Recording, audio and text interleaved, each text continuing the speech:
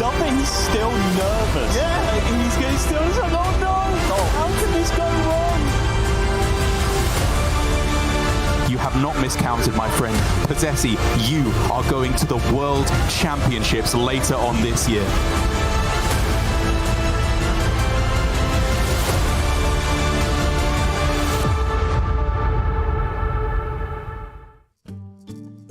It's finally here, the final day of the season for Season 2 of Hearthstone Grandmasters. At the end of the day, we will know for all 3 regions who the second representative is from this year going on to the World Championship. And here in Asia Pacific, Gia, we have 4 of the absolute best, an incredibly stacked top 4, all of whom could not be more deserving of that spot.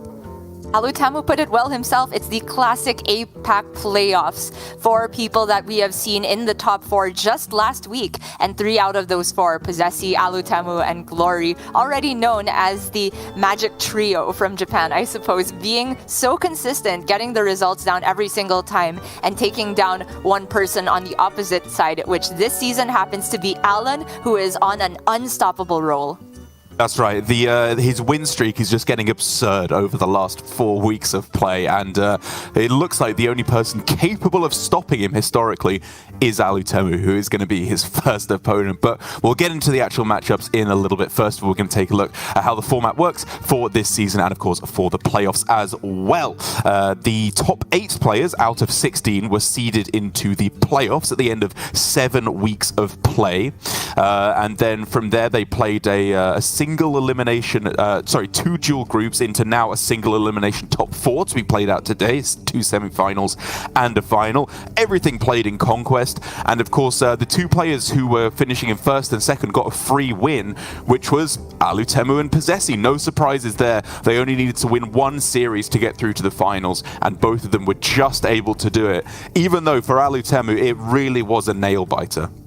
Yeah, I would argue for Possessi too. Both of them did drop 1 series, so they had to end up winning from the decider match rather than in the upper part of the bracket, which is where they had been previously seeded. So even though they did the best at the beginning of the season, I don't think they can rest on their laurels. We are going to be playing Conquest, as is par for the course whenever we're at the highest stake matches here in Grandmasters. 4 decks, 4 unique classes, 1 ban from your opponent, and you do get to potentially target a deck from your opponent because every single one of your remaining decks has to get a win. This weekend in APAC, at least, I don't think any of our players have gone for a hard target strategy, nothing quite so extreme as how we've seen from Language Hacker, but in Alan's lineup in particular, it does seem like there's quite a few popular archetypes that are being soft targeted. That's right, yeah. We're not going too crazy here in APAC. We know that Muzzy's going with like the full aggro over in Americas, and Bunny tried something pretty spicy there as well. But like you say, it's mostly soft targets here, with I would say Alan and Alutemu having kind of similar strategies overall, with the aggro druids slotted in there.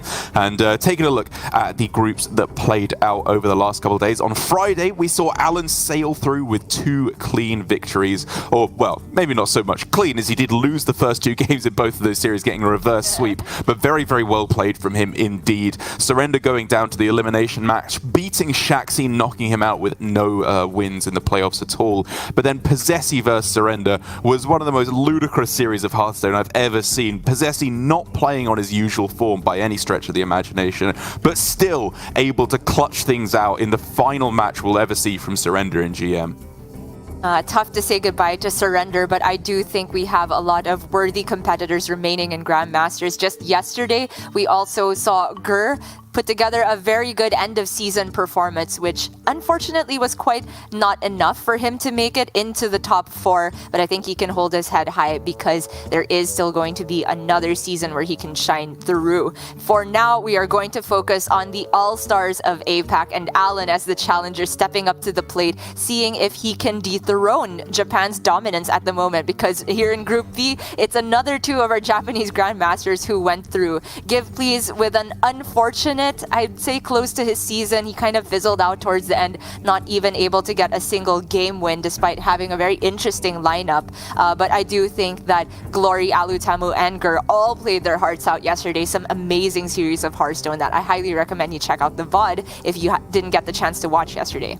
Yeah, I definitely agree. Give Please just felt like he couldn't get his teeth into this series. A couple of misplays here and there, not up to the usual form that we saw from him towards the start of the season. But Gur just came out of nowhere, it feels like. He made a splash in week 1, but then we haven't seen him so much. It really feels like he just managed to creep his way into the playoffs. He got kind of unlucky in a lot of spots along the way, which maybe clouded our vision as to his very impressive plays. But he just played absolutely out of his mind yesterday. It was only in a Game 5 Rogue mirror where Alutemu, with some gorgeous plays, incredibly risky lines, but realizing the only avenue he had to victory was like leave himself 10 cards in hand and then top deck an Octobot with the first draw off of field contact, and he hit it in one of the most awesome finales to a series I have ever seen, leading us to, as you were saying, the honestly expected top 4, the 3 old school Japanese players, Possessi, Glory, Alutemu,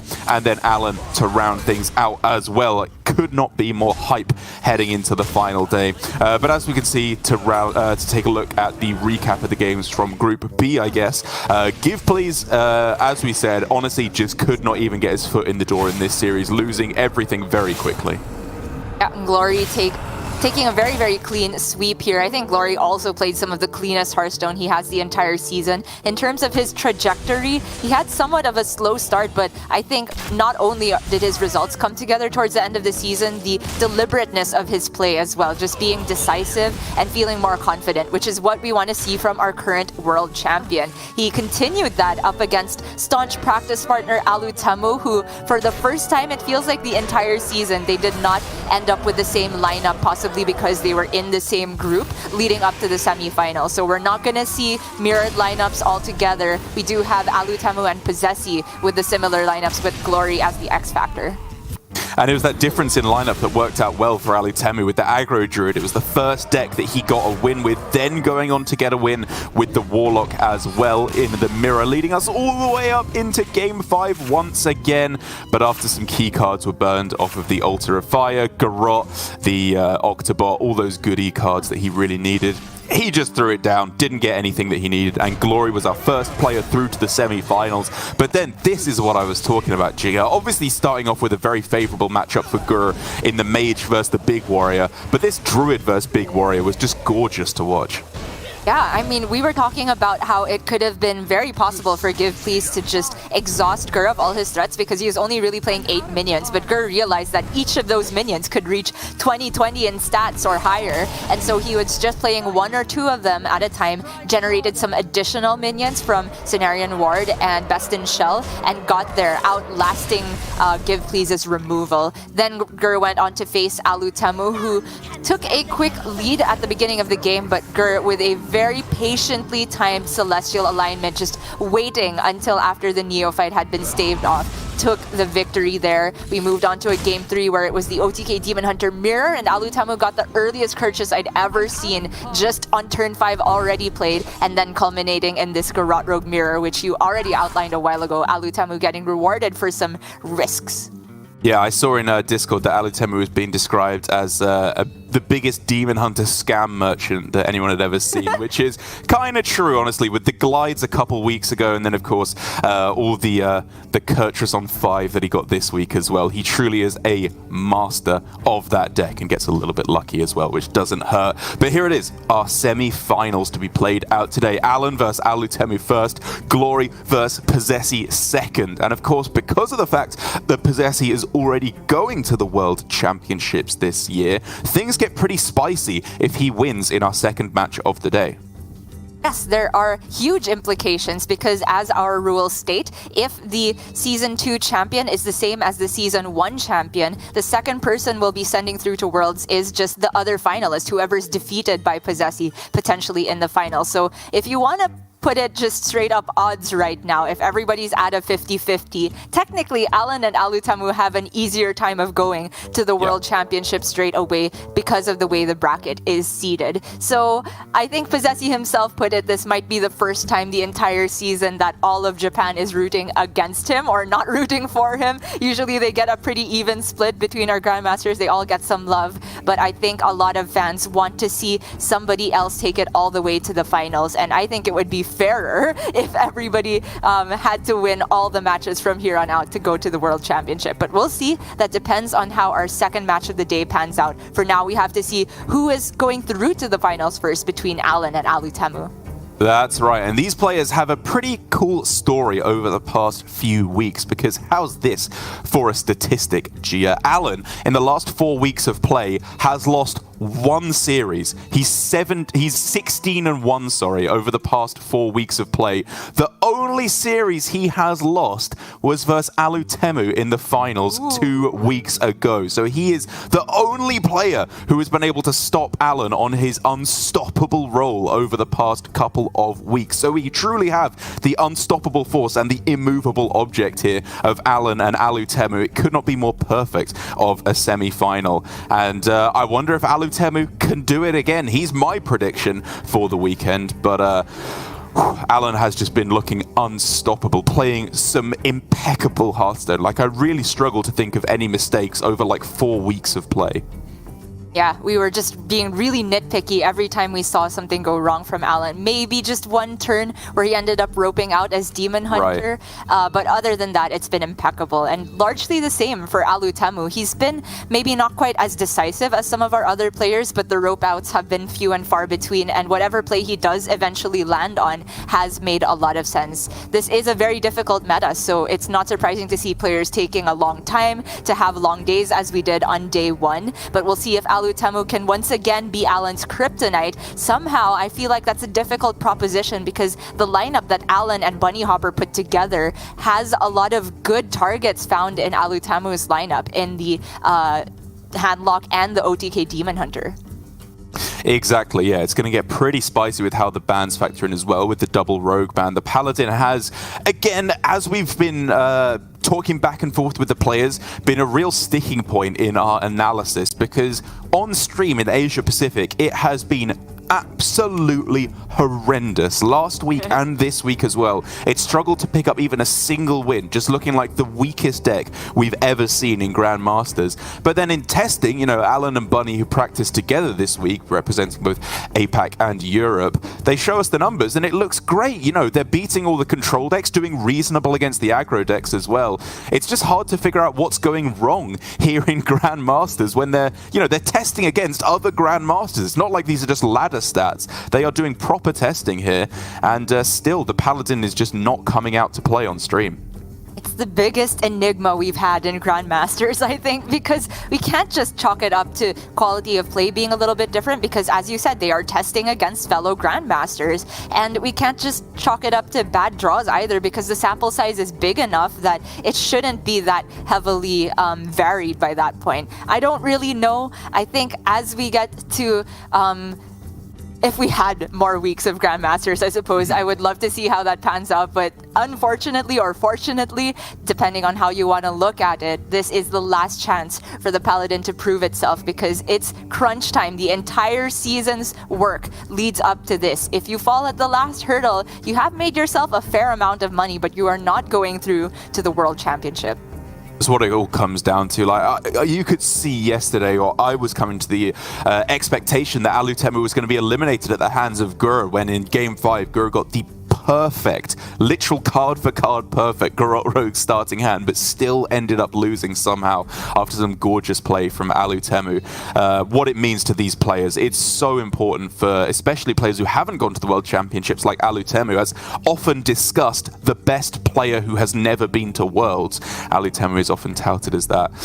It would be awesome to see him get there now, especially after such a strong season, like 19-9, effectively a 68% win rate. Is an incredible representation from Alutemu, and I think slightly more representative of what we would expect from him, as opposed to his 52% win rate over his entirety in GM. Alu Temu, like right before we started the broadcast, we were talking about how the man never seems to sleep, or very rarely he's awake at all hours of the day, and he is jamming Hearthstone for most of that time if he's not cooking dinner, maybe, whether it be in Grandmasters, in testing, or playing on stream. The man eats, sleeps, and breathes Hearthstone, and the lineup that he and Possessi have put together includes this aggro druid, which I have said is probably the bring for this playoffs weekend here in APAC, because 3 out of our 4 semi-finalists have this deck. Nobody else thought to include it in their lineup, but as the deck has, or as the matchups have been going on, it feels kind of established that it's got a decent matchup versus OTK Demon Hunter, decent matchup versus Handlock. You just have to be patient with how you build the boards. Don't vomit it all out at once. Try to give yourself many layers of threats. How it pans out versus Paladin, I'd wager is perhaps somewhat similar, because Paladin also has a lot or access to these sweeping board removals like Libram of Justice to go along with City Tax, or perhaps Lord Barov or Blademaster Samuro.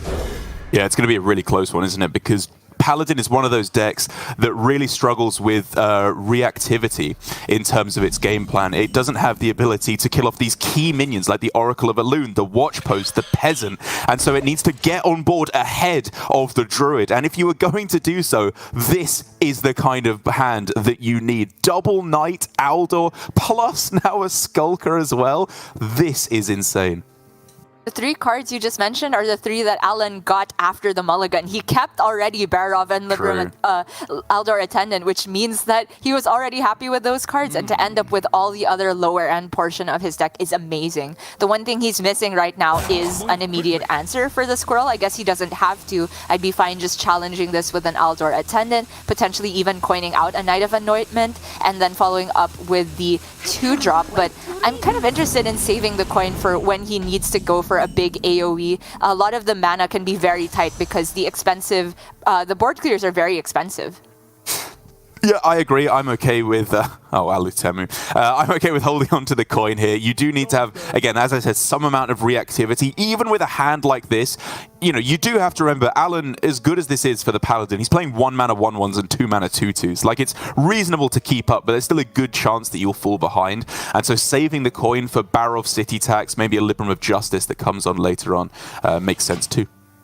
Shout out to Alu Temu, not ending his turn until their spectator came back with the Pack Mule bug. I mean, I don't know how he timed that so perfectly, but there you have it. We didn't really miss any action except the squirrel going face, which has put Alan under a little bit of pressure now. Not very much, though, because he has picked up one of the best 3-drops to play on curve here, the Goody 2 shields, even though there are certain small minions available to Alu Temu to get rid of the shield. He actually has to expend hero power if he wants to get rid of the shield, because the Guardian Augmerchant doesn't quite work the way you want it here. Yeah, I mean, that's okay, though, right? We could look at Hero Power plus Squirrel to take out the Goody 2 shields, and then Mule plus Augmerchant to take out the Attendant. Seems fairly clean to me. Yeah, I like that. Gets rid of all the threats, thus eliminating Libram of Wisdom and Hand of Adal as being immediate punishes here. And he sets up for Park Panther on turn 4 to remove whatever else Alan develops unless it has stealth.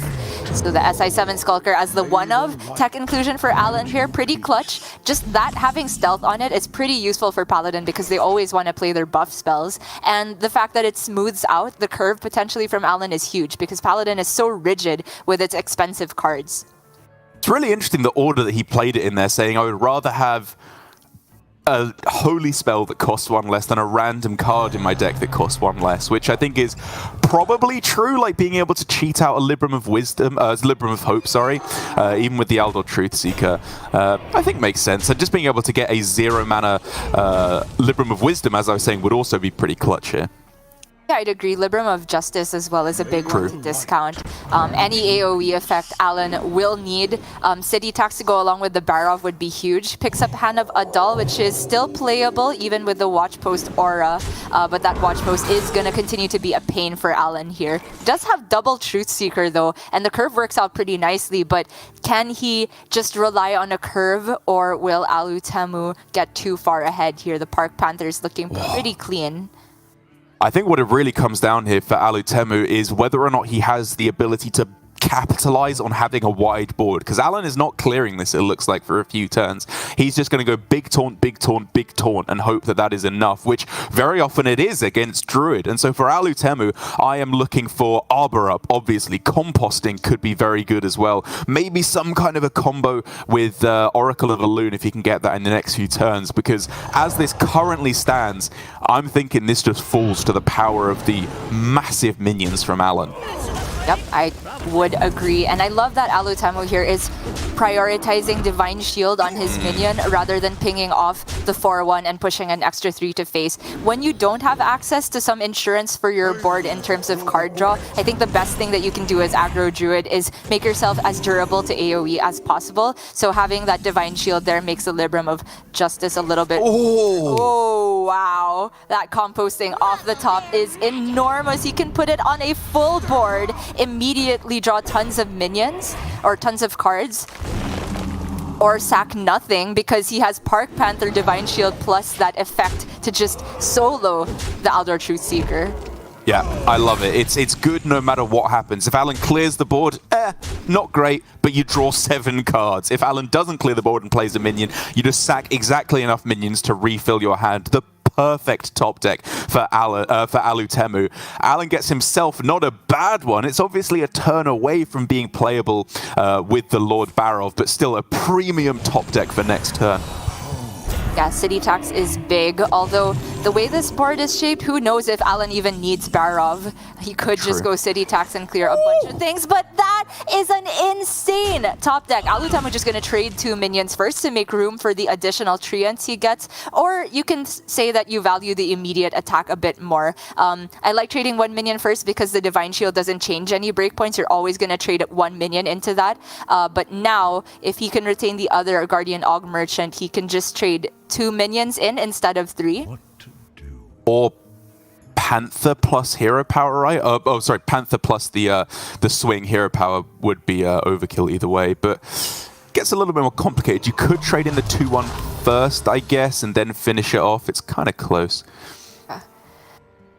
Yeah, if you trade in the 2-1 first, what that allows you to do is like go for Neophyte, and yeah, I don't think the breakpoints are very nice because nothing goes up to 7 attack, right? It was a 9/9. Yeah. So I kind of prefer this order, and he gets to preserve as much health on his Panther as possible. So in terms of reactive plays, I don't really think there's any breakpoints that are relevant, right? They're either clearing the entire board or none of it, because it's all, this Barrow of Libra of Justice plays that set everything to 1 health anyway. So you just want to send as much face as possible, really. Yep. I guess there's a small argument for Samuro in terms of breakpoints, but it's so difficult to specify what that breakpoint is after not having seen what was made more expensive for Alan. So I do favor just sending maximum damage one way or another. So for Alan here, this is huge. He gets to clear everything and heal for 7 because of City Tax, but Alutemu gets to draw a ton of cards, and we're essentially putting together Wave 2, which might include the Oracle of Elune. Oh, it's close, but this hand just needs a little bit something extra. Okay. Not quite. So the Barov by itself sticking on board is annoying. That Death Rattle can mess with quite a few of Alutemu's minions, and because there's no other minion to rush into, he can't use the Park Panther's additional effect to kill the Barov. If he wants to kill it, the Panther itself must die. Yeah, I think that's okay. You can just go Park Panther, Battle Guard, Bone Chewer Brawler, Peasant Marsul. Just put as much stats on the board and set up for Arbor Up to finish off the game next turn. Yeah, I like it, especially having seen that many cards expended from Alan. Alutemu should also know that all but 1 card in hand were made more expensive by the Far Watch Post as well. And so it's just tough to put Alan on having another specific 2-card combination to deal with everything. But it looks like he's potentially leaving up the Barov. This is the other line, right? You can say, okay, this 2-attack minion does not die if you trade your Barov in, so you can't get the Death Rattle this turn, unless you want to, I suppose, buff up my minion and then attack in that way, which sounds, maybe possible, but a little bit sus. And then Park Panther's still on board to attack face for effectively 7 next turn. Pretty smart. Alan doesn't really have any effects to damage his own minion. He does have Broomstick, but the Barov can only attack once, even if it's given Rush here. And so are we coming down to another wall of taunts? Alan has access to Truth Seeker and Devout Pupil. That is a lot of defense available. I think so. You can't fit in the hand of a Dal to go Devout Pupil as well. Like, you could try and rely on going like Bannerman first and just play the Pupil, but the way I see it, you just want to go absolute maximum here with all the taunts you can. And then he kills a 2-3, and then Alutamu has Arbor up. Is that lethal? I'm inclined to say no with that much tauntage and it having Devout. Oh! He can buff the Bonjour Brawler and trade it. Yeah! Very cool. That kills. Pretty sick. Kills Peasant and Marsul. Okay. Ariel, so he can kill the Panther as well. Alan's pulling it back. Oh, and he can play the Devout Pupil as well because of the 0 mana Wisdom. That was an absurd draw off of the hand of Adal. Unbelievably strong turn. And all of a sudden, what was looking like a potentially winning spot for Alutemu has just turned around. He's going to need a lot of nuts. Yeah, he's got 2. Okay, okay. Full board again. Cariel's good, but she can't take down everything by herself. Devout Pupil, Cariel. Oh man, Alan is a Samuro away from victory here. Oh my god, Bannerman Samuro, 2 points AoE. That's gotta be the game. Not everything dies immediately to Samuro by itself, but I think enough dies that Alan can seal the game. I think you're right. You can take out the Divine Shield first or after. It doesn't make a difference, I guess. Yeah, and then Cariel trades into one more thing. She dies, but it's annoying. Yeah, the annoying thing is that the Cariel cannot die to the Annoyatron, so you can't put the Wisdom of Wisdom on the Samuro immediately, but I think that's okay. What will be left for Alan after this for Alutamu after this board state is like 2-4-1 Treants, I think. Mm-hmm. Maybe a 4-1 Battle Guard as well, but Alan will have a 2-2, a Taunt, and the remainder of the Samuro. I think that is fine, especially after he's seen double Arbor up. Oh man, Derek, I'm still hung up on the Adal your opponent's minion. Yeah, such a sick play. No reaction whatsoever from Alutemu, though. He is stoic as ever, as, you know, he's still not out of it here. He's pushing 8 damage on this turn. He's played both Arbor ups, obviously, but another composting here. Teacher's Pet, Greybow. Not so much Annoyatron, but there were cards that kept him in the game. It's still not technically over. Not yet. We were in a similar situation when Alutamu faced Handlock yesterday and we called it over, but he found the lines to stay in it. I don't think he had any top deck outs for immediate lethal with double Arbor up and double Park Panther already used. But maybe if Alan gets the worst draw in his deck next turn and Alutamu gets... Man, I don't even know if an individual draw is good enough here. Like, composting might be too slow. Alutamu himself is only on 15. I wonder if that was the right play from Alan. How much health was his Devout Pupil before he put the Libram of Wisdom on it? Because if he'd put it on the 1-1, nothing could be hero-powered instead. True. Don't know, kind of close. But this way it does mean that nothing can get through the Annoyatron, or past the Annoyatron, I guess, as it's killed off. And then still 2 4-attack minions in play. It's not necessarily enough to win the game, but it's something to give Alutemu hope for one last turn. But he doesn't play any Librams of Hope in his deck. He needs something amazing. That is not it. Can he survive on board? He gets rid of a 2-1, goes down to 14. There will be 8 damage left on board, plus 2 Librams of Wisdom. I think he stays alive. So Deck Tracker has broken, unfortunately, because of the Mule Bug, but I'm pretty sure he's played both Park Panthers as well, right? Which means that that is gone as an out off the top. He could go for like attack, hero power face, and then hope to get there that way. Both Arbor Up's gone as well. He's not playing the Nature Studies like Alan is.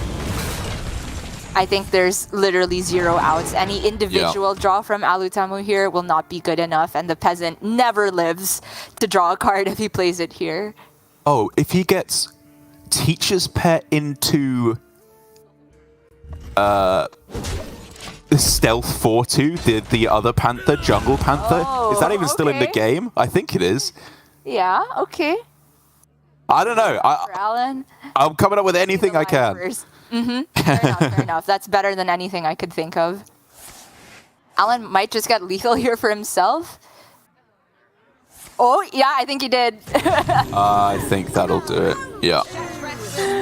Lady Liadrin gonna respawn all of these Librams of Wisdom and a Hand of a Dog. Oh, yeah. Enough mana to play all of it. That was a nail biter. Alutemu got really close, but not far enough. Game 1 to Alan.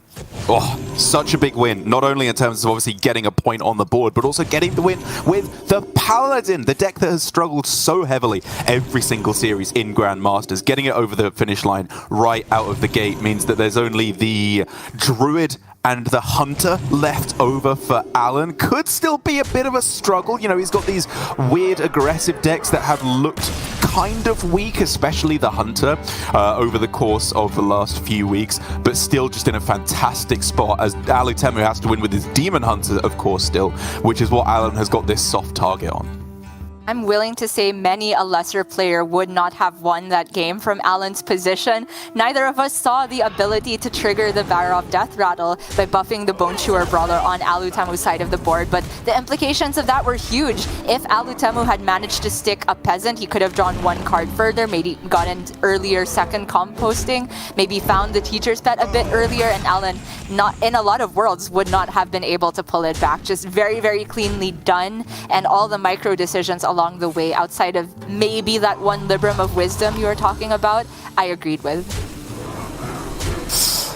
So going into the next game, Alutemu got the Warlock, Demon Hunter, and Druid still available. In terms of the trouble decks for him, I guess it is still the Demon Hunter that's going to be the worst one, but I'm looking at the actual just Face Hunter from Alan on the other side as a potential weak point. We've seen that against Druid, it really struggles to get ahead on board. Against Warlock, honestly, I'm just coming around to the idea that Warlock is in a good spot, especially with that double Altar of Fire in Alutemu's list. And then Demon Hunter versus Face Hunter. It's one of the most contested matchups for us this week. We tested it in our practice day. We've been talking about it a lot on broadcast. I'm still undecided on the matchup because I would hear the argument, honestly, at this point, for either class being favored. I think it is razor thin, the margins. Very, very close. And I do agree that the Altar of Fire has become kind of a net benefit for the Warlock in the aggressive matchups in particular. But that by itself, I would say, is not enough to beat Hunter. They also need to hit at least 2 out of 4, in my opinion, of the healing cheap removal spells. So Touch of the Nathrism and Drain Soul. If they're not able to put together those cheap answers for the likes of Volpertingers and Intrepid Initiates against Hunter, they can still get run over. But Alan is first going to move on to the aggro druid of his own. Has, I would say, good matchups across the board, and then a mirror. That's right. Yeah, it's going to be the mirror in our second game of the series. Such a close one, and obviously such a big decision point. If Alan can win this one, he only has to win 1 game with his Hunter, and as dire as Hunter has looked in certain series, doing it once is very much within its wheelhouse. And so in terms of the game plan that we're looking for in the aggro druid mirror, obviously there is the standard game plan you can go for at just a face value of play your biggest minion each curve. There's the pretty fancy stuff that you can go for with the Oracle of Elune nonsense, copying these big minions. What is game plan A in the druid mirror that our players should be mulliganing for? Game plan A is go first, hopefully, and drop. It is such a big deal to be the first one to get a threat on board, as with every aggro mirror, but even more so when it comes to Druid, where there's so few removal tools. It's really only the Park Panther that allows you to get something off the board without being on the board at first, at the beginning of the turn yourself. And so that means that if you are the first one to stick a minion, you have the initiative to dictate how the trades go. You are more likely to land efficient buffs on your minions, and you can take as many value trades as need be. There is a little bit of reactive capability with Guardian Og Merchant, and you can somewhat engineer awkward board states by using the taunts, but it's really all about being the first to hit the board in an impactful way. And that's a very important distinction you added at the end, in an impactful way, because Alan here is going first. He has a 1-drop, if you want to look at it that way, with the Guardian Org Merchant. But look at Alutemu's hand. Coin, Battle Guard plus Bone Chewer Brawler. Probably not the Watch Post, but even then, you could consider it. Yeah, I mean, just the fact that you're able to gain so much tempo by coining the Razormane and another taunt, it's very realistic that you're going to be able to stick whatever minion comes behind those. And Alan, I completely agree that the Og Merchant is not ambitious enough. I would rather look for Squirrel or Peasant to have some immediate upside by being first here. But having not hit a 1-drop here and Alutamu having the best possible turn 1 with the coin double 2 drops, it already feels over for Alan. It's going to be an uphill climb. He's got that wild card in the nature studies, which can, of course, maybe bail him out if he does fall behind. And, of course, just the play some minions game plan. If Alutemu peters out and loses value, then you can try and hope to get there that way. But like you say, this is a disastrous start for Alan, even with factoring in him going first, because he just wasn't the first player to get something on board. Missed the 1-drops.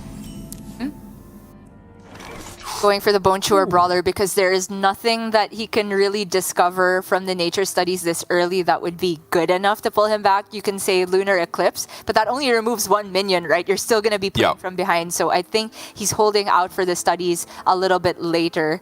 Alutamu has access to Og Merchant to buff his Bone Chewer Brawler and then have that take the trade. I think that's better than bumping and then shooting the Bone Chewer Brawler, right? You have 2 health on your guy instead of 1. Exactly. If you're going to play the Org Merchant, it is just strictly better to go about it targeting your own minion.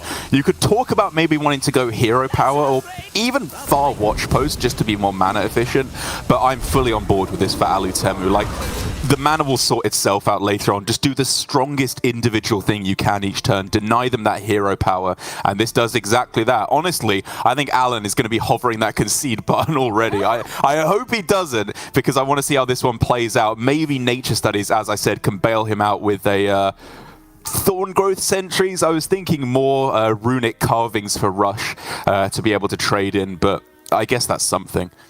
Yeah, I don't think he's going to live that long that runic carvings will be impactful enough. I think the Thorn Growth Sentries is above average. It at least lets him get a 2-3 on board, which is slightly awkward for Alutamu to deal with if he doesn't have any more buffs of his own. I think Alan's realistic route back into this is try and stay alive with these distracting minions here, then top deck Park Panther. That's one way that he can actually remove 2 minions at once and maybe get back the board control. But for Alutamu here, this is an opportunity to play the Elune and have that stick if he's confident, but it's not guaranteed once again because of Park Panther, right? And so Park Panther is the big one here. If he can end with a 4 or I suppose 6-1 Divine Shield Taunt on the Bone Chewer Brawler, that is what I would most like to do on this turn. I don't know if it messes up the rest of your trades so drastically that it becomes bad anyway. You could just leave a 4-attack Taunt in play, which at least then kills the Park Panther. But you could go like Hero Power plus the... I guess it is just pretty awkward. You can't quite get the Divine Shield to work out and there be a clear board. Yeah, I'm not quite seeing it. But I think he can end with the 6-1 intact, which is still very awkward for Park Panther here. Or he's just not going to... Yeah, okay.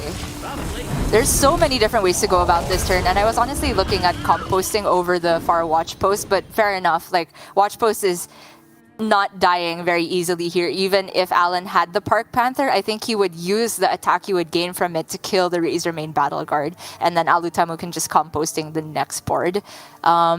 Here for Alan, the Arbor Up being expensified is kind of a disaster. He wanted to play that on curve just to have 2 minions hit the board at once, but right now the best he can do is Elune Marcel Cub. I hate it. I think it's Hero Power Pack Mule. I mean, I'm honestly considering, it probably is, but I'm looking at like Pack Mule composting just to draw an extra card? Because I'm thinking possible outs here for Alan, and I think it pretty much all comes down to going Oracle, Battle Guard, plus one of the 5-drop taunts as well. But even that becomes like an 8-mana play now, right? Or the Battle Guard wouldn't even work with the Elune because it would cost 3 anyway, so you have to kill off the Watch Post first anyway. It's all just slipping away, and Teacher's Pet off the top is a pretty sick way to close out the turn for Alutemu. Right, and I don't think Alutemu even has to take these trades. Just chill. Yeah. He's sitting behind a taunt of his own. Park Panther's still ugly for Alan here, even if you were to get... Oh, disaster. Oh, that's so bad. It doesn't copy with the Oracle of Elune. That was his out. If he got Greybow or Teacher's Pet next turn and they all cost natural mana cost, he's well back in this game, arguably winning. But he doesn't have it. Which means the best play becomes nothing. Is it just play the Battle Guard and composting? I don't know. Yeah. Elune plus Marsul Cub doesn't win you the game. You're obviously trying to set up for Arbor Up next turn to hit as many things as possible. And so I guess, yeah, double Marsul Cub. I don't know. Maybe something sticks. Kind of a disaster. But such is the nature of the matchup for Alutemu. He can go Oracle, double Neophyte here. Sounds pretty good to me.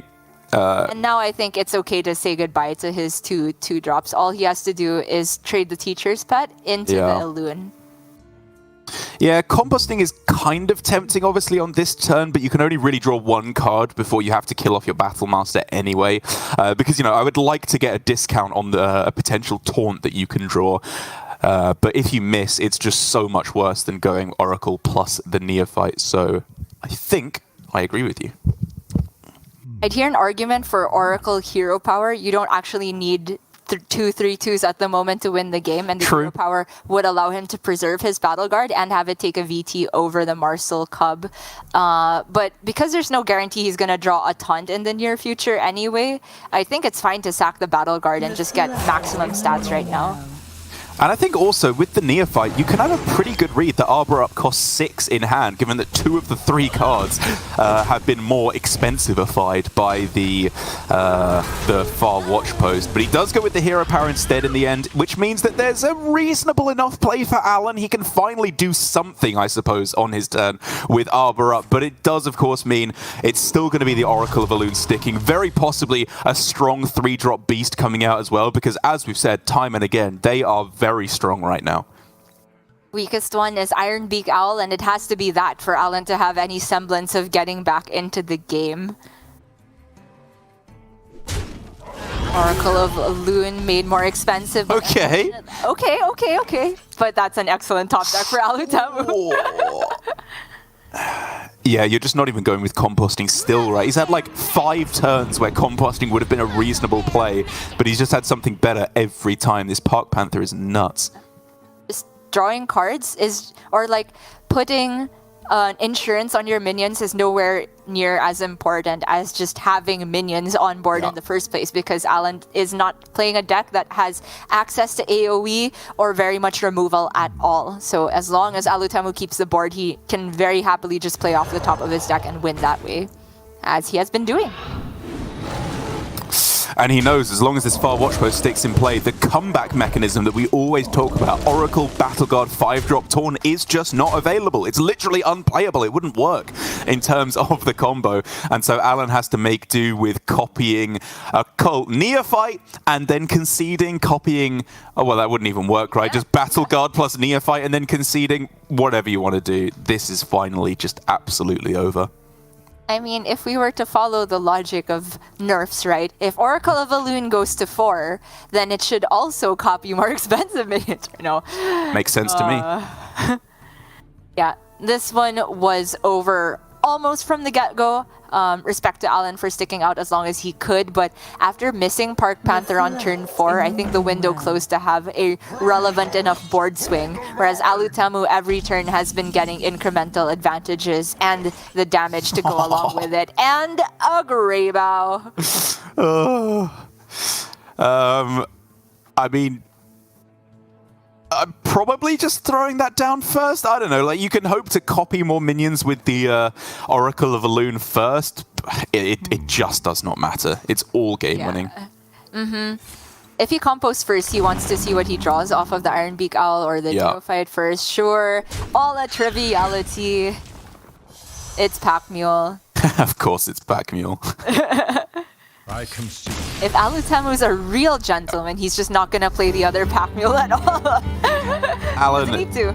Yeah, the even bigger gentleman just throws down the concede finally. It's one of those matchups. It was effectively over from day one. This is what playing your cards on Curve Hearthstone looks like, people. Be happy that we have Rogue versus Demon Hunter every game, because that was just, over from the get-go. Alutamu simply got the better hand, which means the Druid ticked off the list for him as the Paladin is for Alan, and he gets to move over to the more conventional two decks in his lineup. Warlock and Demon Hunter, two relatively slow combo-ish decks, and then for Alan, it's the Aggro Druid and the Aggro Hunter. It's fast versus slow here for the final games of the series. And I tend to agree that it was the Hunter, or it is going to be the Hunter, that's going to be most difficult for Alan here. I think that the Druid is favored in both these matchups, not by a lot, and you have to play in a very specific way as Druid, but the more we've seen these matchups of Druid versus OTK Demon Hunter and versus Handlock pan out, the more deliberate you can see the way that Alan has been playing, holding on to Oracle of Elune for bigger board refill capability. But he's going to move to the Face Hunter first, perhaps get a potential more difficult matchup out of the way. I'd say the more difficult of the two is the Demon Hunter, but then again, as we've tested that matchup, it is still very doable for Hunter. These are not like 60%ers by any means. That's right, it's the vulnerability of both Demon Hunter and Warlock is that in order to get their heal, which is admittedly very powerful, there kind of needs to be minions on the other side of the board, because Warlock can, of course, heal from hand. They just go Tour Guide, Touch of the Nathrazim, Neophyte plus Drain Soul, whatever, to kill off their own minions and heal, as can Demon Hunter. They can go double Moarg plus a Talented Arcanist and Fellscream Blast to heal up to full. But that's expensive, and it means that you're destroying your combo, slowing down your win condition. So for the regular Face Hunter, it's about locking down that aggressive start, minions on curve at the start of the game, trying to squeak in some damage before a big Immolation spell damage turn comes down or a Soul Rend comes down to delete your board.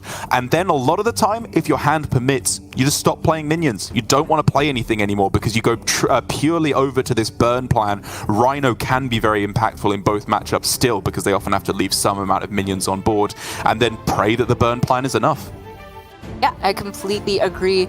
Playing minions as Hunter towards the mid-game can actively be detrimental, or if you can leave it as one minion rather than 2 or 3 to play better around Fellscream Blast, or force Alutamu to have to Fellscream 3 of his own minions to get enough relevant healing, that can be the big win for Hunter, because if Alutamu does end up going for a big healing turn, it often involves leaving a Moarg or a Talented Arcanist on board, and that means that Alan can then counter push with Rhinos. It is all about Hunter having diversity of ways to attack, though. If their hand is all minion pressure, none of the burn, it's all the Rhino stuff and none of the early curve, it can go wrong. But Alan has hit a decent balance here. Early minions, Mankrik, Trampling Rhino. We've not even talked about how important Mankrik's wife can be here. As a 3/7 minion, really tough for Demon Hunter to remove. Very true. And I love the extra flair on the mulligan here that Alan gave us, because Volpating and Mankrik, that's pretty easy. You're coining that out on 2 and you're very happy with it. But the Orc Merchant being kept as well, I think, is absolutely spot on. It seems a little counterintuitive because it doesn't follow the curve of coin 1, coin 3 into hopefully 3. But giving Divine Shield to Mankrik is, again, so difficult for Demon Hunter to deal with. It denies I-Beam, Fellscream Blast, heal, Immolation, or it requires a little bit more to get through it then. It's very smart. And it's very unlikely that Alutamu is able to remove a Mankrik that comes down this early, coined out. Like, he has to have I-Beam out, cast, and commit a hero power, something like that. And because of that, Alan's very confident he'll have a good target for the Guardian Aug Merchant. Alutamu, with the double jump, hits Spectral Sight, so he gets the quest completion. That's the best possible outcome here. If he had not hit that, it was not guaranteed that the Peddler would let him progress quest. A reasonable outcome as well in 0 mana Fellscream Blast. It means that even though he probably wants to go for Glide next turn. He could potentially take a turn off if he draws himself Moog or the Talented Arcanist as well to heal up a bit and remove some pressure. And usually, I would tend to say you never want to outcast Glide in this matchup because they're the aggressor. They'll tend to have less than 4 cards in hand. There's some hands from Hunter that go a bit more mid-rangey, say they play Warsong Wrangler, and you can use the Glide to delete some buffs. This is not one of those games, though. Alan very easily able to remove cards from the hand. I love that he positions the Divine Shield in the middle, makes the Fellscream Blast that little bit more awkward for Alutemu. And Alutemu does have access to a clear with the Immolation Aura. He does, yeah. It's a little awkward, sorry, as to how you're supposed to go about it, though, right? Because you can go Fellscream Blast first and then Immo Hero Power to try and heal up for a little bit. You could just go Immolation Pass and leave the 3/2 Mankrik on board, I guess is not absurd either. But then how are we moving towards our win condition? If you're just going Immolation Pass, that's an incredibly weak turn. And so I almost wonder if you're supposed to go with Fellscream Blast Glide, maybe just Glide, and hope to draw your Fellscream Blasts back with a Moog as well. It's a difficult balance to strike when there's so little mana and you have to clear the board but also do your quest progression. And this is what Alan is looking to punish, right? If Alutemu has to use any of these resources inefficiently, use a Fellscream for only 2 healing, when it could amount to like 18 if he waits a bit longer in the game, that could come back to bite Alutemu. So it's a really difficult turn. I favor using a Fellscream Blast here and then going Glide. But Alutemu starting with the trade first. It looks like he might leave the Mankrik. Okay. Reasonable. Having both Fellscream in hand makes it such that any Moarg or Talented Arcanist top deck could be more impactful later. But if he misses it, then the Mankrik sticking around is a very big deal. Not the greatest draw for Alan, though he doesn't necessarily want to overwrite his weapon. Oh, it's really close. I think you just play it though, right? I know it hurts to overwrite the weapon, but your opponent is unlikely to give you 2 targets on board to trample into with the Rhino in the next few turns. And so, I don't know, Rinlings for pack tactics just to make it more awkward for them to attack into your Mankrik? Maybe. I'm kind of leaning towards just hero power and damage. Not because I think the Rhino necessarily gets double targets like you said, but I don't want to waste the weapon damage either. Sure. Yeah, I guess Rinlings... It takes a long time to get the True Aim Crescent damage going, but it is 3 damage total that you might not recoup later in the game.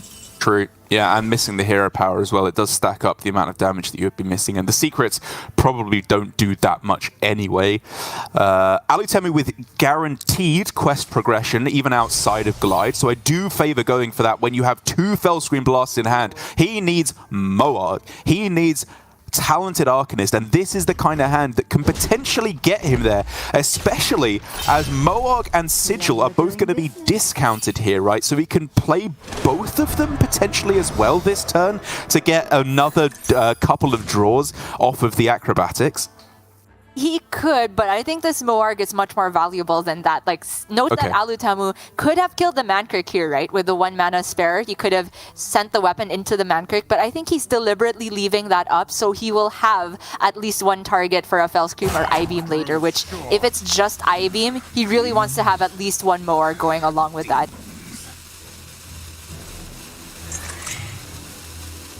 Such a difficult balance to strike, because if you don't end up hitting the I-Beam, you'll be very sad you left a minion up. But if he did kill the Mankrik, right, Alutemu would be down to 12 right now, and then kind of forced to target his own minions with the Fellscream Blast, which is not ideal either. Really tough to kind of discover which pan out you need, because Hunter can have many different hands, but for Alan now, that's gotta be a snap play. He can just go on the offensive here with burn spells. I agree. I think he would be very hesitant to play... I don't think he'd play any minion apart from Barrack Kodobane here, because again, as we said, you don't want to give them any extra targets for Fellscream Blast. 2 instead of 1 is a big difference, but Quick Shot, potentially Wife as well off the top, is a lot of damage, a difficult board to clear. But now those 3 minions are in play. Alutemu has the shot at spell damage to heal back up to essentially full. He needs to hit it right now, though. Looking for Arcanist. You'd even take a Guild Trader. Another Moarg. Doesn't hit it, but there is double jump to find more draw potentially. Alutamu's also running one copy of Philosophy, which he could hit. Starting Acrobatics, though. Oh, there's the Arcanist. So that's 6 AoE with the swing, 18 healing, and a full clear. I guess only net 15 if you have to swing into the 3/7.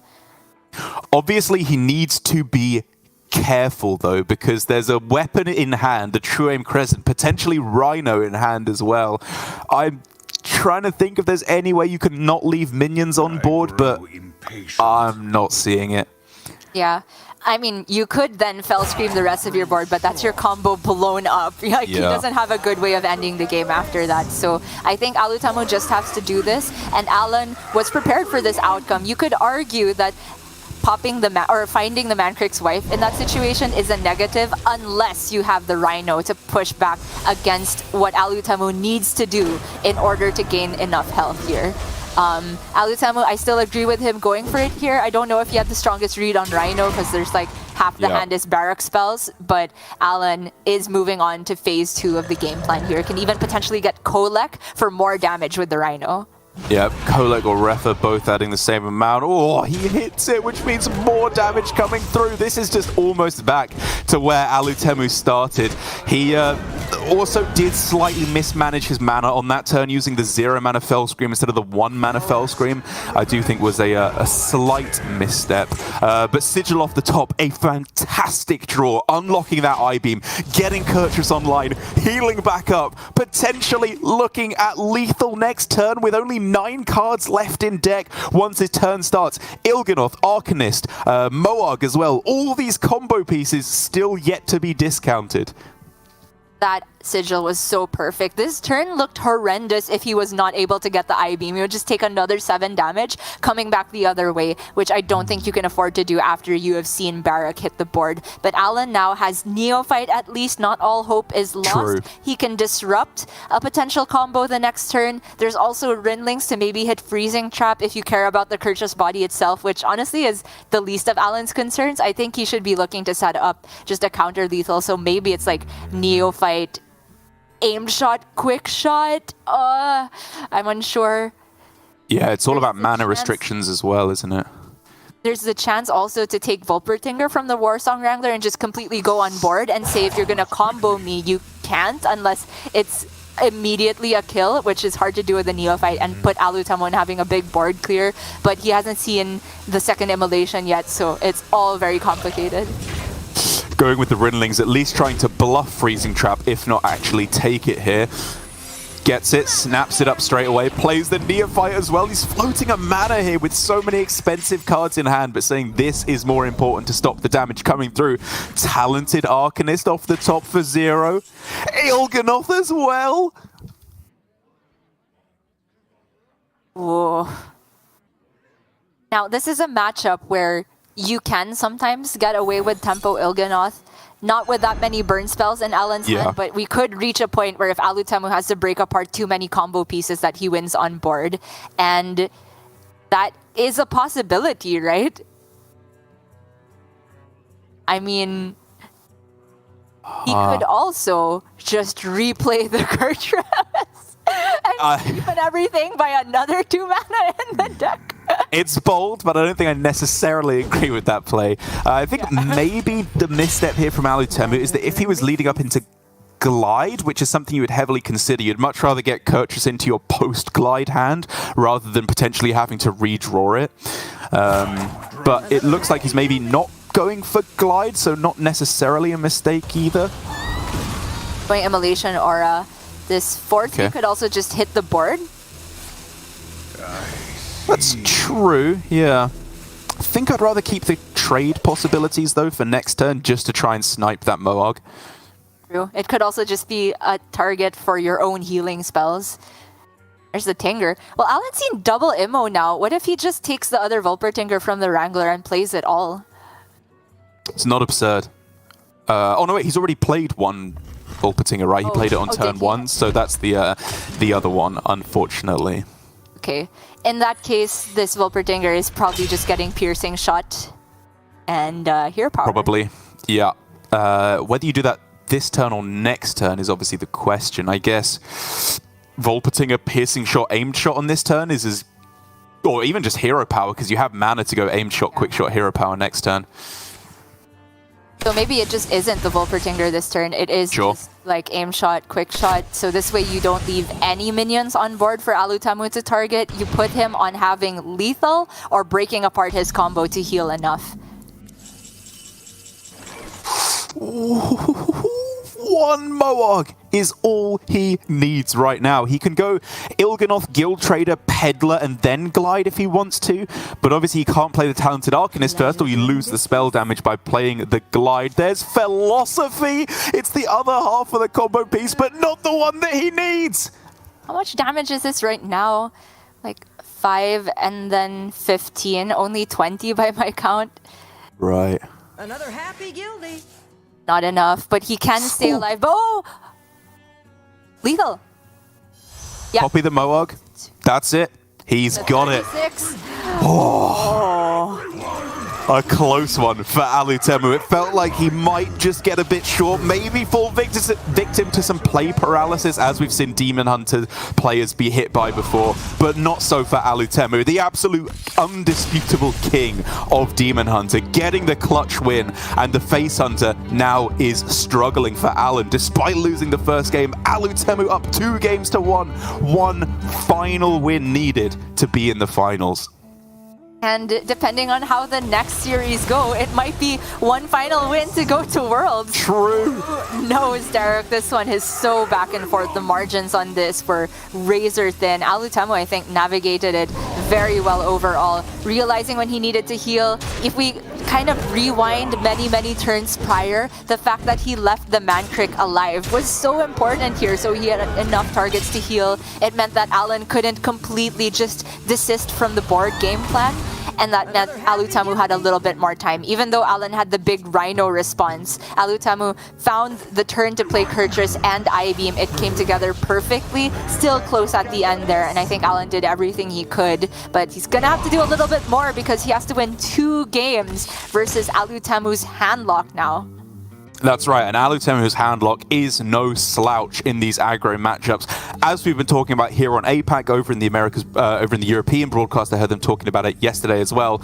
Altar of Fire, low-key just an anti-aggro card. Being able to delete your own deck, get down to Bristleback, Baron Scavenger, both for 1 mana or 6 healing off the Bloodshard Bristleback when your deck has 10 cards or less, is so clutch, especially against Hunter, because it's the 2 things they hate most. It's taunts and healing. It's Rexar's worst nightmare.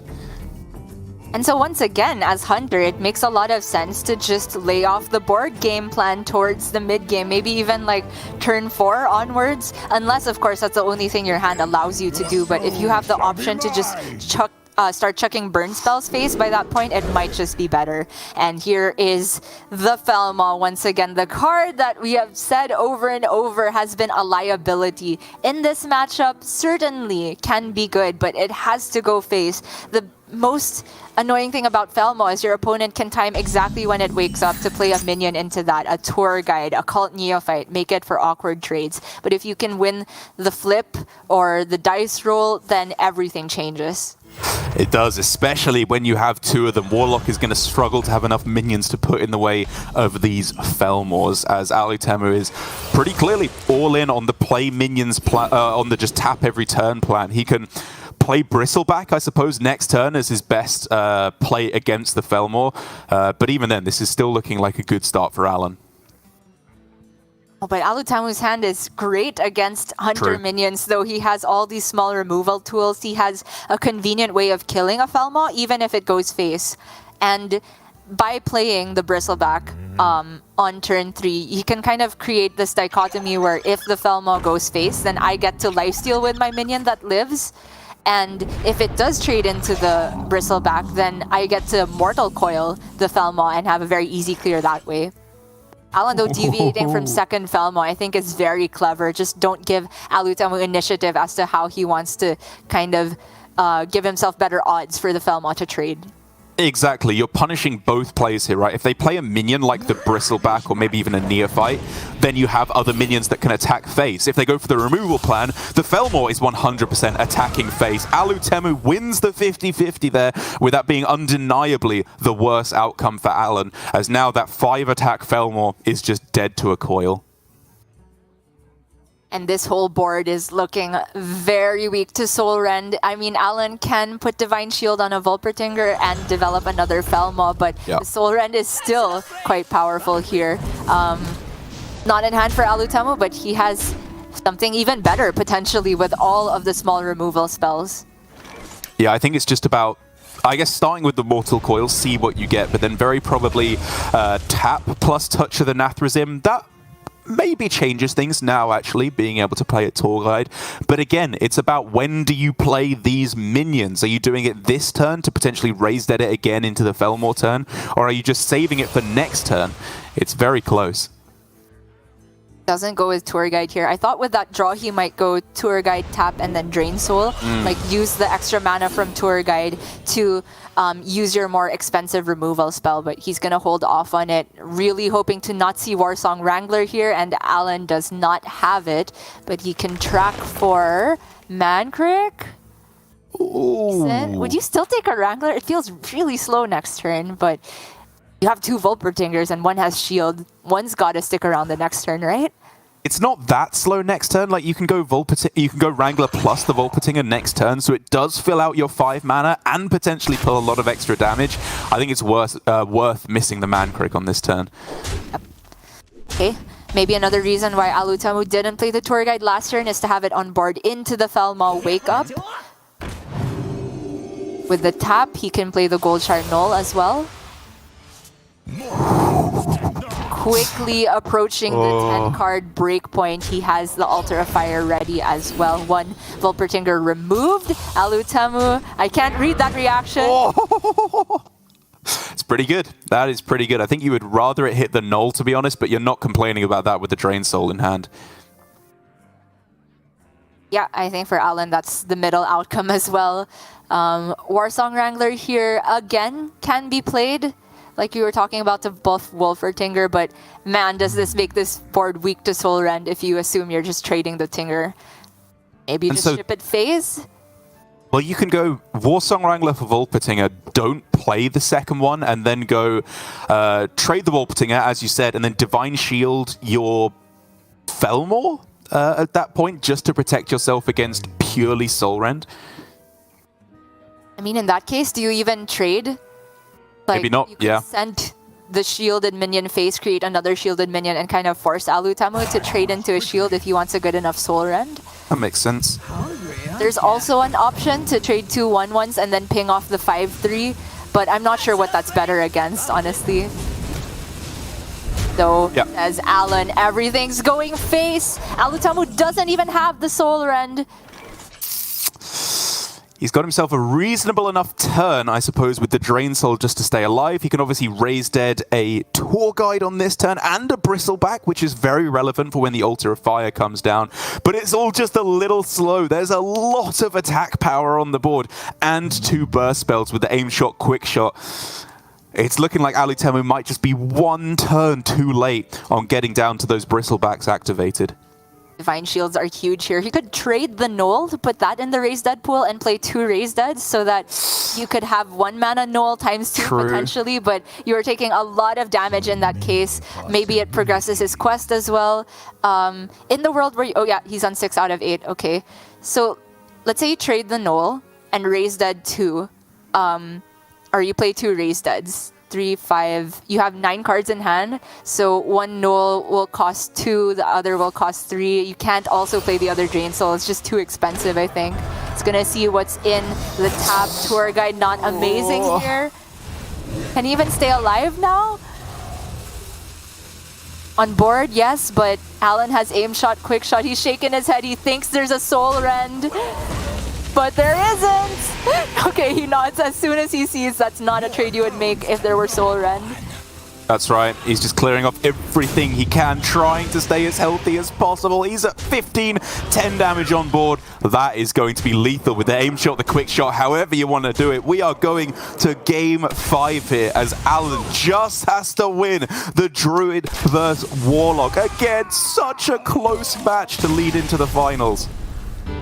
Wouldn't have it any other way, Daruk. These 4 players we have playing today are some of the best APAC has ever had to offer and maybe ever will offer. It's the same top 4 as the final week of the regular season, and the winner of this next game we are sending through to the finals, potentially sending through to Worlds if Possessi wins his match versus Glory later on. But I'm getting ahead of myself, Daruk. We still have this very complex matchup of the Aggro Druid versus Handlock, and one that Alan has already delivered quite a few master classes on how to play, just being very patient with Oracle of Loon, being very clever of how he plays around Soul Rend, where if you do create a board that's weak to Soul Rend, make sure to put composting on it so you can immediately refill after. And also, from the Handlock perspective, we've seen a lot of people just kind of leave up Far Watch Post and say that is not a high enough priority threat because there's so many other minions I want to drain Soul. That's exactly right. Yeah, it'll probably not be so much of a concern in this matchup because Alan is running only one of the Far Watch posts. But the point still stands absolutely. I think Alan has had a very mature approach to the matchup. He hasn't just been throwing cards down and praying that it's good enough. He's been very measured, saving everything for a refill in terms of all the important combo cards with the Oracle, the Battle Guard as well. And also I think one thing that Alan has shown really good understanding of is how to play with composting. We've seen him keep it a couple times in the starting hand, which is not something that I would initially have expected to see when you first take a look at this Druid deck. It feels like one of those cards that you just pray you top deck at the right time. But by keeping that in his starting hand, it means that even if there is one of those big Soul Rends, he always has the next wave of threats. And because of that, I think Alan gets himself in probably a favorable situation here. Not by much, still anybody's game, but I like the way Alan approaches this matchup. Is on the play, which does already start to create some worry about whether you'll have enough resources, but there are cards like Peasant in the deck which are persistent threats. If Alutamu doesn't have a coil or a touch to deal with it, it can be very expensive to clear. For Alutamu though, I would probably keep Tour Guide and Drain Soul. Those seem like very good cards to play versus the Aggro Druid because Tour Guide lets you keep the quest rolling while presenting a not irrelevant minion. Like a 1-mana 1/1 can be annoying for Druid if they have, say, a Noyatron and they want to stick the shield on that. It challenges Peasant as well. And of course, the Drain Soul is removal at will for a high threat minion like the Battle Guard. Yep, the Battle Guard, the Watch Post, the big ones. As Peasant off the top for Alan is the premium top deck. This is a nightmare for Warlock to try and fight back against. Possibly even to the point where it prompts Tour Guide on 1 instead of the quest from Alutemu, which I absolutely love. It means that hero power very possibly has to come down to take out the Tour Guide, and if a taunt comes in the way to protect it instead, of course, you clean it up, then you go with the Tour Guide to take out the Peasant afterwards. Yeah, completely agreed. Of course, Alutamu is never going to tap here. I think he's just kind of calculating how his next turns will pan out. If there is a 2-3, like you said, is he going to coin quest and then tap? I don't think there's any reason to tap immediately. I'd rather save the coin for the flexibility. I agree. There's like a chance that you get Soul Rend and you need to coin that out a turn earlier. Maybe Neophyte is the one thing he's concerned about. That could punish not playing quest immediately, but that's only a 1-of in Alan's deck, so I'd prefer to hold on to that. The Cursed Mule has entered the ring once again. I do think it's probably just, I like the Anoyatron here, right? Because that one is durable to Drain Soul, and it protects the Peasant from the Tour Guide. Yeah, it means that instead the Drain Soul or the Unstable Shadow Blast, whatever it may be, would have to be used on the Peasant itself, which is, while a very high value minion, it's low stats, and that's pretty big overkill for Alutemu. And so instead, it looks like it might be surviving the turn with at least tap coming down first, seeing what happens, and then in the end, I think probably Drain Soul the Peasant. It's a huge start for Alan with his 1-drop getting major value. Yeah. not just from the extra card it's drawn, but the fact that it's caused Alutemu to have to expend his coin and use a good removal spell on something that only had 1 health. So Alan on the backswing has the capability to create that 4-2 Bone Chewer Brawler with Divine Shield, which is once again a nightmare for Alutemu to deal with. Alutemu just deciding whether he wants to trade into the shield, which I don't really know if there was a reason to. I mean, it's not bad either way, I feel like. Protects it from being hero powered down, but if Alan hero powers that, then you're kind of happy that's his turn. Well, again, just pretty simple for Alan. Play your 2 best minions each turn and spend all your mana. Of course, Alutemu now forced to find an answer. Soul Rend, though, is the card to find. An absolutely monumental top deck. Kind of interesting to see him go Tour Guide tap instead of just tap Tour Guide, but he respects the peasants so much. He's using Unstable Shadow Blast to take it out. My goodness. I think it's clever, right? Because on 4 mana, Alan can't yet play one of those minions that's out of range or is sticky into Soul Rend, the Teacher's Pet, and the Greybow. And so Alutemu was just saying, here, I want you to draw as few cards as possible, and then I'm going to Soul Rend your entire board after that and go from there. Of course, the downside of this play with Warlock is that you don't actually accumulate that many resources as you would like, and it's harder to play the Scavenger and the Knoll, but Alutemu can cross that bridge when he gets there. Right now for Alan, there is, once again, the possibility to put Shield on the Brawler, which I would list as my highest priority this turn. I do agree, and I think we're probably not going for the Oracle of Elune here, at least based on Alan's previous play patterns, because you want to save that for the refill, and even though this is a 1-mana inefficient play, it by trading into the Tour Guide with the Annoyatron plays around Soul Rend. As you were pointing out, that is by far the most important thing, and so now Alutemu is in a situation where he's facing a lot of damage. But low-key, I kind of want to go Backfire plus Touch on the Divine Shield this turn. Oh, I don't know if on the Divine Shield. I was looking at the Guardian Augmerchant because Arbor Up, a little bit scary here. Is he dead to Arbor Up? Yeah, I think he's exactly dead if he doesn't kill a minion here. Obviously, this doesn't make for the cleanest Soul Rend the next turn, but the hope is that by then he will have drawn Coil or the other Touch, something like that. Oh, Neophyte. Again, a mana inefficient play if you don't want to go for the Oracle of Elune, which is tempting here. But imagine if you get hit with a Soul Rend after that, you are really light on resources, really light on refill as well. And even the Neophyte doesn't stop the Soul Rend from being a possibility. And so is it just Park Panther on this turn? It's a relatively difficult minion to kill once you've seen the Unstable Shadow Blast come down.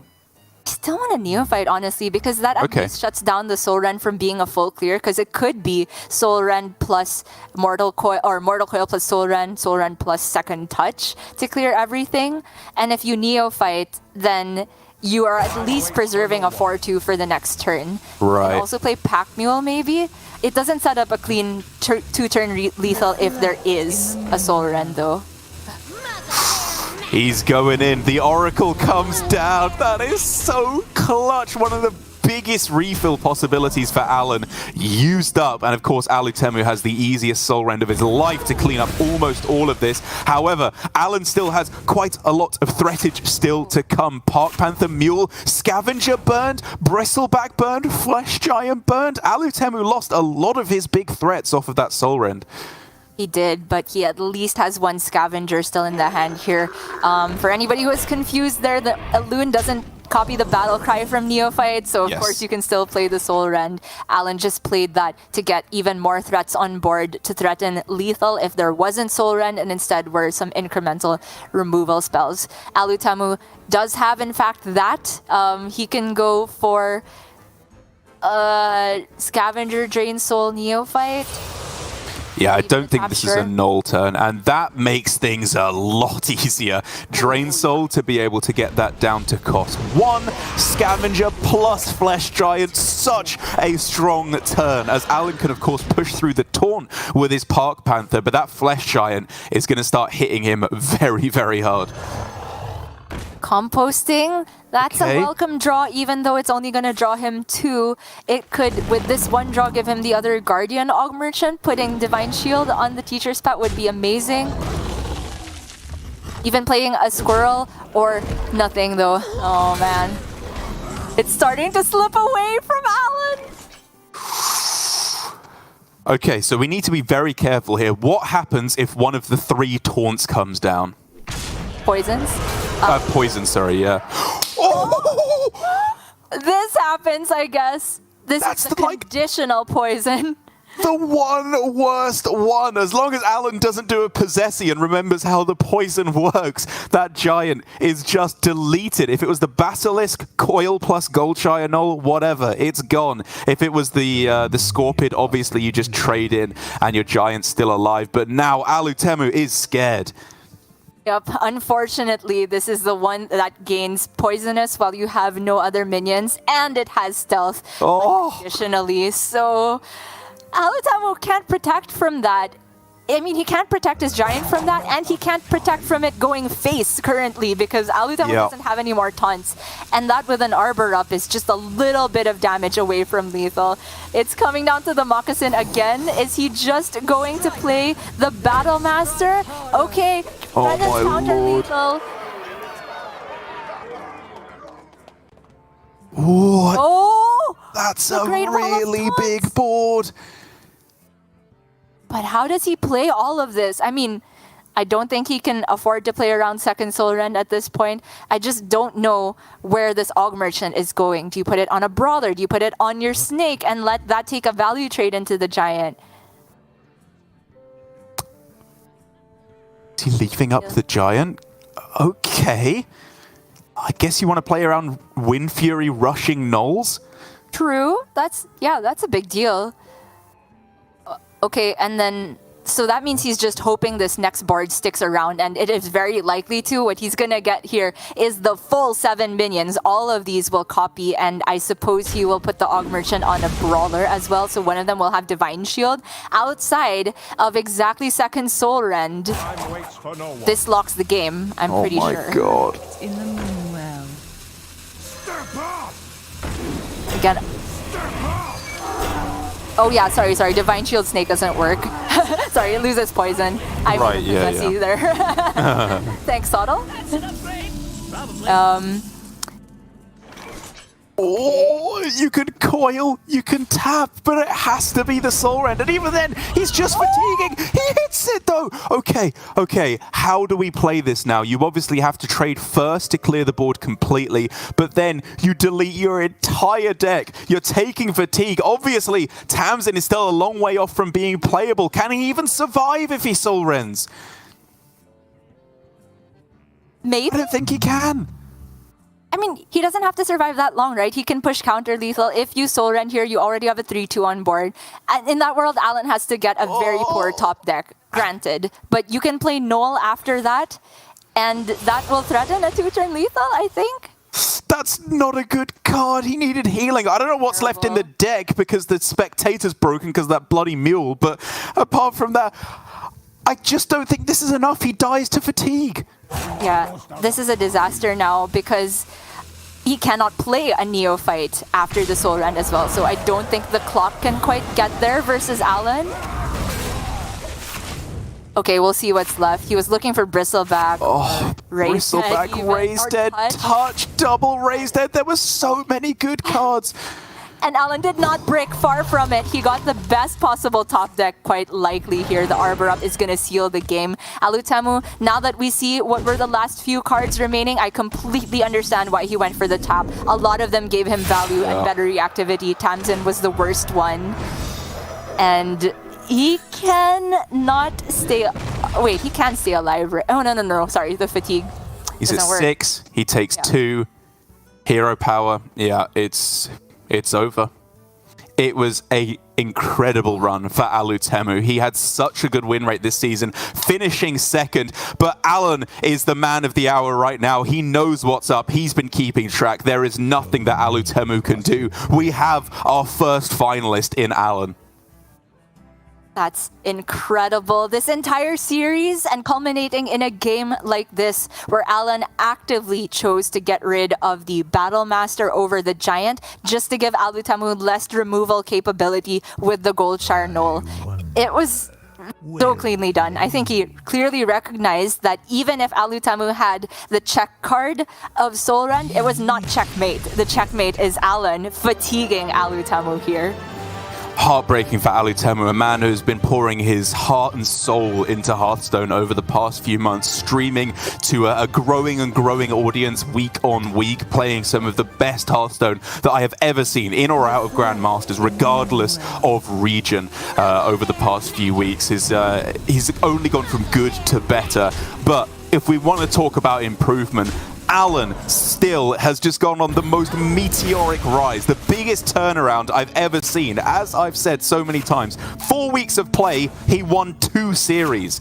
Now in the last 4 weeks of play, week 5 to 7 and the playoffs, he's now 17-1. He's lost 1 series in a month of competitive play, and he's very possibly already got himself that spot in the World Championships, because it all comes down to Possessi versus Glory. Possessi is already our Season 1 winner, so if he wins, Alan is already going through to the World Championships. And if Glory wins, Alan just has to play the finals and win that. It is looking fantastic for Alan C86.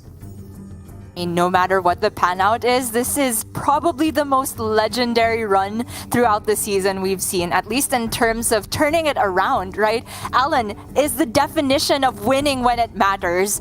I don't want to get ahead of myself because he maybe still has to win 1 more season there, but it has just looked unstoppable for him. Yesterday I was saying, never put Alan down 0-2 because he will reverse sweep you. That's not even necessarily the only way he wins. This series we just witnessed was back and forth, and Alan stayed in it, completely focused. Again, all of my commiserations to Alutemu. I think he is one of the finest competitors we have to offer. I think, though, we have to have him retain that title of best player in APAC to never make it to Worlds.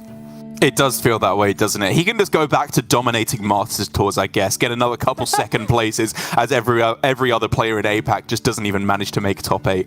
But for now, as we said, Alan is through to the finals, just sitting there with his fingers crossed, waiting for the results of the other semi-final to come through, because half the time he's already through, and then half the time in that other half the time he still goes through to the World Championships because he's going to be beating Glory. But even on the other side, moving aside from Alan, if Glory were to win and be our representative through to the World Championships 2 years in a row, he would be going with the potential for the first ever back-to-back World Championship victory. And then Possessi, our Season 1 champion, could possibly get the back-to-back both seasons victory and head into the World Championships looking nigh on unstoppable. So many fantastic storylines, and I can't wait to jump into them. So let's go to a break before we come back with Possessi versus Glory for our second semi-final.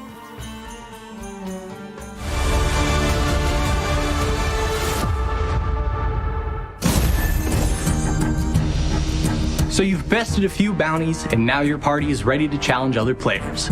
Well, step on down into the fighting pit. I'm game designer Joe Killian, here to show you the ropes of PvP and Mercenaries. Once you've unlocked and built a fighting pit in your own humble village, you'll be ready to get started. Inside, you can select from your teams and prepare, just like choosing a deck in Standard. At launch, a Mercenaries PvP match will consist of both players bringing a single team of 6, and just like in a bounty encounter, defeating your opponent's entire party will secure victory. One key difference from other game modes is that you take your party into combat as is. That means the progress you've earned in mercenary levels, ability tiers, and equipment all play a direct role into your PvP prowess. As you can imagine, the matchmaking in Mercenaries is quite a bit more complex than other game modes, since it needs to weigh all of these aspects to ensure relatively even power levels. While you'll always be paired up against opponents with teams of similar strength, we love that these factors open up a ton of potential for unique asymmetrical matches. Now let's talk strategy for a moment. Unlike PvE, where you can gather some information on what you'll be up against, in PvP, your team will face a mixed bag of opponents with varying roles and synergies. You may find yourself up against a protector-heavy orc team, or thrown into a fiery foray of elementals and casters. I like to bring beasts and nature casters, so I have good coverage of all the roles and some powerful synergies. If you want to come out swinging with all fighters, that choice is yours. Players will earn daily rewards just for participating in PvP, but with great ratings comes great rewards, and at increasing milestones, you'll unlock more and more mercenary reward chests. However, unlike the ranked chests from Standard, these contain mercenary-specific items, like mercenary packs and coins, so you can continue to expand and improve your mercenaries roster. We're incredibly excited to open up an entirely new way to PvP in Hearthstone, and now you know everything you need to get started, so it's up to you and your party. Good luck in the fighting pit, and we'll see you in Mercenaries.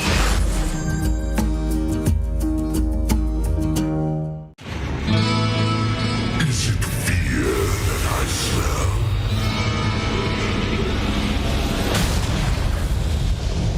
I will feast upon this world.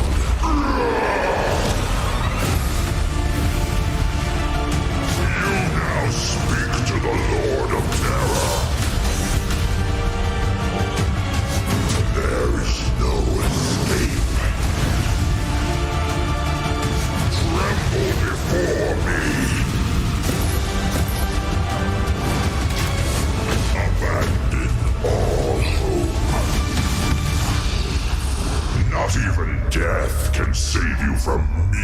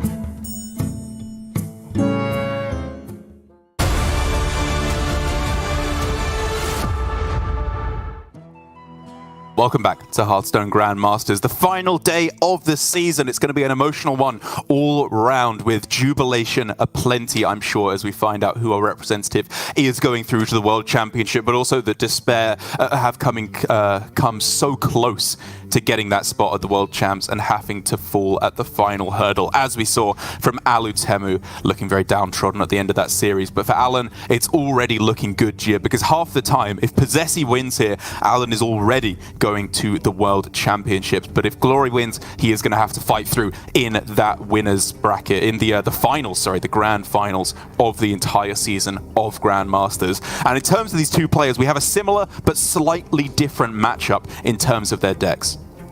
Yep, that is right. Both our players have one class different here, Possessi with the Aggro Druid, which is a Face Hunter instead for Glory. And we were talking about during the break how we feel like this gives Possessi a bit of a leg up, because not only do I prefer the Aggro Druid in the head-to-head versus Face Hunter, I think it's got better matchups against Demon Hunter and Warlock, especially when you factor out the Garrote Rogue, which has been banned away from Glory's side. Glory, however, has been consistently banning Demon Hunter and not Rogue, so that does make a lot more sense how the Hunter could possibly get a better matchup here, because even though I don't think Face Hunter is particularly favored versus Garrote Rogue, it's a lot closer than it is Garrote Rogue versus Aggro Druid.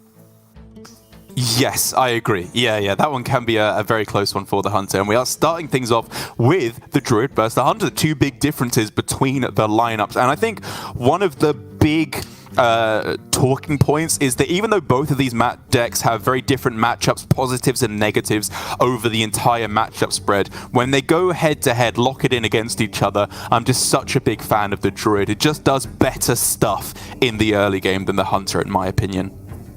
Yeah, it does a lot more tauntage, if you will, which makes it very awkward for Hunter to get a strong hold on the board. It's very tenuous though, and if the Hunter can hold on to a true aim Crescent, for example, that's one way that they can come back from behind and maybe swing the board in their favor. And for that reason, it's a big advantage for Glory that he's running 2 copies rather than 1 here. As we look at the player cards, we can once again bring this match into context, because Possessi, of course, as the winner of last season, I think he himself has confessed to being aware that most people will be rooting for Glory in this situation. Possessi, he doesn't really need it, and a lot of people would like to see the final go all the way, and Alan and Glory both have to play out the full number of matches to earn the right to make it to the World Championship, December 18th to 19th once again. Glory in particular, like you said, this is the chance for him to gain back-to-back World Championship appearances, possibly the title itself, but that is still many, many steps away. But this is where Possessi shines, right? Like, yes, he's a great player in his own right, and we are, of course, ecstatic to have him as our representative in the World Championships. But crushing dreams, being the villain of Asia Pacific, not gonna lie, I think this suits him rather well, as he just seems to, you know, crush the dreams of many players trying to stay out of relegation, maybe qualify through to the playoffs, and just waving goodbye to them most of the time. Obviously, he started to look a little bit comical on Friday when he made multiple pretty obvious blunders over the course of this series. But again, that is a very different Possessi from what we've seen as of late. For the most part, he has lived up to the kind of reputation that you would expect from a player with an above 60% win rate in Grandmasters. So I'm going to call that a blip, put that one to the side, and say that Possessi is back in form, crushing dreams, and hopefully for his sake, taking down Glory. 2 peas in a pod, me and Possessi, both not really understanding how water moccasin works, and me predicting Possessi, because I do think that when he plays at his best, he should be favored here as far as the lineups work out, which also has some pretty interesting implications if he has to face Alan in the finals, because Possessi's lineup is very similar to Alutemu's. All the archetypes the same, it's just a couple tech choices where they differ. But we can also look at Glory stats here, even though it's not quite to the lofty heights of Surrender and Possessi's 60+% win rate. If we look at Glory's win rate outside of this season, it has been pretty spectacular as well, very close to 60%, and mainly off of the back of an amazing year last year, which of course culminated in winning the World Championship. Such a hype moment for Glory. I will never forget his final series versus Yala, where I was just so torn. I wish I'd been able to cast that final one, because I was in the practice group with Yala. I was seeing the work that was being put in by him and all his practice partners, but I'd been there with Glory right from the get-go that year, all the way through his fantastic turnaround, where he just felt like a different person that year. In the first 1 or 2 seasons of Grandmasters, he was making some blunders. He was letting his head, he was getting inside his own head. He was allowing the pressure to get to him. But once he got into his groove, started winning, he felt comfortable with his play, got his mojo back, and was able to just keep dominating his opponents all the way up to the ultimate goal of winning the World Championships. And this year again seems to be no different, staving off relegation despite a mediocre middle to the season, and now in with a shot at another World Championships performance. And to start things off, this I think is one of the most important, if not the most important matchup, if we could line up all the different possibilities of decks versus other decks from each player. The Druid and the Hunter, especially for Glory, is such an important win, because I just think the Face Hunter could really struggle here.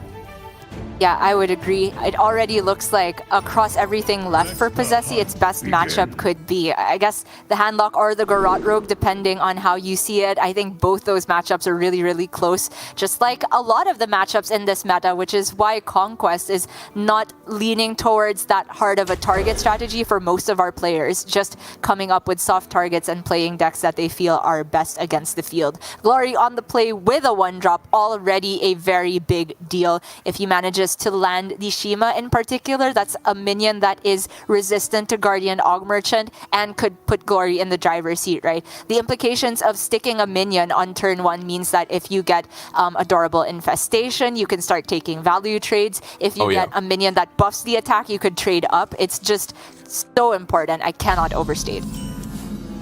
Possessi going with the full mull, though, and gets himself a interesting hand, I'll say, with the potential for turn 1 Oracle of Elune. If there wasn't a turn 1 play for Glory, you would absolutely slam that down in a heartbeat. But now, of course, things are getting a little scary. You could still go for it and pray that there's no answer, but if Quick Shot comes down, things start to look a little messy for Possessi.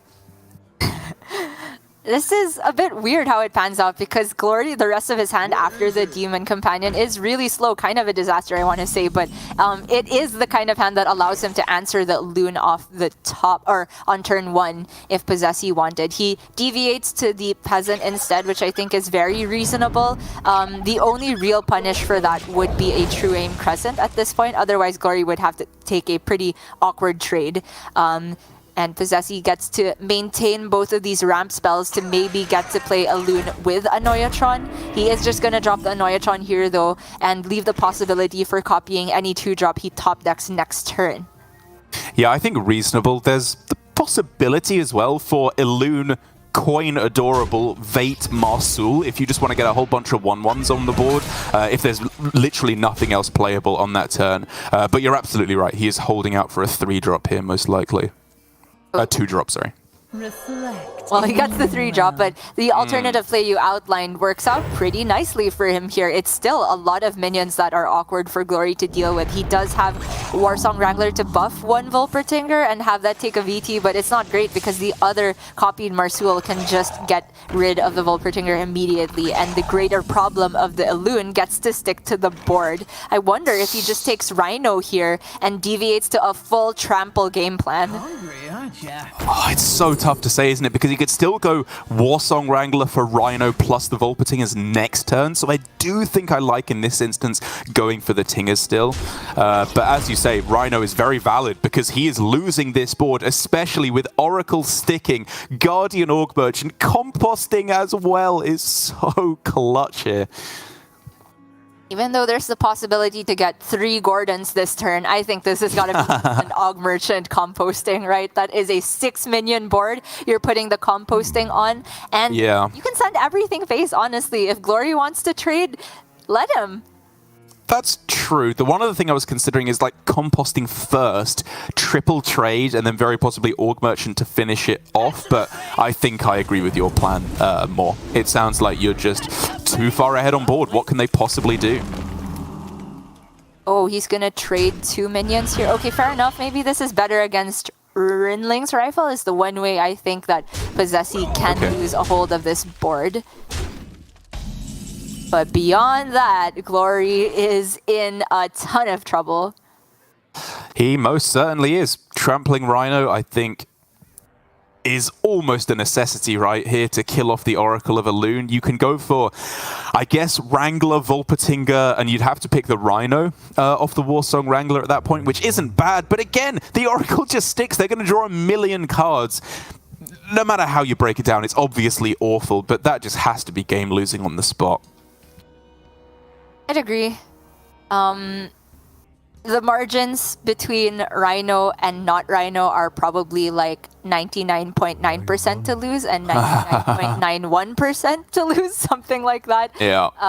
But we can see here that any play Possessi has a good follow-up against because he just has Greybow. He's going to keep a hold of these Guardian Og Merchants. But let's be super optimistic here and try to curate the best possible hand for Glory after this point. So he goes Rhino. Possessi trades it down, plays a Greybow. If Glory then top decks Rinling's Rifle, can we talk about Explosive maybe pulling him back in the game?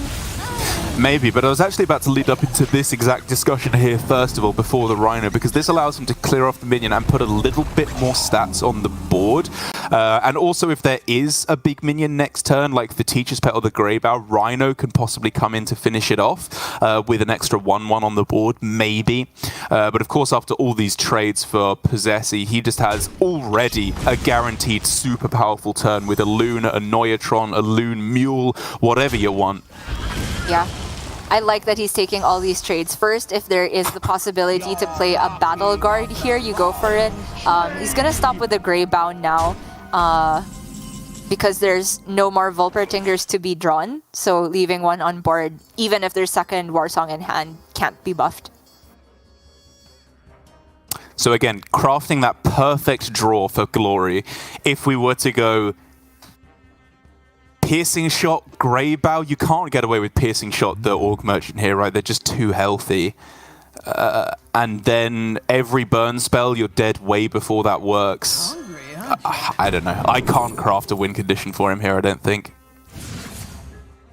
He's not gonna bother killing off the Grey Bow, which makes sense to me here because if you kill it and then put another minion on board, the Grey Bow's coming right back because all of these minions left for Possessy that will gain the Death Rattle from Grey Bow only have 1 health. So Glory's just gonna try and clear everything in 1 turn next turn, which is, you know, not really possible, but at Possessy just plays a Loon, Pack Mules, Peasant, has a great time with his day. Sounds good to me. I'm still unsure as to why only one of the mules is facing the other way. The plot thickens as to that. As I don't know, they just play by their own rules, sometimes breaking the spectator, sometimes not. But either way, for Possessy here going with the Annoyatron instead, it's just the most, well, obviously annoying board possible. These Divine Shields getting in the way of Rhinos, making it impossible to get through to anything else. Glory can concede whenever he's ready, because this one is over. Yeah, it is very much so, but you know, as we've been doing for formality's sake the past few turns, let's craft a win condition. Okay. If he Piercing Shots the Elune, say Possessy doesn't have Arbor Up or another 5-drop here. Let's say, I mean, okay, there's Pack Mules, so Glory knows about more of them being in hand, right? So if he plays a Pack Mule, you can then top deck Rinsling's Rifle, Pack Mule, and set up an explosive trap. Whether that's good enough, I still don't think so, but that's the best I could think of. I respect it. I respect it. Possessy using the hero power as well this turn, I like, because that's the one the way that you are losing. And, you know, I mean, I guess he just doesn't have any board space anyway. So just play your biggest thing, hero power. And this is lethal next turn, right? Rinling, nope. That has got to be the game. Yep, throws it down, and a big win for Possessy. The Druid, I think, was likely to get a win at some point, so it's not so much that he gets the Druid over the line that is a big deal, it's the fact that he denies the Hunter a win that is a very, very big deal there, because for Glory, that deck is just going to continue to struggle, I think, against the Rogue. We have not been fans of it in that matchup. Against the Warlock, even, we saw it get the win versus Alutemu, but to be honest, that was kind of unlucky for Alutemu to have got through to the end and have found no Bristlebacks, bunch of healing at the bottom of his deck, deleting all his big threats as well. And so I think this is going to be a close one, but still pretty favored for Possessy from here on in. Definitely so. We could see Glory switch away from the Hunter here because we didn't have symmetrical bans like last series. There is less potential to see a mirror. We could run up into some favorables for Glory here, like the Demon Hunter into Rogue. I think as time has gone on, I have kind of decided that's even more and more favored for the Demon Hunter. Even for the good Rogue players, it's just too hard to play around Glide while maintaining a solid enough win condition. We could see Handlock versus Demon Hunter, which is another pretty close matchup, because that one, while I initially thought it must be super Demon Hunter favored, I think good Handlock players have maneuvered ways to kind of punish that, especially with the inclusion of the double Altar of Fire. That card alone, I feel like, is the reason Possessy and Alutemu felt like they didn't have to auto-ban the Demon Hunter on the other side and could instead ban away Garrote Rogue. Agreed. Yeah, that was really the revelation that Alutemu and crew seemed to have last week, inspired in no small part by Alan, who had a one-off Altar of Fire in his Warlock 2 weeks ago, I believe, and then obviously it caught on and everyone started including 2 in most of their Warlock lists, at least here in Asia Pacific. Possessy with the Garrote Rogue now, the first one that we are going to see today, maybe even the last one that we're going to see today, depending on how the bans in the finals go, and of course, whether or not Possessy can get the win. It's going to be against the Warlock for Glory. And although, as we've said time and again, a matchup that's got a little bit close, Glory has, I think, shown great understanding in this matchup in terms of priority number 1 being cheapening those Giants for a turn 6 or 7 push with a Neophyte. Generally, the Rogue, if it gets a halfway decent hand, can still just kill you, even if it has to go in a slightly scrappy way when turn 7 or 8 rolls around. Yeah, I already thought this was slightly rogue favored even before the latest round of nerfs hit the Warlock and they had farther away to get to their quest. Now though, it feels pretty solidly rogue favored, but not to the sense that the Warlock can't use any of their old tricks, namely the Neophyte timed together on back-to-back turns when the Rogue is trying to get their lethal, but the fact that it's harder to get the Flesh Giants down because it's harder to proc your quest and get those double cheapenings of the Flesh Giant means that the Rogue generally has 1 or 2 more turns than they had before, and those turns can mean all the difference. Once again though, there is the Altar of Fire, which is the X factor, that card that wasn't there at the beginning, which is something that we saw kind of soloed the matchup for Glory versus Alutamu yesterday. Alutamu had a ridiculously bad draw where all the field contacts and Octobots were in like the bottom half of his deck, which meant that Altar of Fire was very likely to hit big, but you can't often curate that as well on average. That's right, it's such a volatile weapon, the Altar of Fire, because half the time, like you said, you just delete the best cards and win the game on the spot. The other half of the time, you're deleting Brain Freeze, Org Merchants, Prize Plunderers, like these cards that don't really matter, and you just give them lethal a turn earlier because they don't have to draw their deck at that point. It's a very fickle friend indeed, but one that could be the clutch X factor for Glory if it comes down to it. Possessi, however, with a pretty strong starting hand. Octobot, Shroud, he's got the draw. Cult Neophyte can maybe disrupt some of these early backfires or clear turns, and then he just needs that field contact to make this hand pop. I was wondering if that was Insta Dagger on turn 2 or Neophyte. Obviously, it doesn't mess with just tap for Glory, but he did keep a card. Maybe it would have messed with Coin Backfire, but I think the tipping point was that Possessi's on the play, right? He doesn't have that much flexibility to just throw out battle cries, which you want to be fuel in hand for field contact, so I don't mind holding on to it. And now he has access to the Octo proc turn. I wonder if he ever pressed just to get the Flinger back in hand.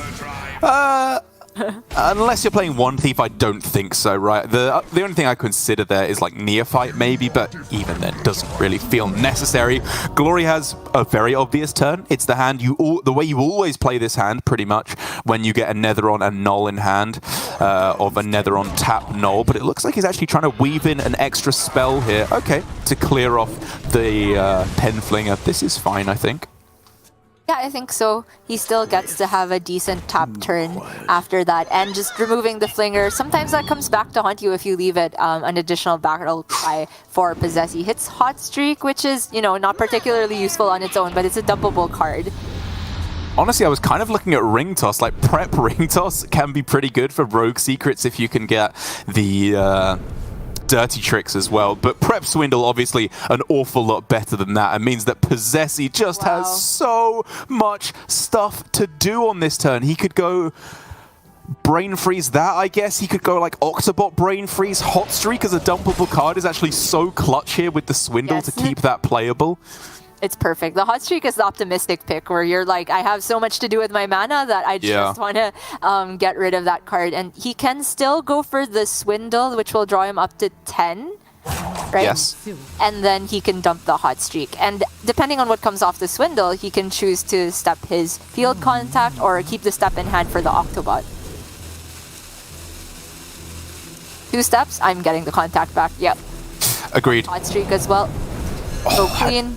Going into turn 6, only 11 cards left in hand. If there's no Neophytes, apologies, on the other side of the board, like, I don't think Possessi will go for it next turn, but you could go for it next turn if you're feeling brave. But for Glory, is the situation already so dire that he has to hit the panic button? He has Altar of Fire. Both Garots are still in Possessi's deck. But that's really the only combo piece he needs, right? Both Ethels, the other Octobot, a field contact, and a Shadow Step in hand. I guess the other field contact is a bit sad to burn, but Possessi realistically doesn't need it to get to the bottom of his deck with Secret Passage and the other contact already costing 1. Exactly, he can just play the non-combo cards, Prize Plunderer, Gordon, and the Neophyte, and then just play Secret Passage and play whatever he gets off of that as well. Alternatively, with 19 cards left in deck, like, there's no way that you can get anywhere close to the Baron Scavengers left playable for Glory. I think unless you get something a lot more tempting, it's Ulta time. Could Drain Soul hold out for a turn? Okay. Yeah, I don't think Possessy can quite hit guaranteed lethal this turn, but if he honestly just ends with everything relevant in hand, Glory doesn't have a win condition anymore. No, I agree completely. Like, he can even just end with Shadow Step in the field contact again if he absolutely has to, and still will be winning the game. Possessy not going for Octobot and Step Octobot, which is a plan we've seen Possessy go for a lot, but I think he's only interested in finding the other Garrote here. Yeah, of course, wants to find the other Garrote. Ideally wants to find the other Prize Plunderer as well, because of course he's played both Swindles. So activating the combo if you don't have the other Prize Plunderer does get a little bit scary. Ooh, Step Neophyte is spicy. Okay. Well, okay, there's the other Garrote. It's safely done. I think, yeah, Possessy here clearly showing he only wanted to step to draw and find Garrote in hand, and so he stepped like what he thought was the highest value battle cry minion here, and I agree, it is Neophyte at the moment. He doesn't need any additional mage spells. Just take a Brain Freeze because it's cheap and goes with field contact, and he can prep Brain Freeze. Okay, yeah, now there is actually no danger whatsoever. I was going to say, it's a little scary if you don't find the other field contact, because again, you would actually struggle to do the combo without any card draw effects. You'd have to go for some weird secret passage play. But now, absolutely no danger whatsoever. He has the draw. He has everything. It is the cleanest possible game that you can get with Garrote Rogue, and Possessy is basically guaranteed the win next turn. Board space? Sure. I mean, okay. He has Brain Freeze, but I don't think he can play Octobot and 2 Ethels. Does he need to play Octobot even? Maybe he doesn't, right? He just plays 2 Ethels, 2 Garrotes. Oh, but then he doesn't have board space because he still has to spend 1 mana on a Brain Freeze. But obviously this is all triviality, right? Because if he's not winning the game next turn, he just gets all this minion damage, waits for Glory to clear the board, and then wins the game the turn after. Yeah, and for Glory throwing down the concede, like, if you're playing against a computer, yes, correct, the game was pretty much just over at that point. I kind of like just passing the turn against Garrote Rogue and saying, you actually have to do it here, because there's always a slim chance, even this far down the line, where players are very comfortable with Garrote Rogue, that they just have an absolute meltdown and somehow mess things up, kill off their spell damage, shadow step their spell damage. I don't know what it could possibly be, but maybe they mess something up. But Glory trusting Possessy, I guess, enough to get the job done. And so we're 2 games to 0 up already. Alan is going to be absolutely ecstatic right now, because he is 1 game away from going through to the World Championships. If Possessy wins this 1 game of Warlock versus Hunter, it's set in stone. Possessy could still win the season and be a back-to-back victor, which would be incredibly impressive for his own right. But in terms of the representatives going through to the World Championship, this one can lock it out. With Possessy taking the win, it will be him and Alan in the World Champs. Yeah, don't worry, Possessy. Maybe most of your regular fans are not necessarily cheering for you because other people need it more than you do, but Alan is cheering harder than anyone in the world has ever done. Glory is going to go on the Face Hunter now versus Possessy's last deck, which is a matchup that we've talked about can be a little bit scary. Alan got it through a while ago with probably the only good Velma we've seen all weekend, and Glory's going to keep a good Velma for himself. The key winning factor for Alan was landing Divine Shield on enough minions that the Soul Rend wasn't enough from Possessy, but if Possessy does have a big Soul Rend, that's kind of the turning point that Hunter cannot come back from. And Glory playing at the speed of light here before the reveal has even happened on our spectators. Already got the 1 drop down, getting the Kolek. Not the one you want, obviously, because you'd rather just get some extra stats, some immediate damage, with Refa being the ideal. But it's still okay. He's getting some minions on board, spending his mana proactively in these starting turns, which is the winning play against Warlock. Job done. Decent curve to start, whereas for Possessy, he doesn't have any of the small removal spells, which is annoying, but he has minions to play on curve, which would kind of disincentivize the Falmaw from going face, but right. is just going to go for the tap here. It's not waking up next turn, so fair enough. He waits. Neophyte is a very spicy draw. It plays around Coin Soul Rend, and so I'm on board with it. Let's throw it down. Yeah, interesting that he doesn't go for it here though, because even though I don't necessarily think that this next turn from Possessi was the clearest Coin Soul Rend because it doesn't actually catch the Fenlaw, which would be ideal, it does shut up other coin-based plays, which would be pretty good for Possessi. Possessi here going with the clean clear on the board, setting up for a 50-50 as well, obviously for the Felmore to just sacrifice itself into the null. It's a huge outcome here for Glory. Can't look! Okay. He's a good boy. Glory, done with leaning back. He realizes now there's a real chance in this game. He can get rid of the Null with a quick shot, develop the Neophyte, shut down a Soul Rend for this upcoming turn, and then the hand is, you know, halfway what he wants to see, right? From this point, Hunter just wants to draw Burn Spell, Burn Spell, Burn Spell. Exactly right. And so for Possessi, it's an awkward turn because going into turn 5, there is obviously the biggest threat being Rhino. And so even though you really want to play Tour Guide on this turn to fit in probably just a Bristleback in all honesty to spend your mana, leaving a 1-1 on the board is potentially absolutely disastrous in terms of how much damage you're taking. And so what do you do about that, though? Like, tap Neophyte is kind of running into the same problem. Tap Pass sounds awful.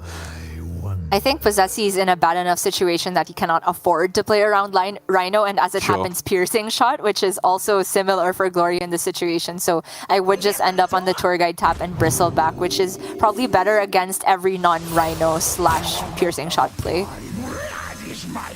Possessi agrees, as he needs to start getting risky now. Things are not going his way, whereas things are looking pretty good for Glory. Probably just ends up on Piercing Shot, the lifesteal away, right, to deny any healing off of that. Yep, that's right. You can swing into the Tour Guide as well. I was trying to see if you could do anything fancy with Piercing Shot the Tour Guide, but the math just doesn't work out in your favor if you're not immediately getting lethal, right? Because you get 2 more damage by Piercing Shotting the 1-1, but the lifesteal makes it net minus, or like, it's going to be net 1 healing for Possessi in that situation. 19 cards still in deck, a long way off from these Bristlebacks doing anything at all. Quest completion is obviously nice. It could maybe keep him alive with the Null as well. Means that he will be down to 1 health right on the following turn with Hero Power plus the Weapon Swing. Yep, and this tracking is very likely and not necessary for to find lethal. He does it, gets the win on the board. The Hunter getting the win, as we were saying, very, very big deal. The Warlock was the struggle deck for Alutemu. Will it be the struggle deck for Possessi as well? Because now for Glory, it's the Demon Hunter, a matchup that, you know, we've been talking about as to how favored it is one side versus the other with those Altars of Fires in there, but generally considered a reasonable matchup for the Demon Hunter. And then the Handlock Mirror, if it all comes down to that. This is going to be a nail-biter. And the Handlock Mirror yesterday that we saw between, was it Glory and Alutemu? Glory looked a little bit shaky on it. Not that his play was strictly wrong, but I think he ended up going for a Soul Rend that left an 8-1 another on board, which I think he needed to take a bigger risk than that in that position to have a realistic chance of winning the game. That is a matchup that I feel would be very fitting to see who we potentially send through to the World Championship. Of course, that's not the only one we could see, because it looks like Glory has queued up. Oh, sorry, it is the Handlock Mirror before we get to see Handlock versus Demon Hunter potentially.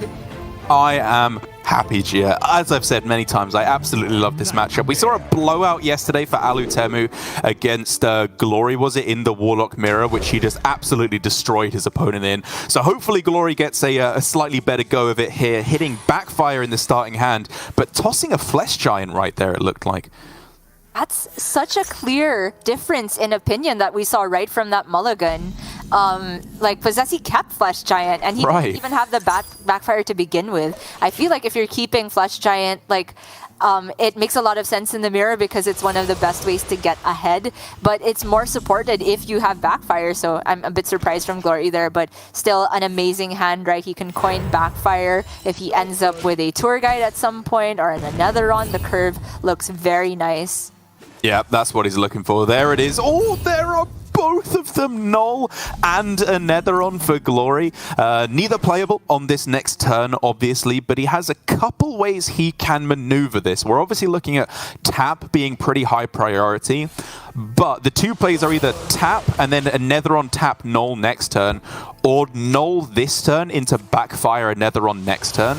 And I like that he's going about it this way. I think it correctly shows that taps are very important in this matchup. Yeah, if you can weave it in here, it's just so high priority to make sure that you're getting the kind of conditional discount on your Giant. You can only do it once per turn. And also getting farther through your deck because fatigue will become a real concern. Meanwhile, on Possessi's side, he deliberately went up to 10 despite the chance of overdraw. That's something you can do in this matchup. If it makes your follow-up plays better, totally reasonable here. And he's reaching for Soul Run Mortal Coil, which looks pretty clean to me. Yeah, the one other thing I would consider is, you know, if you're going Rend Mortal Coil, you would obviously rather draw a card than discard it because it has the same effect on fatigue. But you could consider Touch first and then Soul Rend, because this is the balance we always talk about in the Warlock Mirror. Discarding cards from your deck is good-ish. It's good in terms of fatigue, obviously, to get there faster and kill your opponent with the Tamsin, which is so crucial in this matchup once fatigue does roll around, as it often does. But if you burn, well, not Flesh Giant because he's got both in hand, but say a Netheron or a Raised Dead or a Backfire can be the most important card. That all of a sudden deletes any value that you've gotten from destroying another card in your deck. But because we could only name like 3 or 4 really good ones, I am interested in burning more than less here. Most of the powerful cards are in his hand with the 2 Flesh Giants and 1 Raised Dead. True. He goes for the other order though, not looking to lose any overall value because there is still something to be said about actually having every card in your deck or more of them enter your hand so you can get base value from the card itself. It is of course just an answering play, so Glory has all the initiative here, access to Tour Guide if he likes, but just to get it out of hand, create 2 spaces for the Raised Dead to get back the Null and the Netheron. That's right, he is just, I think you keep applying the pressure here. The best they could do was answer with a Soul Rend, so the best they can do next turn is, if they're lucky, have another Soul Rend, which isn't very likely at that point. And so as you said, it's really just about efficiency of quest completion that's stopping him from instantly going for that play. Because otherwise, you know, he wants to go Tour Guide tap, but then he's back up to the full hand again anyway. But in the end, he's just accepting that he's not going to get efficient quest completion, going for Neophyte to disrupt instead, which is pretty clever, and still going in with that all-in minion development plan. Yeah, I like this a lot from Glory. Like, we could have seen, if he wanted to be more efficient from the for the quest, dump the Neophyte and the Tour Guide. Right. And then tap and then Raise Dead, but then you're not able to play both the Null and the Netheron. This play from Glory, it does sacrifice a bit of efficiency with quest completion by wasting 2 health, essentially, but he gets maximum tempo, and this is where the game is at the moment. He saw it was expensive for Possessi to deal with the first board, so give him another one to deal with. Well, it looked like Possessi was just reaching for the Flesh Giant at the end of that turn there. Maybe it was 1 mana off being playable, which would, of course, have just left him dead to Battlegrounds Battlemaster. But here, he's safe for another turn. He's chunking a lot of damage, but that's not necessarily the end of the world, because what Possessi is setting up for is that one big swing turn, when he can turn things around with a big Flesh Giant Baron Scavenger play, all out of range of just a Soul Rend on its own. And so Glory needs to be, hopefully for his sake, closing out the game before then. Glory reaching for a Soul Rend of his own. I really don't like deleting your own board here. It's probably his biggest asset. I would hear the argument for a very aggressive Tamsin here just for quest completion. Like, ooh, interesting. Okay, the numbers don't work out very nicely here because using Unstable Shadow Blast on a Tour Guide gets you 7 out of 8, and then using the 0 cost one would overcomplete by 4, which is not ideal. So is there ever Tamsin Drain Soul? Okay, Glory is just gonna go for Flesh Giant here, which is in keeping with his game plan of maximum tempo, focus on board. I like it a lot, and I think there's a very reasonable chance, as we were talking about, with Glory needing to go for one swing back the board turn, that Tamsin Tamsin Soul Rend is going to be the play later on in the game in order to deal that 10 damage to clear the board, whereas 5 damage often will not be good enough. And that could be this turn, because Possessi's finally getting Flesh Giants of his own. Deliberately not playing Raised Dead, even though by playing Raised Dead first he could have fit in a Cult Neophyte as well. For two reasons. Raised Dead would have left him dead to the Battlegrounds Battlemaster if it didn't progress his quest. And also, I think he wants the Giants in the Raised Dead pool before he uses that spell.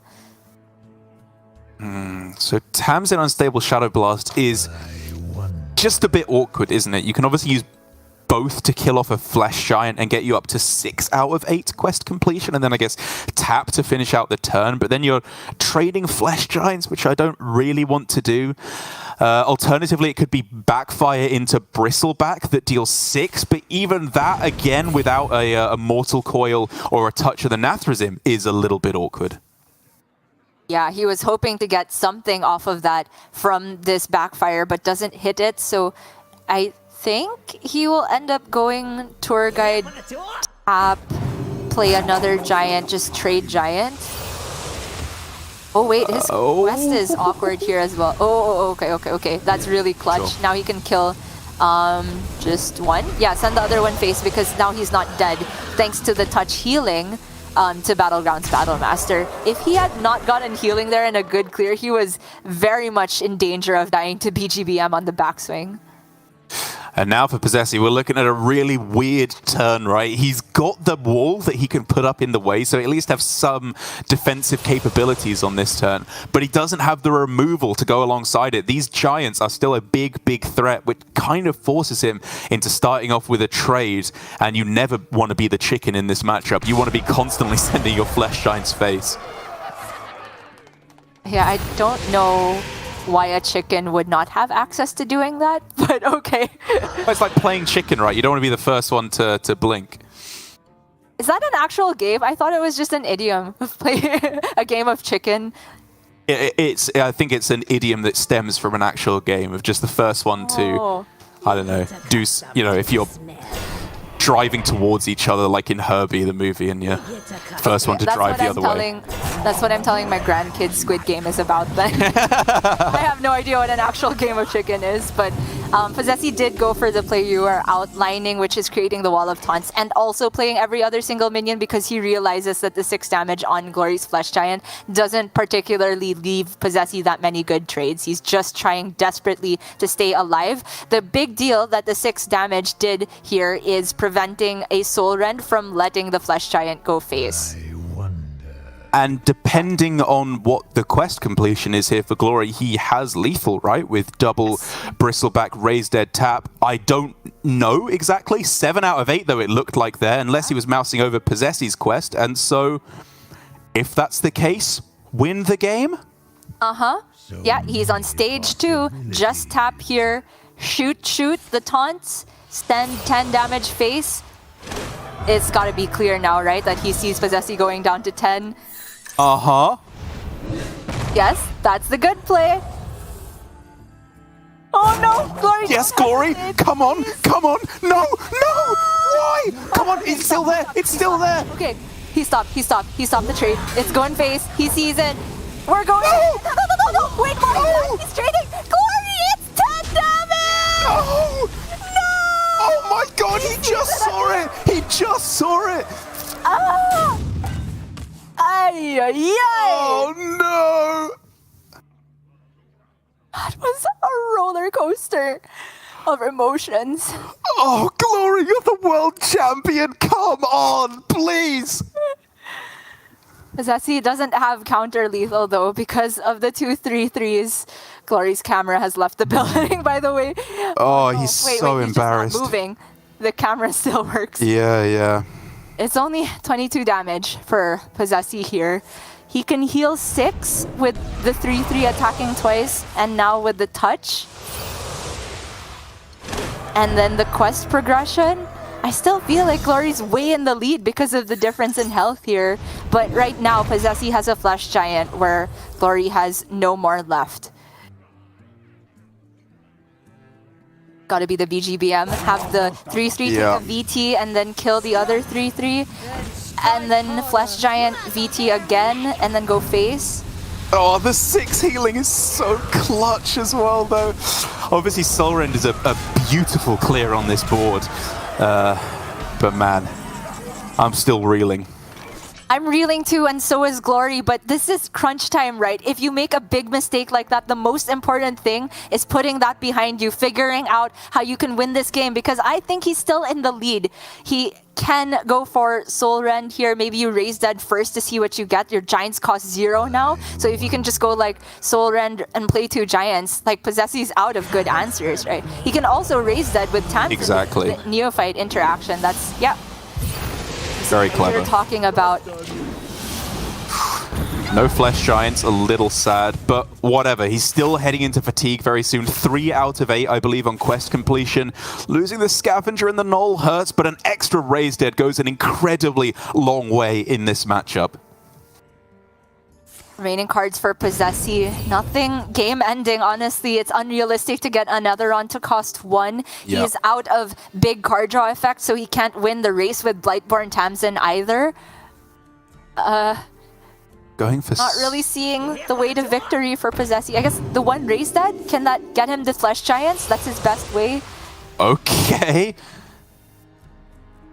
Oh man, but he knows Glory has guaranteed double Soul Rend next turn, right? The copied one, and he will always see the bottom of his deck for the other. Correct. Unless he also plays Altar of Fire and Possessi hopes that the other Soul Rend is in the remaining 2 cards. All of Stormwind shall Yep. share my Yeah, he's going for it. Okay. Biggest push he could manage. Not sure where Glory's quest is at, but I mean, Possessi can't be bothered about giving Glory fatigue here as a potential disadvantage. All he needs is the board, or rather, his only avenue to victory is the board, because Glory has far too much health for Possessi to mess about winning without the board. So he's 1 damage off lethal this turn, right? Because he can go tap, which deals the 4 damage necessary, play Tamsin, and then play Raise Dead, which deals 3 to his opponent. So it's 1 off again after being apparently 1 damage off lethal earlier on in the game as well. And he has to divert instead now. I mean, he has a very powerful play, obviously, and I think he can figure out with neither of the backfires available to Possessi, he's just always alive here and should be able to close out the game next turn. But going Raise Dead first does complicate it, right? Because I think the best avenue to victory probably still involved getting Tamsin down this turn. Yes. Although, if you do that, you don't necessarily get to clear the board and play Tamsin, which I was going to say is fine as long as the Tamsin's in the hand, so you have that guaranteed done without any awkward health having to be used on your own fatigue rather than fatiguing Possessi. I think it's a lock either way though, right? Because if you've been keeping track, there's no healing for Possessi, no way to generate healing. And so next turn, Tamsin enters your hand just due to fatigue, and then you just play her and tap. It's guaranteed. That's true. Works out either way. Well spotted there. Glory with... I'm just gonna call this a recovery, right? Obviously, it was a disaster to miss the lethal there, but I am very glad he didn't get flustered enough to just continue throwing the game from that point. I've seen that happen. I've done that many times, just dying from embarrassment. But Glory's a pro, right? It happens even to the best of us, and you need to be able to pull it together after the fact. Glory is a pro, but this is, as I've been saying historically, Glory's biggest weakness as a player. You know, everyone makes mistakes like that sometimes, some more than others, obviously, and that is a particularly egregious one. However, Glory, I think, as soon as he starts doubting himself, as I've said many times, that's when things start getting messy. He has difficulty in coming back from situations like this, I think, because he just gets embarrassed. As you can see, literally hiding his face from the camera. It's understandable, of course, because that was a very embarrassing mistake to make.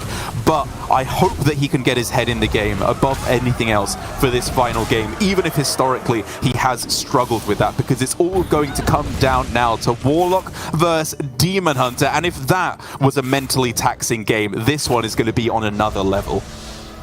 It really is. The handlock mirror is complex. I really like the way Sottle and Raven put this yesterday. It's complex in visible ways, like where if a player makes a very cool play, we can see what they did, right? They maybe created more mana for their Flesh Giants by playing a bunch of spells that let them get quest completion in the same turn. And if a player makes a big mistake, it's also very visible, just like what happened a while ago. With the OTK Demon Hunter matchup, it's a lot more complex, and we don't necessarily see the genius of plays until it comes together later on. And it's very subtle ways that the Demon Hunter can do this as well, because they need to be thinking about glide at all times, how much their opponent's Flesh Giant costs, and the handlock player needs to also be dumping cards for a glide, which the benefits of that you might not see until much later in the game. And here it is, Possessi 2 games up at the start, losing with his Warlock twice now against the Hunter and in the mirror. But this is the ultimate test for this new Warlock 2.0, the teched version with double Altar of Fire that transitioned Possessi and Alutemu from banning Demon Hunter over to banning Rogue, because they felt they could actually have a fighting chance in this matchup. It's not going to be easy, however, with Glory Glide already in hand, already outcastable on turn 4, but whether or not he goes for that on turn 4 is another question, because he of course has to consider his own quest completion. Yeah, this is, I mean, despite it being a glide on turn 4, it's the most awkward card to have to use before you get to glide. I mean, outside of Il'gynoth, I guess, because Acrobatics is gonna draw him cards without completing the quest, and you're gonna put all those cards back in your deck if you glide the turn after, and you're down an Acrobatics in your deck in that situation, which can be pretty bad. So I wouldn't fault Glory for like deviating from the glide next turn. He could set up quest completion with Sigil into Acrobatics next turn, and I honestly prefer that. I mean, you have to play the Acrobatics before Glide anyway if you want to outcast it, which, you know, as you were alluding to, you don't want to do. You want to redraw a hand that's full of card draw. You kind of want to redraw Sigil as well, actually, but given that you're already wasting the card draw no matter what by just going for it next turn, you may as well do a quest progression. They're probably going to keep drawing cards anyway. Handlock doesn't really have any ulterior game plans. They're a very face-up deck, and so Glide on turn 5, as it is looking to be, is still very powerful. I would agree, but already Possessi starting to get some measure of threats down. You don't usually see handlocks going for knolls that are this expensive, but in this particular matchup where as soon as turn 4 rolls around, they're scared of getting glided, they want to start dumping cards from their hand, not getting too greedy with the discounts on Flesh Giant, just making sure that they don't get too wrecked by the shuffle back. Okay, double 0 mana Tusk Piercer, and the potential to draw with Arcanist and Tusk Piercer, which usually I would say no, those are kind of good cards that you want to hold on to, but Arcanist is kind of one of those cards you want to dump before Glide anyway, just so that you don't draw it. Yeah, but the thing is, what's the value of drawing more cards here if you're going to glide them mostly back next turn? I haven't got that far yet. Playing both of them. I mean, I like one Tusk Piercer here, just kill the tour guide, and then next turn you can either re-equip over that Tusk Piercer just to delete the other Tusk Piercer from your deck and then glide, or just glide straight up. I don't really want to play the Arcanist and get 2 more draws if you're gonna glide next turn. It's really close because I kind of want to play the Arcanist, even ignoring the Acrobatics effect, just because it's a card I don't really want to draw after Glide. He's already played a Sigil, he's played an Acrobatics, like he needs to draw card draw post-Glide here to have any chance. Well, in that case, barring Neophyte, he can just play it next turn, right? Which means you don't have the Acrobatics aura anymore, and then Glide after. You have a little bit mana flexibility less after the Glide, but I don't know. I still think he can get utility out of the Arcanist, and now he has no choice. He can't play it and Glide. Absolutely, this is a very simple turn now. You just rip the glide and probably keep the weapon intact as well, I would guess. Theoretically could play the other one, I guess, as well, just to, again, make sure you don't draw Tusk Piercer, because when you already have one equipped, it becomes a less effective card to draw. Yeah, I agree. I like this. Because what you would do if you didn't equip the other Tusk Piercer and drew it back from the glide, for example, is you still have to wait 2 turns to get the draw from the next Tusk Piercer. A bit slow. So I do favor this line. Meanwhile, Possessi obviously devastated by the glide, but the upside is he's stuck 8 damage on the board, which is a lot. It's not irrelevant to Glory here. He happens to have a big removal, but not necessarily the healing that he might need in the future.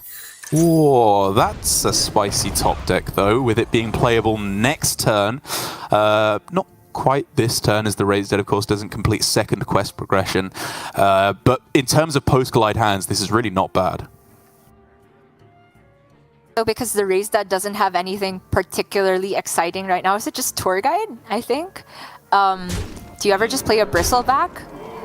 If in the world where that sticks and attacks, it cheapens the Giant even further. It's a card you don't want to draw back in case there's second glide, and it's just more pressure on the board. It's true, but you're low-key playing as Face Hunter here, right? Which, as we talked about, you don't want to have too many minions on board because they can go for a big Fellscream Blast. But I think here with 4 cards in hand, it's kind of unlikely they have Spell Damage, Moarg, and Fellscream Blast, and so just throwing it down makes sense to me. Okay, he's gonna kill his Neophyte so he can raise dead the Neophyte in particular and have the mana left over to play Tour Guide, but he's doing the thing, right? Not playing another minion because of what you said. That is an insane top deck, though. That's Kurtrus in hand. Oh, you're just ripping that, surely. That's the nuts. Unless you can play Kurtrus on this turn, which I don't think there's any possibility for. I don't think so. I mean, you can go Arcanist Immolation to dump that before Glide. I would hear the argument for that. These are valuable cards, but I'm not necessarily sure if you want to draw them back immediately. Oh, wow. Illidari Studies first. You might not be able to outcast the Glide, though, which I'm sure you want to outcast that. Possessi just Raised Deaded. Yeah, agreed completely. He's just going for your line of play to clear the board first. It's a little risky because, of course, against Handlock, it can be very good to have these big board clears. But against Giant, Immolation Aura plus the Arcanist doesn't even clear anyway. And so it makes sense to me, to just throw it down and then pray your opponent doesn't draw those big threats.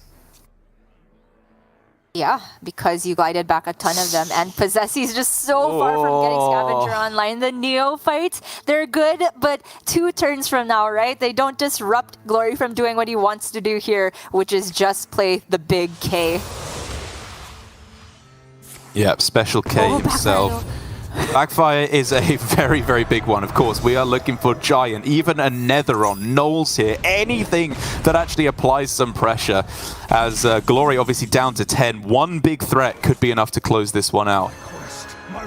Might be that Possessi's looking for Altar of Fire more than anything at this point. We are looking at so many combo pieces left in Glory's deck. Thankfully for him, he has the Fellscream Blast safe in hand right now, but Ilgi himself still in there. Moarg, Guild Trader. Sigil is clutch. It is. And I think with the Cult Neophytes, Glory is probably still at least 1 turn away from going for the combo lethal, with Ilganoth still costing 4 and obviously Acrobatics potentially costing up to 5 on this turn. But the important fact is he is getting there very quickly. And even just this Kurtrus alone is really scary for Possessi. It's true. Possessi somehow down to 17 already. I don't think he touches his own Neophyte. It's not quite that scary yet, right? Oh? Could be wrong. Because with a Neophyte aura, right? If you assume that the Ilganoth is in the original hand, he only has 2 mana to deal 10 damage. A bit unlikely. Oh, he's actually touching just to create hand space. I see. He wants to have Backfire to give him the maximum chances of playing an Altar of Fire. Oh my god. It's actually going to come down to that, isn't it? Glory, I don't think can ever hit lethal on this turn. Now with both Fell Screen Blasts in hand, you can't get Eye-Beam in Outcast to get it down to 1 mana. Does he ever, like, do a board-based game plan here? Like, you can play all the minions and 1 Fell Scream. You can fit in the Spectral Sight as well, and depending on what you get, deviate. Oh, Il'gynoth! It's safe! Il'gynoth is safe! Moarg Philosophy is safe! I think Glory has turned the corner, even if Possessy finds the Altar of Fire. So next turn, at the very least, right, it's 6-12, it's 24 damage. So even if every spell damage is burned from Glory's deck, Possessy is still just gonna die. Gia, it's all gonna come down to the grand finals. It means that Glory and Alan are going to duke it out for the right to enter the World Championship alongside Possessy, represent APAC. For Glory, the chance to be the back-to-back World Champion. And for Alan, the chance to prove that the rest of APAC outside of Japan is pretty good too. Yeah, representing every other country in the entire region, I guess, is Alan here. Casters. Yes, exactly. Representing the casters as Glory. No blunders here, no missing lethal. This is 1 billion damage on this turn. Possessy throws down the clap, waves goodbye. I'm sure he's upset, but at the very least, it was a much stronger day of play from Possessy. I think most of his games seemed very much spot on. Glory, obviously, getting the very shaky road to victory, but we will still be seeing Possessy in the World Championships, being our victor from Season 1. And look at that, Gia. This is what I am talking about. Glory gets the win, but still head in his hands. The pressure is unbelievable on him now. It's just mind-blowing to me that somebody who has been at the highest peak of Hearthstone competitive environment is still able to feel the pressure. He doesn't get complacent. It means every bit as much to him as it did for everybody else. And just for Glory, honestly, this entire season must have been some whiplash for him, right? The majority of the season, he was just trying to stave off relegation. At the last moment, snuck into playoffs and got a good enough seeding to make sure that he was on equal footing with the majority of the field. And then today, for the most part, playing some very clean Hearthstone, and then one crucial error just caused his entire mindset to crumble here. Not so far that he couldn't pull it together against Possessy. I think this Demon Hunter game was very, very cleanly done from Glory. A lot of small margins and small decisions that he got right, things that we were talking about and considerations to make. But everything about delaying the glide I really liked. It's really just about whether he can pull it together, because against Alan, I don't think Glory can afford to make any mistakes. Exactly, and in terms of their mental game, I think Alan and Glory could not be further apart. They're complete opposites on the spectrum, because Glory wears his heart on his sleeve. He's a very emotive player, honestly quite a nervous player, it feels like, when the pressure is mounting. But Alan, it feels like he's just queuing up casual ladder games. Like, he never shows any emotion whatsoever, never makes these kind of emotive blunders either because of the pressure mounting on him.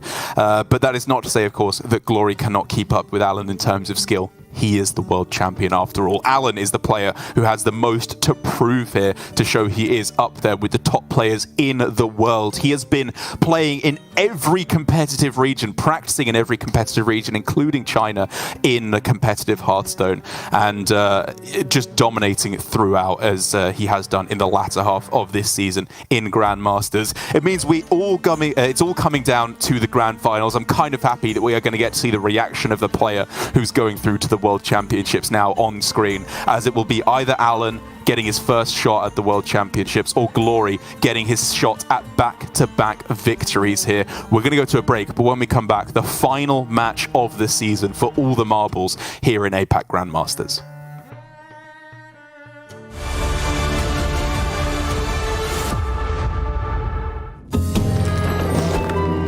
Zarkus, how long have we plotted and planned? My dear Lady Presta, it's finally our grand opportunity!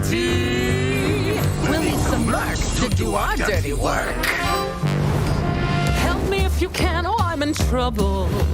Bring these bounties in and I'll pay double. You'll go from rags to riches in a snap. Oh, get yourself some gear and grab a potion. Glory wait for you and a promotion. You know it. Just be smart and wear your thinking cap. Now, honest labor really can be its own reward. But life is so much sweeter now you have a great sword. Step right up and you can be a mercenary. They say that fortune favors the bold, but fortune does you favors when you got enough gold. You're influencing people and you're winning some friends. The story goes, your glory grows, but the fun never ends. Be a boss, king or queen, and we'll rule everything when you're a mercenary.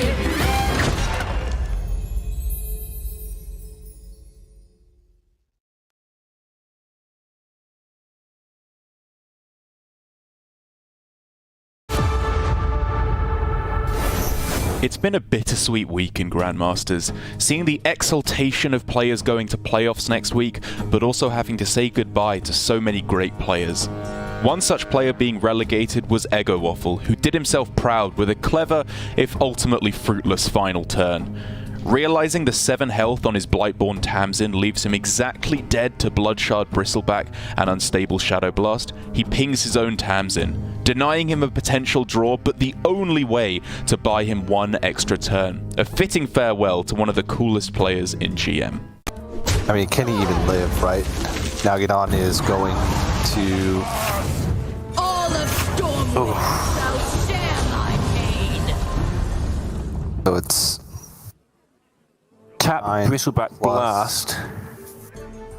Yeah, it's lethal, right? It's is it 3 fatigue? Oh, 3? what? That's nuts! Oh, wow. That prevents the lethal. That's amazing.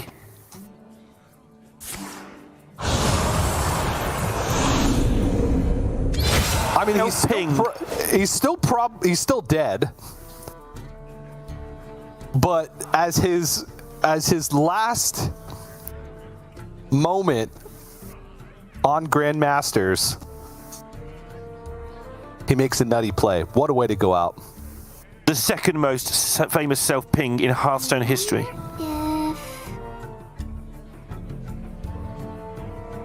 That was superb. Blood is my crown. Very cool.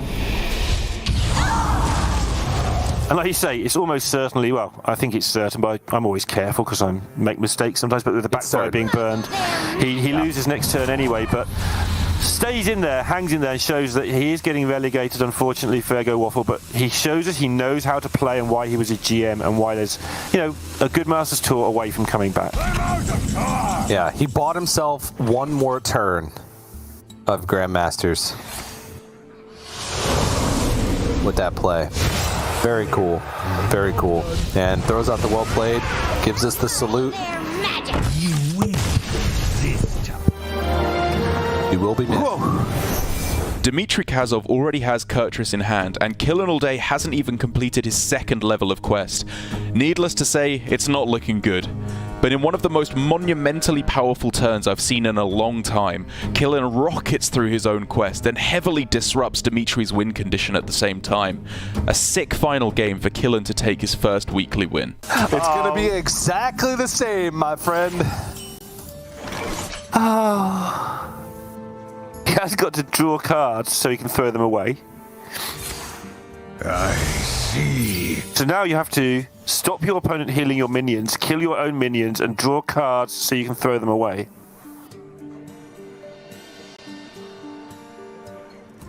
Whilst always remembering to hit your opponent with a 5/3 that has no place at all in the deck. Pleasure doing business. Oh wait, he can actually do double quest completion. Now he can double jump and then glide, and that finishes his own Kurtrus. Oh, and that's shuffles his massive. opponent's Kurtrus in. Oh man, what a turn! That's absolutely massive for Killen. Unless Dimitri can pick up Kurtrus here. No. No. No. Even if he were to draw combo pieces, he just doesn't have enough Pleasure doing mana left. I don't know. Uh-oh. Maybe- Oh, no. Uh-oh. Yeah, he's... That's enough. He found it. Oh, no. Kill's got 2 draws. It's the same game. It's the same game. Glide? Oh, he's got Glide. No, he's pumping. He's fist pumping. He did it. Oh, my gosh. Wokad. The week of killing all day. And he's had the same game twice in 2 different rounds to do 72 damage both times. And both times he left damage on the board, but he's got it done. He's got a weekly win, and he's already saved himself from relegation. Okay, hands up. Who here has burned one of the quest rewards before? Well, okay, maybe that wasn't the best way of showing it, but my hand is up right now. What I can't say, however, is that I've deliberately burned a quest reward. After Shaxi gets Skull of Gul'dan, he's able to discount almost every relevant combo piece in his OTK Demon Hunter, and then, when he's only a philosophy away from winning the game, he says bye-bye Kurtrus and hits a ludicrous combo next turn. At least for Tiz, his final game in GM was a cool one, even if it wasn't so much fun for him. It's such a clutch card in this build of the deck against OTK Demon Hunter, and it means that even with pretty nice discounts on Il'gynoth potentially going down to 4 mana on this turn, with the top deck of Skull, which is pretty spicy. Wait, he might have lethal next turn if this discounts are right. He gets Oh my god, that's zero cost! Oh my god! Are you serious? He's a philosophy away from lethal next turn. Oh. So you can't play Glide here, right? I think you're losing this game. So honestly, your best chance is just to cheese it. business. Are you kidding me? Maybe Skull should just be back in the deck. Is it correct to go acrobatics and burn Kurtrus? Is this an overdraw quest reward game plan? Yes, I think so. All you need is philosophy, literally. Oh. I think you're right. This is a very one-dimensional game plan now for Shax. What year is it? Or what month? It's felt like a whole year with the amount of balance changes we've had. He does it! Overdraw Kurtrus, and it's just low-key correct! He hits the philosophy! Oh my god, yeah, it's happening! And Shaxi, overdrawing Kurtrus, gets the win. Tiz, he waves goodbye. This is, I think, the last time that we're going to see him on stream for Grandmasters, as he is announcing his retirement next season. And there we go. Just in a Skype call as well or something. Just so they can wave at each other. Any Druid deck with Celestial alignment is often seen as a very linear deck. Ramp, play alignment, slap your opponent in the face with cards until they concede. But Gabby shows us some of the flexibility in the deck by going for Lady Anacondra right out of the gate, skipping the alignment portion of the game plan entirely. And the benefits are clear. Glide can't scratch him, and Casey's removal isn't even close to clearing this up. And all while finishing his maths homework too. Pamal, Gabby. The reason is the overload turn, but that just surely doesn't really make enough of a reason, should I say? Oh, really? What is this? He just goes Anacondra, forgets about the Celestial Alignment altogether, and is just going to try and pop off with the Germination. I actually confess I did not look at this at all, but this makes a lot of sense, because now he's suddenly only a magic 1 mana away from being able to get Cenarion Ward down anyway, and he's already popping off with the Arbor Ups. What's that draw? It needs to be big, it needs to be Immolation Aura. It is not any of those things. That is 3 damage per to the Anacondras. Not good enough. Yeah, if Casey could kill the Anacondras this turn, he does effectively gain an extra turn, right? Because of the overload that Gabby will have, or at least close to an extra turn. Yes. Theoretically, yes. Yeah.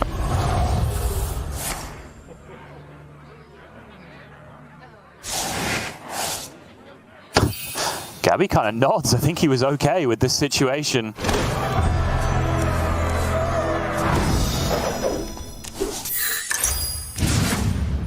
Nothing doing here, though. Bell Barrage not really going to achieve anything. We'll take a little bit of damage off the right-hand side of the board with the trees. Oh! Go, go, go, go, go, go, go! Steering time. More mana! Oh, that'll be it, right? Solo. Yeah, 19 plus 8 twice. Yep, that seems like a lot of damage to me. And the wins just keep on coming with this Anaconda deck for Gabby. That makes it 11-1, I believe, at this point. And he is going to even up the series and take it all the way to game number 5, continuing to give Mr. RDU some hope at playoffs this season. Lambie series has had a turbulent run in Grandmasters, to say the least. Getting relegated last season before re-qualifying thanks to his excellent run in recent Masters tours. And this season looked to be a repeat, however, with him entering Week 7 in the bottom 4. But he ended up with one final chance to save himself for another season, and it came down all the way to Game 5 versus Gur. Having saved his Anaconda combo since the start of the game, when turn 8 came around, it was Lambie's final chance at salvation, and with one clutch top deck, his patience paid off. The one thing Lambie didn't want to see, and now it has to be go time, right? He's facing so much pressure on the other side. He wants card draw. He wants anything that can go with this Anaconda, because this is the turn. It's the only turn, Derek, and that is an edge off the top. Oh my gosh! That's so I've never done anything better with this graphic interface before. Yeah, and he knows this is not Oh My Yogg now, so here we go. Anaconda, Nourish costs 0. He can draw more card draw. He can draw Cenarian Ward number 2. He can draw pretty much the whole deck if it's ordered right. Oh, Solar Cenarian. Oh. Germination again. Okay. I think you might just germinate the 8-drop rather than Agreed. another Anaconda. Yeah. So first you make some board space. Yup. So Solar Cenarian here. Correct. That's the good ordering. Oh my gosh, Derek, this one's so close. Gur also has McGurgle. Oh my god. He hit the Deviant Dreadfang so that he's gonna get 4-2 rushes here with every nature spell played. And guess what, Derek? These are all nature spells in hand. It's a board clear on 8. That's so sick. He could copy the Dreadfang, but there's no board space to get all the rushes. But I mean, you probably just copy the Taint Heart, sure. Oh man. Oh my goodness. I think he's done it. 26 with the hero power. Arbor up off the top closes the game. Nourish gives him more chances at it. He's still got 2 fungals in the deck as well. It's so likely to hit lethal here. And he just gets more rushes in the meantime. Yeah, Gur just with a pose of resignation, it feels like. You can't blame him. Gur's had some bad beats throughout the first couple, or the recent couple weeks. Yeah. But honestly, I'm just happy for Lambie. Still not over yet. As much as I agree with you, it's almost 100% done now, as he's just trading in snake after snake after snake. It's so powerful, all these rushes. I can't even believe the value he's got. This is... that's lethal, right? Because we counted 25 a while ago, so Pharaoh Rage here. Oh, no, did he trade any attacking minion already? I'm not sure. I don't think so. I think Feral Rage Hero Power does get him the win, right? Okay, well, there you have it. Whether it was going to be Lambie playing spells just to clear the board essentially for free because he generated this Deviant Dreadfang, or it was him just getting the straight up lethal, one way or another, Gur had no way back into this game. Lambie with a pop-off, well deserved. He stays in for another series, not relegated. For Gur though, man, I feel bad looking at his camera as well.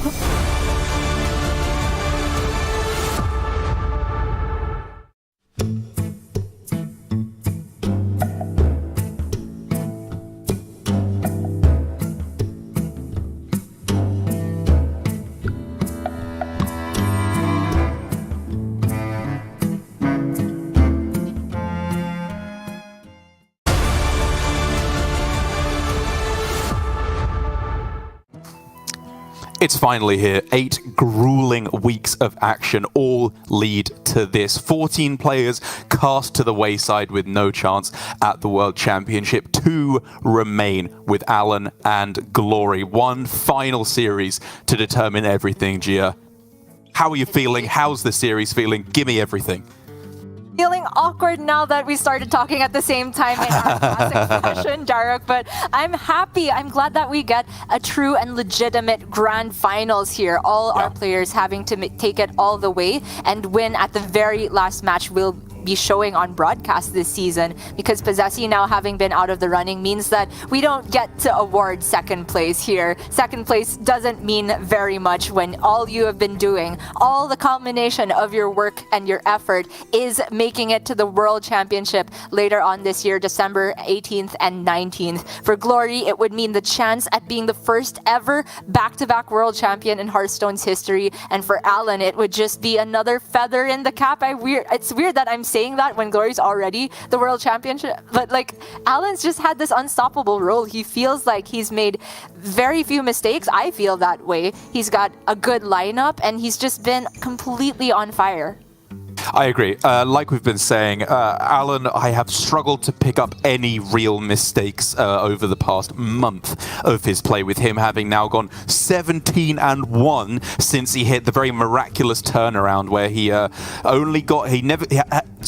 even got through to Saturday once. He'd only gotten 2 points after 4 weeks of play, and then goes first, second, first, win, through to the finals of the playoffs as well. He's only lost 1 series to Alutemu over that entire month, and then he of course got the revenge with the Druid vs Warlock in Game 5 to get through to the grand finals. And now we're starting things off in style, Gia, with again this aggro Druid for Alan, which I think when up against Glory, the big difference between their 2 lineups, given that the Paladin has now been banned, is that Hunter for Glory.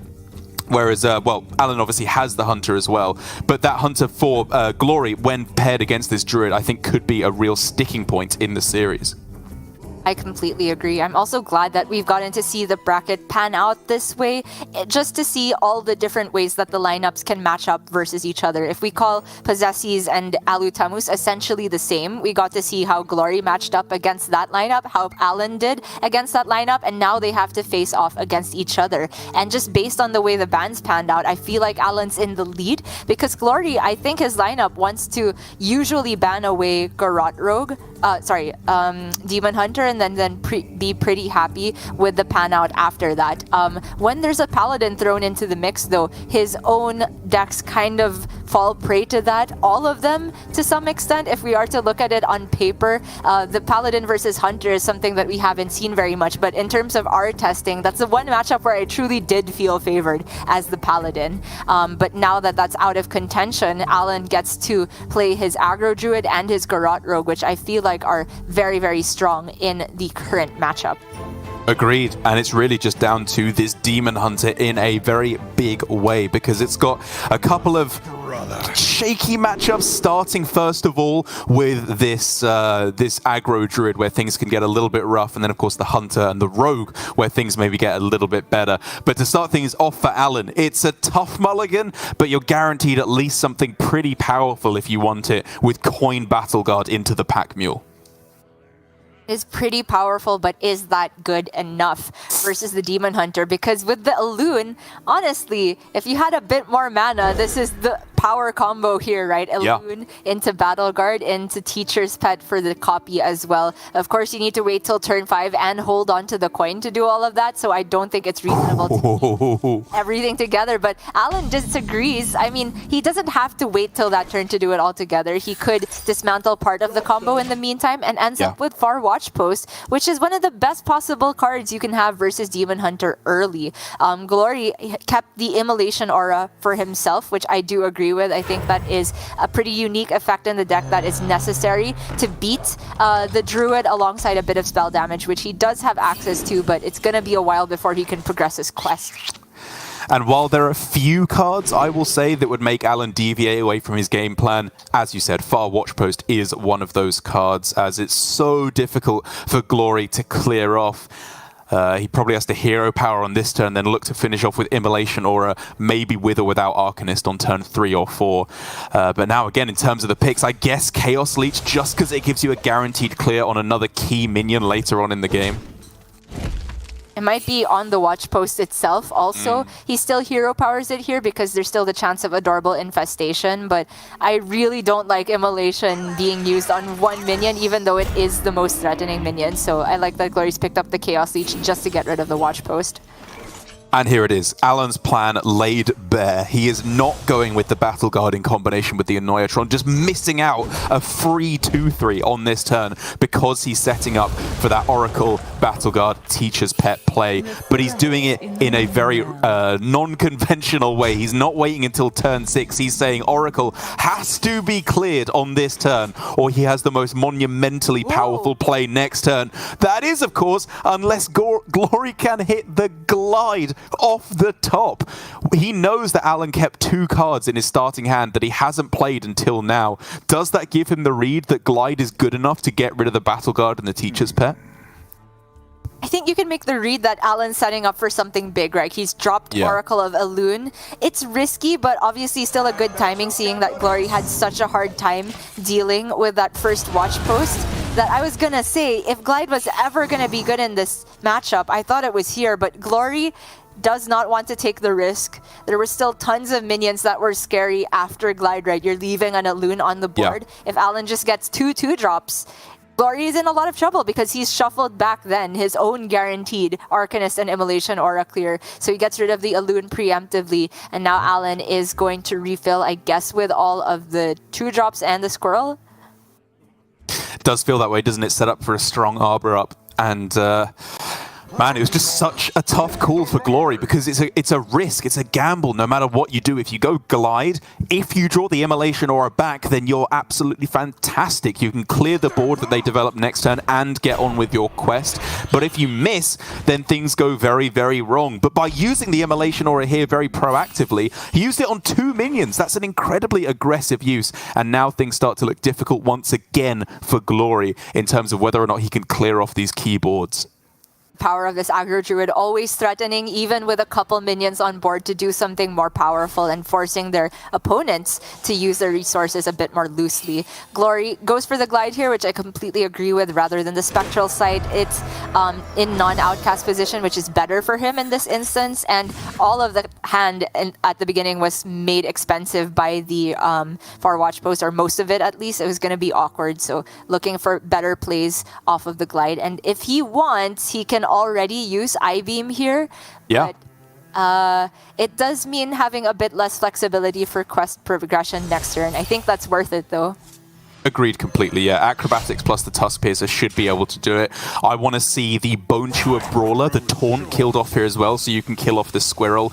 At this point in the game with 2 cards in hand, the Battle Guard has kind of done most of the damage it's going to do. It can be annoying, of course, but denying an extra minion for Arbor Up is far more important. Yeah, I agree. But the Squirrel, in a way, sometimes makes Arbor Up strong too if Alan can find cards right off the top. Okay. But is that a Neophyte? I saw a purple card with Teacher's Pet. That's gotta be better, right? I think so, yeah. You can potentially disrupt them for a turn. Either way, it's a board that has to be cleared, and it means that next turn, even if everything is cleared up, it's so likely that a 3-drop beast will come off the Teacher's Pet, and then Arbor Up is still just a decent play with that. Yeah, the Neophyte just... Not only is Glory starved for resources with only 2 cards in hand, the Neophyte makes it less likely for him to progress quest and less likely for him to be able to deal with this board. And if you are able to curate more minions before you immediately push with Arbor Up, that's just more damage. So I like this. It's also just taking advantage of the fact that the Razormane's stuck around Teacher's Pet, coming down alongside the Neophyte. Glory needs to find his second Immolation Aura and another piece of spell damage in the near future, but there's a Neophyte Aura. Tradable is a fairly cheap way to start progressing through your quest, but I'm unsure how we're deviating out or spending the mana this turn. Acrobatics to start doesn't sound ridiculous either. Fell Scream Blast off the top is getting spicy, but he needs something to go alongside it and just doesn't have mana, even with the Arcanist off the top. That will... Oh, wait, cost exactly 2 now with the discount as well, so he can clear off the 3 minions on the right. That's such a big deal. Having the taunt in the way for Alan was good to prevent Glory from getting like a free swing to keep progressing the quest. But is Glory just gonna wait here? Is he dead to Arbor up? 11 plus 8. Wow. He is not dead. He's holding on. Oh, that is greedy. Composting off the top, though. Is that better than Arbor Up? I don't even know. It is only better if Glory has exactly Immolation or a number 2 plus spell damage, in my opinion, right? Because Arbor Up wouldn't necessarily protect against that. Either way, you only have the Death Rattle from the Teacher's Pet remaining. But against every other clear from Glory, I think the Arbor Up is better. It's so close, though, because Arbor Up is decent on its own. Even if the board is cleared, Arbor Up is powerful in its own right. And if you go for this line, you're still threatening lethal next turn, and you have the follow-up. It's such a tough call to make. But I think here for Alan, this still reps the lethal and gives him follow-up if the clear is there. That's right. And it's not as though it's a disaster if Glory has an alternative clear, like I was saying, because he gets the 3 draws. But Glory perhaps gets a little bit of breathing room here. He can progress the quest, very likely here, and go for the clear on the 3 minions on the right. So he can play Moarg and Spectral Sight and draw an extra 4 cards on this turn if he wants to, which would bring him up to 10, which is fine. That's even factoring in the Kurtrus you wouldn't overdraw. And then Arcanist Fell Scream, just Fell Scream? I don't know, it's close. I would like to commit the Arcanist as well if possible, so you get more healing. I really like that play, even though you are not realistically getting very many discounts because of all the cards in hand before purchase. This isn't a game where you're just racing to get your OTK online. You're trying to outlast the new threats Alan will get off of the composting draws. And that means resources in hand is a benefit. It's a big clear. It's a big heal. Effectively all the way back up to full, and now even though Alan has some powerful plays, he does not have long to get it done because Kurtrus next turn and then lethal very possibly coming the turn after that. Even with all of these combo pieces having been used, Alan needs to represent a lot of damage on this turn. Gonna see what's in the studies. Sarian Ward? I'm wondering if it's can't even play that next turn. Pouch. There's an argument for Bog Beam too, because I don't want to kill the Moarg this turn. Okay, he's thinking big. He thinks he needs a miracle, which fair enough. This is not a great situation. And now it's a question of which 2-drop do you play with the Arbor up? Certainly, I think Arbor up has to happen this turn. It disincentivizes Kurtrus the heaviest. It does, but again, can you put so many minions on board that Arbor Up makes them unable to play Kurtrus because they would just tank so much damage in one turn? You can't represent lethal, I don't think, but you can get not far off. Fair enough. The immediate Arbor Up, if you're going to trade into Moarg, doesn't represent any immediate damage anyway, so makes sense to me.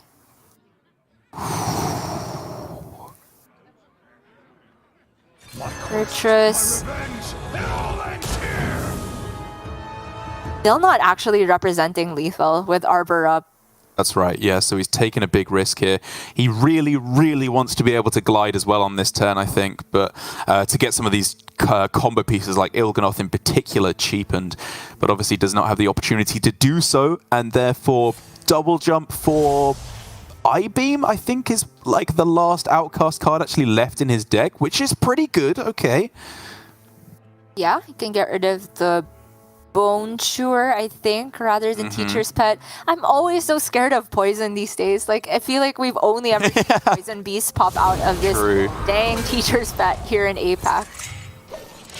Yeah, I think this is the best setup possible, giving him maximum card draw next turn. He's still got a Moarg, he's still got a Peddler in his deck as well, but it's going to be very, very tight in terms of pushing for lethal.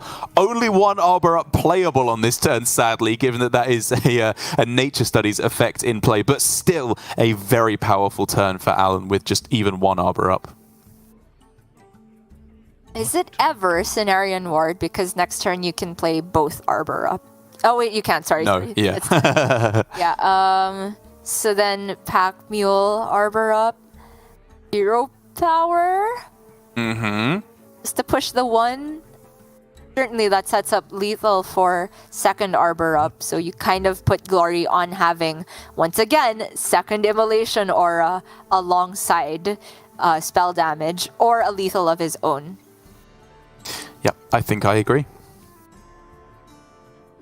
It's getting very quickly past the point where you can hold back a strong follow-up. Like, Scenario Mord for Grom at this point is really the last final push you can have if you're outside of pushing lethal on that final turn. Yeah, Alakir pushes. Sure, yeah. Yeah. Grom for 4. It's still burst damage that Druid does not normally have access to. We'll see. Trades 1 into the Kurtrus to make that die if there is spell damage Immolation Aura. Okay, that's clever. Yeah, reasonable, I suppose. Moarg off the top as well. You can copy that alongside the Il'gynoth, which means that you can push the 8 face as well. It's still not lethal, though. Is not, but it's a lot of healing. Oh wait, sorry. If you play Il'gynoth with it, you don't actually get to heal. But I wonder if you can take the healing and then just play Il'gynoth as a minion on the board. Just going for the trade first.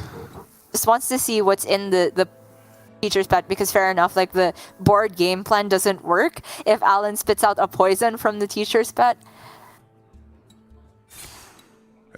So he probably deviates to like a philosophy and double Moarg immo play. That's a full board clear, and you retain the Moargs because they will have 5 health. Okay. Oh wait, no. This is now lethal next turn. Peddler, you can play that with the Immolation Aura to clear the board, or as you said, the Moarg alongside it as well. 1 Moarg Immolation is enough here. Yeah, this is ideal. My mistake was saying you need a double Moarg. That was just worse. You'd blow up your own Moarg. So Glory's just going to have 1 Moarg left here. If it sticks around, he has 100% lethal the next turn. And even if it dies, it's kind of okay because he can just deal 18 to any minions that Alan plays. If there are 3 on board, he can deal 18 with the Il'gynoth and the 3 other combo pieces in hand and just win on board. And so there are a few ways it can go for Glory next turn. Obviously, Guild Trader off the top ends the game. 30 damage, he wins. Sorry, aside from Cenarian Ward, I guess, but if you play that, then the Moarg likely survives, which means it's lethal anyway, so you could go Cenarian, and you'd have to hit a Rush or hope that Peddler is somehow the Guild Trader, sorry, is somehow the bottom card. But even then, it gets more complicated, because Glory can go Il'gynoth, Guild Trader, Moarg, Glide at the end as well if he wants to, which means he would draw 4 of the 5 cards in his deck. Yep. Which is almost certainly lethal. I just don't think Alan has a realistic way out. So it looks like he's gonna go Cenarian Ward to potentially survive the turn against the 36 combo if he can land a rush minion here. That's not it though. That is a taunt, so he's alive at 2. Not enough, yeah. Philosophy, okay, that'll do it. A close one for Alan, and I think very, very well played right from the get-go, holding on to that opportunity for the Bone Chewer Brawler, the Oracle of Elune, and the Teacher's Pet as well. It didn't work out because Glory went for that clear on the Oracle of Elune, but a lot of the time he just plays double Teacher's Pet on turn 4 and wins the game on the spot. So I respect the optimistic mulligan from Alan. It didn't work though, and the win here for Glory cannot be overstated in how important it is. The Demon Hunter, which was the soft targeted deck in the lineup, is through in the first game. Yeah, that's a very big deal. It still had a potential good matchup into Alan's Garrote Rogue, but just having the relief of that out of the way is definitely huge for Glory here. The Face Hunter for Alan, I feel, is something that could also have been preyed upon by the Demon Hunter, depending on where you sit on that side of the argument. Sure. It feels like the more we see the matchup, the closer it is, and the Hunter, if played well, can maneuver into enough spots where the Demon Hunter gets forced to use their spells in an awkward way. We will see what Glory moves on to next, because I am a little bit worried about his handlock still, with the Garrote Rogue sticking around for Alan. I think you're absolutely bang on there. The Warlock could be the weak point, because even looking aside from just Alutemu's strategy, which has a soft target on Demon Hunter and maybe even more so on the handlock, Demon Hunter has won every single game it's played today. It's just 3-0 right out the gate. Warlock is now 0-6 at this point. It hasn't won a single game so far today. Oh, sorry, it's won one game for Glory to take the win in the mirror against Possessi, but only mirrors it's won so far, and outside of that, it's lost every single game. So even outside of what you're targeting or not targeting, Warlock is just looking weak. The version with Altar of Fire that everyone so far today is playing has just not been getting the job done. That's right. Alan on the Garrote Rogue is not going to make that any easier, because while we have talked about how Altar of Fire sometimes can burn the key combo pieces for Garrote Rogue, it's very hard to put them on having that still in the deck. If they've managed to draw a field contact beforehand, if the Garrotes are safe, they generally have enough redundancy with the other combo pieces that the Altar of Fire thus just helps them by thinning the deck. There are, of course, other lines of attack for the handlock rather than just the Altar of Fire. The primary one being turboing out Flesh Giant, trying to play them alongside Cult Neophytes. And against that line of play, I think Garrote Rogue players have also sort of evolved their strategy to be a bit more proactive on the board. They can take turns to draw a lot and discount the hand, but if they can ever go for, say, the first field contact turn and end with a Divine Shield on it, oftentimes the handlock has to take a whole turn to get rid of that. That's right. It's just an awkward game plan. All the matchups are just feeling kind of awkward for the Warlock at the moment, because one thing that we are seeing is the self-burn effects just coming in so clutch. If you're burning away Neophytes, Giants, Raised Deads, Baron Scavengers, Bristlebacks, there's a lot of cards you want to hit in pretty much all matchups, and that can get a little bit scary. But out of the gate for Glory, not a bad starting hand. Backfire can make your wildest dreams come true. But for Alan, little Backfire with Shroud of Concealment as well is not too bad either. Just remembered the day that Sun Glitters had Wildest Dream stuck in her head, and now it's stuck in my head. Okay. Glory with the quest. Both players essentially with their amazing 3-cost draw cards, the ideal plays on turn 3 available to them. As to which one works out more effectively, though, now that Glory has the Anetheron, I feel like this Backfire is an instant coin out play.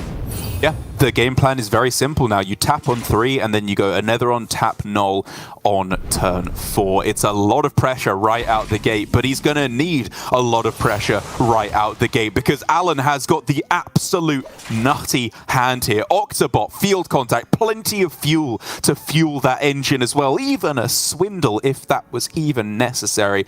It's just so much goodness. Right, so Octobot, Penflinger, and then Chill, I think. The Swindle can be paired with the field contact. You can argue that you just play it with the mana spare, and a lot of the time the minion you draw from that will be the fuel for the field contact. Fair enough. Yeah, I agree. It only costs 1 mana anyway, so discounting it with Foxy Fraud is, equal value to discounting a Wand Thief at this point as well. So I am very much okay with it going down here. You just want to turbo through your deck as quick as possible, because Glory already turning up the heat. He, I think, just goes tap plus the Gold Triangle to take out the Octobot. You deny the Shadow Step as well, which is, of course can be very, very valuable in this matchup. Yeah, I like that a lot. You get 2 pretty good minions in the raised dead pool as soon as they are removed by Alan as well. And then from there, your raised deads become very efficient ways to keep the pressure going. You get to progress the quest. By the time you hit a giant, it should be reasonably cheap. It's looking good for Glory, but Alan, not going to waste any time here. This is the man who showed us the turn 6 Garrote Rogue lethal. Can he do it again? I don't think so without another Octobot, but doesn't have to be that fast, of course.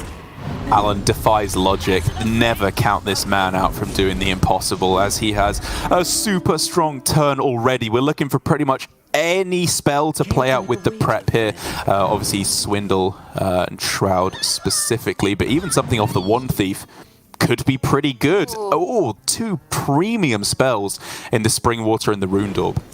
I really like the Rune Orb because currently Alan's at 5 cards played, so he wants to prep to get the Prize Plunder up to 6 and kill the Another-on. Rune Orb here is perfect because it also allows him to get rid of the Knoll along with the Dagger Swing.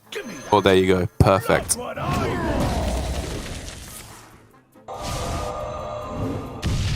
Wow, this is working out very... Another Shroud! Or do you take Brain Freeze? It's gonna be Shroud, right, with the prep? Yeah, that's just disgusting. He's got everything he needs. His only real fear right now is the Altar of Fire. It's already coming down to that with second Contact in deck, both Org Merchants, second Garrote in deck as well. The Altar of Fire is scary, but more pressing than that for Glory is just look at the amount of attack on board. He's dying. This is what we talked about right at the beginning. If Rogue can just take a turn where they're proactive with the first field contact, and with it with Divine Shield, meaning that just Soul Rend cannot deal with the board, and a lot of the time the Neophyte is slotted into that turn, it means that Glory has to spend all his mana to remove 1 minion. Ugh. So, Shadow Blast plus Touch of the Nathrazim, or is it just accept that Drain Soul doesn't get any healing? The Shadow Blast gives Quest +5. I don't know where his Quest is at, but... Oh, 7 out of 8. Yeah, that kind of influences how you use the Shadow Blast here by a lot, in my opinion. Oh, you can't be considering not killing it, right? You just have to, as horrible as it is. Yeah. You cry, you feel bad, because it's still a ton of pressure left on board. Alan with the other Octobot, and this prep discovered Shroud just has damage for days. The only thing missing is second contact. Yep, second contact. Second Garrote obviously would be a little bit scary were it to be burned by the Altar of Fire, but at this point he's just dealing so much damage. 1 Garrote with double spell damage should just be enough to get there. Yeah, that's potentially even quadruple spell damage with the Talented Arcanist as well. There is the field contact that he was looking for. So how are we spending the rest of the mana on this turn? Is it Octobot discount to set up for a big draw next turn? Is it Kazakus to discover a Golem? I kind of like the Octobot discount. Like, you end up floating 2 at the end of this turn, but to me that's okay because Glory has to clear the board next turn or he's dead, basically just to minion damage. And then you're free to go off with the field contact Garrote. Okay, going 1 cost, I assume here. You might even play it this turn. Yeah, looking for +1/+1. Hits +1/+1 too. That is what we were looking for. Again, if you're afraid of losing the other Garrote and not having enough damage, how about you send all of this to the face? 16 on this turn means that Alan's just killing his opponent without any kind of combo next turn because Glory doesn't have the Soul Rend. This was a massacre. This Altar of Fire has no hope in the world of being able to disrupt anything significant enough. Just the board is the game plan for Alan here. Obviously, he had the backup even if there was the Soul Run. Say it comes off the tour guide here. Then he just goes for Octo proc, draw a bunch of cards, get the Garrote lethal.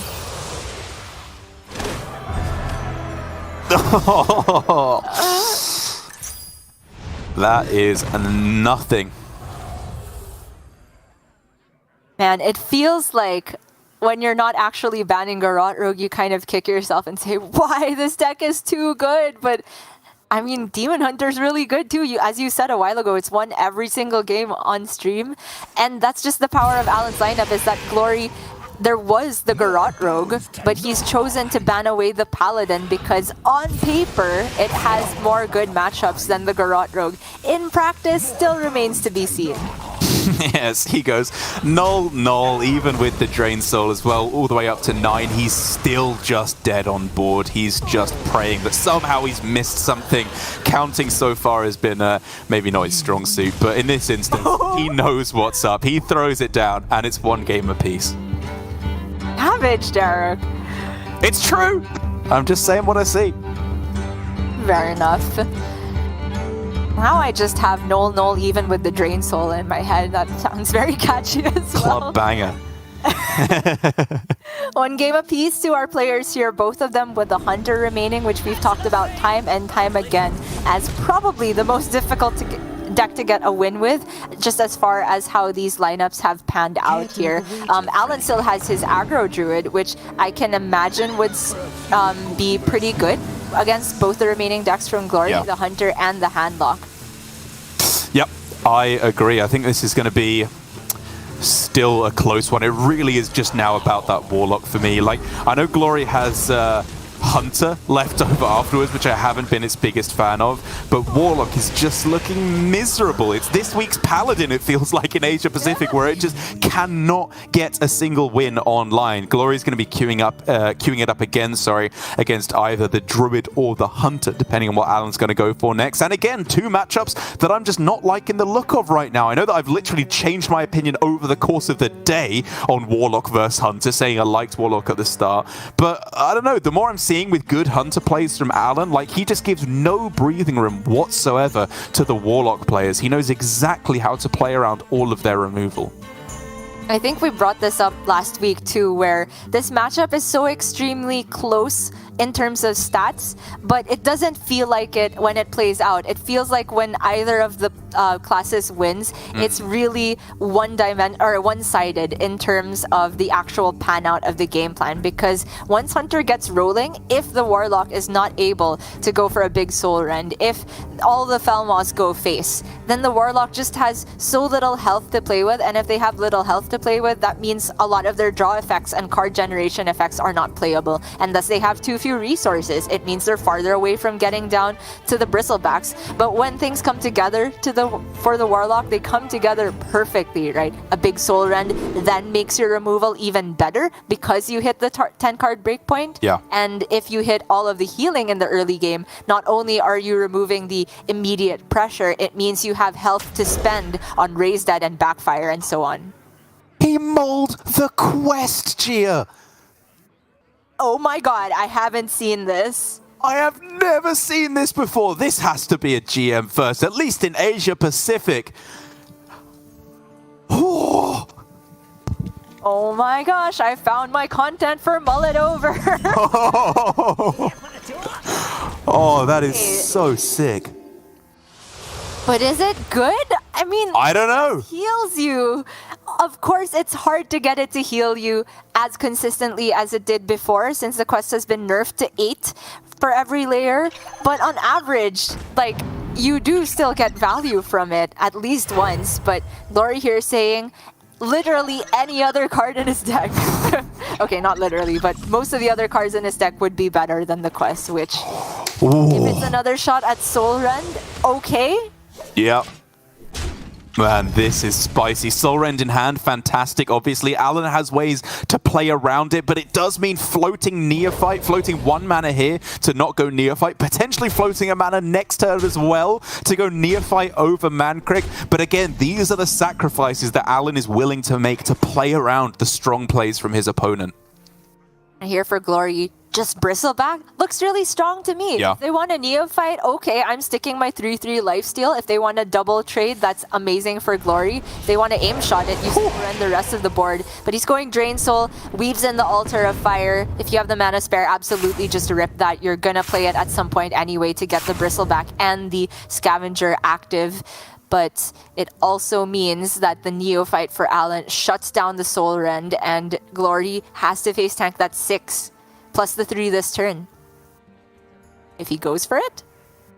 Yeah, I mean, the question becomes, is this Oh, it's so weird because if you go Neophyte, it doesn't feel like it's a board worth soul rending. But if you go Mancrick, it kind of does again, and all of a sudden you're not protecting it. So I do think in the end, it's correct to just go with the Cult Neophyte. Again, he should have plenty of mana to spend over the next few turns, and this does just play around the one most powerful play from Glory. But that top deck is just so clutch. It's massive. Still trying to wrap my head around the fact that Glory could burn his quest from the Soul Red, which would be amazing. True. Just good for him here because he doesn't ever want to draw the quest. Like, it's too slow at this point. And Alan simply cannot play all that well around Soul Rend. Like, he could choose to just not develop minions here, like attack face and piercing shot one of the Volpertingers, which pushes a total of 8 damage, puts Glory down to 15. But you can't just win from 15 off board like that. Even with the aim shot in hand, I don't think it gets there fast enough. That's right. He could go Hero Power plus Initiate, which kind of achieves a similar thing. It's obviously putting less attack power on board when compared to Mancrick, but if you play a spell next turn, the Initiate does get up to that same amount of attack you're pushing forward, and then you can go Mancrick Hero Power next turn. It's massively mana efficient, obviously, but it's kind of achieving a middle ground between both plays where you're not giving up on board, but you're still mainly focusing on burn damage. Kind of like that idea the more you go into it. Like, Alan has consistently gone for similar plays on the aggro druid where he's just gone for the halfway point, developed enough pressure. But Alan says with a shake of the head, he already knows how hard of a walk into Soul Rend this is, just praying it wasn't there. Even though you sometimes make a play around a card on the previous turn, if you have a play the next turn that is worse against everything but Soul Rend, there's the quest, goodbye. Sometimes you have to eat or like swallow the fact that there is just no choice but to take the risk. Alan here, Warsong Wrangler, 2 Volpertingers played, only can get the Rhino, which is a disaster because at this point, like, board refill immediately is what he needs. Yeah, 1 Rhino burned as well, so it's not even going to potentially give him a good draw later on as well. And with 10 cards in deck next turn, it's just going to be a very, very clean Bristleback Scavenger, clear off the Warsong Wrangler, and then Alan is going to be in big, big trouble because with a Netheron, Raised Dead, Flesh Giant, even the Battlegrounds Battlemaster as well, this is the perfect hand for Glory in this instance, where you don't want to be the control deck anymore, you want to be the aggressor, close out the game before they can hit their very, very niche outs, and that's exactly what Glory can do here. Oh my god, he's got the Scavenger too. This turn is disgusting. Yeah. That's feeling like a game ender. Can he play Giant too? What's in this Raised Dead? Not Bristleback or Baron Scavenger. Hey. That's what I'm going to say. But you know what? 15-15 worth of stats and 6 damage lifesteal is enough to win this game. The small quest versus Hunter! Who knew? I didn't know! Apparently it's the nuts! On a whole nother level, Glory back in form. I retract any mean jokes I may have made about his play in the previous series. This is what we expect from our world champ. Such a cool play, and looking like currently it's going to be rewarded with a win. Still not over yet, of course, but Raised Dead for very possibly another 6-6 taunt. Oh, and a Bristleback as well. The absolute nuts. Scavenger, Giant, probably don't even play the Bristleback because there's no real need, and then you're just so easily pushing for lethal next turn. That's right. With this line of play, you could say the theoretical downside for Glory is that if you like burn enough of your big threats by playing Soul Rend and you've lost your quest, you can actually get fatigued, even though Hunter doesn't have that much removal. But he has drawn all of the big threats. Yeah, like I said, it is just the absolute perfect hand, as Alan will just be dead to... sorry, not quite dead yet. There it is. That's the lethal with Battlegrounds Battlemaster. Glory spotting it instantly. There we go. 2-1 to Glory, and such an important win, Gia. The first handlock to win a non-mirror today goes to Glory, and all of a sudden he just needs one more win. Just the Face Hunter, and he has 2 chances to do it. I mean, BRB, Derek, I'm gonna go build my Warlock as a true hand without the quest. Let's just put another Battlegrounds Battlemaster in there, or maybe, I don't know. Of course not. Obviously, the quest still gives you too many good matchups other than that, but the fact that Glory had the foresight to understand that it was not crucial to the win condition versus Hunter, executed a game plan, and found, more importantly, the Soul Rend was the winning combination here. Yep. If you even just told me the whole point of mulliganing quest is one more mulligan to give you Soul Rend, I think it's justified well enough. Makes sense. His Flesh Giant was still very cheap at the end, still had plenty enough healing. Very, very nicely done by Glory. Switching over to his Face Hunter now, the double Imprisoned Felmore variant.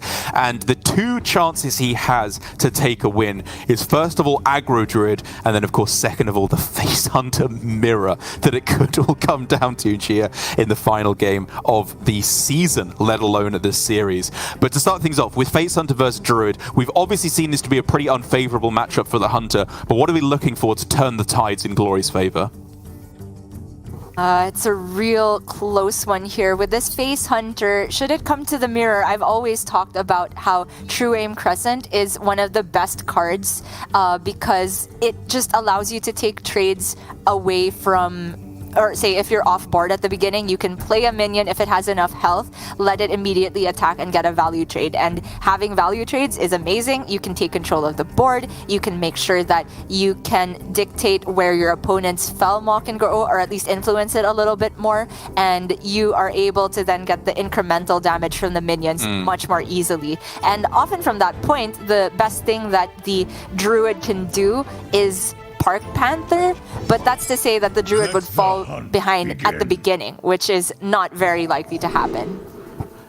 Battle Guard already in hand for Alan, and even though he's on the coin, that's how you can turn things around in this pure board-based aggro matchup. Glory has a 1-drop in Guardian Orc Merchant, but we have consistently seen players mulligan that away in favor of the more powerful 1-drops like the Intrepid Initiate and Volpatinger, even Demon Companion as well. The real question mark for me is that Felmore. Obviously, the earlier you play it, the better it is. But is it worth keeping at all, or is he just throwing it away in favor of more powerful 1-drops?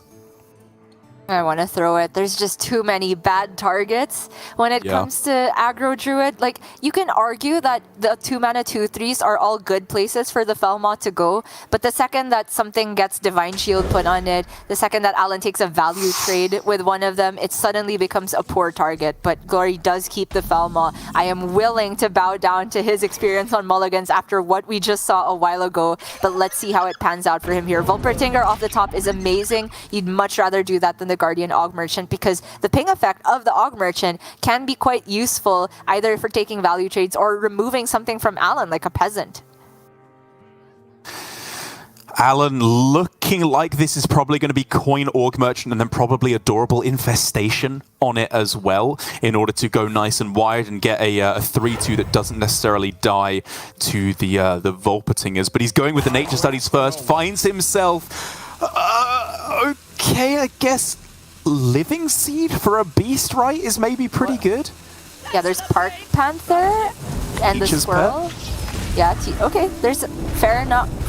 Quite a few beasts to be had here, but the heart of the play is intact, right? The Adorable Infestation with the Guardian Og Merchant, which is something that Glory can mostly answer with the bump into the Gordon, replay the Volpertingers, or just go Felmaw. Okay, he says, the longer I wait, the worse this card gets, but too bad it's already starting out pretty bad.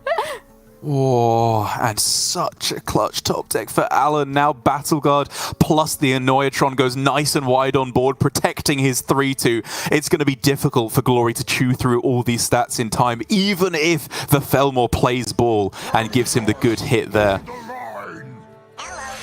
I do think Glory takes this next turn to play Quick Shot, which means that, the Felmaw playing ball isn't ever good for him because I think he has to Quick Shot the 2-3. Oh.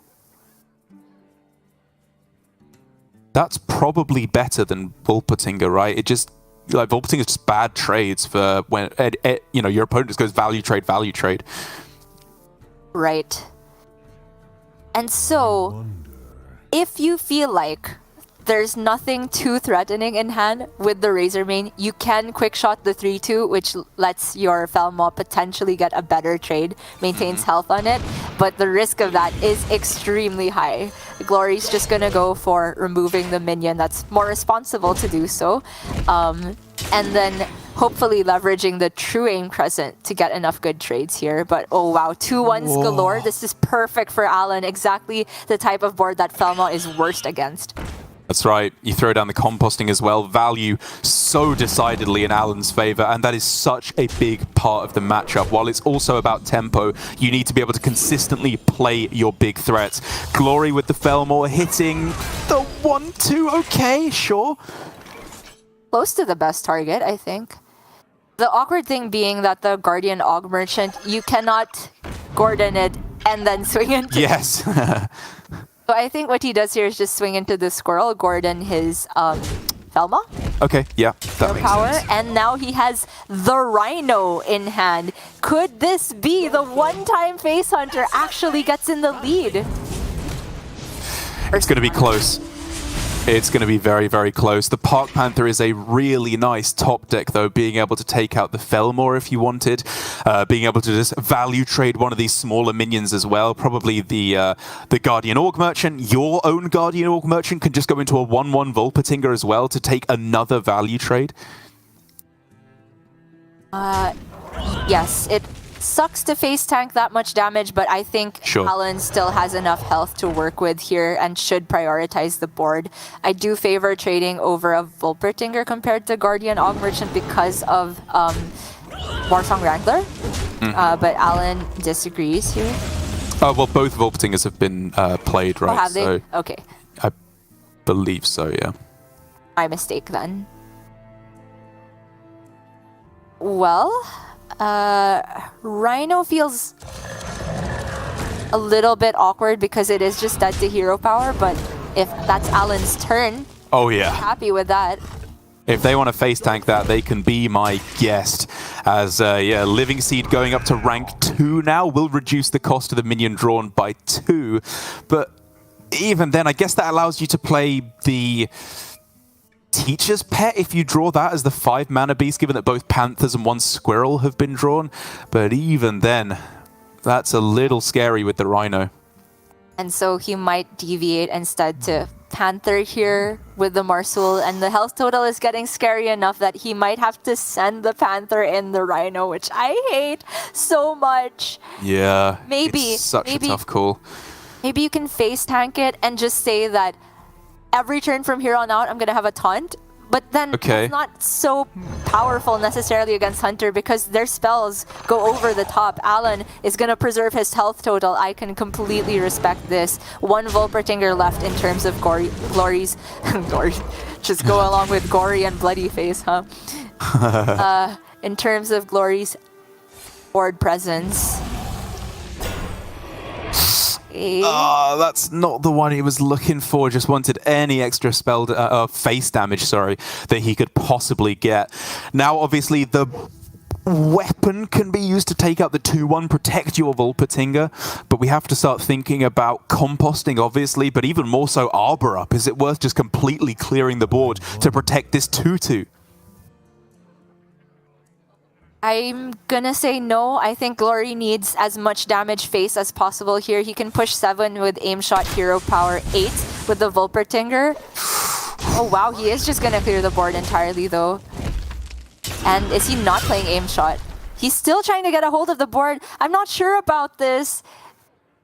Oh, it's so tight, isn't it? It depends on the top decks entirely. Like, if he gets Rhino, it's potentially doable to get that board, but then that incentivizes him to go for more face damage, right? Because then he'd be able to push for more damage as well. I feel like nearly any board Alan develops here, Glory can't really get a hold of even with the aim shot to deal with a minion here. So I wanted to send that face and maybe open up some avenues for Glory to then top deck the other aim shot. Barracuda Bane, quick shot, which would also let him draw a card immediately. That's fair. There's only 1 Rhino left, but to be fair, he's in a bad spot now that either line seems unlikely to get the job done. But that is a piercing shot that's going to deal 5 damage. Hero power for the 7 damage. Aim shot hero power would have the potential to be lethal next turn, but Alan can hero power to get out of range of that. But does that protect him for long enough? That only keeps him alive for 1 extra turn because Glory's hero power outpaces Alan's hero power in the long run. He can just tap the aim shot to close things out.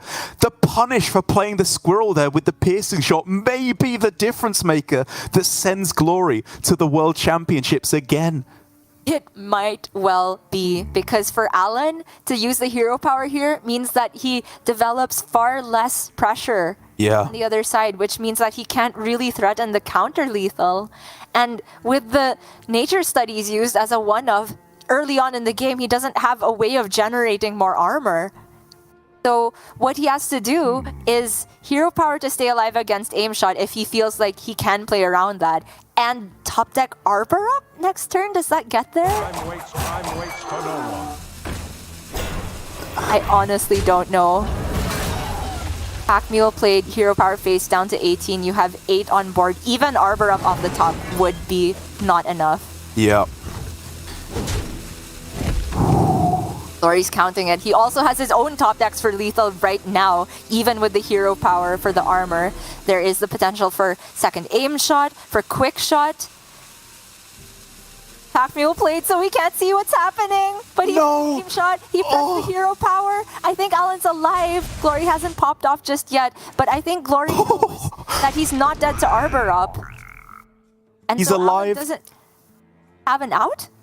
Even in the worst case scenario, Alan can't hit the lethal. I think he's coming to the conclusion that he's lost at the final hurdle. 17-1 he went over the past month of play. But when it finally matters, Glory, our current world champion, is going back home, back where he belongs, to the World Championship for the chance at the back-to-back trophy.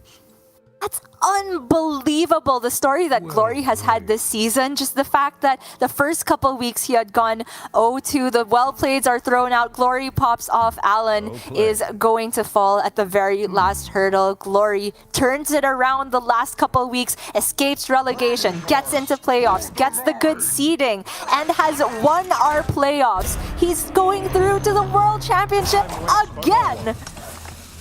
Truly unbelievable. I could not be more happy for Glory. This is such a turnaround for him. He did incredibly well last year, all the way up to winning the entire World Championships, and this season as well, the turnaround from potential relegation all the way up to another World Championships. We have to, of course, give a huge shout out to Alan. He turned around in one of the most incredible seasons of play I've ever seen, as he went from 2 points after 4 weeks to winning, getting to the finals of the playoffs, and almost getting his stamp in Hearthstone history, going to the World Championships. But it's Glory who takes the day 2 years in a row, Gia. Japan are just unstoppable.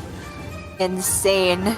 There was so many different storylines leading up into today. All of them, all 4 of them, would have been worthy champions. And all 3 of the people who were not already in Worlds would have been amazing representatives to send through alongside Possessi. I saw Alutamu talking about how if Possessi took the win versus Glory at the first hurdle, then Possessi owed him some yakiniku, because then Alutamu would have an easier time potentially getting through to Worlds. But then that story fell apart as soon as Alan destroyed Alutamu at a very close series. And then after that, Possessi himself couldn't quite get the job done versus Glory. Glory had a big misstep with the missed lethal in that series, but pulled it together despite the nerves getting to him, despite looking like he was starting to crumble under the pressure. The play from that point still came together, and versus Alan, it was completely unstoppable. And I guess the biggest acclaim I can give to Alan is I do think he just had the best lineup this week. Going into this series, it had to be a couple of upsets for Glory to be able to get there. Warlock versus Hunter, a very close one. Demon Hunter versus Aggro Druid, not looking so good. Hunter versus Druid at the end, a miserable matchup. But he's able to do it with his incredibly strong play, getting those upsets as Glory, again, I can't get over saying it. I'm enjoying it so much. Another World Championship for him, 2 in a row, and the first ever potential back-to-back victory. And if nothing else, as you and I being big APAC fans, yourself actually being from Asia Pacific and me just kind of piggybacking on this one as I am casting the region, I don't think we could be more happy with the 2 players that we have representing us at the World Championship. There's an incredibly strong chance that we as a region will get the back-to-back victory. Okay, Derek, you can get the honorary legitimate APAC status if for one time at the World Championship you don't turn around at the last possible hurdle where you're cheering for both players and then at the end you switch to Europe. Not allowed this time, Derek. We have 2 very, very strong representatives. We have the potential for the first ever 2-time world champion in Glory, and we have just an amazing couple weeks of Hearthstone to look ahead to, because that's the end of Grandmasters, but I would say not the end of the Hearthstone action. We have Mercenaries coming out in 2 days. Masters Tour Undercity later on this month. We have Masters, or was it Stormwind? Sorry, I can't remember which one it is. Another one in November, and then the World Championship in December. Yeah, that's right. Stormwind, I believe, coming up next from October the 22nd through to the 24th. And then Undercity to round out the year as well, coming up in November in the 19th to 21st. So still plenty of action yet to come. And then, of course, as you've said a few times, the World Championships on December 18th to 19th. Mercenaries coming up. So much exciting action here in Hearthstone. And as an APAC fan as well, what a time to be alive. The consistency that we are seeing from the Japanese representatives is truly staggering, and I cannot wait to see what they cook up for us in the World Championships, probably under a new expansion, I guess, given how far away it is at that point. So an entirely new meta game as well. Thank you for joining us for another season of Grandmasters. This is our final sign-off for a while. We'll be back in a couple weeks' time, of course, with the next Masters Tour. But Gia, any final words for our viewers? Congratulations to everybody. Of course, our top 4 players, we've talked about them a lot, but everybody else who played in Grandmasters this season, we've also had to say our goodbyes to our relegated players, to our retiring players, Surrender and Tiz, and also a shout out to everybody who got very, very close and fell at the last couple of hurdles. Alan, I think, played some lights out Hearthstone. Gur, both these players, we've seen amazing improvement just as the season has gone on. Give Please also played some incredible Hearthstone throughout the season, and those are just a few of the names. I think next season we can look forward to them coming back with an even bigger fire under them, because the taste of getting close to World Championship, you don't ever forget that. Exactly. It will be addictive for them, almost that feeling of being so close to being the best in the world. They want to chase that, and I wish them, of course, the best of luck. Next stop, Stormwind, of course, to find out who's getting closer to joining us in Grandmasters next season. Undercity, and then the World Championships with Possessi and Glory. For now, though, we are going to sign off from the broadcast. Just over an hour until Europe comes along, and we'll find out who the other representative alongside Frenetic from Europe will be going to the World Championship, and then Americas to find out who will be joining Nalki Dan from the Americas region there as well. Incredibly exciting. Cannot wait to see how it all goes down, as I will be watching the action, I'm sure, alongside all of our viewers as well. Thank you so much for another season. We really appreciate you all watching and making this whole thing possible. It's truly a delight to get to cast such fantastic Hearthstone, and we'll see you next time for more Hearthstone esports.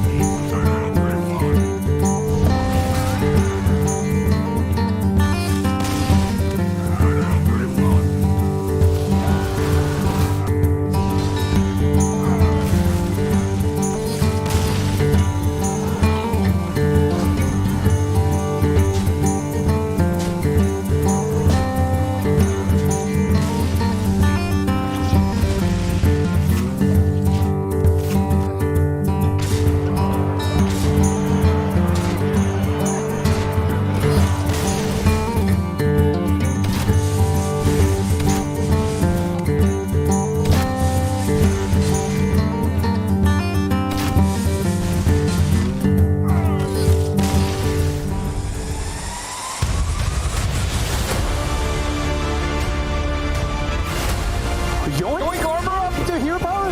Heal. Oh, he can heal. He hit heal. Oh my god. Get it off. Oh my gosh. The yoink. Frenetic can believe it. I love that he's still nervous. Yeah. He's getting still. Oh no. How can this go wrong?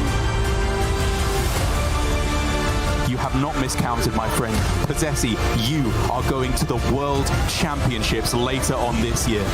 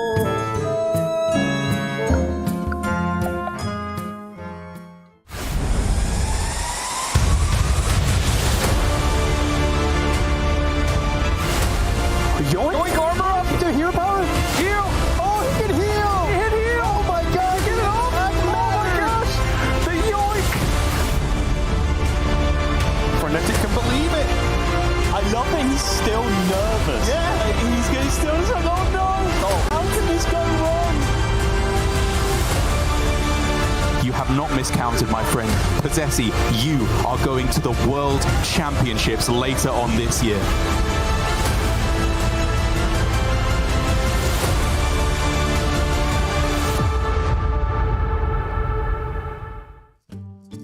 Hello everyone and welcome to the final day of the European Grandmasters playoffs. It's all coming down to this moment. The whole season has led up to this. 4 players are left and only one is going to take the World Championship spot here from Europe. It's a big deal. I'm Raven. Joining me, of course, is Soto. We'll be taking you through the final 3 matches of the season. We just saw Glory win out in APAC, which is going to be potentially incredible. He's got that shot at being a back-to-back world champion. Sol, I'm sure you were watching. What do you make of APAC so far?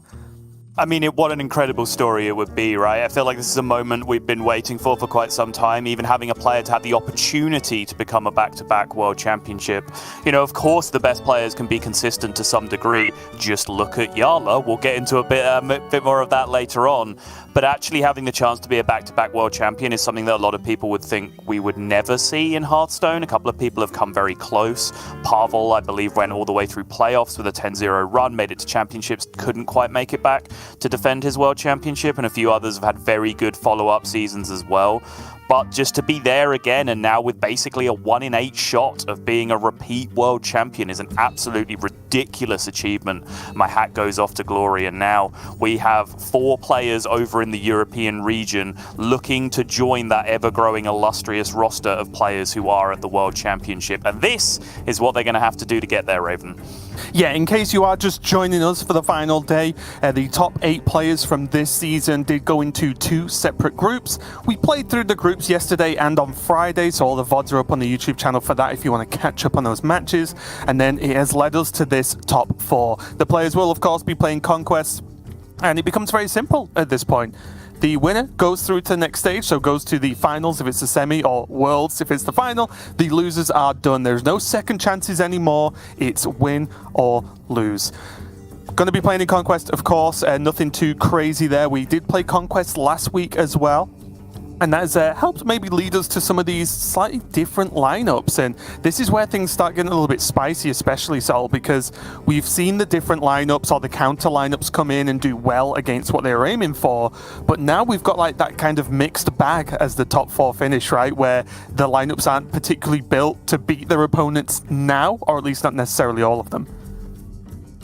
Yeah, I think that's true. I do think generally I've favoured the players who have gone with the lineup that avoids playing Celestial Druid, the Warlock, and the Demon Hunter, and gone with targeting those kinds of decks instead. And I think overall those players have been quite successful. Alan fell just short of being the World Championship contender with that exact sort of lineup. We have Frenetic in this top 4 with that kind of lineup. We have RDU in this top 4 with that kind of lineup. And then we have Gabby and Jarla with the more conventional things. Split on either side as well. So each of those players has to play a matchup against one of those potential counter lineups. But Gabby even got here in the first place, as you see with that victory over Bunny Hopper on winner's side, by defeating one of those lineups from an unfavored position to begin with. You know, we're in the kind of position where his Anaconda Druid has a bunch of 30% matchups going into a series, but his prowess with Anaconda Druid is as such where he's something like 13-1, 13-2 with the deck overall now in the season,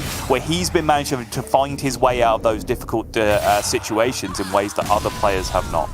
Yesterday we did go through Group B, and it was quite a long one, at least for the first 2 matches. The first one being Jarla versus Psycho. Mirrored lineups, I believe a 1 card difference between all of their decks in total. So it was definitely a tough one, with Jarla getting the first 2 wins, as you can see here. But Psycho did not give up and actually fought back all the way to an even 2-2. And it did come down to that rogue matchup in the end as well, which was a very odd one. It was a very odd series overall because of how weirdly close each game was. It led both players to do some strange things and not really have the ability to execute a lot of the deck strategies in the most normal sense. I mean, I know you're trying to be Mr. Nice Guy over there, Raven. I'll say it for you. It was a surprisingly sloppy series from both players. There was mislethals, I believe, on both sides, some questionable lines. Jarla, I think, actually uncharacteristically played fairly poorly yesterday overall, but still being Yala in the end was good enough to see him through, get him through to this proceedings and this potential top 4. But I do think we're going to have to see a bit of the old Yala come back out to play if he's going to make it through these final 2 games and make it through to the World Championships once again. Yeah, he did a good job though, right? Even though the play wasn't perfect, he did what he needed to do. He beat Psycho first and went on to face the second place finisher, Frenetic, to actually make it out of the group in. Again, not easy in terms of games, but an easy in terms of matches, only having to play 2, winning them both and getting out. So it was a big win for Yala, and that's why he is in the top 4. But that did mean Frenetic did go down into that decider spot a little bit later on in the day. But you can see, right, I think frustration is number 1, right? He knows he is better than this, and often in this case, nobody's more annoyed than the player doing it themselves, right? So there's no more frustration on that. But we did then move on to, after losing to Yala, Psycho had to play against Felkane, and this was a little bit more of a straightforward series, Soto. It was. Felkane did not really have much of a chance going into that one. Then we moved on to the lower side elimination matchup between Frenetic and Psycho. Both players having lost to Yala on their initial run through. And it looked like it was going to be a very, very one-sided one yet again, as Frenetic was able to get off to a monstrous start here. Psycho just could not really get anything started. Couple of tricky spots for Frenetic, and again, some weird, scrappy games. It was a theme of yesterday where we saw combo decks having to dismantle the combo game plan and go for these kind of scrappy board-based strategies instead. Did not end up working out particularly well a lot of the time, but that was the conclusion of Group B. That left us with Yala and Frenetic going through to take on Gabby and RDU in our top 4, which is where we now stand today, with those 4 players fighting to join Glory for a spot as a Season 2 World Championship qualifier. And of course, if you are wondering, yes, Frenetic is already qualified to the World Championship. He does not get 2 spots if he wins today. That's not how it works. If he does win, the second place player, so the person he plays in the finals basically, would get that World Championship spot. Just so you guys are aware, we'll remind you as the day goes on, depending on the outcome. But yeah, so if, for example, if Frenetic wins, he will play the winner of RDU and Yala, and no matter who that is, they will be getting in that World Championship spot, because Frenetic can't claim 2 spots overall. But those are the matches we do have for you today, of course. Gabby versus Frenetic, the showdown between first and second place in the season so far. And then we are going to have Yala versus RDU. And I think RDU maybe even a little bit surprised himself that he's made it this far. And they're probably very excited too, because obviously Yala's already been to Worlds and was a runner-up overall. He'll be looking to get back and finish the job this time. But for RDU, he's been around and been in contention for Worlds for a few times over the course of his long career now, so I imagine he'll be pretty hyped to try and get this spot and maybe just get the last thing he needed for the old resume of at least make it to Worlds, never mind become the world champion. But still, imagine the scenes, Raven, if we not only have a potential repeat world champion in Glory, but we have a potential repeat world championship final in Glory versus Yala. If Yala were to make it out this time around. Before we get to that, though, we do have to see Gabby versus Frenetic, and I think you've set it up very well. These were the 2 best players in the regular league season in terms of total points. Frenetic did have a little bit of a point boost to get there with the 5 bonus points from being the Season 1 champion, but however, it came down to that final week as to who was going to finish in first place, right? And Frenetic stepped up, and Frenetic got slapped back down by Gabby as he made a statement as to who the league winner was going to be. He not only beat Frenetic to take down the number 1 spot in the regular league season, he absolutely destroyed him, made it look not close. And obviously, that has something to do with lineups and draws and everything that happens in that individual case. And I do think this time around could be a different story, because Frenetic just has the lineup in this one. Again, if you look at some of the matchup charts for Gabby's decks, they're full of 30 to 40% matchups in this matchup as a whole going up against Frenetic. Yeah, and we do see just some the usual information on Gabby. He's extremely good at Hearthstone. Who would have thought? And I just want to add, he did tweet this morning that saying, even if he doesn't make it to Worlds, he's pretty proud of what he's achieved so far, and so he should be. Raven, do you want to feel old? Because if you look at that picture, tiny child Gabby, however old he is in that picture, is wearing a Final Destination 3 hat. Oh, don't. What? How young is this person? Can't deal with it, Sol. I can't deal with it. But yeah. I thought it was a nice tweet, and maybe shows that he is in a good mindset for today, actually, because he said, he is proud of his performance. He's feeling good, but he did make a promise to everyone saying he's going to make it to Worlds. So he is, of course, going to try. And if there's ever someone to be afraid of in this top 4, I do think it's Gabby, purely based on how strong he's been, especially this year. But he does have his work cut out for him. Again, he did this once already. He should be out the tournament already. Statistically, he was massively unfavored going up against Bunny Hopper, and he found a way out with the Demon Hunter, with the Druid, with everything that he needed to put the wins together. But it was a Paladin that was letting Bunny Hopper down in that one. A few bad draws for the Paladin. That is a Paladin that is available for Frenetic as well. So we could just see the story repeat as a whole. As you look at the lineup, Elemental Shaman, Aggro Druid, Handlock, and the Libram Paladin. So there's a few routes to victory for a few of these decks for Gabby, but I think overall favourable series for Frenetic. Obviously best known at this point for already having a seat at the World Championships, being our Season 1 playoffs champion, but putting together not only a fantastic positive win rate season last season to take it home, but then improving on that, taking his seat on the throne and then demonstrating that he deserves it by upping his win rate coming into this season. Now, don't get me wrong, 57's great. It's not 80.6, which is currently what Gabby's win rate is in Grandmasters, but it's still pretty damn good. And here we are checking out the two decks that are going to kick off the series. Just a quick reminder, Frenetic's Druid is banned out and Gabby's Rogue is gone as well for this series. We are going to start it off with that Demon Hunter from Gabby, going against this Paladin from Frenetic. And it is a slightly different build than what we saw from Bunny Hopper, right? I don't believe Bunny was running the 2 watch posts, for example. And we have seen the power of the watch posts in one form or another come into play at times. So we'll have to see if the Paladin is going to be a weakness like it has been, I think, across the board throughout GM, if I'm completely honest. That's what the stats tell me anyway. Or if Frenetic can get the job done.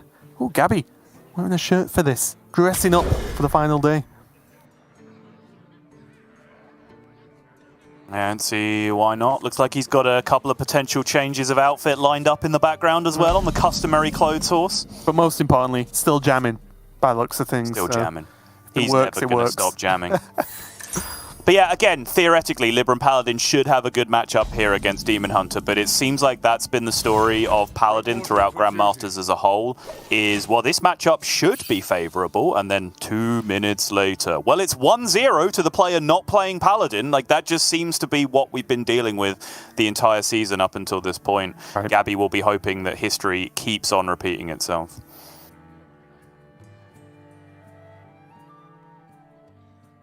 And this is the weakness of Paladin, and this hand isn't terrible for Frenetic, but the inconsistency of opening, I think, is the biggest flaw in Paladin right now, is that they have pretty strong late game, and it's super powerful, especially with all the repeatable Librams, but you've got to get there in a good fashion, right? And sometimes we've seen throughout the weekend and throughout the weeks that Paladin just doesn't quite hit that curve. Like, even now, look at this hand. Yes, the Hand of Adal's not bad, but look at the mess, right? Frenetic almost has to pass for a few turns of this game so far, and passing and almost letting Demon Hunter do what they want for the first 5 turns of the game is not what you're looking for. Oh my goodness, that is a nutty first discount from Gabby. Acrobatics was drawn off the sigil, so it gets discounted down twice. Then a second sigil is also found. 1 mana Acrobatics, 1 mana Moog, 2 mana Acrobatics found off that one. And yes, this hand explodes for Frenetic come turn 5, 6, 7 and onward. But how much damage is Gabby going to have done to Frenetic's game plan before he even gets to that point with how insane a card draw hand he's already put together? A good question, isn't it? Because again, the hand looks really good for Frenetic in the late game, not even due to the healing factor of Libram, which it is in some matchups, but because of the 8/8s, right? You want the big Divine Shield 8/8s hard to clear from Demon Hunter, then you beat them up. But without doing some legwork early on, I feel like it might just be too slow, and you are right. Gabby's opening has been insane. Is that... What more card draw, sir? Can he go again? I'm looking at it. Problem is, so he'd love to cast Illidari for 0 to discount specifically the Spectral Sight, right? But the problem is that doesn't work because the Illidari studies would put a different card to the far right of the Spectral Sight. At which point you'd have 0 mana Spectral Sight, coin, acrobatics, whatever, one other card draw in there and you'd have it done. Problem is that just doesn't work. And if he only draws one card with the Spectral Sight, or if he spends 1 mana on the Spectral Sight, it really narrows the amount of outs he has to double quest here, but he's going to go for it. Okay, just going to dump the Moarg instead. Makes sense. A little bit, yeah. It's 2 mana Moarg, he's already got a cheaper one in hand, and why not even be kind of competitive on board, honestly. Frenetic now has just got 1 turn to sort of pass over next, and then he'll start looking very, very strong indeed. Yeah, problem is Gabby can quite realistically just win board super aggressively here if he wants to. With the Talented Arcanist, the I-Beam, etc., he can force Frenetic completely off board where Paladin has very limited tools to be able to fight back from that kind of position. And that's exactly what he's going to go for here. Yeah, the Moarg Living just makes every single choice easier, right? There's no stretching for resources, stretching for extra damage. It's just, yeah, Moarg's down, everything's insane. I go for the cheaper card draw here, 0 mana. Big question is, how much of a tempo king are you, Gabby? He touched it! He touched the Guild Trader! I saw it! Oh, Outcast Philosophy for another 0 mana Moarg, another 1 mana Moarg. Plus, he could just continue to use the acrobatics effect to power through here. Goes ahead and does it with the tradable instead in the end. Looks like he's just going to load up Tuskpiercer, take the value trade. Things are looking quite rosy for Gabby right now, it's got to be said. And the question now is all of this insane power in Frenetic's hand fast enough to keep him in this? Drawing Variant is again not what you're after here for Frenetic. Everything just a little bit too slow. Has Libram, but it just doesn't do enough right now. And that's the big problem. Paladin is predictable. If they're off board, they're not going to do much. That's right. And that's basically just giving Gabby a whole additional turn to get this Kurtrus down. Only 6 mana to play with here, but again, it's just it's just slow enough, isn't it? Blast? Yeah, trade the 1/1. Weapon and Fellscreen Blast will clear this up if he wants to just continue to have the clear board and retain his minions. The only thing I think Gabby might be even slightly worried about now is card draw, because he's used so much of it already. Like, he doesn't currently have any card draw outside of the Guild Trader's tradable and double jump. That is often still good enough, especially after Kurtrus, but it's just the one small thing he has to keep an eye on. But I have no doubt he's got plans for this. Another happy guildie. He's just going to trade down instead, preserve the Fellscream in hand, increase his lethal outs for the following turns. Seems fine.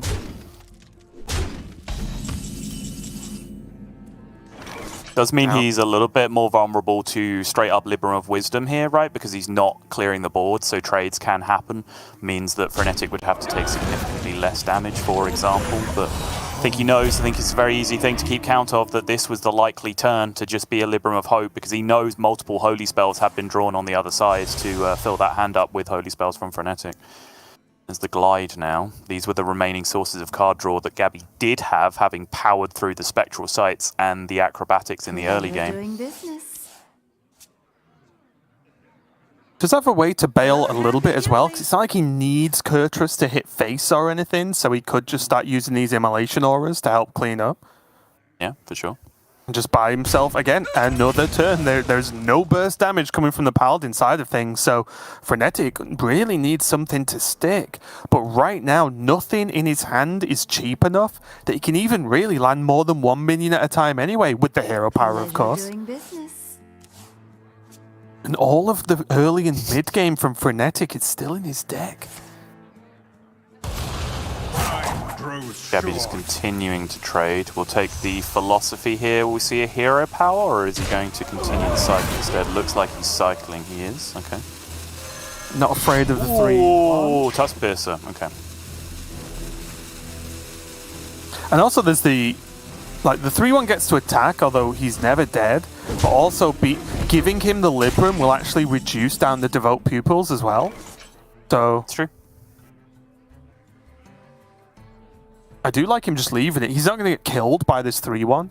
So just don't let Frenetic replay Librams for any kind of value or buff. Same with Lady Liadrin, right? The more he kills, the more he can stack Lady Liadrin, if that ever becomes even a factor. And we might be about to see all the cards Frenetic wish he drew earlier on. Yeah, these are the cards that he really needed to be able to impact the board. But double zero mana Devout Pupil means that this is a disgusting board state now, and Il'gynoth off the top right now for Gabby will represent lethal, I believe. Doesn't hit it though. I think as soon as he spends 1 mana, he doesn't have enough, right? Like he needs Moarg, Arcanist, Felscream, which is already in his hand for 4, right. And the Il'gynoth would cost 4 at this point as well. Still has ways to cheat mana with Glide. Glide does technically still save him some mana potentially if he draws at least 3 of the cards that cost 1 in his hand back right now. That, however, no. Actually, no, the 0 mana Guild Trader. That saves him the 1 mana he needs over the Arcanist. Yeah, no Arcanist. So he does still get there. Just about, as long as he shoots his own minions here and not the opponent, which I'm sure Gabby is not going to make such a ridiculous mistake. He will just about get over the line with the 36. That 0 mana Guild Trader off the top changed everything. As I said, the Il'gynoth draw would have been lethal, but the fact that the draw wasn't Il'gynoth and it was Guild Trader instead, that gave him 1 more mana to play with, and he identified that beautifully. Very nicely played game there from Gabby. Step 1 complete. Demon Hunter is not the deck that he needs to win with, but it is a deck that he needs to win with. It is still a deck that has bad matchups against Frenetic's decks, and once again, this is the story. We came in, yep, should be a good matchup for the Paladin. Oh, what happened? Paladin lost. That's just what Paladin seems to do. I don't know where all these iterations of these matchups are that Paladin wins, but they clearly exist, because if you look at stats wherever you want to look, apart from in Grandmasters, Paladin is winning these games. And that's the problem, right? You can see that's a very simple one to decide on, right? Frenetic just didn't draw any of his mid-game at all. He drew the 1 True Seeker, and that was really it. And then he obviously had to just get those Libram of Hopes used, and it was just a little bit too slow, but Gabby did go very, very quickly there with that Kurtrus, and then, as you said, identifying the lethal very cleanly. But now, Sottle, we move on to a slightly tougher deck, really, for Gabby, which is going to be this Druid, and it's going to be going up against Frenetic's Handlock. And again, Frenetic not playing the Altar of Fire in his version. Many players have jumped on the Altar of Fire list now and sort of appreciated the value of the card in multiple matchups, but it is just going to be more or less standard Handlock. That Rustdrop Viper, Spy Spread, of course, some small tech inclusions, but Handlock versus this Druid, and this is a bit of a tricky one where I think we've seen before the Druid really winning either having incredible openings, of course, and doing the crazy Anaconda stuff, or just doing the glow fly into sort of token style play. Yeah, this is my biggest question mark about Frenetic's lineup, I would say, because for me, the lineups that try and dodge or try and target the Druid and the Demon Hunter on the other side, potentially the Warlock as well, because you get a lot of crossover in good matchups. And when you look at the matchup matrix, if you're picking up good matchups against Druid and Demon Hunter, you're picking up a few good matchups against Warlock as well. However, if you then play Warlock yourself, I do feel you give a bit of an escape route for some of those decks, because Warlock, although it can be favorable against those decks I'm talking about, it's only ever so slightly favorable. And I think playing Warlock also, hard tunnels you into banning Garrote Rogue as well, which is no surprise. That's what Frenetic's done throughout the whole tournament. Garrote Rogue is basically a free win against his entire lineup, the way that he has it constructed. So for me, the people that have gone with this lineup but then also not played Warlock, played something else in that spot as well, like, Bunny Hopper with Quest Rogue, for example, have kind of got one step beyond. But Frenetic's here and they're not. So potentially he knows something that we don't. Yeah, one additional factor, which I don't think you mentioned, so forgive me if you didn't catch it, is just like, if you run into someone who's doing the same thing as you, then you're the one with the Warlock, right? And they're not. Yeah. So it's that extra little, again, just that splash that you're a little bit worried about. But let's dive into this game now as it goes. Plenty of, or at least enough ramp here for Gabby having that overgrowth. He does have the token Druid opening as well. But also, I do want to pick up on that point because I do think it's an interesting talking point. From the other side, we saw the struggles of Bunny Hopper, for example, when he did run into someone else playing like a full aggro strategy, because he had Quest Rogue, which is a deck that absolutely sucks against all the other kinds of decks that you bring in that kind of strategy. True. Right? Maybe Whereas actually, Warlock probably has a slightly better matchup in that kind of situation. Fair. So it might not even be that clear cut. But again, lineup construction is very, very hard. There's a reason I go through this process every week and still don't really feel like I'm getting anywhere to the levels of good lineups that some of the top players in Grandmasters are getting to. Yeah, I mean, Sol builds his lineup every week and he still doesn't play in playoffs, doesn't make it. So I know! 0% hit rate. I've won 0 weeks of Grandmasters with the lineups that I've constructed. What do I know?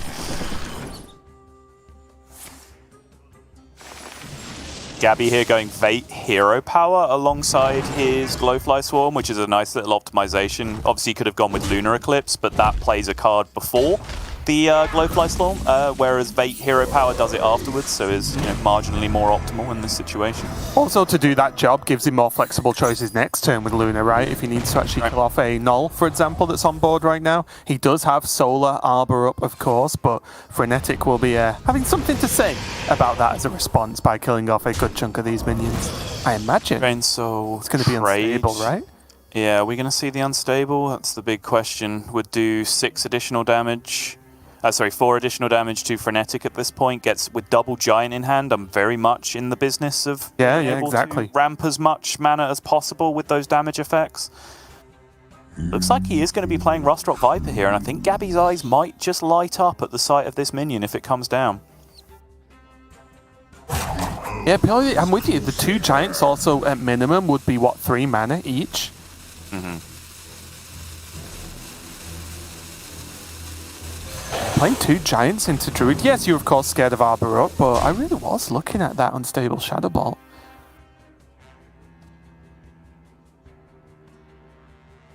So now if Gabby wanted to, he could go 1 trade into the 5/4 Solar Arbor just for board space concerns, and because that trade doesn't change based on the breakpoints, smash everything else face, probably. He can even throw the Lunar in there, forget about the board space, and just go everything in as hard as possible.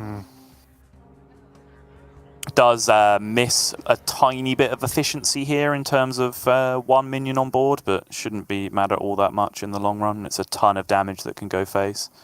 I think because he has the second solar, there's no reason not to do it, right? Because I can understand the argument of, like, maybe you want a solar fungal because you're running out of resources, but you have both, so I think you're just kind of chilling at this point. Yeah, he can just do it next turn, or he can smash another Arbor up next turn if he really needs it. If he sees exactly Soul Rend, he could still Solar Arbor up the turn after, right? And just say, right, well, you've not got it.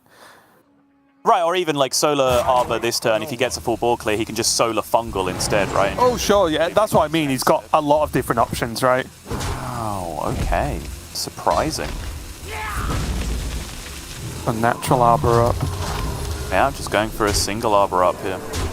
You can Solar to quadruple Solar the Arbor up, right? That's how it works. This is still a lethal setup though, right? Because if the Soul Rend isn't there, he knows he's always going to have the Solar Arbor the next turn to be able to get through this. Yeah. If a Neophyte comes down, he doesn't have Solar Arbor, but if a Neophyte comes down, there's probably not enough clearing power to just prevent the straight up Arbor up being lethal on the other side. Ooh. Now has to be, what, exactly Solar to feel... sorry, Soul Rend. Oh, and it is! And by Raise Deading for the Tour Guide first, he actually got the Baron Scavenger down that turn as well, which he would not have got to with a single life tap because he would not have the mana to squeeze that in, which means he's now actually in a position where he's swung the board instead of just clearing the board, which is absolutely enormous. And now at this point, Gabby's drawn Cenarium Ward, but again, I do think going Solar Arbor up's probably the best. He just saw Frenetic have to dig for a Soul Rend, so it's likely he doesn't have much AoE or spot removal left. Noel is a very nice draw. Still has that Unstable Shadow Blast in hand. Tap, Null, Shadow Blast. That's insane.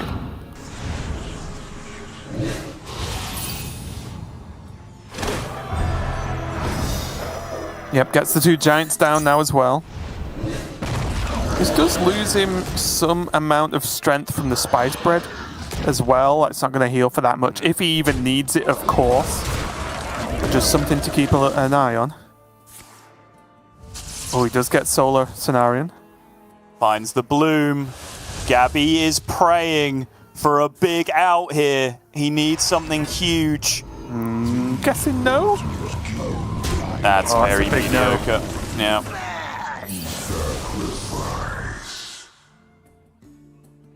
Does have the fungal for the reset now to fill up on some resources, but it is probably just going to be far too slow at this point, you would imagine. Yeah, Frenetic not taking any chances, of course. Needs to clear the board. Doesn't want to give Gabby any cheeky outs there. Another Cenarion ward, obviously not for now. The strength. Feral Rage. Like, can I take Feral Rage and Pounce, please?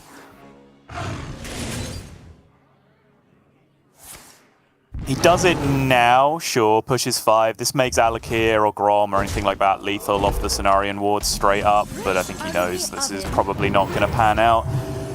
There's a weird world maybe where you could say like you conceal that and you top deck like exactly second Lightning Bloom, but that's probably ridiculous just in order to conceal a bit of information from your opponent. Yeah, I imagine Frenetic is going to do touch on Spice Bread here. Oh, all that. Better in every circumstance, right? Playing the taunt has to be. You lose the game 1 in 25 times to Troublemaker this way. Right. So yes. Better. I would have actually just bet my house on him being a troublemaker. Like, it's just Gabby, isn't it? You just know it's going to happen, but no. Yeah, so close there for Gabby, taking a quick 2-0 lead, but Frenetic fights back. And honestly, the digging for the Soul Rend was the key moment there, right? Going for the Tour Guide. Obviously, the cherry on top is the fact that the Tour Guide was the card that actually pushed him to 10, so he could play the Baron Scavenger. Was a huge, huge deal. So yeah, really, really big game there for Frenetic. He very easily could have lost that one and suddenly just been facing down a 0-2 outcome of this match, but he managed to fight back, get the Giants down nice and quickly, and Gabby just couldn't quite get there. The scenario wards were not being nice to him this game.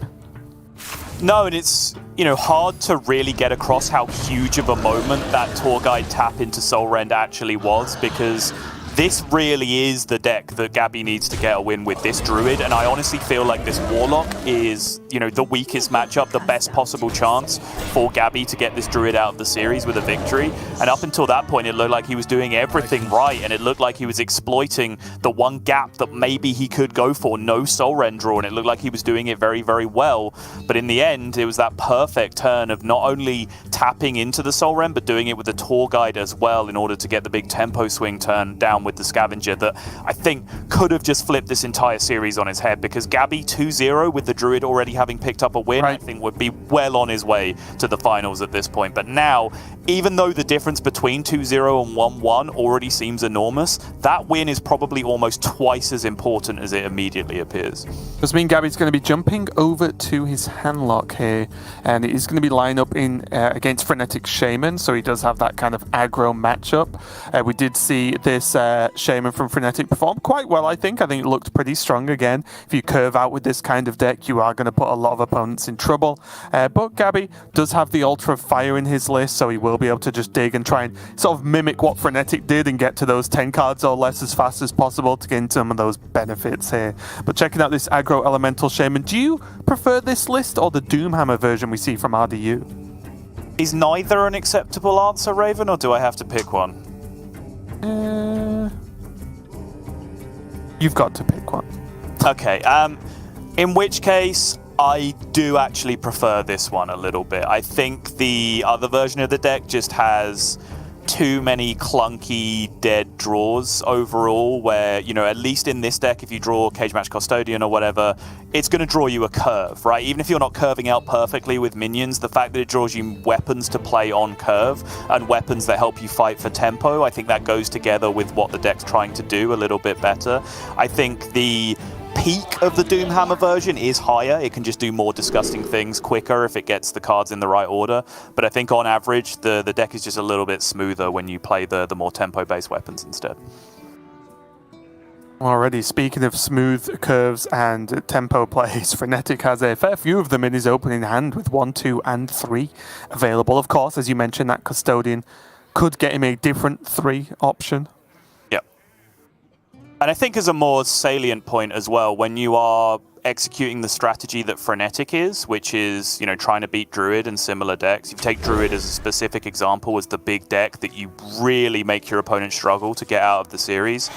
Druid can beat Doomhammer pretty easily, right? Cenarion Ward, Solar Cenarion, discover a Feral Rage, discover a Moon Touch Damlet, all that kind of stuff. If that's your game plan, just damage plus damage equals damage, Druid can defend against that. If your idea is cheating mana on your minions by discounting with your weapons and buffing up the stats on your minions by playing the weapons and attacking with them, that's much, much harder for Druid to beat overall, right? So I think for this particular strategy, it's kind of a no-brainer. Look at this opening, Sottle. It's looking insane. Kindling Elemental and Cage Match next turn to buff these, and Frenetic is going to be piling on the pressure to Gabby. I'm a looking, Raven. You liking the amount of power on board on turn 2? It's pretty disgusting. Needed a touch draw there, I think, to really be immediately competitive. Now he's kind of in the same situation that Frenetic was in the previous game, where he's looking for Soul Rend. Touch being the ultimate troll, just being one turn too late in that position. Still, though, good effort at stabilizing so far. He is, of course, under a lot of pressure, but sometimes you've already lost this game with that opening from Shaman, so the fact that Gabby does have access to just about enough removal to keep on going. Now he has Raised Dead, so he can get that Tour Guide and Neophyte back. Feels like it's worth it to me. He can fill out this turn pretty nicely. Shadow Blast will deal 4. 1 overkill on the quest, but not too bad at all. More efficient doing it this way than playing the Tour Guide first, even though, conventional wisdom says tap first to see what your options are, but Gabby's just valuing quest completion efficiency here, which makes sense because he's in a scramble for survival, right? So quest efficiency means healing efficiency. Okay, and the first, I won't even say slow, but slower turn from Frenetic has happened. You ever just see a player and just think, this guy loves going face. Like, Frenetic just loves going face. Nothing makes him every happy. Morning in the mirror, Sottle. Yeah, true.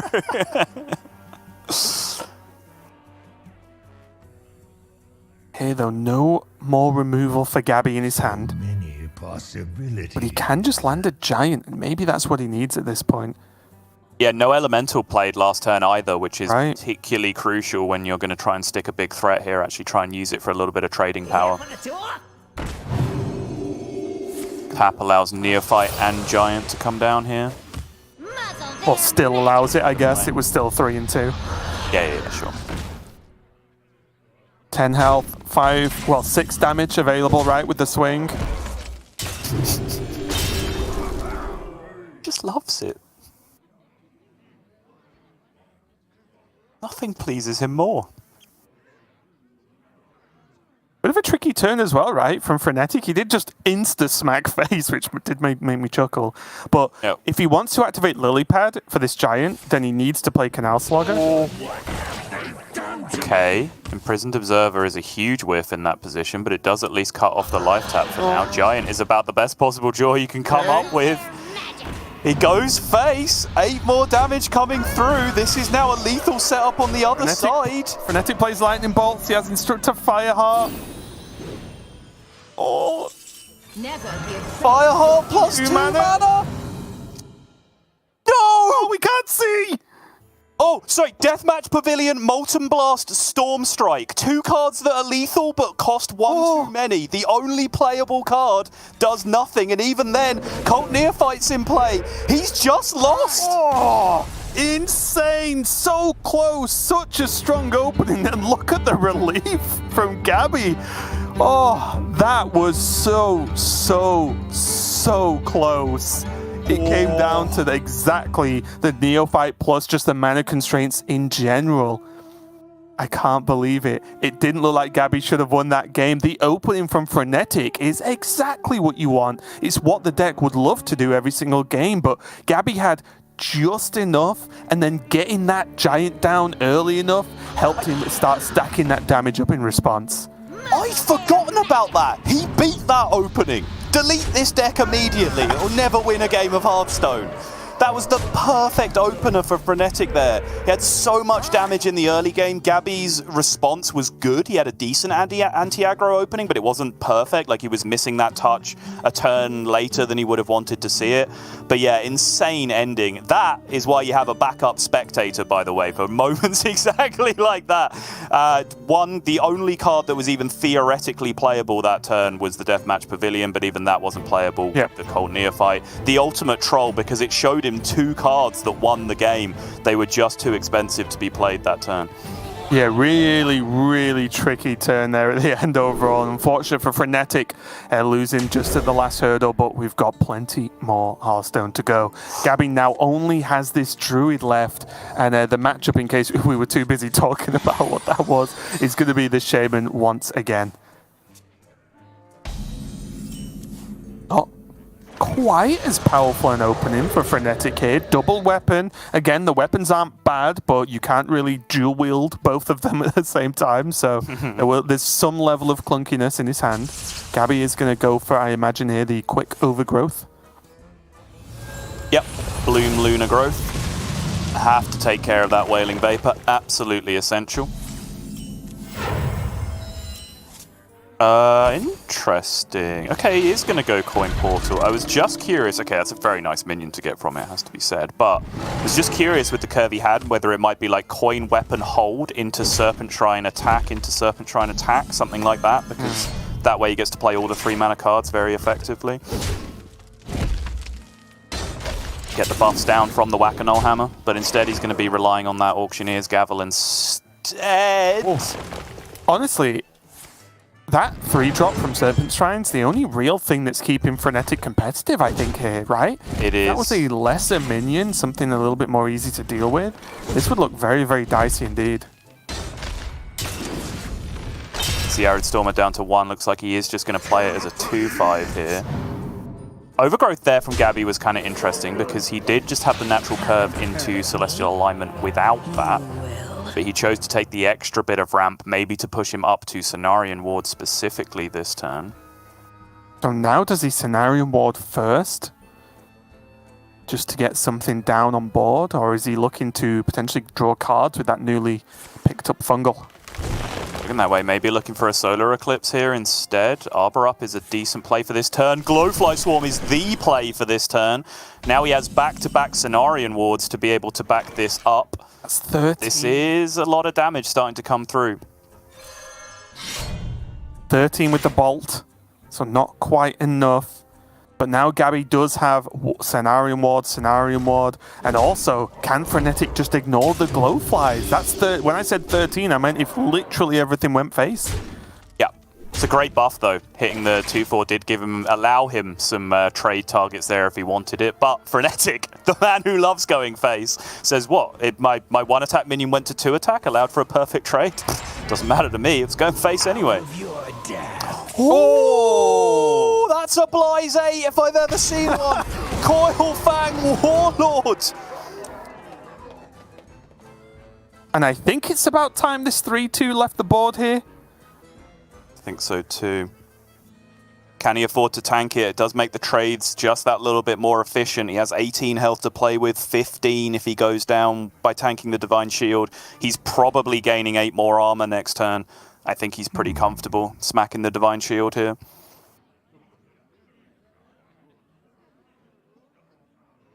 Just of course, can remind everyone what this does. The most important part, not only the rush, because he got to kill an additional minion for free, but also the 5/9 Taunt, which would pretty much require Frenetic to have an active Lily Pad Lurker to deal with it.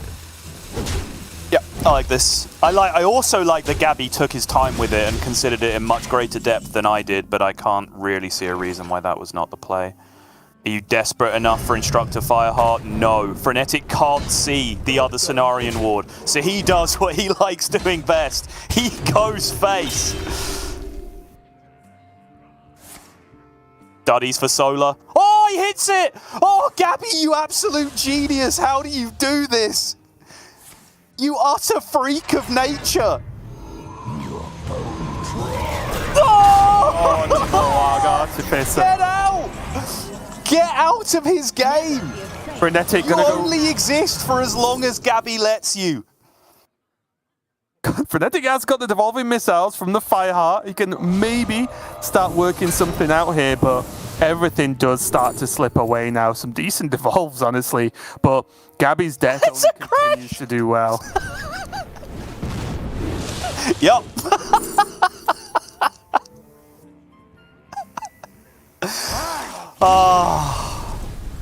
Big He's at game. 32. Big win there for Gabby, and that is going to be the series. Gabby is going to go in the finals, and no longer is Frenetic going to be the X factor in terms of who gets that second qualification spot. A great job from Frenetic, a great second season to back up his strong performance in the first one. We will see him at the World Championship, so I'm looking forward to that. But Gabby making it to the finals, strong play, obviously got some great outcomes there with the Cenarian Ward, but he just does it again, Sottle. It's getting even more ridiculous than it already was. I wish we could have heard Gabby's reaction to see if it was louder than mine. I think I might have been able to take him on, but geez, like, I'll say it once more again. You don't have to believe me, but this is true. Gabby was unfavored that series. He was unfavored against Bunny Hopper, but he just makes this stuff look so easy.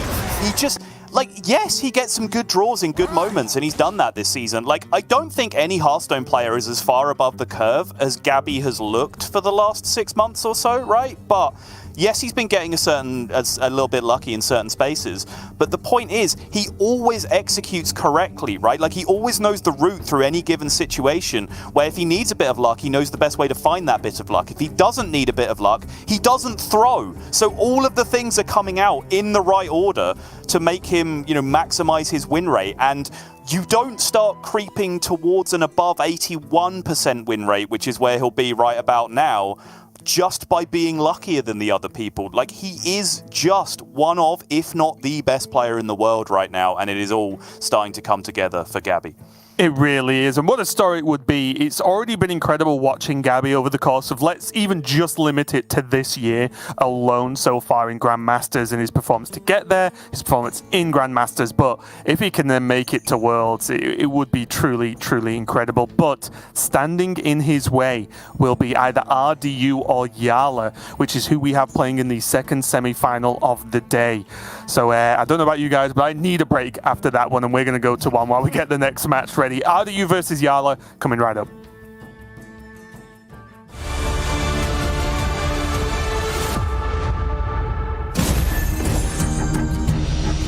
So you've bested a few bounties, and now your party is ready to challenge other players. Well, step on down into the fighting pit. I'm game designer Joe Killian, here to show you the ropes of PvP and mercenaries. Once you've unlocked and built a fighting pit in your own humble village, you'll be ready to get started. Inside, you can select from your teams and prepare, just like choosing a deck in Standard. At launch, a Mercenaries PvP match will consist of both players bringing a single team of 6, and just like in a bounty encounter, defeating your opponent's entire party will secure victory. One key difference from other game modes is that you take your party into combat as is. That means the progress you've earned in mercenary levels, ability tiers, and equipment all play a direct role into your PvP prowess. As you can imagine, the matchmaking in Mercenaries is quite a bit more complex than other game modes, since it needs to weigh all of these aspects to ensure relatively even power levels. While you'll always be paired up against opponents with teams of similar strength, we love that these factors open up a ton of potential for unique asymmetrical matches. Now let's talk strategy for a moment. Unlike PvE, where you can gather some information on what you'll be up against, in PvP, your team will face a mixed bag of opponents with varying roles and synergies. You may find yourself up against a protector-heavy orc team, or thrown into a fiery foray of elementals and casters. I like to bring beasts and nature casters, so I have good coverage of all the roles and some powerful synergies. If you want to come out swinging with all fighters, that choice is yours. Players will earn daily rewards just for participating in PvP, but with great ratings comes great rewards, and at increasing milestones, you'll unlock more and more mercenary reward chests. However, unlike the ranked chests from Standard, these contain mercenary-specific items, like mercenary packs and coins, so you can continue to expand and improve your mercenaries roster. We're incredibly excited to open up an entirely new way to PvP in Hearthstone, and now you know everything you need to get started, so it's up to you and your party. Good luck in the fighting pit, and we'll see you in Mercenaries.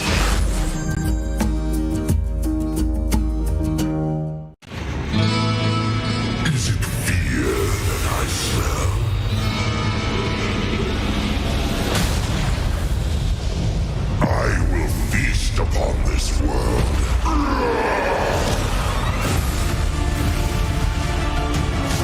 now speak to the Lord of Terror. There is no escape. Tremble before me. Abandon all hope. Not even death can save you from me.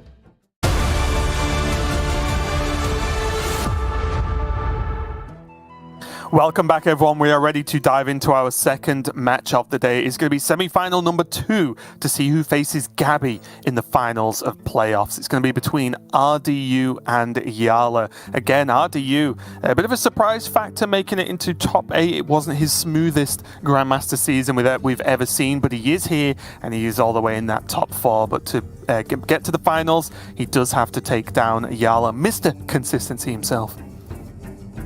Mr. Consistency indeed. The world's most underwhelming superhero is back for another movie, and once again, he's going to be fighting against overwhelming odds, and you'll have to wait until the third act to see if he can get the victory, because this is a similar story to the last series. RDU just kind of has the lineup, the kind of lineup that I've been favoring throughout the entire week. But it's also, so far this week, the kind of lineup that has flattered to deceive. It's done very well, and then failed at the final hurdle for multiple players. Looked great for Bunny Hopper, but then let him down at the last moment when he needed it to make it out of groups. Did excellently for Frenetic, but then failed at the last moment where he needed it to get through to the finals. Could it be a similar story now for RDU, who has the counter matchup he wants? Yala very much has the kind of lineup that he's aiming at with his aggro decks. But once more, could it be a brutal story of nearly for RDU, as we can see twice been one match away from the World Championship, on one of those occasions a single game away from going to the World Championships. It has been a brutal story of almost making it for RDU, and even though, you know, he is perhaps not the absolute competitive constructed powerhouse that he once was, this is still what drives him, the quest to be the very best, the quest to go to the World Championships. And he is, for most players, this would be as close as they've ever been. RDU has been so close that that's not even true, Raven. Yeah, truly ridiculous career overall from RDU, but he does have to take down Yala, who again is just, he's already been a runner-up last year. We might get that same finals again, who knows? Let's see what happens.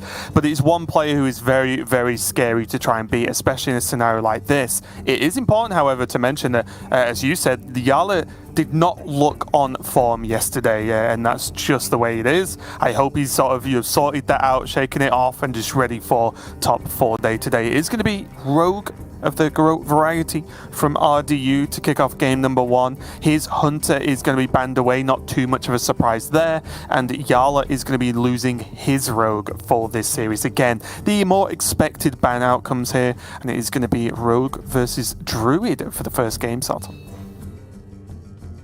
Yeah, interesting one to kick things off for sure. RDU has been one of the players we haven't seen visibly struggling on Garrote Rogue this season, but if you look at his stats, before playoff week, he was 4-9 with Garrote Rogue overall, so he clearly has had some struggles with the deck, which has been a story of multiple Grandmasters throughout, so it'd be very interesting to see him kick this series off with one of the most difficult decks in the metagame. But we'll take a quick look at Yala's resume. Of course, last year's runner-up, and again, remember, the man that beat him just this morning on our time booked his spot at the World Championships yet again. So if Yala truly wants the revenge story, if you want the absolute best possible ending for Mr. Consistency 3, the consistencying, then that would be what it is. Yala coming back to defeat Glory in a repeat World Championship final. And that is a possibility that is still very much on the cards. And look at that. Was that his 5th top 4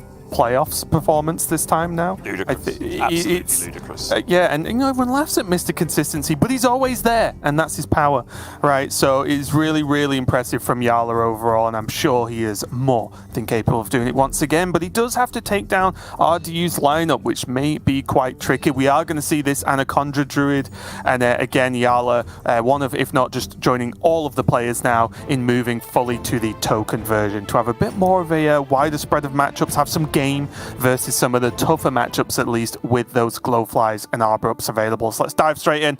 Semi-final number 2. RDU on the top on that Garrote Rogue, and Yala on the bottom on the Anaconda Celestial Druid.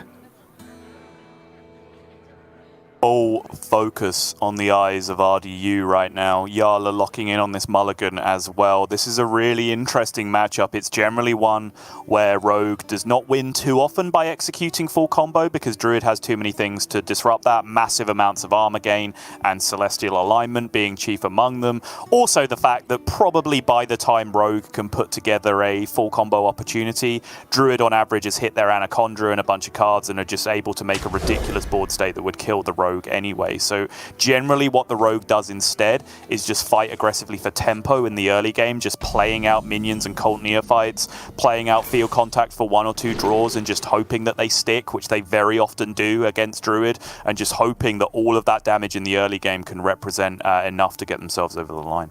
Really interesting mulligan here as Yala decides which spell he's going to choose from studies. He actually threw away Overgrowth there. I imagine that's just for an additional draw at Glowflies, at maybe even Lunar Eclipse and things like that, right? Just some more generally useful cards to maybe force back some aggression from RDU in the early game. Yeah, it's reasonable because, again, in this matchup, if you pass 1, pass 2, and then you're going to innovate Overgrowth even, which is a fairly quick curve that involves keeping Overgrowth, by the time you've started doing that, your opponent's playing Cult Neophyte and you're dead, right? Because it just ruins your entire game plan and you do absolutely nothing. So instead, looking for more innovates on Lightning Blooms, looking for Lunar Eclipses, and also, in this case, looking for Nature Studies, which I think is a super underrated card in the matchup for this precise reason. It's the only card in your deck that in any way interacts with Octobot. Moon-Touched Armlet and Feral Rage can both get there to be able to create that situation, and that is a big, big win for Yala early on. Yeah, maximum eyebrow raise there from RDU as he saw the Moon-Touched Amulet come out there. One of the few things that can actually deal with the Octobot, as you mentioned. It's a tough one as well, and it must feel kind of rough because obviously not only did he coin it out, but he could have chosen to play a little bit slower and have just a proc for the Octobot instead. Not saying it was particularly wrong, just an unfortunate outcome considering he did commit a good chunk of resources to the Octo. For sure, yeah. And now, looks like it almost has to be Dagger. It's a little bit too early, I think, to Secret Passage and really hope to get anything relevant. Could go max tempo, but all 3 minions he has that he could have played 2 of would kind of bully each other off the board, which is an unfortunate outcome as well. Interesting. possibilities become apparent as early as now. Yeah, he does have the opportunity to arbor up. Yeah. And to an extent, obviously, the Luna can help defend them as well. Exactly, yeah. It's a good, decent chance, I would say, that you're getting 8 to 12 damage out of those minions with the fact that only really Brain Freeze would answer them this early on. And if RDU is going to just play minions to contest, you then do just have the Lunar Eclipse to blow through. I think it's an interesting proposition. Is it maximum value, though? Because that's what, that's what Yala probably has as his number one question. Okay. Fine. Could this arbor up do more? Oh, Prep Passage is now interesting because that allows you to hit Swindle and Shroud with the 3 mana that you have remaining, which I think is a pretty big deal. Also allows you to just play a field contact and take that risk if you draw one, which I think is, again, another reasonable prospect. Something we haven't mentioned, of course, the Talented Arcanist version of the deck that RDU is playing. It is a big deal. Changes a few little break points. I did explain the interaction in full yesterday, but since we're mid-game, I'll give you the TLDR version. It's bugged, and it creates the effect where as long as you don't cast a spell after you play Arcanist, all of your bleeds that you draw off your deck by playing minions get +2 spell damage. Yep. I do like this choice from RDU, though. Just get some pressure down. The Neophyte makes Yala's turns at least a little bit trickier as far as RDU knows. It's a pretty much guarantee on that point. But a good amount of power on the board. But honestly, RDU's just waiting for something to get going, whether it is, as you mentioned, a Swindle, a Shroud that he could have got from the Secret Passage, whether it's a field contact that he can maybe even just step after playing a card next turn to keep going with. Just anything to really progress some card draw here, but he's not quite getting it yet. I do wonder, and it's the kind of suggestion that's going to make me sound very stupid to the people that are just actually looking at this exact game, but whether that field contact risk was worth it. Obviously, we can see it just gets blasted by the Lunar Eclipse. But again, if your opponent has Lunar Eclipse in hand and you make this play, have you achieved anything? You're pushing no damage. They're going to just Lunar your only real relevant minion on board. And you're still just waiting to draw a field contact. Yeah, in defense, I think he dumped 2 cards out of his deck that weren't field contact or card draw instead of... I know he wouldn't be dumping the field contact because he wants it to live, but you know what I mean. He gets to basically remove 2 cards from the deck, make it that much more likely he's going to get card draw soon, because I don't think he's in massive trouble yet. Yala hasn't ramped. He hasn't really done anything too crazy. RDU does... Okay, that's funny. RDU does now know that he is in the Glowfly range next turn, which is definitely something that he's got to worry about. Right. So I think in that case, I want to see Shadow Step replay on the Cult Neophyte, right? And then go for the Secret Passage, looking again for Shroud, Swindle, etc. Yep, I like that.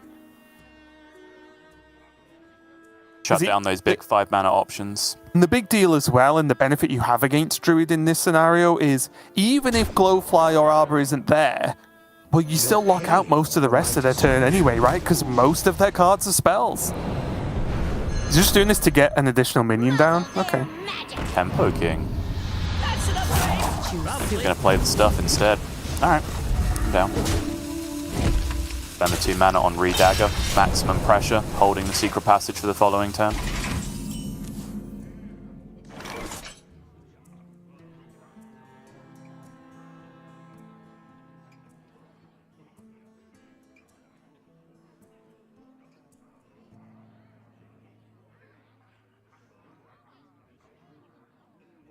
Yala can still Glowfly with Bloom, right? Yep. He does. Obviously, it's not as strong a Glowfly as possible because he would use the Bloom. But maybe it just has to be strong enough. Yeah, it's not bad, right? It contests the board, buys you a little bit of time. It does lock him out of a lot of good plays next turn as well, though, because he will be overloaded, so there's no Arbor Up potential follow-up. Right. Nourish is a long way away at that point with being overloaded for 2. But he can theoretically use those Glowflies plus a Lunar Eclipse to defend his way through that awkward turn 6, and then come turn 7, the world's his oyster, right? Because he has alignment options, he'll have Arbor Up, maybe he hits more card draw by that point as well. But I personally was looking at it. Yala, once again, is a much slower, greedier player than both of us. This has been a developing theme through many years of Grandmasters up until this point. Now RDU gets one thief off the top, so this passage finally has to do some work. That's nothing. Okay, there's the Shroud. That's the big hit for sure. Ooh. Is it Shroud or is it Neophyte into Swindle? I think I like that. Yeah, looks like he is going to drop the Neophyte here. Oh, he gets... Does hit the field contact anyway. Okay, that's huge. Obviously, the downside there is that you're only drawing one minion instead of two, and the minions are very much what you're interested in here because you want Octobot and field contact as a priority, so you double your chances of hitting the minion by using the Shroud instead. But Neophyte, obviously, a massively valuable card in the matchup overall, so no great surprise to see RDU going for that. But now, because of RDU's relatively slow start, it wasn't a horrendous start, but it wasn't great either. These Glowflies are a problem. They are. Yeah, and because of the nature studies largely, right? Like, it's still, there would be a world maybe where RDU still had a couple of 0-mana cards in his hand at this point to go alongside this field contact if things had gone differently. Yep, the early Octobot being cleaned up by Moon Touch was a huge deal for this game. Oh, Shroud is not the draw. Looking for Prize Plunderer. Okay, gets one. That's a Prize Plunderer. Looking for Shadow Step. Okay. My powers are not infallible. Too soon. RDU's got left to play with. Still a lot of key cards in the deck for him as well. And a reasonable chunk of card draw, obviously, with that second field contact, second Shroud. Kazakus normally not too bad at piling on some pressure. He's also just getting close to just pushing enough damage, and maybe it's in one of those weird games where just the Garrotes and then maybe the odd bleed just gets there. Because currently for Yala, there is no armor generation. RDU made the right amount of trades to avoid exactly this eventuality, but the lunar eclipse that Yala has been so incredibly greedy with this entire game is enormous here. It means 5 trades are available on the board at maximum, and Yala can feel so much safer about his position than he would have been without the Arbor up. It also crucially takes care of a 3-attack minion, which are significantly more awkward to deal with in this situation. But once again, good trading from RDU on the previous turn to play around exactly this combination of cards, the Solar Arbor up.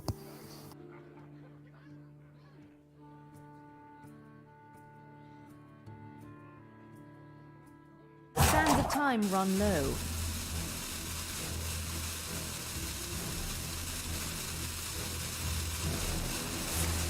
Still, I imagine, not working out whether he's Arbor up, but just working out the trades he wants to make.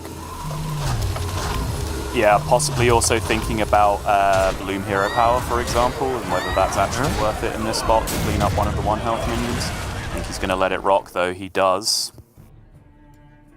And all of a sudden... Oh, it's a messy-looking hand now when you're facing down a full board of 6-attack minions on the other side. Right.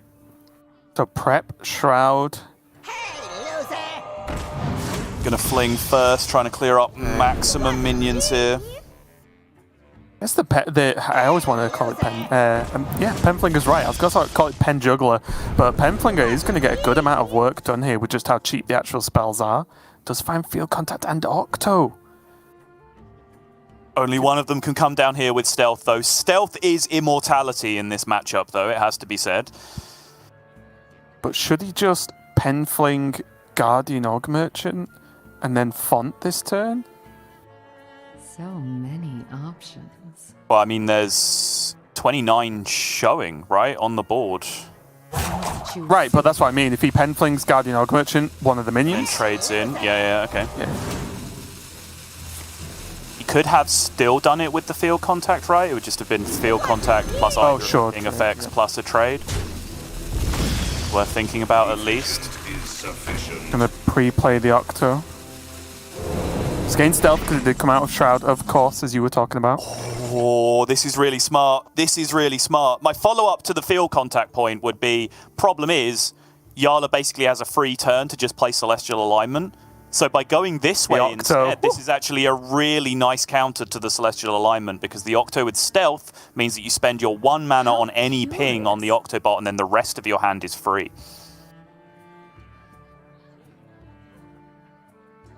It's a very, very clever turn from RDU. The problem is, would that even be good enough anyway? I mean, you have Field Contact, Garrot, and a bunch of draws in your hand. Your opponent's at 12. It's a chance.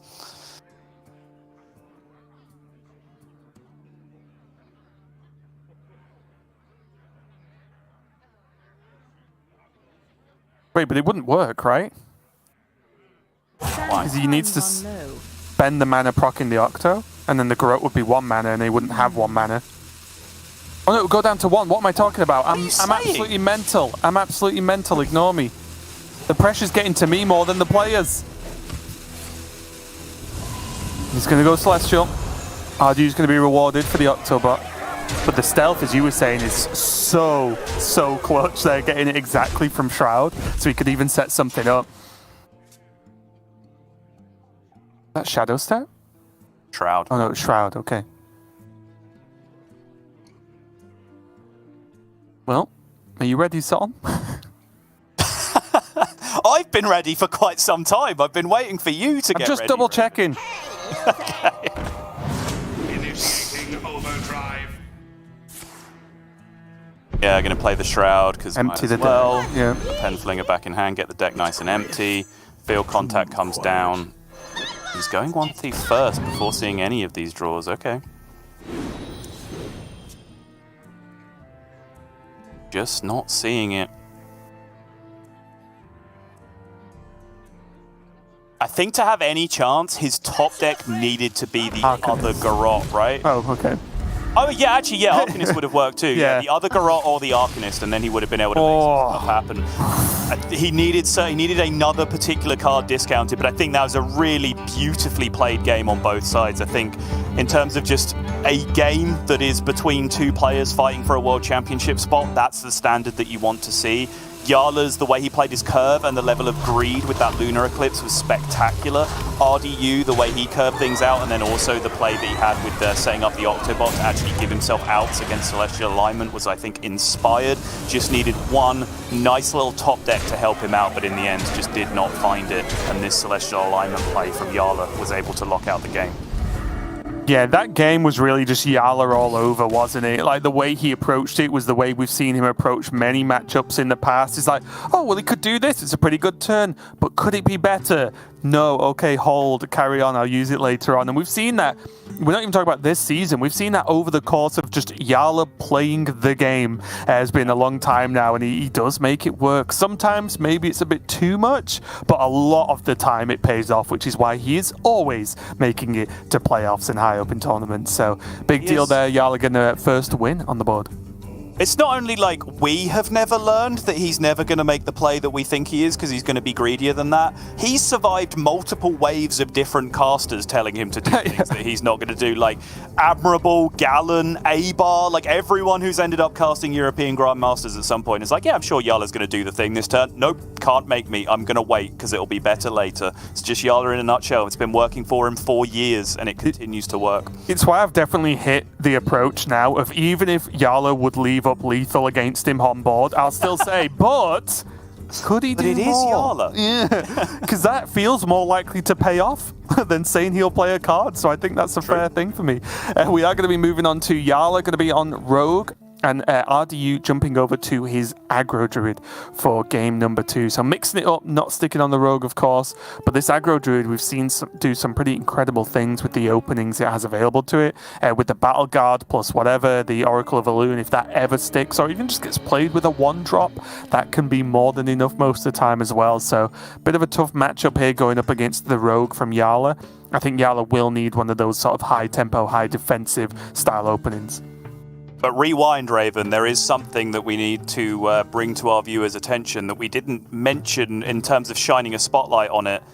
The Druid won. That's the big story about what just happened in that matchup against Rogue. Like, yes, Druid beat Rogue. I think perhaps because we were looking at Garrote Rogue, it's not as obvious what RDU's lineup is trying to do. But then as soon as you said aggro Druid, my brain just went, yep, that matchup sucks for the Druid. Oh, wait, the Druid's already won. Like, Yala has achieved the number one thing he needed to do in this series. He's still got a couple of decks that are tricky to win with. OTK, Demon Hunter, and Warlock. This is kind of the strat. It's triple soft target. That's been... Right. The various different iterations of this lineup we've seen, they've all had this same basic strategy in mind, going from various levels from RDU, who I think has the softest of soft targets, all the way up to like Language Hacker, who had the hardest of soft targets with the versions of the decks that he had, but they're all roughly trying to do the same thing.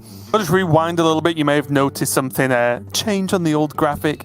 It's actually Yala's Demon Hunter that's banned, which is why he's playing Rogue now. I was a little bit confused why Rogue came up, because I thought it was banned. So, yeah, Yala's Demon Hunter is banned away, not his Rogue like we showed you before. Apologies for that one. Yes. Really? But that's why Yala's playing Rogue. No, I mean, obviously I see that now. If Rogue is happening, I believe you. I'm just kind of curious as a strategic decision from RDU's side overall, because that is a particularly interesting one to look at. Obviously, we've had a little bit of a debate. For example, if we just take like RDU's Face Hunter, I know when we came into practice, we came in with the expectation that Demon Hunter absolutely farms this matchup. But then talking to a few players, looking at some stats, and then actually playing out the matchup ourselves, we quickly realized it's not the Fell Demon Hunter matchup, and there is a lot more game for the Hunter in that one than you might expect. I guess because RDU has the Garrote Rogue in that lineup, in a spot that other players don't, and that is a matchup against the Demon Hunter, that in his mind changes the matchup matrix significantly enough to go with ban Demon Hunter instead of ban Rogue, because he then takes a 50-50 with the mirror match instead of the Demon Hunter matchup. Right. It does improve his odds that way around. The Rogue, however, I think does have perhaps even more of a favorable against the Hunter than the Demon Hunter has. And I know it's weird to say, but I think as the meta develops, that might actually be the case. So that's definitely something to keep an eye on as this series develops, because I did not have that in mind. So here, though, going up against Aggro Druid for Yala, I was going to ask, what is he actually looking to keep? Because does the general Rogue, like Mulligan, really hold up against Aggro Druid? Or should he have gone a little bit more, really digging for those anti-aggro tools, whether that's Brain Freeze, I think he mulliganed, or Prize Plunderer and things such as those?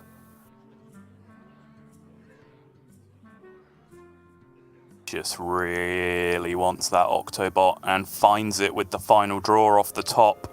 So many to choose soon. This is a matchup that we have tested a good amount as well. I believe it was the week where Weta came as our guest caster, and I tortured him for quite some time by just drawing Octobot over and over again playing this matchup. But it did seem to be a fairly solid one for the Rogue overall. The Druid did seem to need a fairly disgusting start. And also, to make things happen. RDU has drawn probably the most or least offensive opening he could possibly draw here. 2 Watch Posts, Greybow, and Teacher's Pet. Does have a Squirrel now, but not going to quite line up too well. Yeah, I imagine it is just going to be Watch Post here. You would expect nutty opener from Yala, though. The Watch Post will disrupt this to some degree. I mean, arguably a nutty opener from RDU. I mean, true.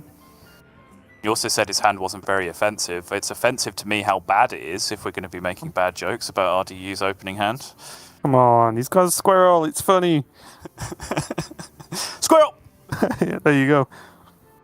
I will say, though, I don't know if if you saw or watched a lot of the Americas, because those players over there seem to enjoy Aggro Druid a little bit more than the European players, but watching them play just over the course of a few weeks, it may be surprising how late into a game Aggro Druid can actually go. Like, it is not an all-in sort of first 4 turns of the game aggro deck all the time. Really? But it's dagger attack the other thing, right? No. Okay. Oh, did you just play the field contact and just play it all? Okay, I did not see this at all. I'm so sorry. I did not process that everything was going down to 0 mana here. This makes perfect sense. Presuming that Yala has not had one of his very rare boomer moments, and he has not. The only downside of this that you could still argue is that you're doing all this with a Far Watch Post still on board, right? So you're just, drawing a bunch of very expensive cards. So the other option you could have looked at was same thing, play your Ethereal Org Merchant and just dagger on that turn and just deal with the Far Watch Post on the other side. So you end up with a 1/4 unprocced Octobot and a 2/1 on board and a 1 attack dagger up, ready to go next turn to do the same thing, but with cheap cards instead of expensive cards. The big thing I like about this, though, is this field contact never dies. It just lives. Because there's only Park Panther, right? I 100% agree. Yeah, I think this is super smart. Oh, sorry, yeah. There's only Park Panther, which RDU is not running, obviously. He's running Kazakus in this list. So there's not even Park Panther this turn as a draw that would have helped him. Absolutely agree, yeah.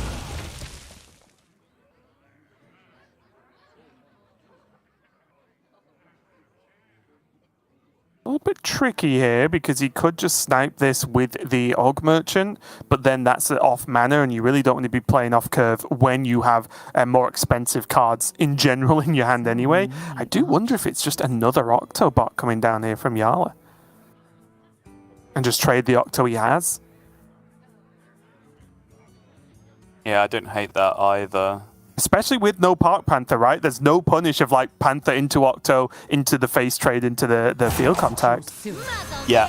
Again, by the way, I know RDU's absolutely on the struggle bus this game, and it's very unlikely that anything he does actually matters with how far behind he is, but I do think what he's doing is correct, which previous turn he hero powered the field contact, which not only gives him the opportunity to hero power it this turn, but it also shuts down the opportunity for Yala to give it Divine Shield on the next turn, which would have been absolutely disgusting if it did happen. So smart decisions yet again from RDU. I think he's playing very, very well. I just think he's in a no-win kind of situation here with how powerful the opening hand was from Yala.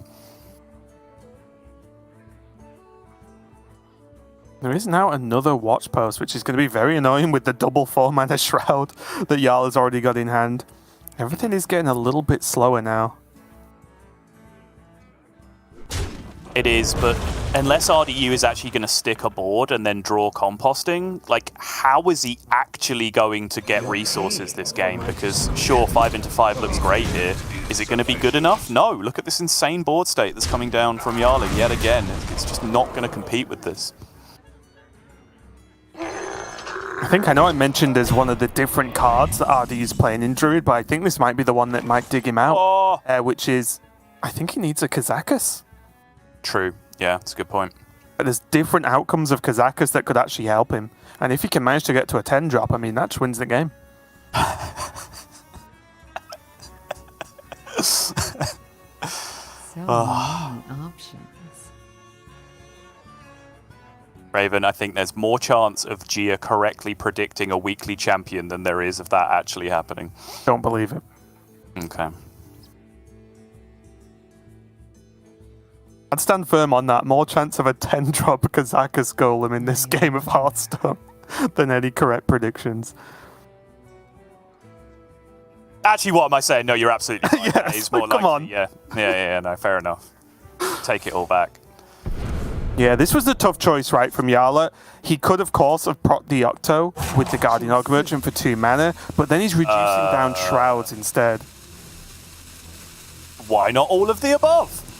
Oh yeah, he can do all of the above now. I'm just saying, initially, he would have wanted to Shroud first, right, to then get better reductions. Yala, please do things. I'm not an anxious person, but you genuinely give me anxiety. Please stop. Could the Octo do more? Okay, Squirrel, one draw on the Squirrel into the compost. Okay, this is kind of the exact pan out that RDU was going to need to actually make something happen this game.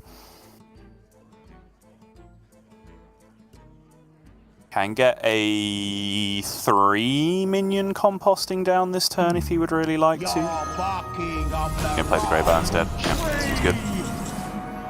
Yep, Grey Bow with other minions that death rattle into other minions is normally a helpful thing to have. Right. Can Octo reduced more, though? You would expect that Yala's able to clear all of this up, though. You can see what's in the box. He has double prize plunderer that he can play alongside several cards with that Octobot discount to be able to take care of things. However, he would also then like to kill the Greybow same turn, right, in order to absolutely clear everything up. And that's a disaster for Yala.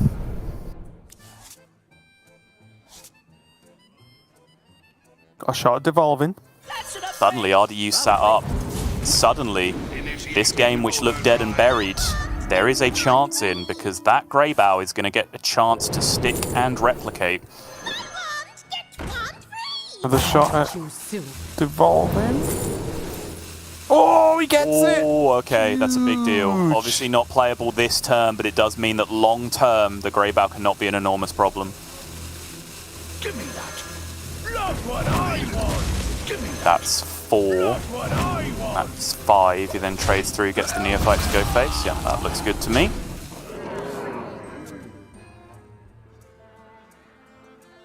That's not bad either, from RDU's perspective. Yeah, he has the compost in as well. 4 minion board with the compost. It's also 4 minions in play to protect from the devolving missiles on the Greybow. Obviously, all 4 of these minions getting devolved, or any one of these minions getting devolved, kind of sucks for RDU. The Greybow's the big deal for sure, though. Is there any way he could look for Shadow Step or anything here? No? Okay. Oh, could not have been worse for Yala there. I was wondering if it was worth looking for a Shadow Step so he can pick off some of the other minions first to help with the devolve on Greybow.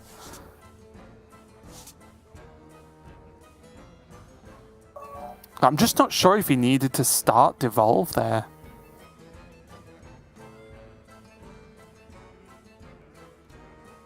I mean, easy to say now because he drew an Og Merchant, which again would have killed off one of the 2/1s. Yeah. I just don't know if he had to start with that.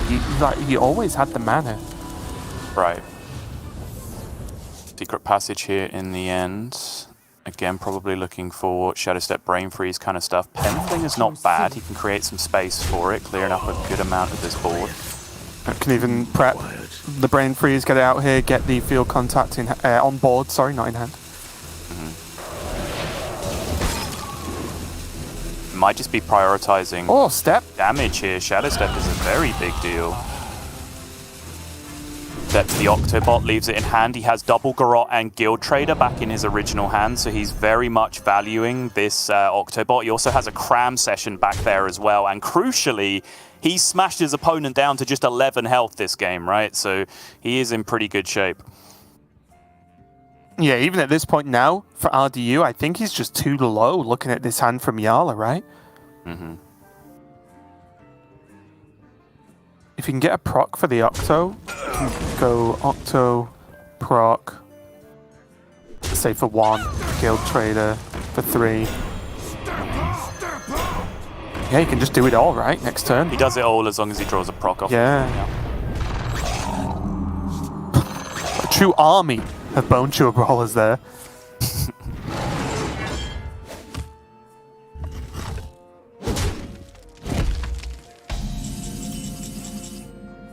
And that's a proc. Looks like lethal to me, Sol. Yes, indeed! Octo, Penflinger, Guild Trader, Garrote already does 8, so even if it wasn't a straight-up lethal with the Cram Session, you would be very, very likely to just pick up the 1 bleed that you needed to get this job done. That is going to be a clean 2-0 now for Yala in this series. Scrappy looking, but that's just how this matchup goes in my experience. It never looks clean, where you just draw cards, draw cast, activate the OTK, kill your opponent. But this is how you win the game. You're just a little bit more efficient in tempo, you deal some early damage, and then you just have the tools to get there with scrappy pieces of combo in the late game. Yep. Very nicely executed from Yala. He's going to go up to a 2-0 lead while he watches these bleeds resolve. And now, again, in an unfavored series, Yala is in a position where he is looking very good indeed to be going through to that finals, because with a 2-0 lead, even if he had 30% matchups, he'd be favored to get there from there, and I think he has significantly better than that in his pocket with just the Warlock remaining. Yeah, and this was a tough one, but I think overall, the key for Rogue here is you just generally have access to more card draw than the Druid, right? Of course, there are games where Druid goes wide quickly, drops a compost in on like 4 or 5 minions, and it feels like the cycle from the Druid never ends.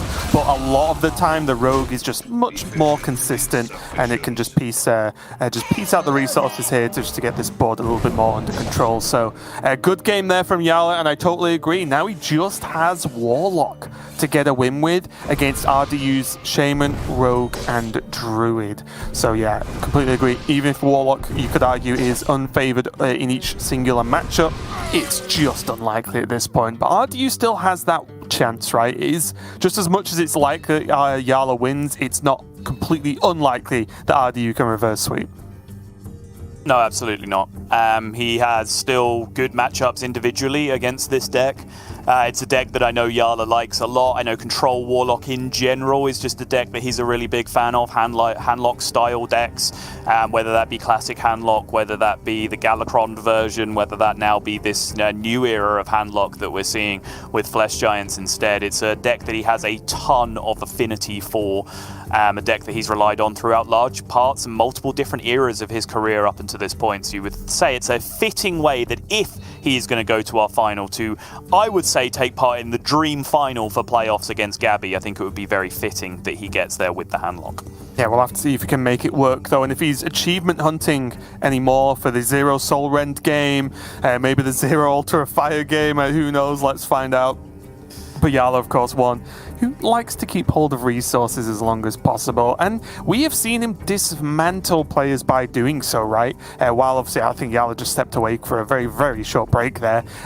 We've seen Yala win games of Hearthstone with resources he shouldn't have in hand. And I don't mean that as a bad thing, but like he can win like warrior matchups where he's the control style player with like 2 brawls and a Bladestorm in hand, and he's just won. And it's like, but you've had 2 brawls and a Bladestorm. Why haven't you used them? It's I just don't need to. It's crazy. Yeah, he does have an uncanny knack for that in the way that some other players don't seem to, because the thing is, you could actually be critical of that, right? If he would win games where he had those resources in hand, that'd be fine. However, you could actually be critical of that as a playstyle if he lost games also where he had those resources in hand, right? If he was playing a control deck and he had all his removal in his hand that he just hadn't played and he ends up dying, then we could actually be, okay, Yala, you're greedy, but you're too greedy. He's just the Goldilocks amount of greedy. Like, he just knows exactly the right time in all cases as to whether or not he has to use any given resource. It's just insane to watch. Now you guys have to work out which GM is which of the bears. That's a dangerous discussion if I've ever heard one. Yeah, you get off to a good start though, at least initially, getting the 1-drop into 2-drop. Now hands looking a little bit clogged up with Arbor Ups, and yeah, I think that face sums it up pretty nicely from RDU. Please let me draw something to play next turn. Yeah. It's not the worst thing in the world, though, right? If he draws a couple of minions from here to be able to curve out with, then maybe those Arbor Ups will actually be the big threatening pop-offs that he needs to actually deal significant damage, because we've seen the opposite be true as well, right? Where the Druid has just kind of gone like 1 attack minion, 2 attack minion, 1 attack minion, 2 attack minion for 3 or 4 turns through the early game. And Warlock's just kind of shrugged and gone, yeah, what else you got? You know, like Drain Soul this, tap, touch that, tap. Like, you're not doing any damage to me whatsoever. So you do kind of need those big power pieces in the mid game to actually threaten the Warlock.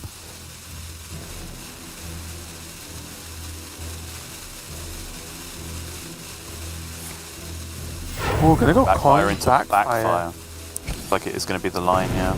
Yeah, so Yala really wants, the most resources available in hand, wants to have access to that removal, potentially that Soul Rend, but also this just accelerates card draw so that he can actually get to that 10 or less to put up the wall of scavengers as well. Yes, indeed. Turn 3 is generally a little bit awkward this way. You generally don't go coin backfire into backfire. You'll go coin backfire into tap plus 1-drop. You give yourself maximum draws to find whatever it is you're looking for. Tour Guide, Touch, Mortal Coil. Lo and behold, Yala has all 3 of those options available. And then you can potentially look at a Netheron, Soul Rend, whatever it is, going into that turn 4, having given yourself maximum draws to get there. But does he have to use Tour Guide, Mortal Coil, Drain Soul? Yes, because he'll have 1 mana remaining after tapping. Therefore, he must. What if he just backfires again and just says, I'm going to get to 10 cards? I would be surprised. Not stunned, not alarmed. Not shocked. I would be surprised. Mild question mark face.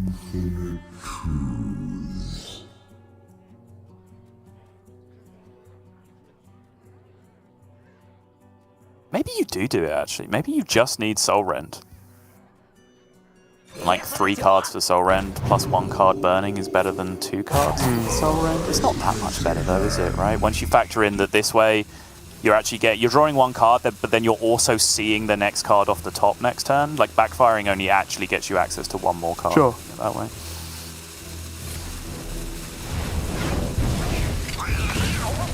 Choosing to go Tour Guide first and then tap, which leaves him 2 mana open to be able to pick both of these off. I think the first thing that Jarla has in mind when he's doing this is composting, just trying to stop that big power turn, that big resource push coming out from RDU. And that must have been a tough decision, right? Because with Tamsin and Touch in hand, yeah, he could have done next turn. He can go Tamsin, Touch for free. Like, that would have been a really strong outcome in a lot of cases. But Jarla, like you said, yeah, just probably dodging the composting at best. But I think at the point he committed to the turn, which was playing Tour Guide first, the Tamsin was then the card he drew off the 0 mana life tap, right? So at that point, he's kind of already committed to the line, so he just kind of had to go through with it. Yeah, I guess... The tap drew the Tamsin, the coil drew the Gold Journal, right, is what ended up happening. Yeah, I just guess could he leave a 1/1 up for 1 turn and then do the Tamsin the turn after, right? So it's just just interesting one. Here, though, nothing really lining up too well for Jarla. He can't go Tamsin Drain Soul. He can tap Null, but that's it. And against Divine Shield might not be the best idea. Just that little bit awkward. It's like he's going to go Raised Dead for Tour Guide here. Yeah, going back in for the Tour Guide. Which does allow him to tap for 1 again, essentially. He is 5 from 8 on Quest as well, so this does perfectly proc, as you are seeing now. Here for the door.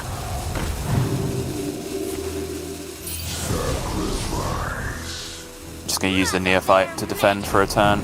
Yeah, I like this.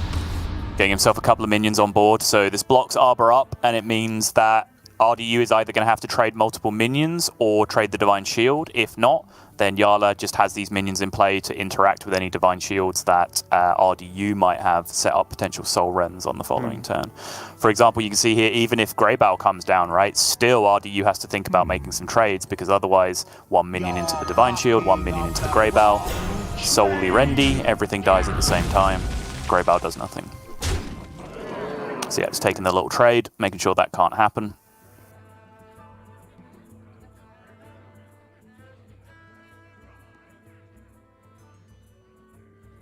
Even now, if this 3/2 doesn't get traded into, you're still looking at like trade into the Divine Shield, Soul Rend, and then Coil or Touch into the Greybow to be able to finish that off. Right.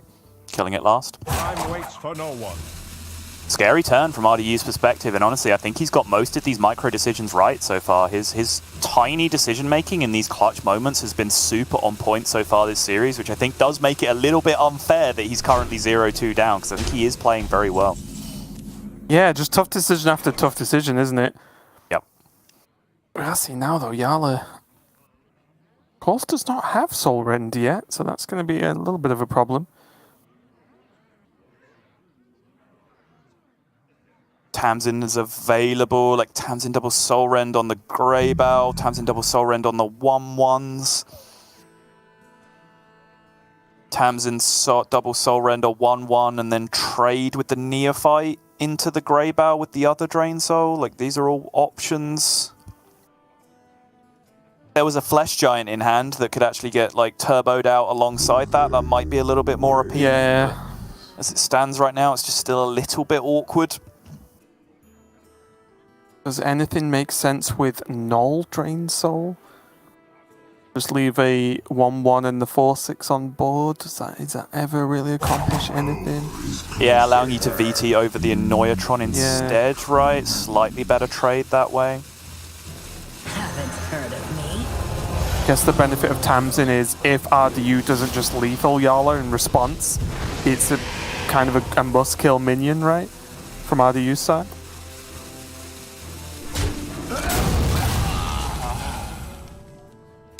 Whoa, that's a good timing for an Acorn.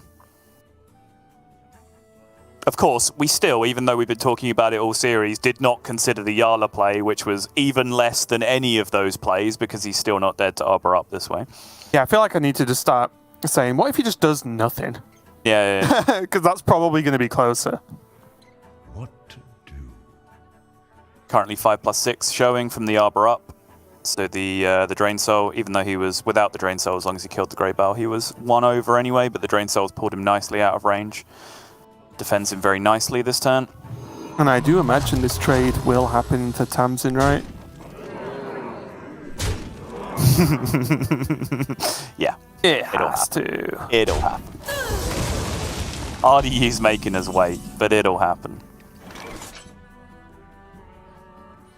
Tap still available, 14 cards remaining. Tap into Soul Rend could be potentially game-winning here. We already saw it once from Frenetic.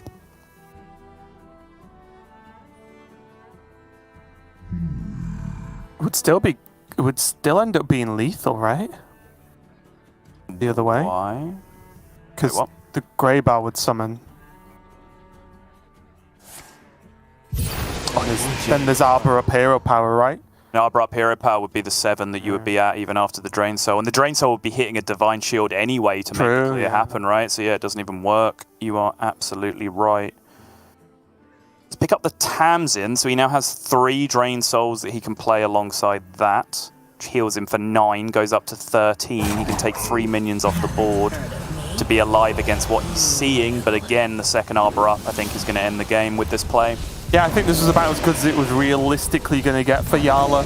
Strong play, gets to, clear, as you said, clear off 3 whole minions, heal for 9. In some worlds, this helps get there, but not in this one. RDU starts his fight back with a win with his aggro druid against Yala's Warlock.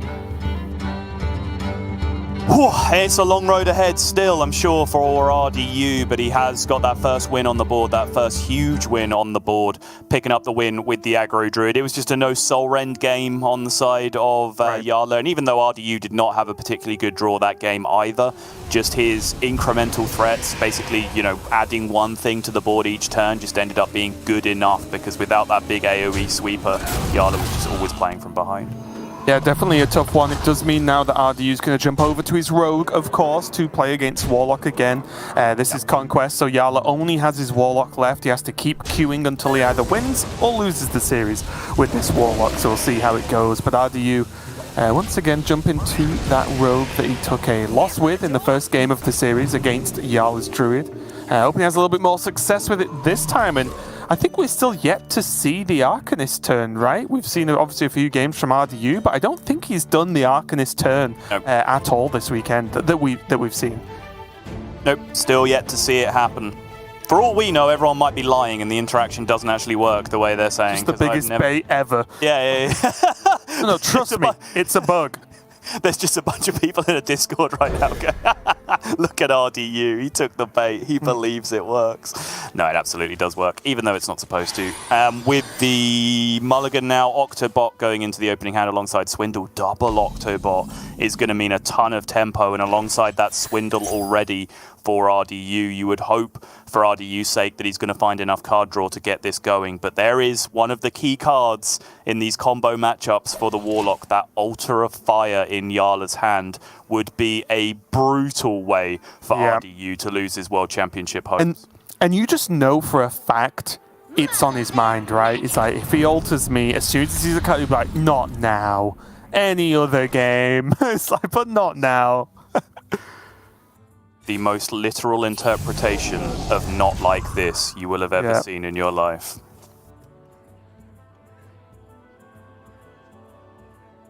Okay. Neophyte into Neophyte, not a bad follow-up. Gives RDU a little bit more time to maybe set up this, Octobot Swindle, for example, if he wants to trust that it will live, or just something Swindle for next turn. Right.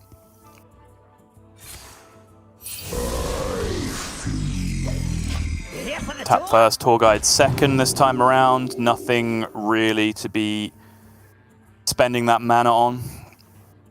So just carrying over the 0 mana tap into the next turn. But yeah, this is one of the many benefits that Rogue does have available in this matchup, is that they just have this early pressure advantage as well. Ooh. Little pieces of chip damage here and there before they're even focusing on the combo.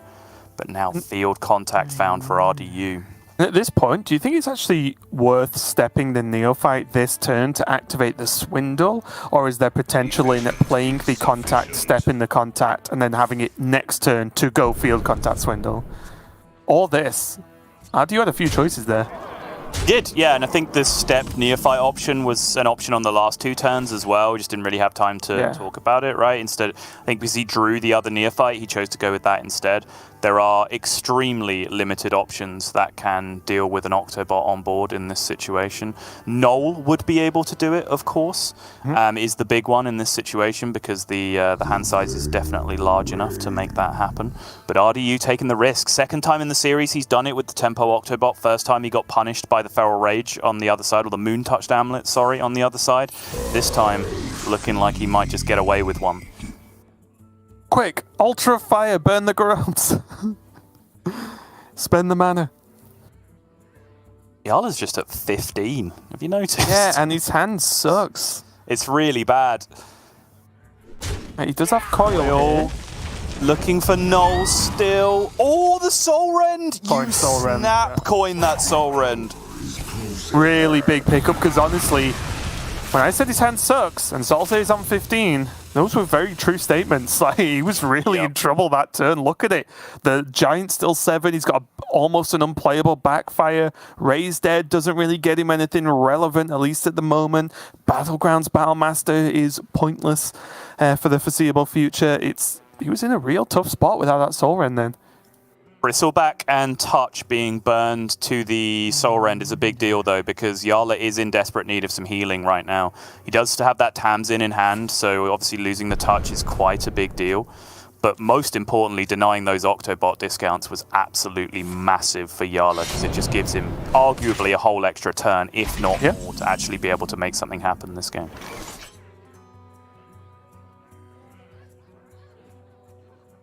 So 9 cards in Yala's hand. 80, and twice as many, Raven. 18 cards left in RDU's deck, which are about to get burned by some Altars of Fire, it looks like. And there are still 2 Garrots in that deck.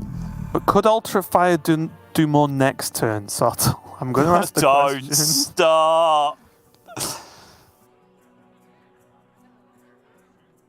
Mathematically negligible. I will leave it at that. So does that mean there's no point doing it this turn if it doesn't make a difference? One prep, one Swindle. That's a second Bristleback gone. That's a Shroud gone on the other side. Okay. It's not bad, right? So functionally, what you do with Alter against a combo deck that's trying to get to the end of their deck is you draw them 3 cards, and you're trying to disrupt them more than that card draw actually works. Like, he burned drawing 4 cards with those 3 cards, right? So he did technically slow RDU down a tiny bit, even though mana would have needed to be spent on those cards, so it's not quite as simple as it sounds. Initiating overdrive. Too quiet. Okay, well, RDU's just doing the thing. At least with the first field contact here. Does have plenty of resources still, prep. Does have Shadow Step as well to go again. He could prep and replay the Penflinger if he really wanted to. And then still carry on with his turn, but looks like he's going to go for that Octo. Bear in mind, the first one did get dealt with, so this is the only one he has left. Give me that. Not what I want. For a second there, I thought it was 5. Got to be one of the most common mistakes in general Hearthstone play, that is just not counting Plunderers. Hey, loser! Initiating overdrive. There's a Garrote in hand. That's one less card that can be a victim of the second Altar of Fire.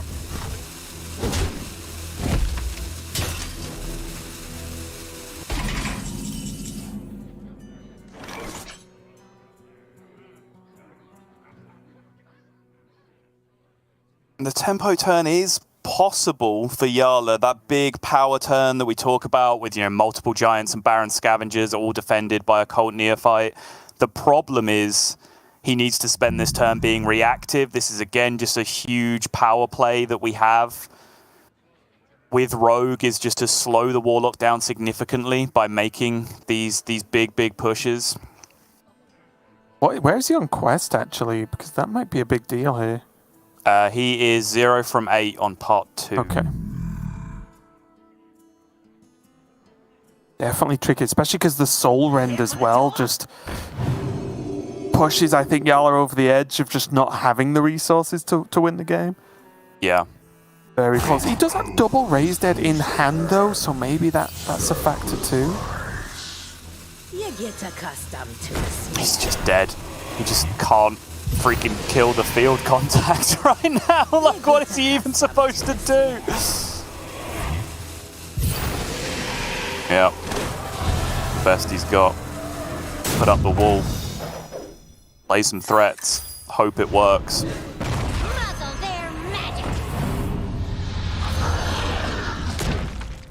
Literally just leaving a field contact in play.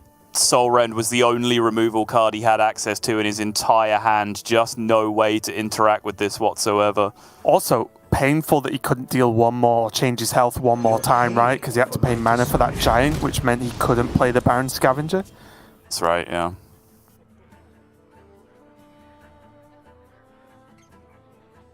Which means RDU basically has a free turn here with 9 cards left in deck.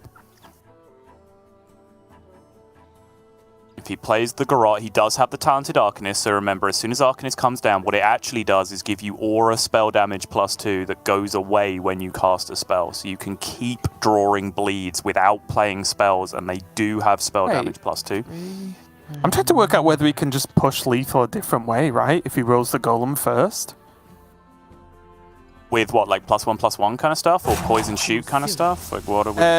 Well, even buff, right? Because he's got a brain freeze. He can then do the Arcanist with Garrote for face damage if he needs it. Like, that's already 5. If he could have just gone the Golem as well and maybe get +1/+1, does he get any face damage through after the trades? Secret Passage looking to actually draw the bleeds here. They cost 2 each, but he needs 2 of them, and he does get them. Okay, very nice. These only have the +1 spell damage, which is currently on the Octobot, because he has played 2 spells since the Arcanist, but still going to be enough damage to get the job done, dealing 3 apiece. Well, I traded the Octobot first, but it doesn't matter. They still deal 2 each. Close enough. Now it's going to be game number 4 going to RDU. I said, although it was unlikely, it's definitely not impossible that he could fight back and maybe even reverse sweep the whole series. And it does mean we are going down to this final game, Sottle. And it's going to be RDU on that aggro Shaman versus the Warlock of Jarla. The Shaman, of course, being a little bit different to the one we've seen Frenetic play, much more focused on those, the weapons, the Doomhammer, of course, the Inara Stormcrash. But overall, a pretty spicy matchup for our last game of this series. So we could just quickly review what happened here. And honestly, Jarla just didn't get any hold of the board really for most of it, right? He had the good clear on the Octo with the Soul Rend, but after that, so much of his removal was either used or not available. And then most important, I think you mentioned the double Bristleback burn was a big deal. Yeah, it just left him in this position where, if he was to make this desperation play, and don't get me wrong, no matter what the situation is, leaving a field contact alive and just playing 40/40 of stats in response to it and hoping that works is a desperation play.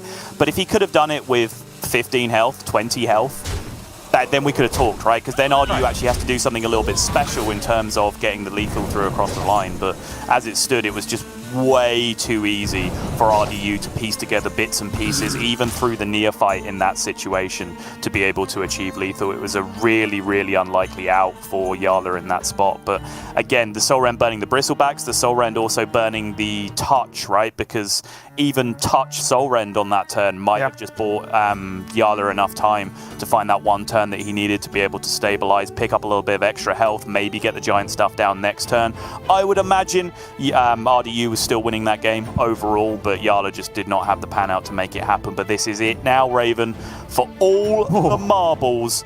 Elemental Shaman versus Warlock? Is it going to be Yala coming back to the potential dream final against Gabby with a chance to keep the dream of a repeat world final open against Glory? Or will RDU at the third time of asking actually secure the bag at the World Championship? Or will he be becoming ever so close one more time? Going to be a big one. It's a huge hurdle for either of these players to get through at this point in the match, and then they've got to face down with Gabby, so that's going to be a tough one there regardless in the finals. But oof, not a bad opening hand here for RDU in any way, shape or form. He can just go 2-2-3-4 with ease. I think if you're offered that opening, you take it. Normally you look at Coin Forgeborn as well, but not with this opening hand, not without a 1-drop.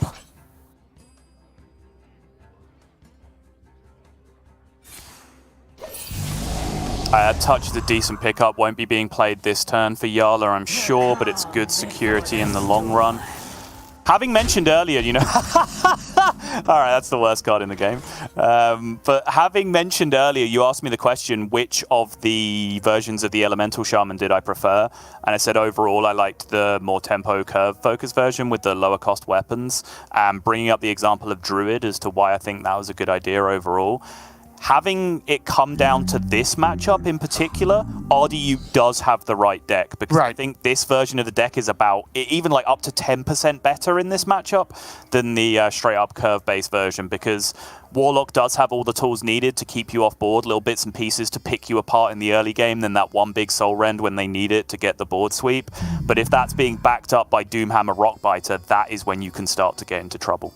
Of course, and no Rust-Rot Viper in Yala's deck, none of the weapon removal tech in here, so does just have to basically get hit if the Doomhammer gets equipped. Yeah. Already, I like the backfire from Yala, because once again, we're in the stage where Tamsin is in hand with spot removal as well, with the touch and the Shadow Blast. So I like him holding on to that as long as possible, so he can make a big swing turn with potentially a lot of healing. And to no one's surprise, RDU's playing out the curve. It's just so much damage already. Yala does have access to that Tamsin though, which is huge. Now has Tamsin and Touch and Drain Soul to go alongside all of this. If he can get to 6 mana without healing, I'm sure he would love to. He, being Yala specifically, would love to be as greedy as possible with all of these resources, but I'm not sure, even with the Soul Rend that he has in hand right now, whether he's getting that far. He knows, of course, about the Doomhammer in hand, even though there was 1 copy drawn early. He's seen the Cage Match Custodian come down, so he does know there's at least 1 Doomhammer that he has to deal with. Yeah, and the problem as well is, just looking at hands, we can say this quite happily, but Tamsin Touch would be strong this turn, because we're just staring at a Granite Forgeborn, which does not interact with Tamsin, right? But there are 4 drops that do. There is the Canal Slugger, of course, as the main one, but there's Storm Strike in RDU's deck as well. There's another Gyroworm, there's Arid Stormer, there's plenty, even just a Rockbiter, right? There is a lot of things where Yala can't just say Tamsin is safe. But maybe he just has to do it anyway. It is, you know, a lot of healing.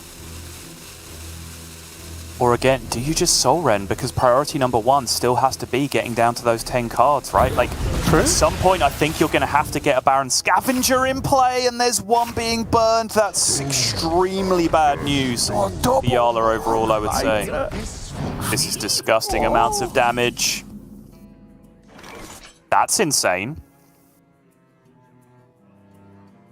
This is disgusting amounts of damage coming up against disgusting amounts of healing. Irresistible Force meets a movable object in player personality as much as in the matchup right now. A little bit awkward because you arguably waste a touch here, but I think you can't just sit and get hit for 5, right? Yeah, I think crucially, even if you just cash out all of these 1 mana touches into 2 0 mana touches and hold on to them, you know you are through the minion part of the game, right? And your opponent is going to switch to Doomhammer, Rockbiter, Stormstrike portion of the game, ideally, from his perspective. But you crucially have like a Tour Guide and a Cult Neophyte in your own hand that you can use to heal up with those 0 mana touches that you'll have afterwards, which I think is pretty clutch. Soul Rend probably doesn't achieve enough, right? No, I don't think so. I think you just double touch the 4/4 even though it misses out on 1 proc of healing. Means a Doomhammer swing would likely have to go into your minion as well alongside the 1/2 on the other side. Well, is there any reason not to do the 1/2? Yeah. Yeah, no, you're absolutely right. Yeah. I don't know why my brain was telling me this wasn't a thing that you do, but it obviously is, because now if the Doomhammer needs to be played, he needs to attack twice into the Tamsin to be able to deal with it.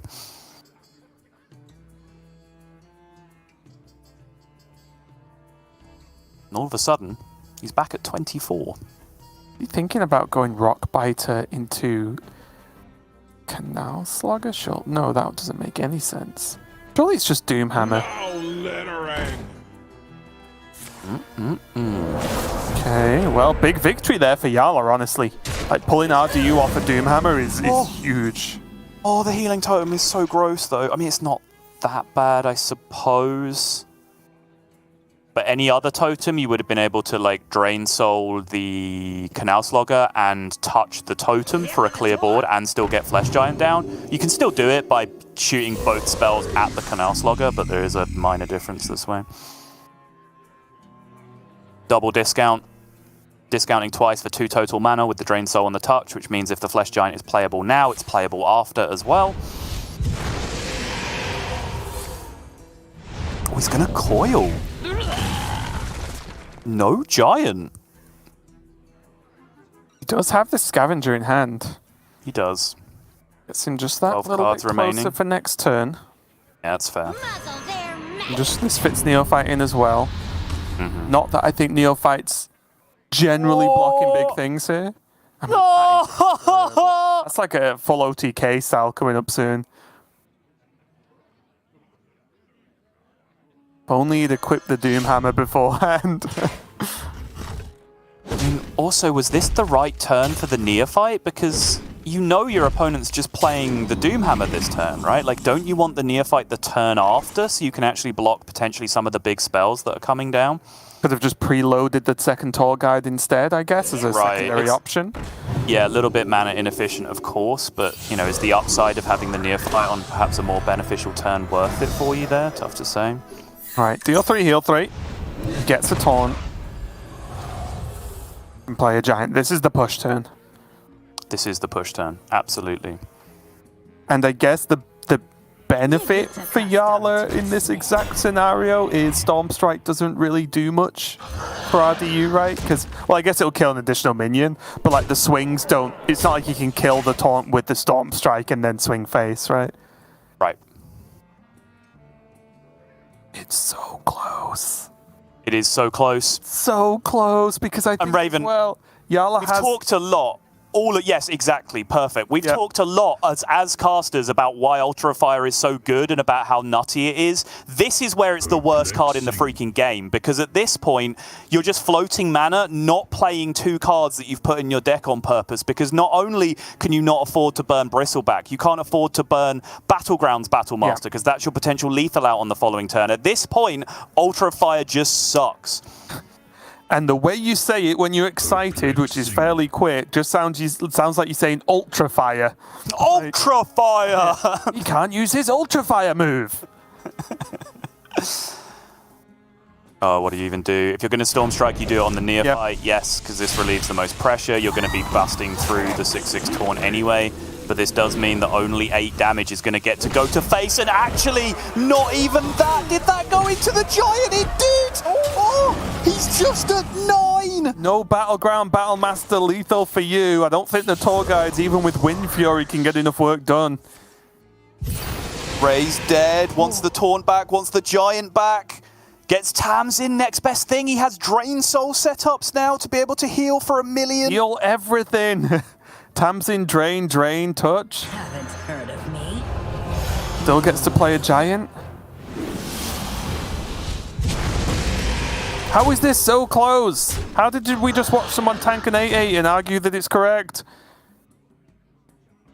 Wasn't correct? I don't know. It was never correct, surely. Was he just dead to Battlegrounds if he didn't? He was, I think he was, yeah. Yes, and he has... The argument is to whether that's worth the risk, whether you ever win the game this way, right? There's only one way to find out. There is only one way to find out. Tune in next time.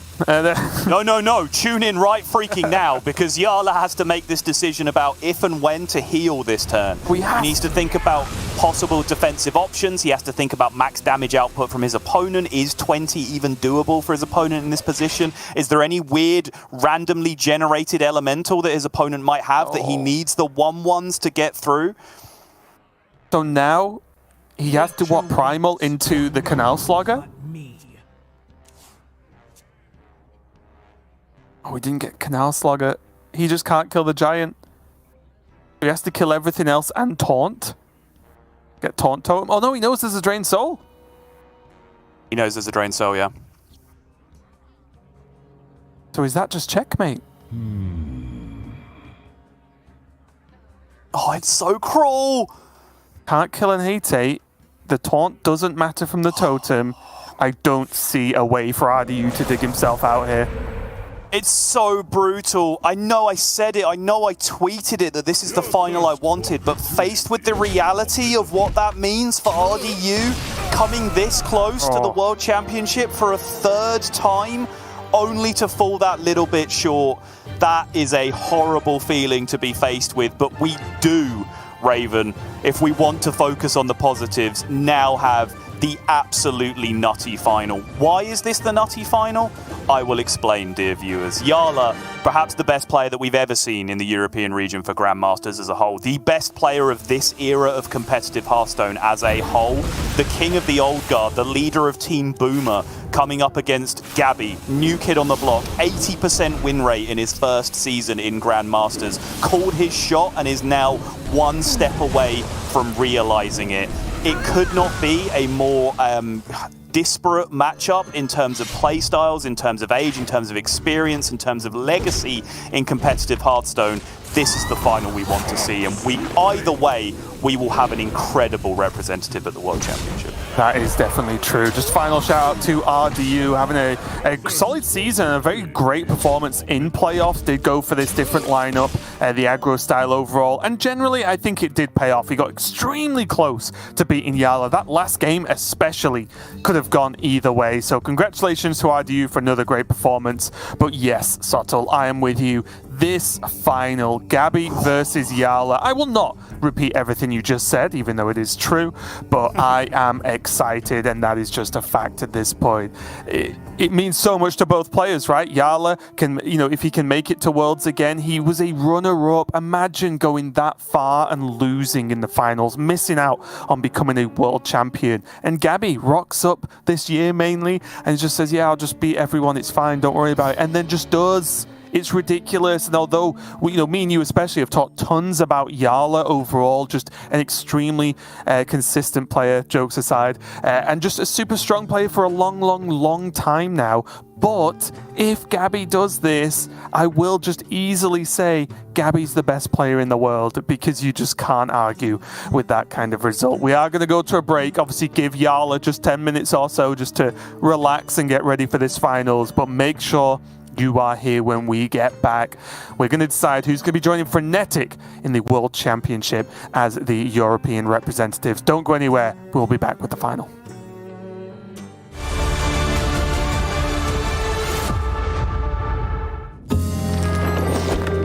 Kazakus, how long have we plotted and planned? My dear Lady Presta, it's finally our grand opportunity. We'll need some merch to do our dirty work. Help me if you can, oh, I'm in trouble. Bring these bounties in and I'll pay double. You'll go from rags to riches in a snap. Oh, get yourself some gear and grab a potion. Glory waits for you and a promotion. You know it. Just be smart and wear your thinking cap. Now, honest labor really can be its own reward. But life is so much sweeter now you have a great sword. Step right up and you can be a mercenary. They say that fortune favors the bold, but fortune does you favors when you got enough gold. People and you're winning some friends. The story goes, your glory grows, but the fun never ends. Be a boss, king or queen, and we'll rule everything when you're a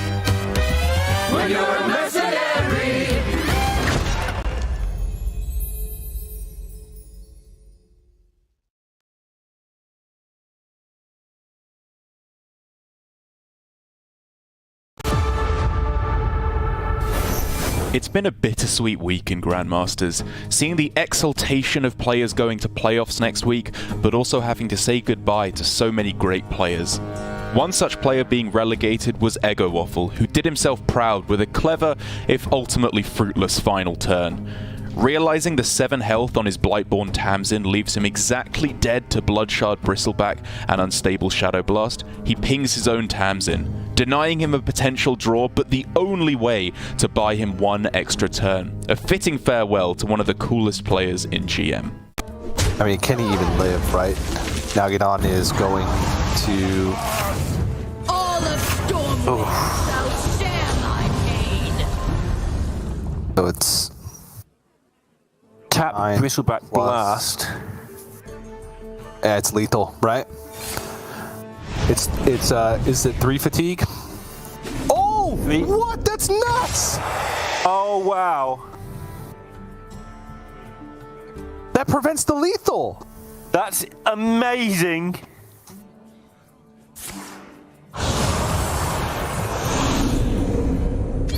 I mean, he's still dead. But as his last moment on Grandmasters, he makes a nutty play. What a way to go out. The second most famous self-ping in Hearthstone history.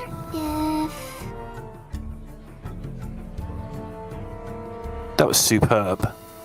Blood is my Very cool. And like you say, it's almost certainly, well, I think it's certain, but I'm always careful because I make mistakes sometimes, but with the backfire being burned, he loses next turn anyway, but stays in there, hangs in there, and shows that he is getting relegated, unfortunately, for Ego Waffle, but he shows us he knows how to play and why he was a GM and why there's, you know, a good Masters Tour away from coming back. Yeah, he bought himself 1 more turn of Grandmasters with that play. Very cool. Very cool. And throws out the well played, gives us the salute. You win this time. He will be missed.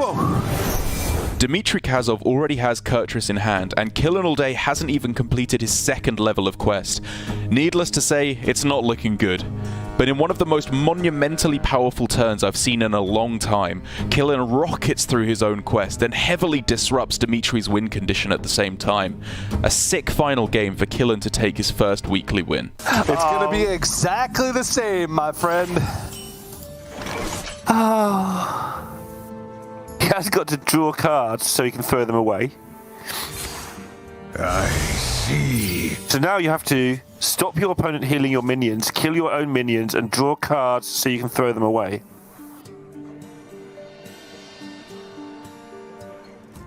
Whilst always remembering to hit your opponent with a 5/3 that has no place at all in the deck. Pleasure doing business. Oh wait, he can actually do double quest completion. Now he can double jump and then glide, and that finishes his own Kurtrus. Oh, and that's shuffles massive. his opponent's Kurtrus. And oh man, what a turn! That's absolutely massive for Killin. Unless Dimitri can pick up Kurtrus here. Nope. Nope. Nope. Even if he were to draw combo pieces, he just doesn't have enough Pleasure doing mana left. I don't know. Uh-oh. Maybe. Oh no. Uh-oh. Yeah, That's enough. He found it. Oh no. Kill's got 2 draws. It's the same game. It's the same game. Glide? Oh, he's got glide. No, he's pumping, he's fist pumping, he did it! Oh my gosh. Wokad. The week of Killin All Day. And he's had the same game twice in 2 different rounds to do 72 damage both times. And both times he left damage on the board, but he's got it done. He's got a weekly win, and he's already saved himself from relegation. Okay, hands up. Who here has burned one of the quest rewards before? Well, okay, maybe that wasn't the best way of showing it, but my hand is up right now. What I can't say, however, is that I've deliberately burned a quest reward. After Shaxi gets Skull of Gul'dan, he's able to discount almost every relevant combo piece in his OTK Demon Hunter. And then, when he's only a philosophy away from winning the game, he says bye-bye Kurtrus and hits a ludicrous combo next turn. At least for Tiz, his final game in GM was a cool one, even if it wasn't so much fun for him. It's such a clutch card in this build of the deck against OTK Demon Hunter, and it means that even with pretty nice discounts on Il'gynoth potentially going down to 4 mana on this turn, with the top deck of Skull, which is pretty spicy. Wait, he might have lethal next turn if this discounts are right. Oh my god, that's zero cost! Oh my god! Are you serious? He's a philosophy away from lethal next turn. So you can't play Glide here, right? I think you're losing this game. So honestly, your best chance is just to cheese it. Are you kidding me? Maybe Skull should just be back in the deck there. Is it correct to go acrobatics and burn Kurtrus? Is this an overdraw quest reward game plan? Yes, I think so. All you need is philosophy, literally. I think you're right. This is a very one-dimensional game plan now for Shaxi. What year is it? Or what month? It's felt like a whole year with the amount of balance changes we've had. He does it! Overdraw Kurtrus, and it's just low-key correct! He hits the philosophy! Oh my god, yeah, it's happening! And Shaxi, overdrawing Kurtrus, gets the win. Tiz, he waves goodbye. This is, I think, the last time that we're going to see him on stream for Grandmasters, as he is announcing his retirement next season. And there we go. Just in a Skype call as well or something. Just so they can wave at each other. Any Druid deck with Celestial alignment is often seen as a very linear deck. Ramp, play alignment, slap your opponent in the face with cards until they concede. But Gabby shows us some of the flexibility in the deck by going for Lady Anaconda right out of the gate, skipping the alignment portion of the game plan entirely. And the benefits are clear. Glide can't scratch him, and Casey's removal isn't even close to clearing this up. And all while finishing his maths homework too. Pamal, Gabby. The reason is the overload turn, but that just surely doesn't really make enough of a reason, should I say? Oh, really? What is this? He just goes Anaconda, forgets about the Celestial Alignment altogether, and is just going to try and pop off with the Germination. I actually confess I did not look at this at all, but this makes a lot of sense, because now he's suddenly only a magic 1 mana away from being able to get Cenarion Ward down anyway, and he's already popping off with the Arbor Ups. What's that draw? It needs to be big, it needs to be Immolation Aura. It is not any of those things. That is 3 damage per to the Anacondas. Not good enough. Yeah, if Casey could kill the Anacondas this turn, he does effectively gain an extra turn, right? Because of the overload that Gabby will have, or at least close to an extra turn. Yes. Theoretically, yes. Yeah.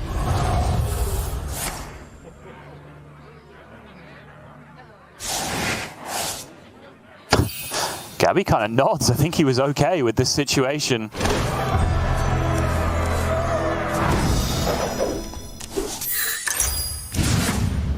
Nothing doing here, though. Bell Barrage not really going to achieve anything. We'll take a little bit of damage off the right-hand side of the board with the trees. Oh! Go, go, go, go, go, go, go! Steering time. More mana! Oh, that'll be it, right? That? Solo. Yeah, 19 plus 8 twice. Yep, that seems like a lot of damage to me. And the wins just keep on coming with this Anaconda deck for Gabby. That makes it 11-1, I believe, at this point. And he is going to even up the series and take it all the way to game number 5, continuing to give Mr. RDU some hope at playoffs this season. Lambie series has had a turbulent run in Grandmasters, to say the least. Getting relegated last season before re-qualifying thanks to his excellent run in recent Masters tours.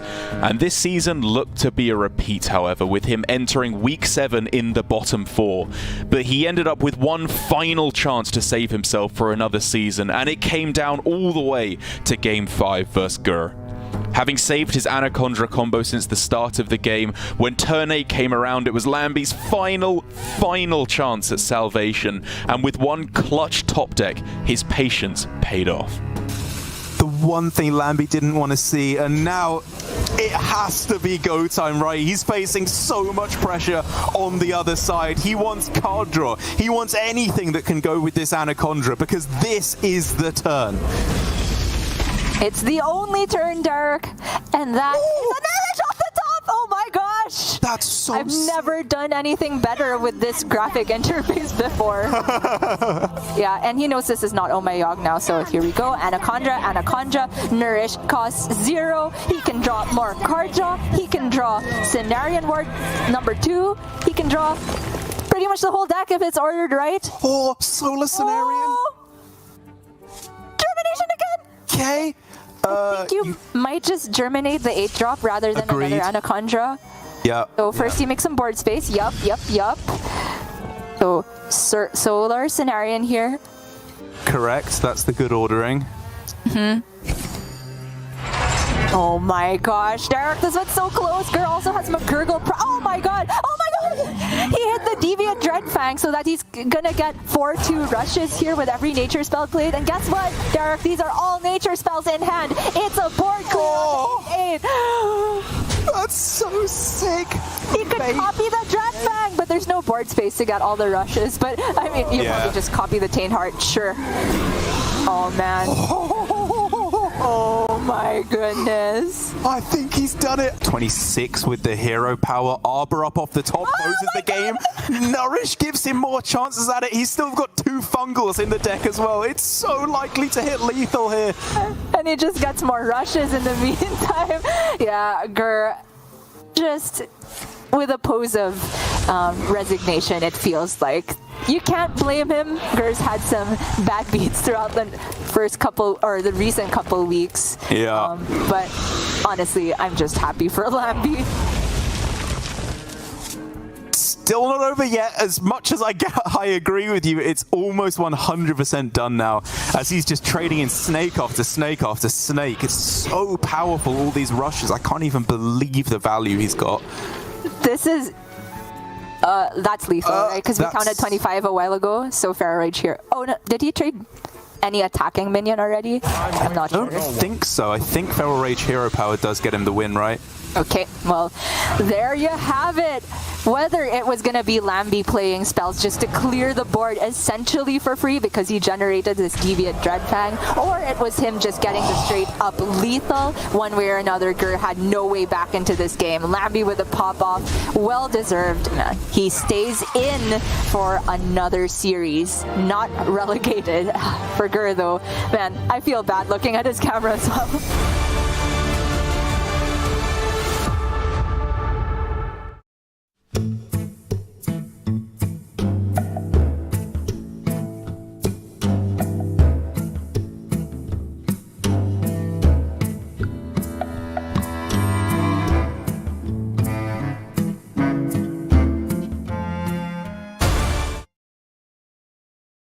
Oh, we're back. Sorry. I just coughed.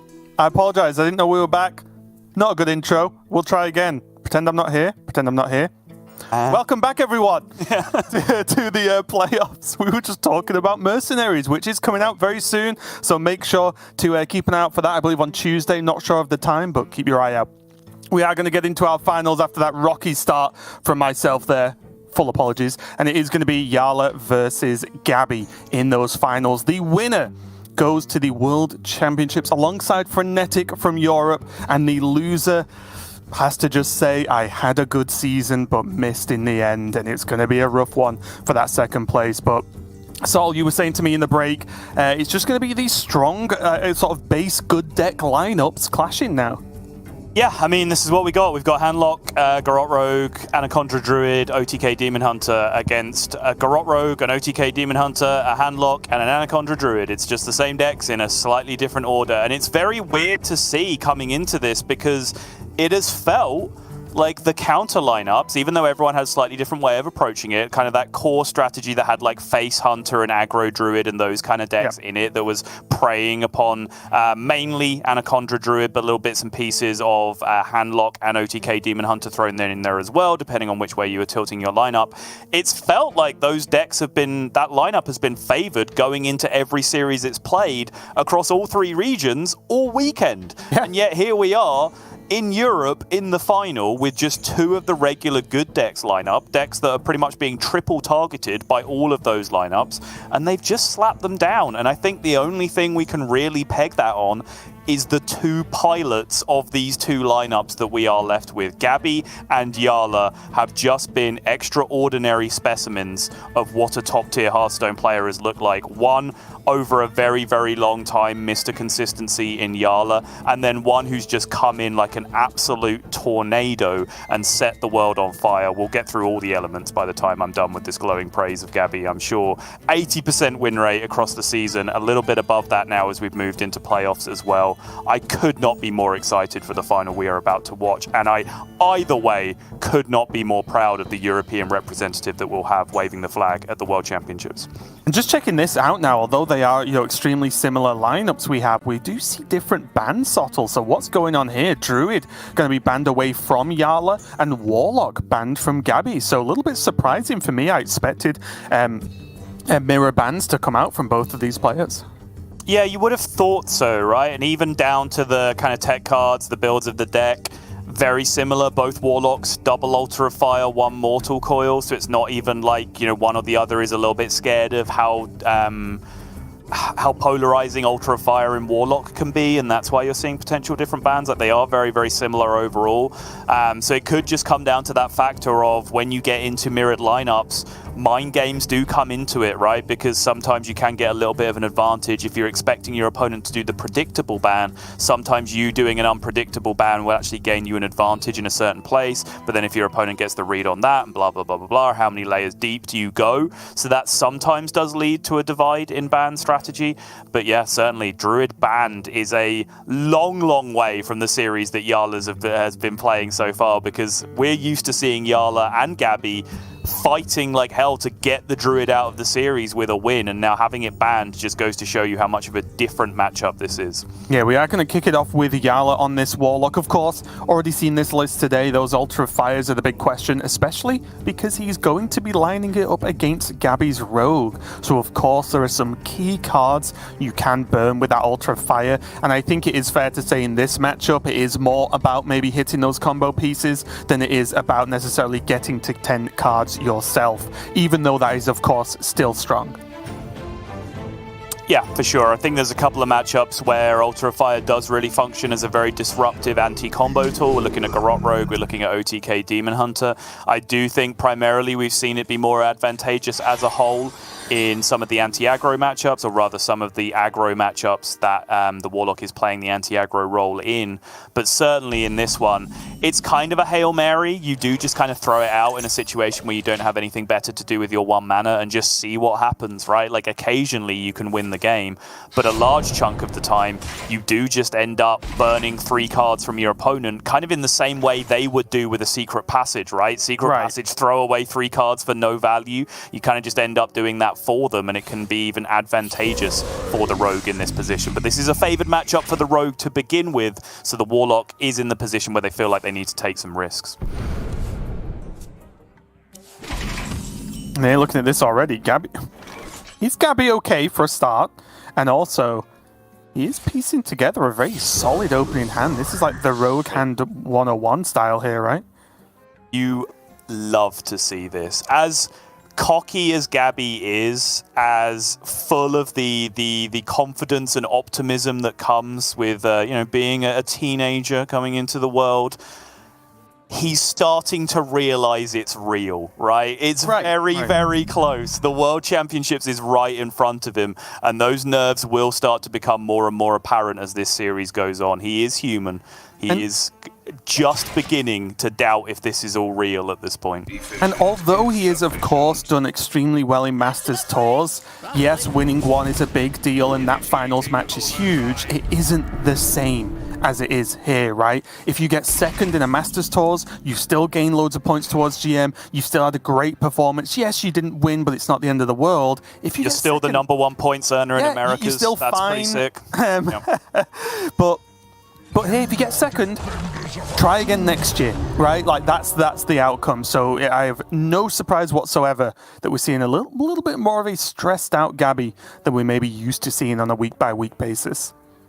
A Netheron start, ideal for Handlock in this matchup. It's the earliest that big, unignorable pressure can come down, and that's what you're looking for. If you can then support that with Raised Dead, support that with Knolls, use that to bridge your gap until the big giants come down and the Baron Scavenger come down, that's what you're looking to do. Constant pressure from turn 4 onwards. Even though this is a very, very strong hand from Gabby, this is the kind of pressure hand from Jarla that might just be able to race it.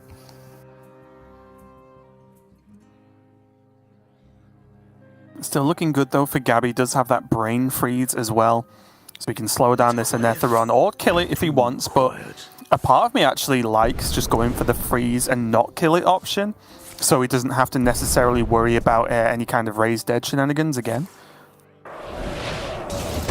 Interesting. Yeah, he does end up going for the brain freeze. I do personally value brain freeze extremely highly in this matchup when playing Rogue. There was an option there, for example, to have prepped and then looked in the One Thief, maybe to play something that would have allowed the Prize Plunderer to come down and clean up. But as you were saying, that does allow your opponent to just hit that perfect Raised Dead curve where the Anetheron just comes right back again on the following turn. Now, does Gabby want to commit anything else here? He can just go prep into Rune Orb if he wants. Looks like he's going to step the contact and say, you know what? That was a good turn. Next turn, I'm probably going to have another good turn with 1-mana field contact.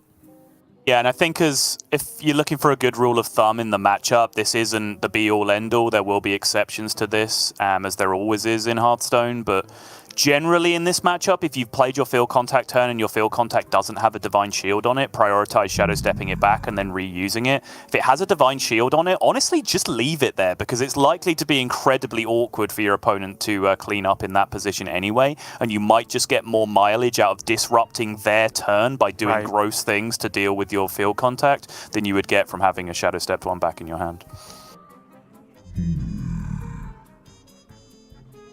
This is looking like one of those awkward turns even without the contact being on board for Jarla, right? Like everything costing that little bit more, his removal going to eat into the available mana. He will generally want to be life tapping, especially with that Flesh Giant in hand, but he's going to be limited this turn if he does.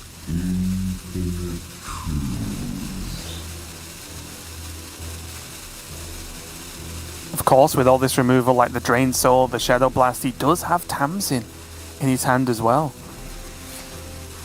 He could be looking at holding on to some of those at least, just to get some value going forward. Just prioritizing taking care of the Octobot, so no further Shadow Step shenanigans can become problematic in the future, but it is, as you were saying, just a miserable, awkward turn to be faced with, and now that's field contact for days for Gabby now. He has all the card draw he will ever need this game. Just has to execute, get to the bottom of the deck, and hope that there is not significant pressure on the other side, and I don't think there will be. Deadly Poison as well, not bad, just to push that little bit of extra damage, right? Effectively 1 mana deal 4, sounds like a card you should be very interested in. There's a Fireball as well. Max aggro is going to be a completely available plan here for Gabby. Got another Neophyte to just push Jarla into danger territory as well for how efficient this next turn can be. We can see that, yes, there's a Soul Rend, but that's about all there'll be if Jarla has to commit to it. Yeah, indeed. Forget Garrote Rogue. Like, Nohan's just had it right the entire time. You just play Tempo Rogue and kill them. What's that now? Let's imagine the Soul Rend is played. There's still another 9 damage minimum from hand next turn. Puts him down to 9, so a lot of pressure coming down here now from Jarla. Does have to, of course, commit the Soul Rend. He's got nothing else. He is able to play the Baron Scavenger, though, so he gets something going for him this turn. Oh, all those burns. You get accustomed to the smell. Check out what Jarla actually has after that huge Soul Rend left. Yeah, one Altar, one Battle Master. Didn't hit the other Flesh Giant, which is huge. If Jarla ever felt like he might theoretically have a couple more turns to survive here, that would be the big turn that he was looking for. I think most importantly, he did burn the second Bristleback, right? So yeah, doesn't have the second one available to recoup some of this health. Give me that. Look what I want. Yeah, just too quick, just too smooth for Gabby this game, it's going to look like. Flesh Giants are not even really hitting that 0 point yet. We're used to talking about the Cult Neophytes being disruptive from the Warlock side toward the Rogue, but it's actually been the Cult Neophytes from the Rogue that have been incredibly disruptive this game, just not allowing Jarla to relieve any of the pressure. Shadow steps this Cult Neophyte back to hand, and that is a super clean lethal setup on the following turn now.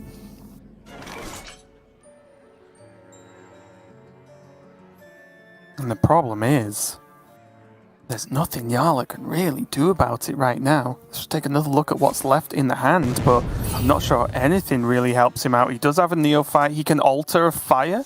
He might be going for, right? If he wants to just hope that one of the cards left is important in any way. Yeah, that's certainly an out. I do agree with the backfire because there's just a lot of cards that he can look for here. The other Flesh Giant is massive, the other Scavenger is massive, the other Neophyte is massive. He can get all of those things from Raised Dead as well. And as you said, the Altar of Fire on top of that is the ultimate Hail Mary, just in case there's 1 or 2 Garots left in the bottom of that deck.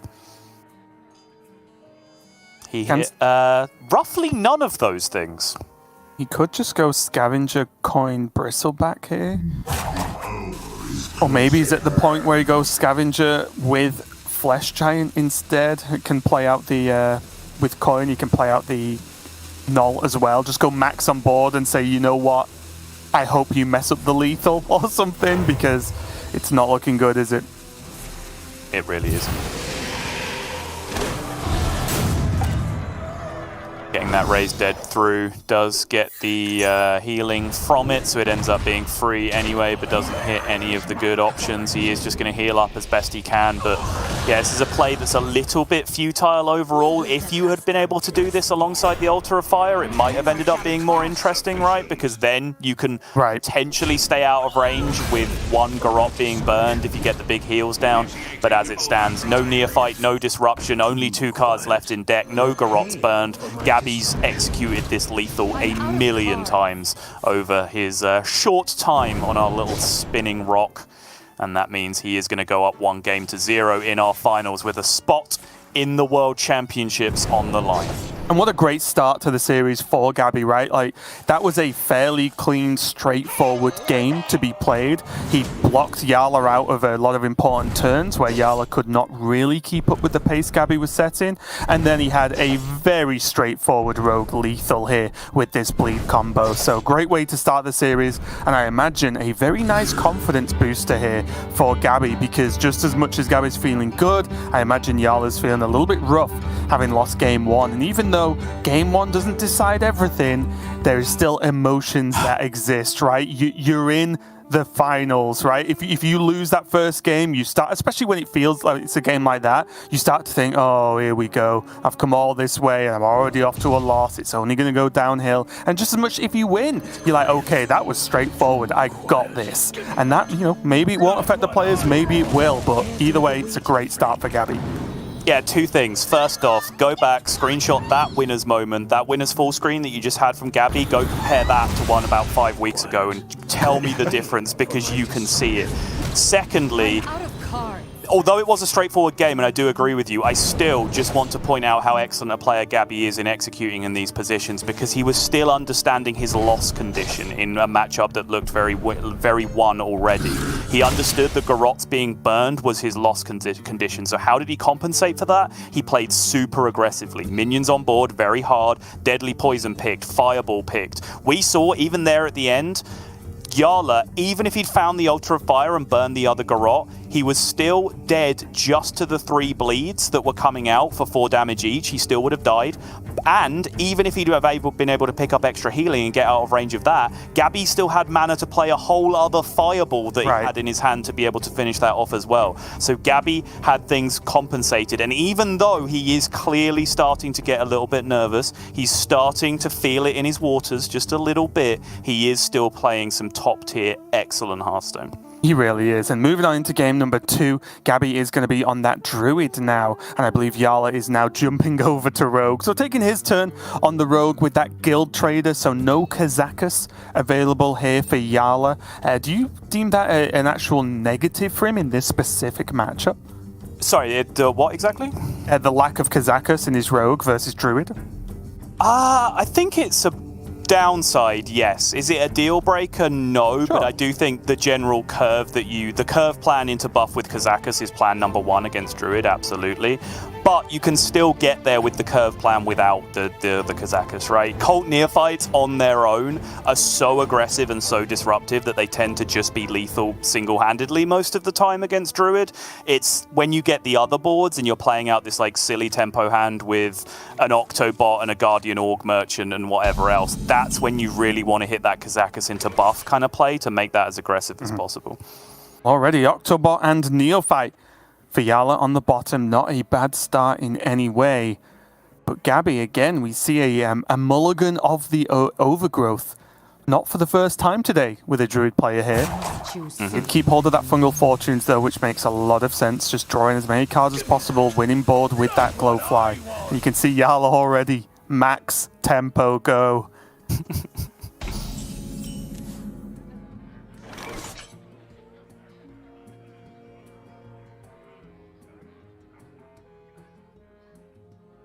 All right, decision time already here. Yeah, that's what I'm thinking about. Octobot. Yala. Yep. Yeah, Tempo Octobot is almost certainly the plan. We have seen this get punished already today. Gabby does not have the option just yet. Crucially, though, able to cheat out this overgrowth with the coin and the Vate, meaning that he won't get blocked by the follow-up Cult Neophyte. He's going to have enough mana to do a number of impactful things, regardless of whether the Cult Neophyte comes down here. Yeah, and this is like the weird punish for not playing Neophyte, even though I'm not saying it's wrong at all. It's just the way to sort of get around it for Gabby, as you pointed out. So very, very strong. Yala can still follow up with Cult Neophyte because, let's be honest, the effect is strong, but it's still a 3-2 in a matchup you do want to play as a sort of board-focused aggro deck. Just whether he wants to do anything with this Og Merchant. You're paying for my discretion. Okay, so he's going to go as wide as possible. Yep, I think it's all just getting in there this turn. Divine Shield on the Neo. Yep. It's good to me. Chuck the Garrote in for good luck. 1 mana equals 1 mana. Story checks out. Get it in there. 3 damage to face. Start pushing with the minions. This is the kind of start I was talking about. Cult Neophyte by itself just representing so much damage, so much disruption to Druid. Nature Studies can potentially get some work done here. I imagine whichever card gets taken, it's not being played this turn. I imagine this is going to be a Fungal Fortunes turn regardless. So maybe it's still just Wild Growth, right? Like, does Moontouch do enough in comparison to like carry on ramping to Solar Cenarian? Well, do you ever live long enough to get there? Yeah, I'm just thinking of potential of armor. Yeah. Because of what his follow-up turns will be. Even if he draws, he's likely to draw into something that would actually corrupt the Moontouched. Yeah. Because 6 armor's not to be messed with, right? Like, oh, it's close. Does he really need the ramp? Does he really need the 1-drop? Okay. Fungal comes down as expected, though. Bleed off the top with the spell damage still existing, though. That's brutal. Yeah, Gabby got a Bloom, though, so he can go for either Cenarian Ward or in a couple of turns' time. If we even get that far, he could go for the get the old Solar Cenarian. Oh, got the step. He just ripped the Swindle. So Swindle is spell first minion combo effect. So he just took the spell, I guess, looking for more bleeds, potentially, first and foremost. But he hit the Shadow Step, which meant the Cult Neophyte now comes down and really puts a blocker on anything Gabby could be trying to do here. Yeah, no longer possible to go even for that Cenarian Ward because of the step. Right. Did we just blink and this game happened, Sottle? Because it feels like it. Certainly does. I concede. Wow, just like that. I was saying Gabby must be feeling confident after that game number 1, but Yala responds in kind here and just takes game number 2 in lightning fashion with a very, very all-in and aggressive opening, because the one benefit that Gabby had after that opening was the fact that all the cards are on the table, right? Quite literally. That Gabby knows what he realistically has to beat to take control of the game and probably win the game at that point. But that step from Yala really did just hinder him.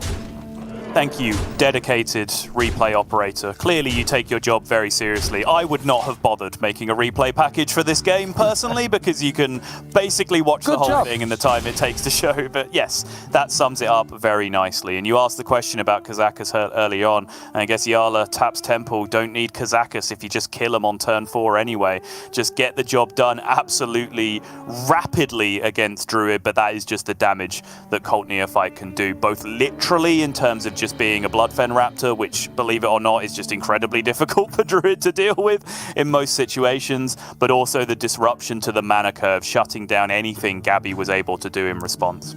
We are going to go for Druid once again from Gabby, going up against Yala's Warlock now. So we do have the struggling decks from both players are actually going to clash. So one of them, guess what, is guaranteed a win here. But Gabby and Yala now both taking victories with their Garrote Rogue. Again, maybe not too much of a surprise in the story of the series as a whole that Rogue gets wins. So really now is when the meat of the series starts to kick off here. Druid versus Warlock. One of them has to win, and that means one of them is going to be in a very solid spot to win this series.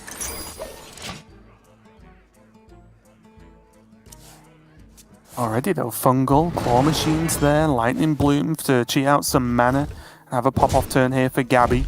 On the other side for Yala though, nothing going on too much, but as we know from Warlock, that can change in the blink of an eye. Just a couple of life taps later, and you could be dropping a few giants on board.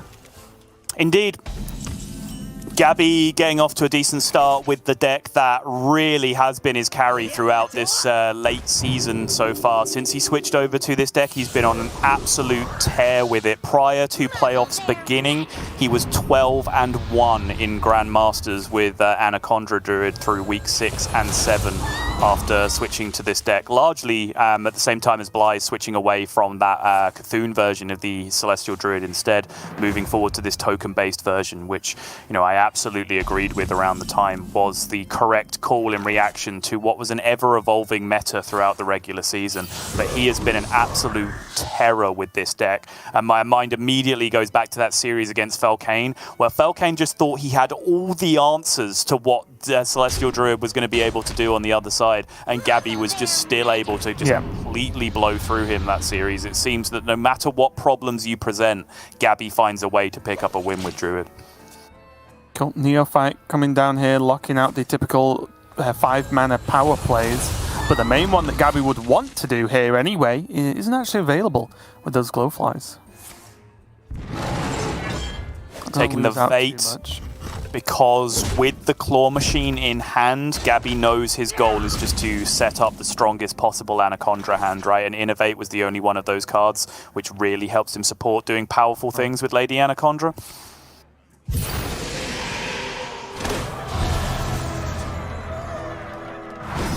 Oh, the double Neophyte. I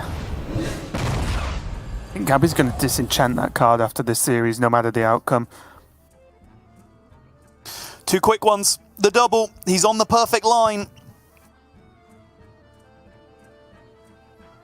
Those Cult Neophytes are going to make a real mess of Gabby's next few turns. He does still have the Claw Machine to come down immediately, which means no matter how much spell disruption is available, he is going to be able to achieve step number 1 and get that Anaconda in hand, allowing him to do absolutely revolting things. But those Neophytes can still represent a good amount of disruption against that Anaconda, especially when we don't currently see a Germination in Gabby's hand to go with it.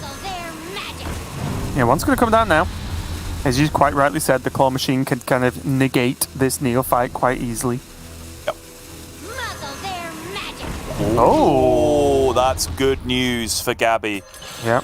Why, thank Claw Machine coming down. No reaction. You see the wins. You see the wins from Yala. He knows how important that is. That's 2 Neophytes wasted. Not only on the fact that no spells were cast that turn. Gabby had a perfectly serviceable turn, but that's now 2 neophytes you don't have in your hand while you know your opponent has Anaconda and a handful of spells on the other side. Now here's the question though, is it Celestial or is it just straight Anaconda? I don't think you can Celestial pass, right? Because you would be conceding the game to Battlegrounds Battlemaster on the other side. The problem is he's still not fully set up to be having that Anaconda pop-off, right? He has the Solar, but he doesn't have a Germination to go with it right now. And there is that Giant facing him down on the other side. He would have to rely on, what, card draw from Nourish? If he went for it right now? He went for it right this second, yeah. Currently still a Nature Studies buff in play, which changes the breakpoints here a little bit as well. Anaconda came down, he would have 4 mana. Sorry, he would have 1 mana, Nourish would cost 4. So Bloom, Innovate would allow him to play the Anaconda, but not do anything else alongside that. Yeah, I think in the long run, this is the only decision. He has to take the risk. He has to just believe it's there, because now if he lives 1 turn, suddenly Nourish is just incredible for 0 mana alongside the Anaconda and everything else. 2 Nourish, Solar in hand, like, what more do you need? Screaming at his monitor for there to be no Battlegrounds Battlemaster on the other side. Well, any other minion that comes down. He knows now, because he'd already be dead if that was the case. Even versus Yala, I think he'd be dead. Excuse me. Does he have to play Battlegrounds Battlemaster? Do you want to go to Worlds? Full Chandler there. Could this be any more of a lethal? None can stand against the Serpent Lords. And here we go. Here we go indeed. We've seen this time and time again. It needs to do a lot, though, Raven. Like, a lot. I believe you. There's a Germination. Does that help? There's another Germination. Does that help? With 2 Germinations, do you hold the Solar now for the Cenarian Ward to help you get the survival that you need to get through this? Guess not. Casting the Solar now, he's seen the Cenarian. What did he get?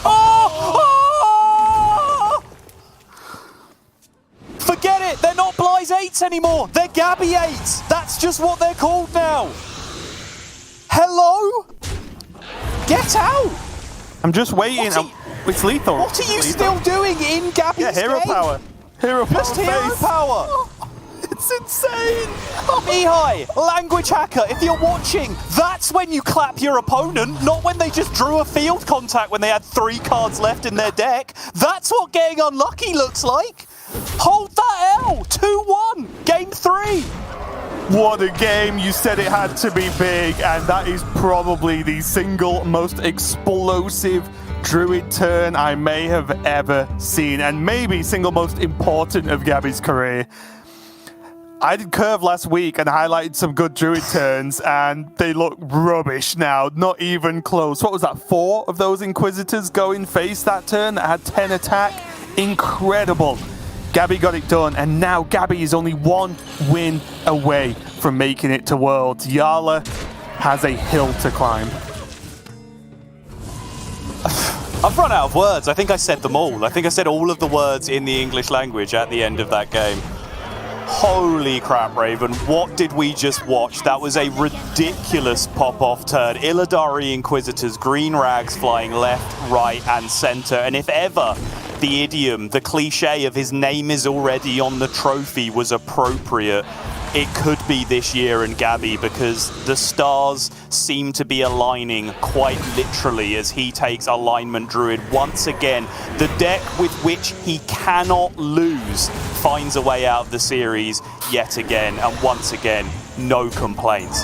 That's when you're allowed to be salty. Yeah. And I do enjoy the salty clap plus smile though, because it's just like, that, to be fair, that was a sick turn, right? I don't like that it was against me, but it was a sick turn, and look at that for a finish.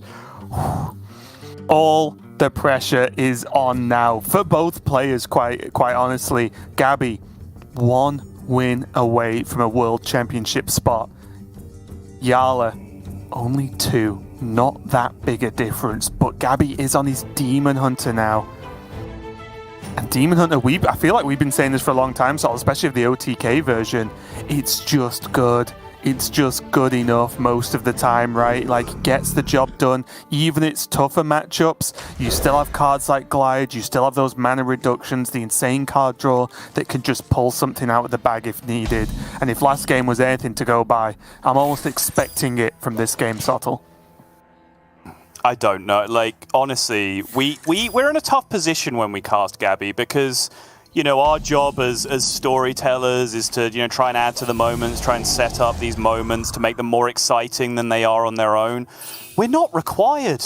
We can't say anything that will make these Gabby series any more exciting than they actually are just watching them.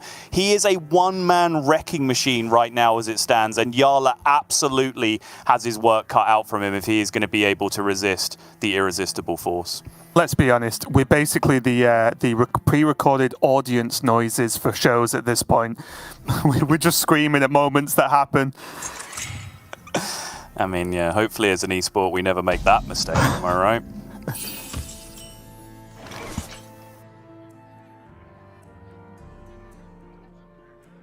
Alright, Neophytes yet again for Yala, which means the disruption is huge once again, but we do see Gabby glide far left, perfect positioning already against Warlock. That's the dream scenario. Yala does not have a super card draw heavy hand. It's not like he's going to be ripping a backfire anytime soon, but Gabby can bide his time, be patient, wait for that hand size to build up, because to support that glide on the far left, he also picked up a Kurtrus, which he can use to alleviate some of this mid-game pressure. It is going to lose that invincibility, but it's still going to be able to pick off this board state. Yeah, it's very, very important that the glide, as you mentioned, is on the far left, and the work has been done, right? There's no shuffling around that Gabby really has to do to set this up. He can just let it sit there. Yep. Now he's going to just get some more cycle, progress the quest, clear off the 1-1. He can deal with one Neophyte hitting him in the face once or twice, not the end of the world. But Yala's hand, it's not great so far, is it? He can tap into, like, raised... Well, I guess he could raise dead for a tour guide to tap, but that still doesn't open up much outside of letting him play Bloodshard Bristleback. So maybe he just plays the Bristleback and just calls that a turn. Here for the tour? Fixated, I think, on the idea of continuing to play around Glide. He's going to get that raised dead out of his hand alongside the Bloodshard Bristleback. It is one of those scuffed zoo starts that we see from various decks playing against this Glide from the Demon Hunter. It is really one of the most polarizing cards in the current metagame in terms of some of the silly things it makes your opponent do. But boom, good luck. All pressure deleted, Valve released, and Gabby can now basically do whatever he wants in the coming turns. And I think he is just going to take this moment to hit a quest step. Does not want to slow down his own progress one bit, waiting for his opponent to do anything better.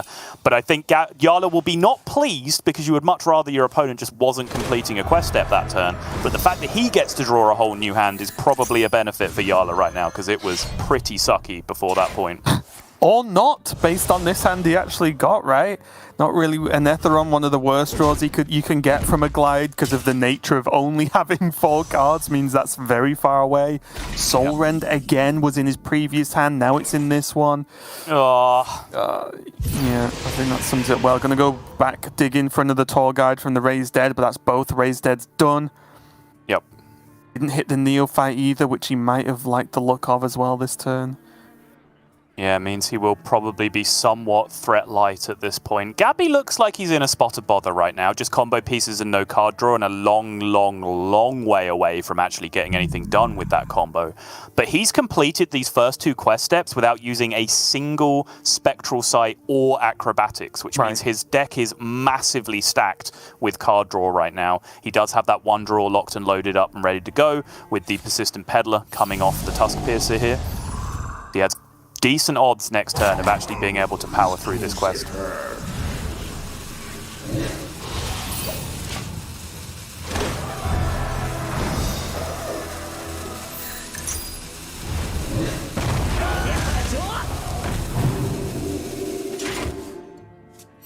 Once card draw. Acrobatics.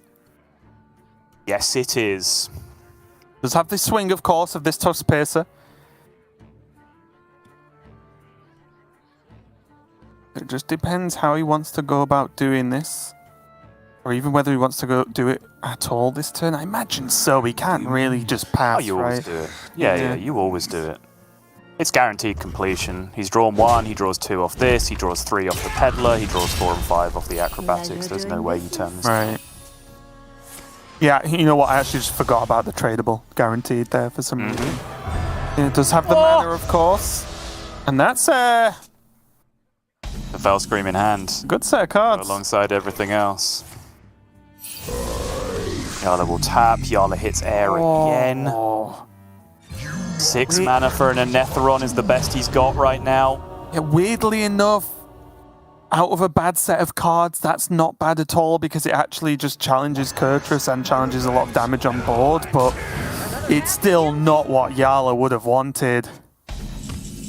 Okay, Glide is not it. Okay, Flesh Giant starts to become interesting now for Yala. He can actually start ramping up pressure at probably the last possible moment that it becomes relevant. He's still some way away from getting the less than 10 cards online, but at least he has a Giant to play this turn, and that is a very big deal. I think, hey, Giant Scavenger, push 8 to face. That's what I would look at personally. Ooh.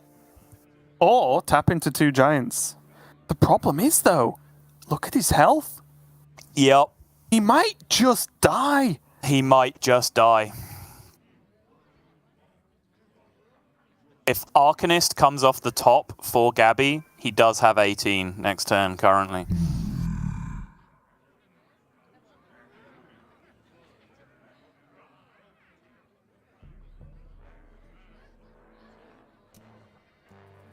Or even a guild trader, right? Because he, for example, that one he just shuffled back in. Oh no, that was before Kurtrus, so it'll be 2. It was right? It'll be 2. Yep, sorry. Yep. All Ren touch, double Giant. Okay. Let's clean this up. Gets to push the 8. Yala setting up for a counter attack. 17 is still the number, and last I counted, that's still less than. That's 2 cards for 0 mana. The Arcanist out still exists. That's the wrong spell damage card, though. As soon as this guild trader gets cycled, he has to be thinking about clears instead of lethals, I believe. Which means at that point, maybe you're just using the cards you have in hand already to get that clear. Yeah, I was looking at, can he even use the guild trader to clear, right, instead? Right. Because it's a lot of spell damage for 2 mana right now. Yep. Kurtrus would kill the Anetheron. Deal 3 to the Giant on the far right. Just Gnar Glamesmith. It's just damage.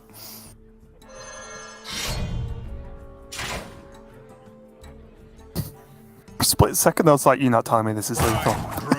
No. Gnar, go. Nah. Okay, Fell Scream Blast and Immo. That's Fell Scream number 2, Raven. Which means he's going to try and push this through with I-Beam. Yeah, still 2 I-Beams remaining. I think with 2, that's a good amount of security, right? Because double I-Beam is very easy to get through in 1 turn, even though it does significantly less damage. Ooh. There's one down. Okay, now only also 1 I-Beam remaining. There'll also be a 3rd 0 mana Moarg, right, as well? Because yes. That was that's a spare 1 in hand. Indeed. That is my currency. You get accustomed to the smell. Double jump. I-Beam. 5, 6, 7, 8 mana, 12 damage. Oh. 1 from the weapon. 1 from the weapon, and Gabby has done it. The impossible kid. He called his shot months and months and months ago, Raven, and he has done it. He is our World Championship representative, and look at what it means. It's huge. An incredible day, an incredible week, incredible months of his first season of Grandmasters, and an incredible year of performances to even get there. Huge congratulations to Gabby. He is going to be joining Frenetic as the European representatives at the World Championship this year.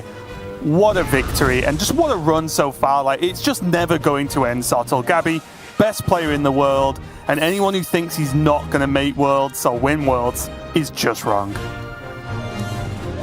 It's unbelievable. I'm genuinely at a loss for words, and that is an extremely rare state for me to be put into. I cannot put into the confines of the English language how staggering this year of Hearthstone has been from Gabby. Like, he is beating people at the rate in which, like, a top player beats a mid-tier player in a fighting game in Hearthstone. Right. That's absurd. And you should not be able to do that, but for some reason, Gabby can. I don't know how it works. Because, okay, the one thing you could throw into the mix is sample size, right? Arguably. But he can do it on ladder over thousands of games as well against the best players in the world. There's just no limit to it. Gabby is the nuts. It's that simple. It's truly ridiculous, and we know this, right? We've been around a long time now, and we know the way card games work, right? You aren't expected to win every tournament, even if you're a very good player, because there are things within the game, things around this genre, that sometimes you just lose games, right? We've seen it in GM, we've seen it over years worth of tournaments, but somehow, like, Gabby's doing things that shouldn't be possible at all, right? He just breaks that, even though we know that it's true. He just breaks it anyway, and he's just winning everything. It's ridiculous. And honestly, the fact he's made Worlds, I would have loved to have seen Yala at Worlds again. I think Yala's fantastic. But the fact that Gabby's gone to Worlds is probably just the best outcome from a selfish point of view, because I just want to see if he just does it again. And that's just the whole year. I rocked up, won everything. What else have you got, basically? Because it could happen, and I think it's even likely to happen at this point. Yeah, I mean, this is just the best timeline. Whichever number on the die is the best timeline on that fateful pizza evening, you know, people can argue among themselves. I think this is the best one, and absolutely, to get to this point, 13 match wins in a row over the end of the season. We talked about the streak, or the APAC casters talked about the streak that Alan had coming into, you know, just falling short of his loss against Glory, with Glory going to the World Championship. Gabby did 13 in a row to get to this point. He did 8 in a row earlier in the season. Over 80% win rate over the entire season, playoffs included, in Grandmasters is absurd. He's just the best. Gabby, congratulations. The world is your oyster. And please now go on and take your seat on the throne. Be the world champion this year, because that's the story we live to tell. Of course, that means we are done, not only for the day, not only for the week, but for this whole season now in the European region. We've got Gabby and Frenetic are going to be making it to the World Championship, which will be later on in December. But yeah, just a final wrap up from us. Thanks a lot for watching. We really appreciate it. We hope you had a good time. We're done for this season, but make sure you tune in for Americas a little bit later on to see who's going to be joining Nao Godan at the World Championship from the Americas region. But from us, thanks a lot. We hope you had a great time, and we'll see you at Worlds.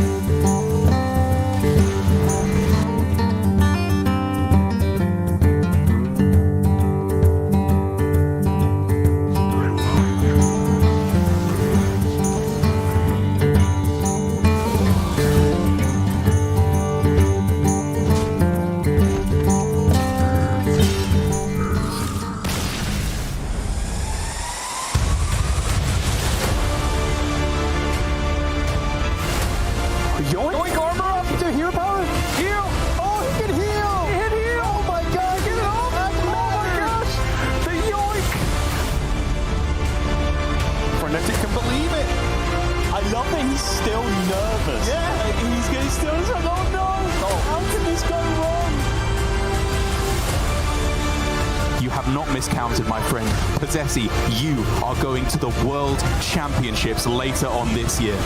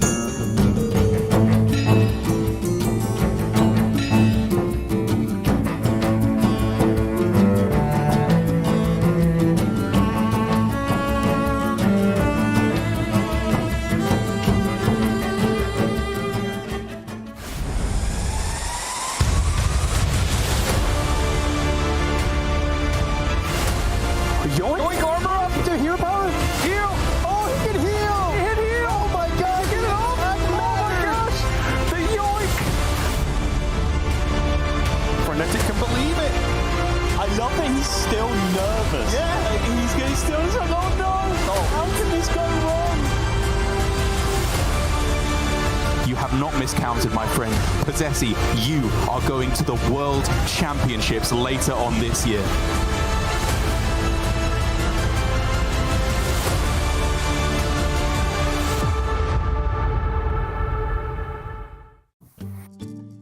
Hello, everybody, and welcome to the last day of the second season of 2021 of America's Grandmasters. My name is TJ, and this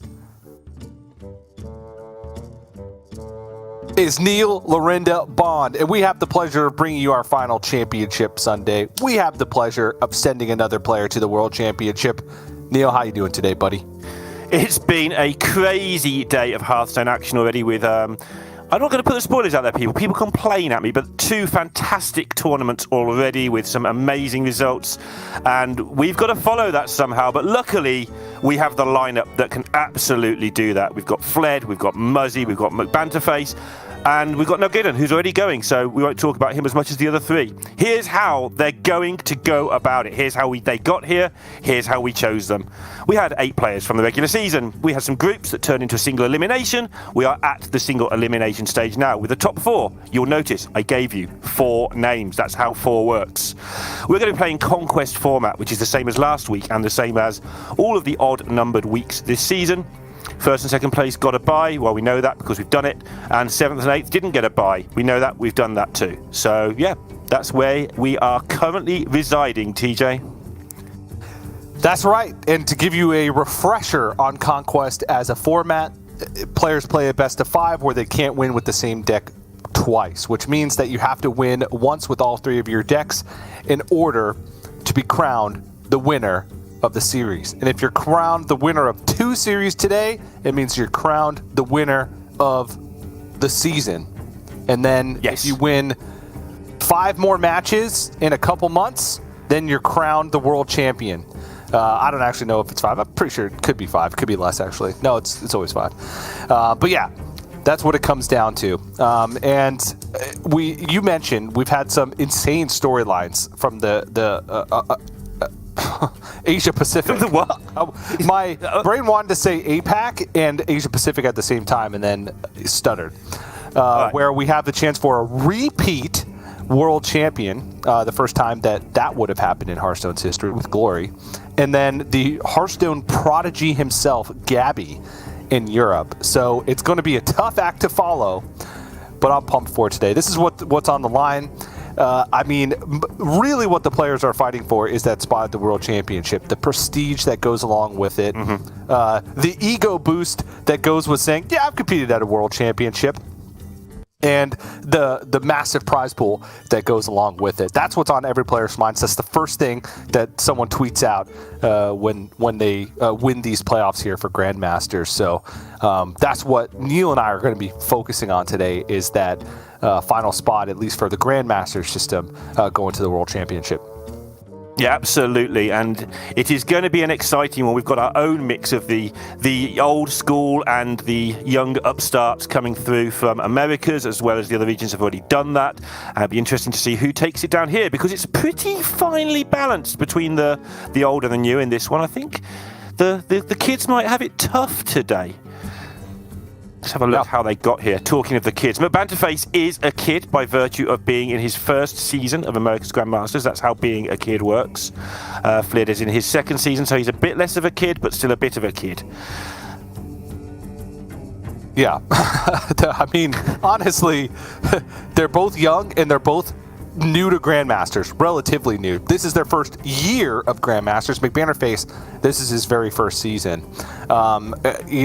This was kind of the upsets, I suppose, if you want to look at it, not from lineups or anything like that, but when it comes down to just sheer experience within Hearthstone. Fled and McBanterface making out of Group A. And they got some cool storylines coming along with it. Fled with a unique lineup, which has sort of been his thing since he came into Grandmasters, and McBanterface seeming unstoppable at this point. He went 6-0 in game score to make it up until this point, which is incredibly impressive. He looked nigh unbeatable. So it's going to be tough for the other side of the bracket. But before we show you guys the bracket for Group B, we're going to show you some of the matches that happened over the course of the day. Yep, and they mainly involved this man at the bottom, Muzzy, with his all-aggressive, including Shadow Priest lineup. There you go, there's a Lucia, just to make everybody wonder, why was there a Lucia in his deck? There wasn't, it got generated in a totally different deck. It's fine, you're good. You can sleep at night. There is no Lucia being played today. Muzzy again against Nalgadan, he lost this one. Nalgadan cruising through. We don't talk about him much because he's just quietly getting through to the semi-finals. Muzzy, you know, the Priest tried to stand alone and had a pretty bad series of it here. We will be seeing Nalgadan in the second semi-final, of course. Yep, and once again, we have a situation where the previous winner of the Grandmaster season will get a chance to defend his title. Obviously, if he does make it to the finals itself will just not be for show, because it would be a big deal for Nalgadan to win 2 seasons in a row, but the second place would qualify through. We then went on to the lower bracket match between Dreadeye and Dimitri, and this one seemed like a pretty big mismatch from the get-go. And honestly, Dimitri is a player that throughout the season we've all been hyping up. I don't think his place in the standings reflected his player skill at all. And out of any of well, I guess McBannerface is one of them, but out of most of the new players in Grandmasters across every region, I think Dmitry Kazov shows the most promise for the future. Yeah, absolutely. In fact, I think, honestly, like you mentioned McBannerface as well, obviously Fled's a first-year competitor too. I think the Americas region has got pretty strong. Be quiet, Europe people, please, thanks, let us have our moment. I think we have got a lot stronger over the course of the last 12 months. That's not me just trying to hype up the region. I truly believe that the Americas region is starting to catch back up, because it has started to lag behind a little. Just a little bit, but we're getting there. And yep, at the end of it all, Nalgadan moved on as the first place finisher from Group B, and Muzzy took that second spot. And once again, just like the trend we had from Group A, some very cool stories coming into this top 4 for Group B. Nalgadan again, already going to the World Championship, looking to do the repeat seasonal championship victories for the region, which would be insane. And then Muzzy, who announced his retirement early on in the year, no matter what happens at the end, and looking to go to another world championship. And I think at that point, if he just makes it, honestly, if he just lost here, I think it would be a heck of a cap off to a career for Muzzy. But going to the world championship, potentially winning the world championship, or losing it to Gabby, that's more likely. Just the ultimate achievement, I think, for a player as storied as Muzzy within the Hearthstone esports ecosystem. Yep, absolutely, and he's done it his way this season, as had Fled, so that's going to be a pretty exciting first match of the day. Muzzy felt like he wasn't taking it 100% seriously after his retirement message, but he still got it done. There's a difference between not necessarily putting in millions of hours of playtesting and not trying, right? Every time he sat there, when he submitted his decks at that point, while he's playing, he is trying his absolute hardest. Some of the prep was probably a little bit lacking at times, but he submitted what he truly was going to have fun with, he said. And obviously when Muzz is having fun, he was always a great aggro player. Everybody needs to watch out. And there's no way he doesn't take today incredibly seriously with a chance of going back to the World Championships. Yeah, and I think Muzzy's also...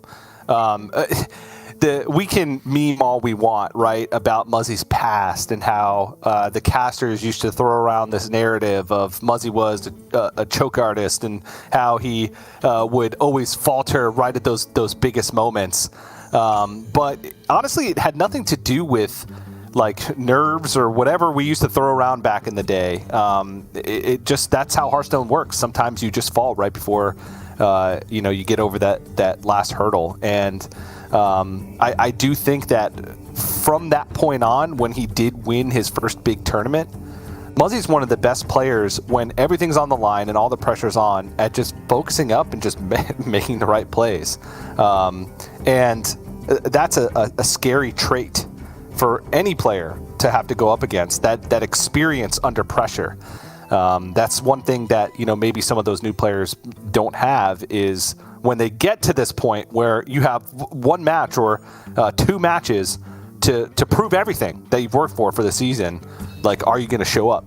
And I think that just in itself gives Muzzy kind of advantage going into today. What also gives him an advantage is just the fact that he has a great matchup against Fled's lineup. They both went with these sort of counter meta strategies, not bringing the Garrote Rogue, not bringing the OTK Demon Hunter, and instead trying to target it. They both went about it in different ways, whereas Fled went for more of this like really big pop-off sticky board kind of situation, and Muzzy went all aggro.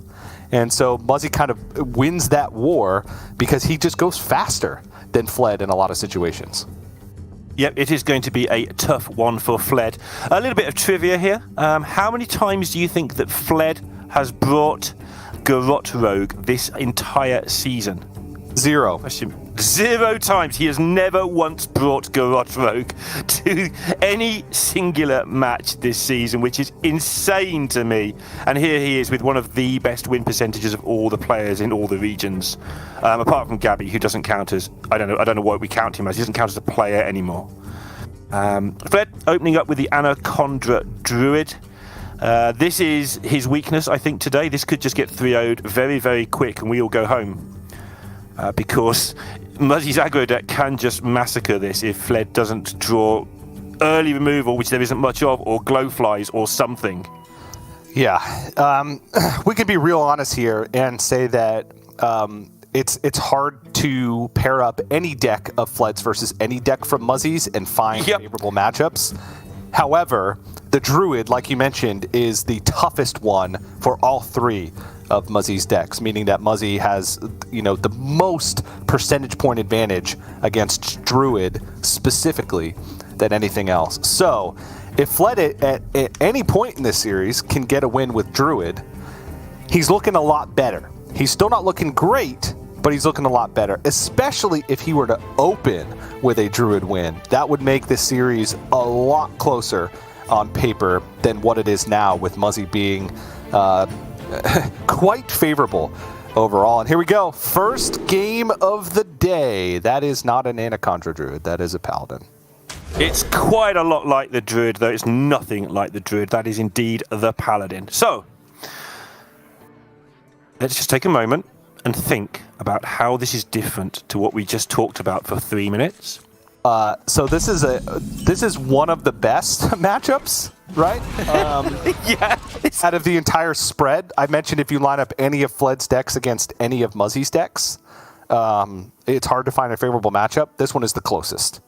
I still don't think it's fantastic because outside of specifically Blademaster Samuro, there's not really any way for...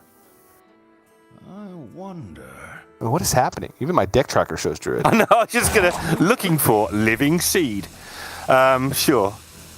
That's really bizarre. They don't have a way to really come back on the board. They rely on getting ahead early. But if they do, then they can snowball to a victory. Another combo to look out for is any taunt minion, preferably a Righteous Protector and Blessing of Authority. Those 2 things together can be quite potent just to stop aggression from Hunter. So I think he's in a much better spot than we maybe would have assumed by the fake Druid queue right off the bat. Yep, absolutely. Muzzy, for the first time for anybody in the whole of this weekend in any region, finding a decent spot to play a Felmore. Yeah, on essentially an empty board. Yeah, I've been picking on Felmore, but this one looks like it's as good as it's going to be. So, well done, Muzz. Yeah. Oh, okay.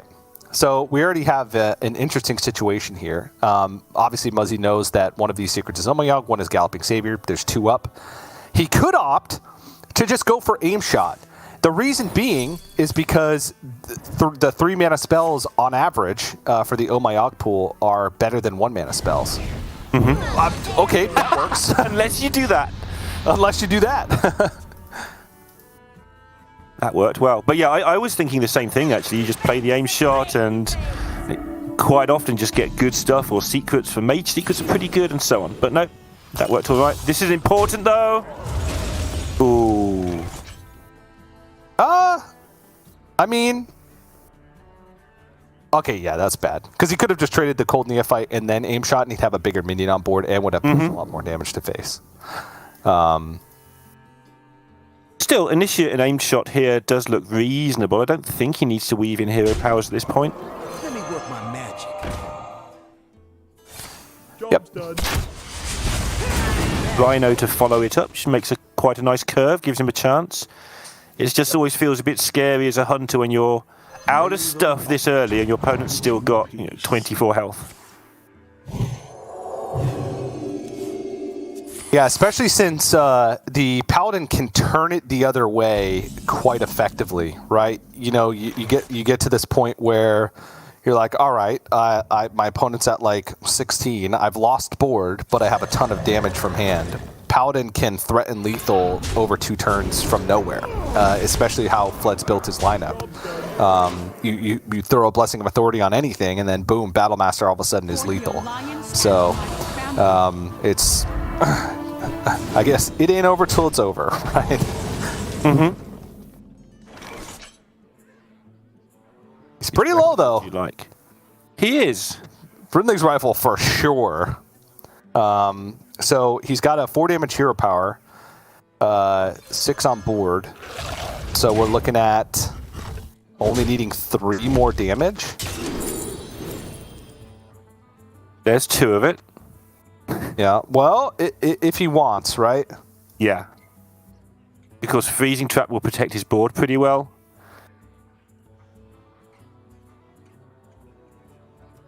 He's not able to set up cages, so it's a straight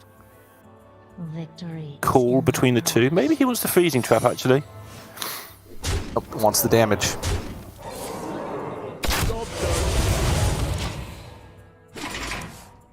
Don't blame him. Is there any healing in Fled's deck? No, there is not. There you go, then. That makes things rather difficult. Yep. And he's just going to attack phase, check for it, and there you go. Off to a quick start. Muzzy 1-0 lead in the series. And, yeah, and yes, that was one of the better ones. I can assure you. Yep. It may not have seemed like it, but that was one of the better ones. I mean, or Fled. If the Yogg goes a little bit differently, maybe Fled gets on the board. Who knows? That's why it's one of the better ones, right? That can actually go okay. He has minions that have rush and can actually trade. And yeah, that's one of the better ones. And that didn't go well. Just a reminder, by the way, we didn't touch on it, that if the winner of this match might be going to Worlds without having to play a game, they will still play the final because there'll be $500 for winning the game. But if Nalgadan wins the second semi-final, the winner of this will be going to the Worlds by virtue of the fact Nalgadan's already qualified. So we need to keep an eye on this as a potential World Championship qualifying match, as well as just who reaches the final on the day. Yep. That is true. Doesn't get any better for Fled. Here's the Death Rattle Demon Hunter. Chance to fight for some board. At least with this deck, if he misses on all of the tech cards, he might be able to fight for board in a normal way. Yeah, so this one is not as bad, right? Because you do have these really sticky board presence and the ability to kind of fight toe-to-toe with, like, the... wait, what was the... Okay, it was the Druid Band away. Against, like, Priest, for instance. Even Hunter, to an extent. Though the lack of healing, you do have potential healing with Illidari Studies, but the lack of raw healing can make things a little bit awkward. If you fall behind early and then they just have burn later on. So Muzzy is going to go with Shaman, though, and this one can get difficult because Shaman gets on the board pretty fast, and they also have some really good tempo tools. Lilypad Lurker is quite massive when you consider like the ability to interrupt a death rattle chain at any point. Muzzy only has one of them, so it's not the biggest of deals, but it's all going to come down to that early start. And Flood's got some good stuff himself, right? He's got Razor Boar and a death rattle to be pulled from Razor Boar. Yep. As good as he can hope for, I think. Just got to consider the watch post, but probably not. I don't see why you would really. He needs more things to pull more things. At least Fled probably isn't nervous today, right? He's sort of coming to this expecting to have a bad day because of his lineup probably isn't going to win. It's sometimes terrifying. You'd rather come in as the favourite, but that can actually be sometimes quite terrifying. Whereas coming in with nothing to lose can sometimes just be nice and comforting and help you play your best. But he's going to need to play his best to get through today. Yeah, absolutely. Oh, here we go. We had the pack mules yesterday, but today we've just got straight up waiting for players to reconnect.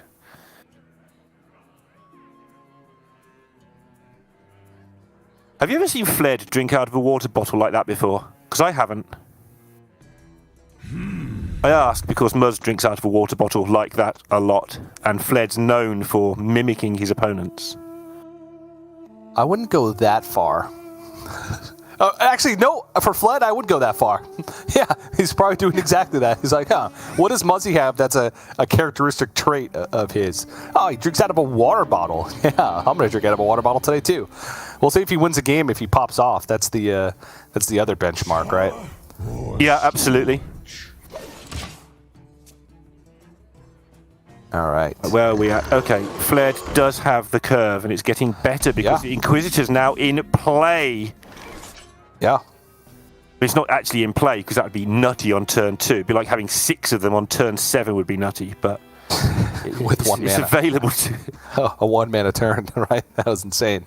All right, so yeah, Fled's got the curve. He's got Razor Boar, which will pull out Fel Rattler or Ectoplasm, whichever one it doesn't pull out. He could play the other one on 3, Fel Screamer on 4, X on 5. Turn 5 is kind of the mystery stage. Question mark, question mark, question mark. Yep. And turn 6 Prophet. A Glide on turn 5? Sure. Yeah. And they can draw 2 Inquisitors. Yeah. That doesn't work. I mean, it does work, but it's probably not sensible. Yep, Fled's just going to get the damage in while he can. This is more damage than he did last game, so it's a good start. Yeah, it's a little bit... you know what? This is smart, because if Whack-A-Mole Hammer comes in, the Fel Rattler directly challenges the Wailing Vapor regardless. So if he goes Whack-A-Mole Hammer now into the Fel Rattler, then the Death Rattle will bring it down to 3 health, and the Ectoplasm can trade over it. So Muzzy might go for like Whack-A-Mole Hammer on the Ectoplasm and try and get a value trade over the whatever the 2/2 is. But if it has Divine Shield or Stealth or Poisonous, then it's no longer a value trade. But I think it's worth a shot. Yep, I mean, he's got to try everything he possibly can today to get this. What I want to know is the Whack-A-Mole Hammer does 3 damage, but Gnolls have 4 health. So it doesn't seem like a very well-named hammer. Does every Gnoll have 3 health? Aren't there other Gnolls? I guess Quillbores aren't Gnolls, huh? Yeah. There's got to be another Gnoll somewhere that has 3 health. I don't know. And when you do play like Whack-A-Mole, right? I'm sure that it's a play on Whack-A-Mole. You're not destroying them. You're just putting them back in the hole. So you're not destroying the Gnoll. You're just putting them back in the hole. There you go. This is going to be a great trade, though. Putting a 3/7 on board. We're still 1 turn away from the Illidari Inquisitor. But it's going to probably have to look for something from Illidari Studies to answer this. Kurtrus would answer it? Whoa, okay. None of this answers it. And he really wants that Inquisitor next turn. Yeah. All right. I mean, I guess he does have a significant amount of damage already dealt to Muzzy, but he's not fitting in a hero power next turn. So he's just going to be trading over the 3/7, and then the Raging Fel Screamer discount is going to be used up, so he won't even be able to go Inquisitor into Inquisitor, which is the rough part of this situation. Muzzy will be scared because he will be expecting a Blackthorn. Like, what can Fled possibly have in his hand that goes, I know how I'll answer your 3-7. I'll play a Watch Post and pass it back to you. With your 6 cards in hand. Like, Muzzy's got a good idea what's going on here. He'll be scared of a Blackthorn, but Inquisitor will also be on his mind. Blackthorn can't even come out.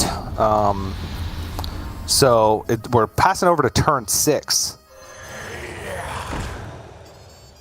So maybe scared of Blackthorn in the near future, but what else would be a demon that he could copy? There's not even any other demons in the Fair. deck, so he knows that it's an Illidar Inquisitor, and he knows that it costs 6. So I think his plan was just to play small stuff that can attack and maybe disrupt if Fled wanted to do something else, and then Canal Slogger this turn to cleanly deal with the Illidar Inquisitor.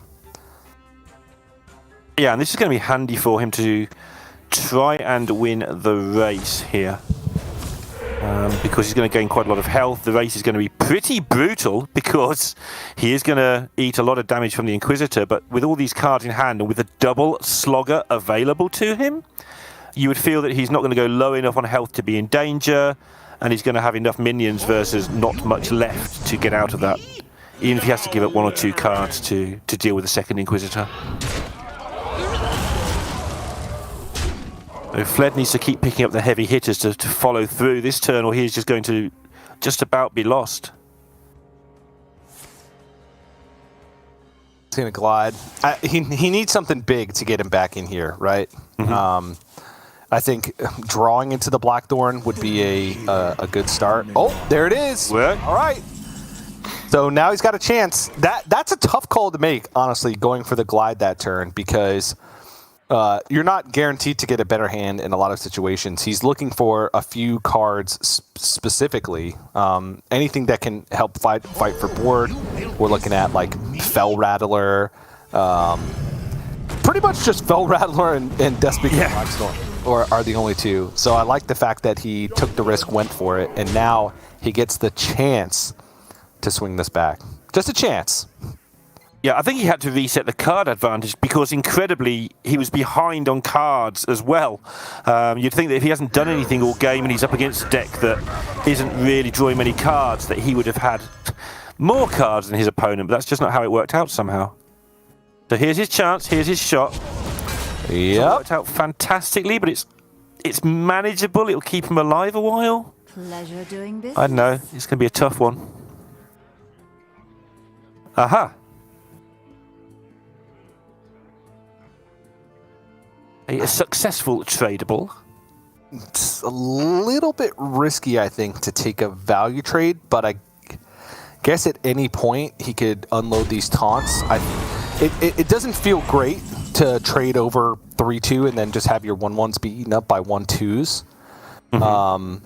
But at least they'd be softened up for the possible second Fell Rattler. And he's got another one loaded up. He just needs to try and stop damage however possible, I think, at this point. Yeah, it's getting a bit worrying, though. This is his last Inquisitor. And Muzzy's still got sort of 5 Elemental, Granite Forgeborn, his big stuff left. So if this Inquisitor doesn't really go the distance, I think that Fled might be in trouble here. Well, I think he is in trouble, but I think that'll be the crowning part of the being in trouble. Yeah. Char or Scourge? Muzzy's eyes are wide, TJ. He's processing this. Yeah, I mean, there's a lot going on here. He's got to think if it's worthwhile to trade anything on the board. He knows that there's still 2 more Illidar Inquisitors that are available to Fled since one was copied by the Philosophy. So he might be slightly worried about damage, and he wants to be able to push as much as he can. He's got 7 from hand. And I think just going as super wide on board, Fled's biggest limitation here is just going to be number of attacks, really. and not being able to clear off anything. So if Muzzy just has a couple things stick, then that's when he's going to look to end the game with Fire Elemental or Serpentine Portal. He needs 5 damage to stick on the board that can hit through to face. Yeah, and he analysed that situation really nicely. Just decided, okay, well, actually, you trade into me. That's the best thing you can always do in Hearthstone, is force them to trade into you, because he's put Fled low enough that Fled has to take this seriously. And now that's the best way of stopping your opponent hitting you in the face, just forcing them to take some trades. They will be good trades for Fled, but he is running out of options really fast. Inquisitor will help, though.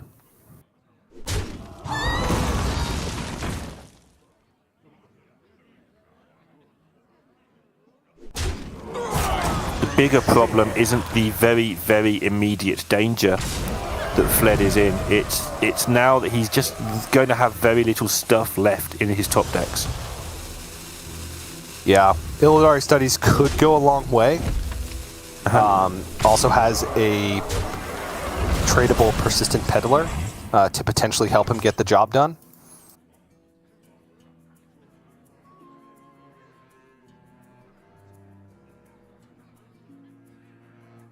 This second Slogger looks like it's going to hit it out of the park, though.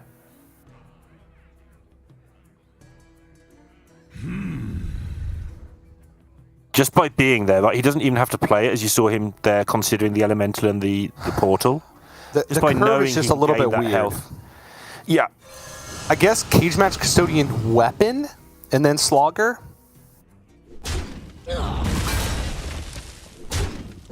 And weapon face and a weapon attack plus Fire Elemental and Serpentine Portal is enough. So you trade over Illidari Inquisitor with the 2/3.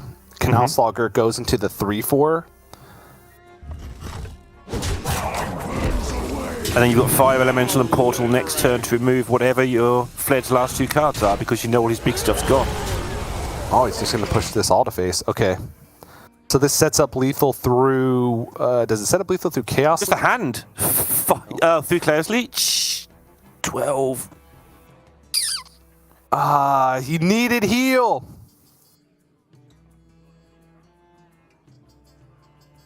Yeah. I think you're right. I think Chaos Leech might have been his one chance to keep this game chugging along.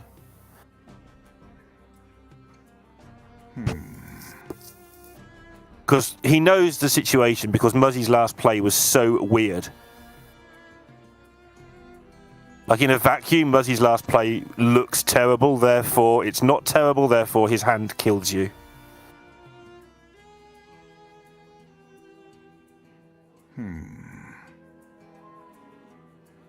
You got any way of getting Taunt left? Is there a second Death's Head? Just in case Muzzy doesn't have direct damage? He does have one, but at this point, I don't see a way. I think this is the best possible thing he can do, right? Is just set up a counter lethal of his own and hope that Muzzy was counting on the weapon swing to get it done. But there it is. 9 mana available, Fire Elemental and Serpentine Portal. And that's going to be enough. And Mr. Hammerbeak comes to survey the battlefield, and Muzzy takes a 2-0 lead in what I must stress could be a World Championship qualification match. I mean, it is, it's just it might be the last one. Yeah, incredibly stressful situation. That was honestly a lot closer than I expected, given the look of those hands pre-glide. The Blackthorn bought him some time, but I think Muzzy did a good job of just ensuring that he was pushing enough damage. And honestly, the Canal Sloggers came in huge there, right? Because Fled had a ton of damage in hand. He could have won the race in most situations if the Canal Sloggers weren't there to kind of give him that a little bit of extra health. So now we're only down to 1 deck for Muzzy. And it's the Priest, right? Yep. Which is probably the worst of his decks. Like, if we're looking for ways that Fled can get any sort of hope here. Losing a Lucia just knocks, I don't know, 5-10% off the win rate of the Priest on average, but the trouble is, there's that Druid. Before you even start talking about the other decks, there's that Druid that Fled's got to somehow defend against the Priest. And Lucia was just a closing card. You can still just win with stuff. We saw Muzzy get it going with Benedictus yesterday. It's just a big enough minion after all the things that go before. And there is, of course, your favourite addition to this deck, the Void Shard. The Void Shard. I think one of the best replacements for Mindrender Lucia that we've seen. Granted, we haven't seen much. Shadow Priest has largely exited the metagame outside of a couple players. Like I think Eddie brought it in one of the last year standing weeks post Lucia nerf. But yeah, I mean, it is probably the weakest deck in the lineup overall for Muzzy, but having 3 opportunities to win with it, 3 opportunities to hit like Gandling plus 0 drops, or just the nuts curve with Void Touch Attendants and Wriggling Horrors and things like that. How about a turn 2 absolutely huge Merchant against Druid? That was so tempting. It was tempting. Sorry, I cut you off there because there was 2 0 drops and a 1. He could play them all on turn 1 and coin out the Merchant on turn 2. And it would have been at least a Yeti. Job's done. But he didn't. He's gone with this route. Let's see how this works instead. Yeah, he will block the Guess the Weight. Fled's hand is not bad. He's got Glowfly Swarm, which is the card that you want to see the most in any of these board-based matchups. He's also got the Arbor up to immediately follow up. The one thing that he needs to do is get to the point where he's got enough Glowfly Swarms to contest the board. Muzzy is not drawing anything. His minions aren't going to die until the turn the Glowfly Swarm is played. Guess the Weight, going to pick more. Really needs this to hit, and really needs this to hit a spell. He hit it. I don't know what it was, but he hit it. He wasn't impressed. It's probably another alignment. Yeah. Okay. Oh, that is the best draw in the deck. Yep. It's now getting to the point where the Glowflies for Fled are going to have to go some. At least he's got the Arbor up, but he might just be... Muzzy might get into the position where he can just ignore the Glowflies and just go all face and then not die. Maybe he has to kill one of them or something. Yeah, so we're looking at... This is 9 damage coming next turn with a hero power potentially. Mm-hmm.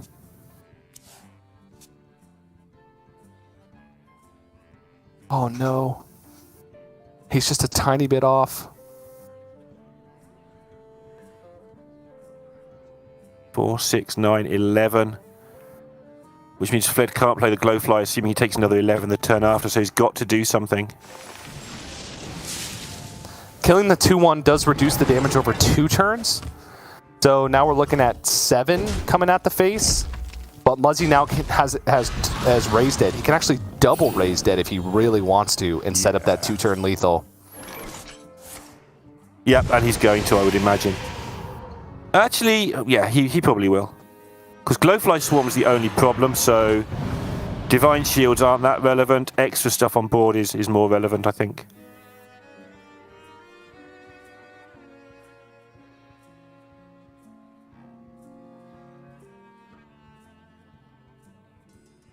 I mean, if he actually, you just point it all at face, right? You just point the hero power at face, 11 to face. I wonder. How does Fled ever stop it? He would need a huge amount of ramp and, I don't know, Solar Eclipse and Scenario Ward. Yeah. This just seems to wrap it up. Are there any outs? Troublemaker from the Ward. Nature Studies into Feral Rage. Okay. And he could gain 16. Best in Shell. Can he play this Best in Shell? Best in Shell? Okay.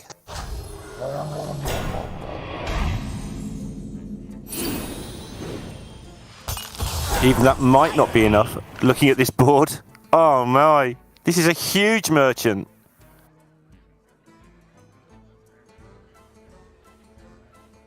Yeah, Fled knows that the number's up here.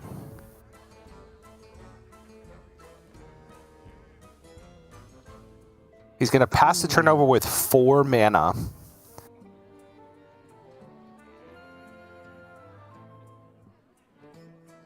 Which is not enough to, like...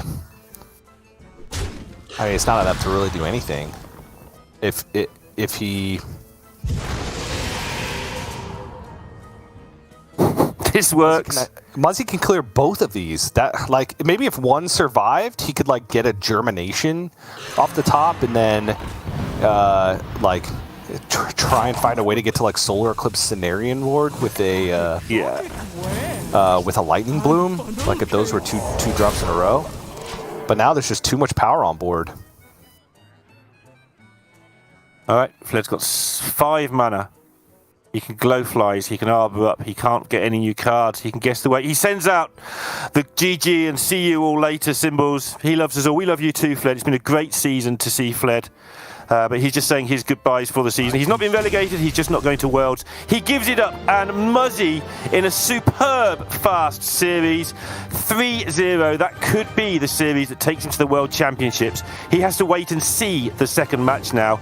And if Nalgadan wins it, he goes to Worlds. If Nalgadan doesn't win it, he plays one more time. But the lineup, the play, just did it for Muzz. Like, Fled didn't have a chance the way it lined up. Yeah, and you know that's a rough situation to be in for Fled, right? I think that he had a very creative lineup that was good against a lot of the field. You have to say that. Like if he matches up against any other player in the semifinals, he gets there. But that also means that Muzzy's lineup is just that good, right? Where it has good matchups against the quote-unquote meta lineups, as we've seen.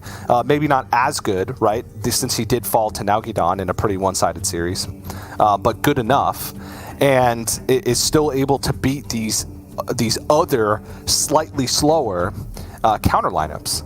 So, a lot of love goes Fled's way, because I think over the last year, he's been a great addition to America's Grandmasters, and I would have loved to see him go all the way. But when it comes down to it, it's really hard to stop the Muzz when he's on form and has a lineup that just seems to click with him, and that's always great to see.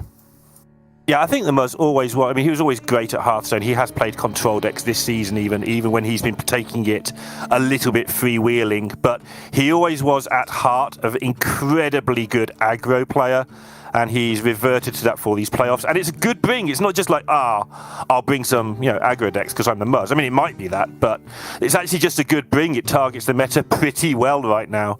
But like you say, Fled, he doesn't bring Garrote Rogue once all season and gets to the semi-finals.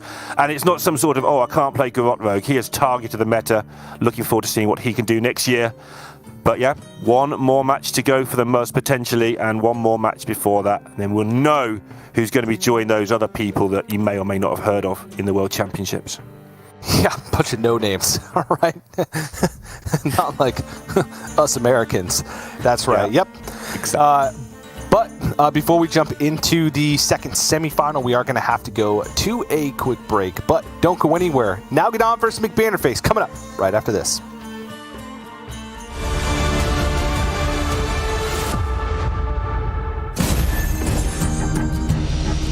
So you've bested a few bounties, and now your party is ready to challenge other players. Well, step on down into the fighting pit. I'm game designer Joe Killian, here to show you the ropes of PvP and mercenaries.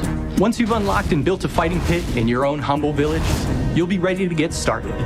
Inside, you can select from your teams and prepare, just like choosing a deck in Standard. At launch, a Mercenaries PvP match will consist of both players bringing a single team of 6, and just like in a bounty encounter, defeating your opponent's entire party will secure victory. One key difference from other game modes is that you take your party into combat as is.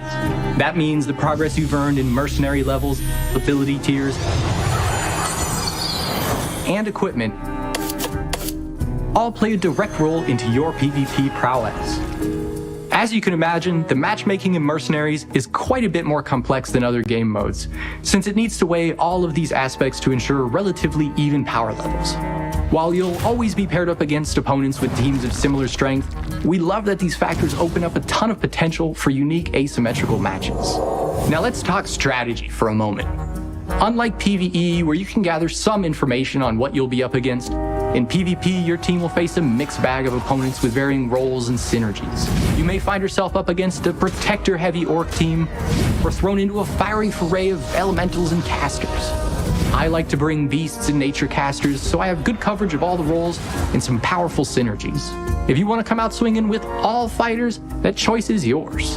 Players will earn daily rewards just for participating in PvP, but with great ratings comes great rewards, and at increasing milestones, you'll unlock more and more mercenary reward chests. However, unlike the ranked chests from Standard, these contain mercenary-specific items, like mercenary packs and coins, so you can continue to expand and improve your mercenaries roster.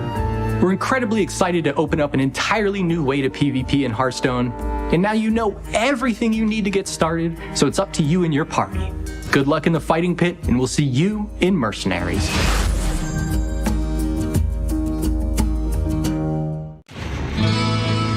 Is it fear that I smell?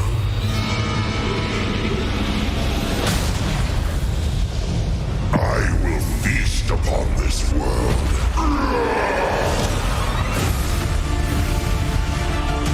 You now speak to the Lord of Terror. There is no escape. Tremble before me. Abandon all hope. Not even death can save you from me.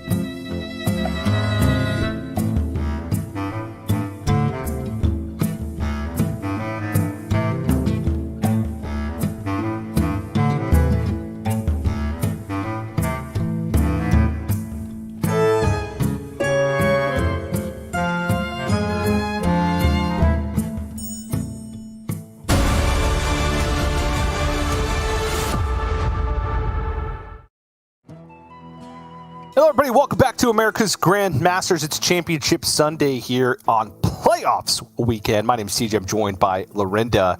And that was a quick one to start things off with Muzzy versus Fled. Muzzy awaits in the finals. He will face off against either Nalgidon or McBanterface, one of the ultimate veterans of America's Grandmasters. Been here since the very beginning in Nalgidon, and the newest of newbies in McBanterface. Pretty cool one coming into this. Nalgidon has a chance to defend his title, being Season 1 champion. He does, and we've talked all weekend about, there's all these people trying to take on the basic lineup. The basic lineup being, Demon Hunter, Face Hunter, Garrote Rogue, Handlock, and all these cool lineups picking away at it, biffing it and trying to get through, and not many of them have done it. Well, this is nothing like that. This is just those two really boring main lineups that we see all the time. I say really boring. It's boring as a 4. The individual decks, of course, are mostly pretty good fun. But yep, both players with the OTK Demon Hunter, the Face Hunter, the Garrote Rogue, and the various styles of Handlock. So these are the decks the others are all trying to pick apart. But what we have been seeing is the people trying to doing the picking aparting. There's a reason that these are the best decks, right? The pick-aparters have been tending not to get there by the end of the day. Yeah, that's what it kind of boils down to. They're beating each other in spectacular fashion, but then falling short once we get to the point where they're facing that quote-unquote standard lineup. So there are some key differences to note, though, in both these players' lineups, even though they are the same. McBanterface does have the Magtheridon in his OTK Demon Hunter, as well as the double Altar of Fire in his Handlock, which are a couple of X factors that we need to think about when we talk about some of these matchups as a whole. So I think that the Magtheridon does give him a potential edge against Warlock specifically, because there's always that one turn where you need to be able to be doing things but can't against Warlock when they have this big board of threats. And setting up a Magtheridon going into that turn allows you to kind of have that, all right, I'm going to blow up the board now and buy myself some time. Yep, and the Altar of Fire, I think, was better in the mirror, when the mirror was always a straight race to empty your deck, and you got to choose when to play the Altar or whether you needed to play it based on what was left in both decks, try and pick a good spot to have a good percentage chance of it going well. But the Altar of Fire, still useful. It can definitely be good against the Rogue, because it's kind of bound to hit something important, because the Rogue deck is full of important things. It doesn't always work out that way. We've seen it not work. So I think overall, even though these lineups are, I haven't counted, but let's guess 115 cards the same, I think Mabanta-Face has managed to carve out a small advantage here. Yeah, I would say so. You Altar of Fire, we haven't seen these huge ones, right? We haven't seen like, oh, he's playing against Garrote, Rogue Keeper, double Garrote. But that could still happen.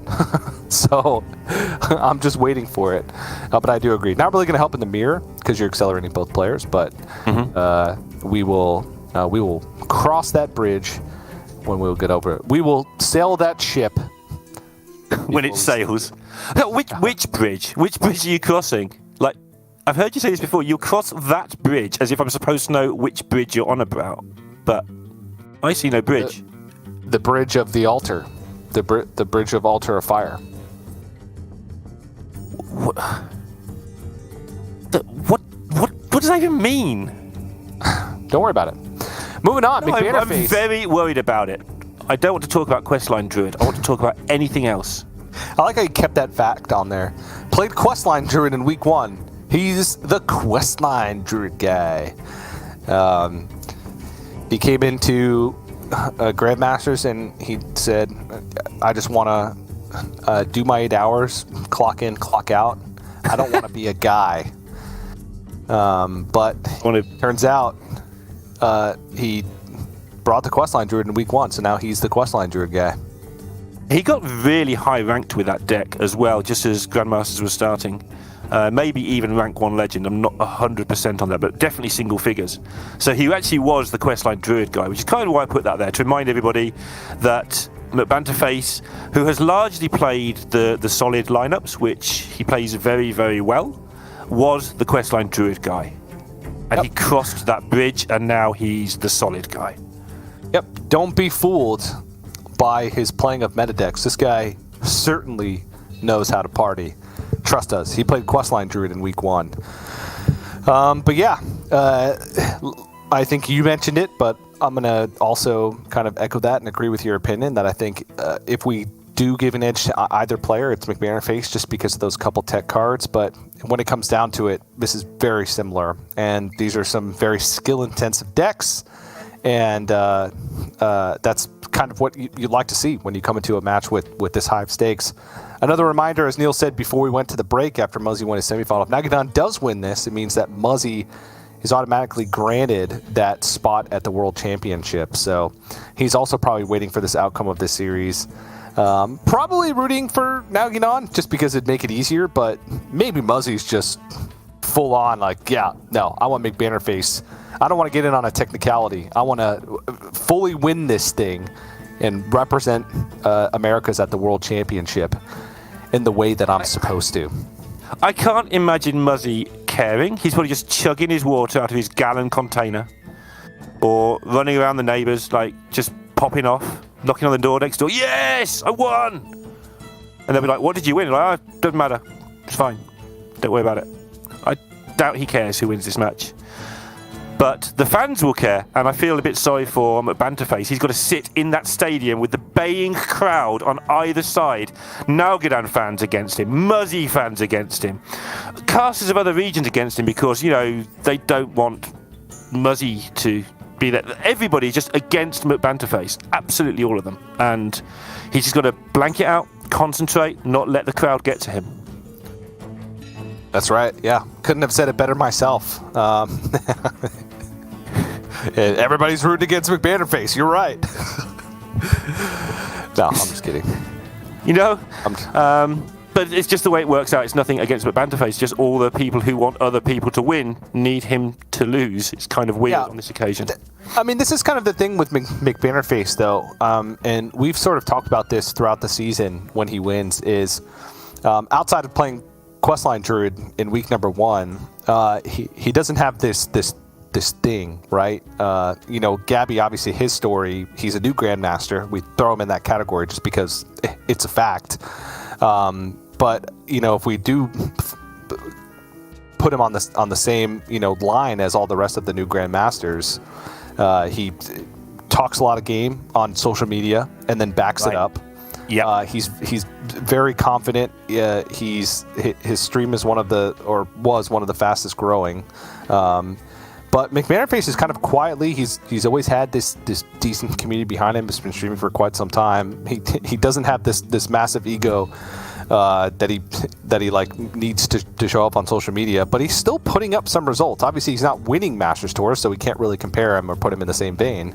But I think that's why a lot of players get behind Gabby and maybe not behind McBannerface as much because he doesn't have that thing. But he is a damn good Hearthstone player.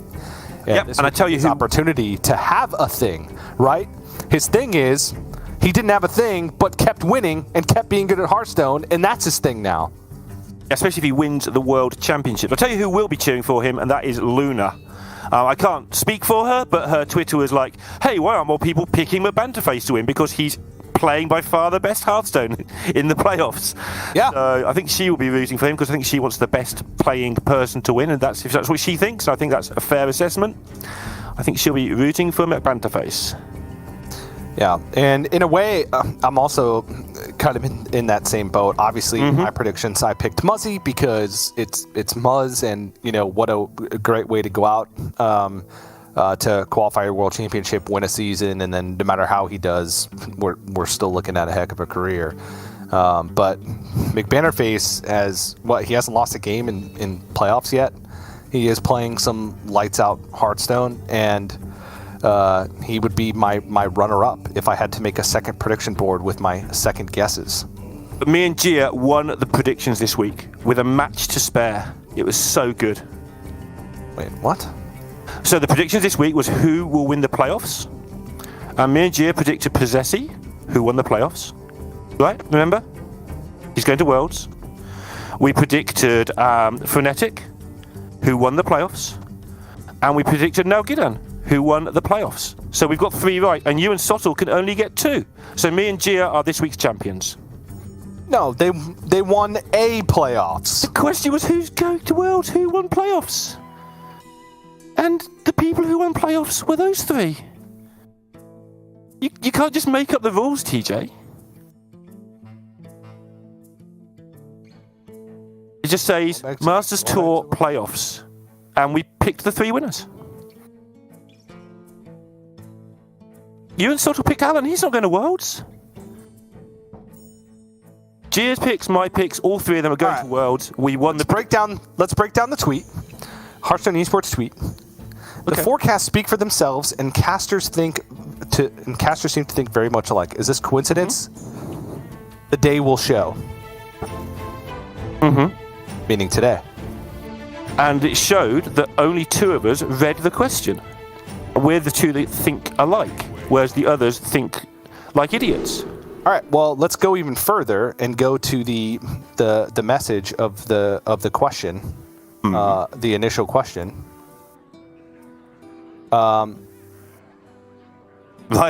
Really need your predictions for.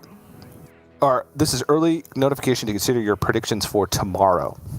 Boom. But that's NDA. You can't talk about that. Nope. I talked about it. So you lose. Fired. So you're disqualified for talking about NDA. There's one other thing that's on the line here as well. If Nalgidan does not win the entire weekend, it would mean that Gia did not predict a single prediction correct. Since we've done predictions all season long, not a single one correct. If you want to define it that way. Impressive in its own right. It actually would be spectacular, indeed. Right, the game has started while we've been talking about the important stuff, so I guess let's pay them a little bit of attention over there in the Hearthstone esports mega arena. And it's Warlock against Warlock. They both banned out the Hunters, and this matchup has become more and more about tempo and less about the quest as time has gone on, TJ. Yeah. Quest is secondary if both players are even on tempo the whole game and we get to the point where they're resource for resource like the same, just trading boards back and forth. We've seen that happen a few times. But yes, it's about who can get that big swing turn in, who can solidify a board position and then end the game with Battlemaster, right? Or, something similar to that, just having a lot of stats on board. So there's a lot of other things that can happen, right? McBannerface at any point has the option to accelerate the game by playing the Altar of Fire, right? It doesn't really necessarily give him an advantage. The advantage being if he is at 13 cards left, plays Altar of Fire, he gets to play the first Baron's Scavengers. That's assuming that they're even in the game state up until that point. But it will accelerate the game for both players, not just for him. So I don't think it's going to come out unless he just has a spare mana at any point. I think he's going to wait until he actually can get benefit off it once we get to the point where we've got that he's going to get to 10 cards or less. But as for right now, we're just looking at a Netheron versus a Netheron. Yep, and they both got raised dead. Be interesting to see if they rate it enough to get back, or if they want to try and get back giants, how they use those raised deads in this sort of cat and mouse game to find out which one is the cat and which one is the mouse. See, there's the Null. He's got 4 health. Now he's got 3 health. So now you could whack him, but he'd come back up with the raised dead.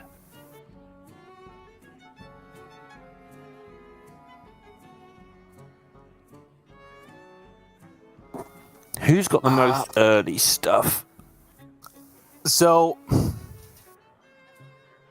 I wonder if Nalgidon, he's got the option to just Soul Rend Touch here, which is interesting, right? Because that can accelerate him getting towards the bottom of his deck. But right now, he doesn't need to. He doesn't have the Scavengers, instead he has the Flesh Giant. So I think he wants to make plays that are closer in line with that, right? Gaining some more health. Or taking some more damage. So, looks like he's just going to trade in, go for the raised dead, and try and get this Flesh Giant nice and cheap. Absolutely. I'm looking at the Viper and wondering, you never trade it. Or you don't trade it until you're desperate, right? Because the more times you trade, the more times you actually slow yourself down in the long run. Yeah. Because if you trade it, then you could just draw it at any point, and obviously that it's if you absolutely need to find a better card, then yes. But right now, I think he just wants to take the natural draw while he can. He's got the lead on board, and also has the ability to go for the swing next turn. He does this turn in a way where he clears the board, pushes 8, and holds on to Flesh Giant. How does McBanterface just stop himself from dying next turn if there was a Battlemaster? So many possibilities. He doesn't have removal outside of the Soul Rend, right? I'm not going nutty here. There is no Battlemaster at the moment in Nalgidon's hand, but he's got a Null. Guess he's got the Null. But then he would still need something else.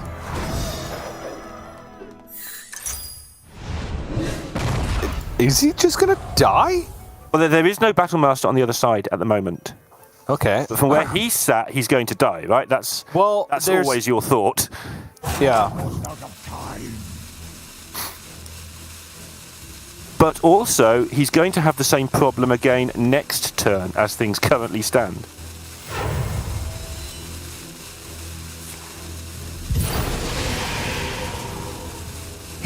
So yeah, he has to dig for the Null. And he has to go.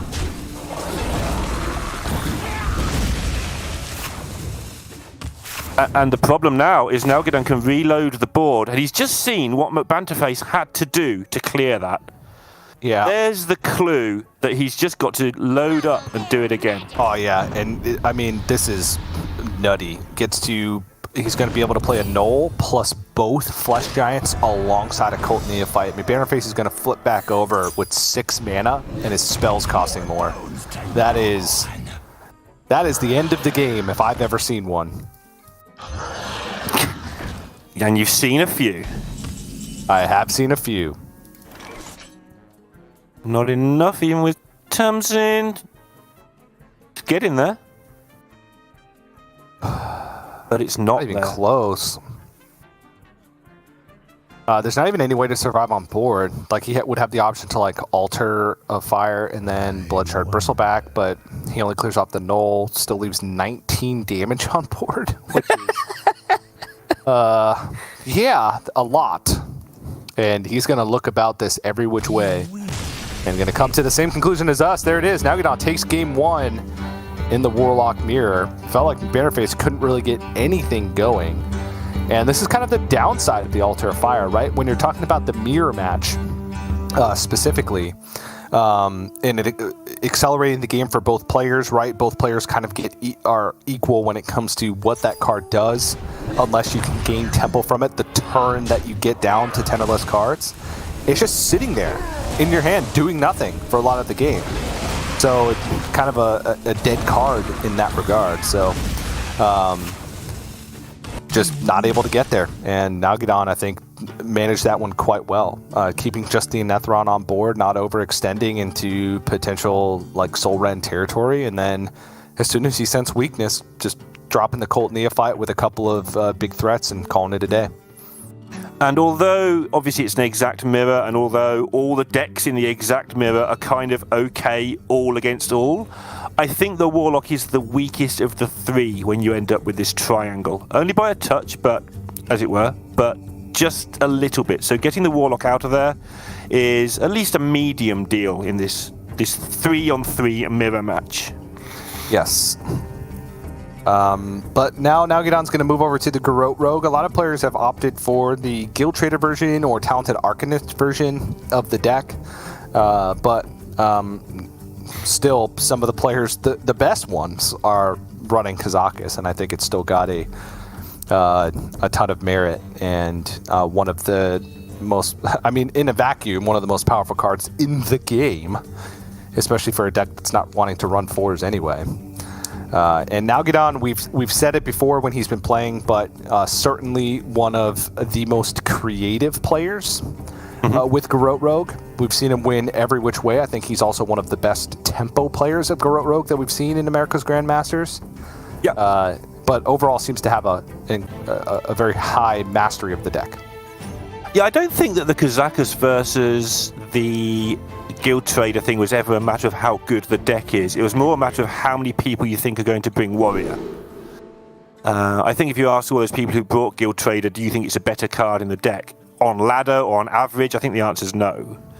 But if you think you're going to bump into a lot of Warrior, and that was definitely a possibility coming into this week, although it never materialized, then I think the Guild Trader option was better. We could be sat here now in slightly different parallel universe saying how great it was for the people who bought the Guild Traders, but we're not. Nalgadon got it right, and he is playing the powerful version of the deck, and of course he's drawn the Kazakus for the curve as well as the Octobot. It's a nice position to be in against the Warlock.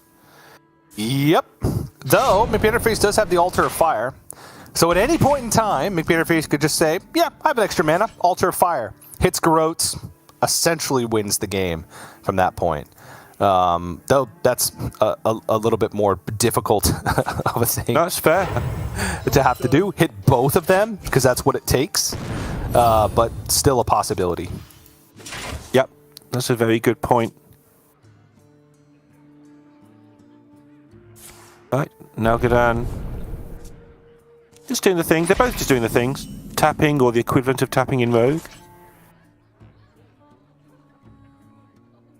Now but Bannerface needs to make a plan because he has no pressure at all here. We'll want to save the Neophyte until later. I honestly wouldn't even mind like Bloodshard Bristleback to be on the board, but it's really hard to convince yourself to not just life tap. If that button's green, you have the mana to do it, and you don't have a full hand, really hard to convince yourself not to. All right, here's the altar. Survived. Secret Passage, Cult Neophyte. What? He would take it, though. It would slow him right down, but he would take that. It's missed all of the vital organs. Yeah. He's shot in the toe. I really don't think that's a big deal. And keep in mind, like, Altar of Fire isn't just a downside for Nalgidon. Yes, he's losing cards in his deck, but that's also essentially 3 card draw for him. Like, that's just McBannerface dumping 3 cards for him, which is not insignificant for Nalgidon, whose game plan, assuming his Garrotes don't just get burned, is to get to the bottom of his deck, to kill with Garrotes. Yeah, in fact, it's all the secret passages ever do anyway, is draw about 2 cards each. So, yeah, burning 2 secret passages and an extra card, well, yeah, they've pretty much done their job as was intended anyway. Yeah. Point well made. All right, Divine Shield, draw 2 cards here. Gets a Garrote. Prep. Might have to just burn the prep to make some space here. Yep. Perfectly fine. Can't play the Garrote, of course, because there's so much healing in the Warlock deck. You end up using all the bleeds up, and then the Warlock heals up, and you've wasted a Garrote. So that plan doesn't work. But this is actually just irritating from a Banterface. Just this minion on its own right now. He's going to have to mess around dealing with it.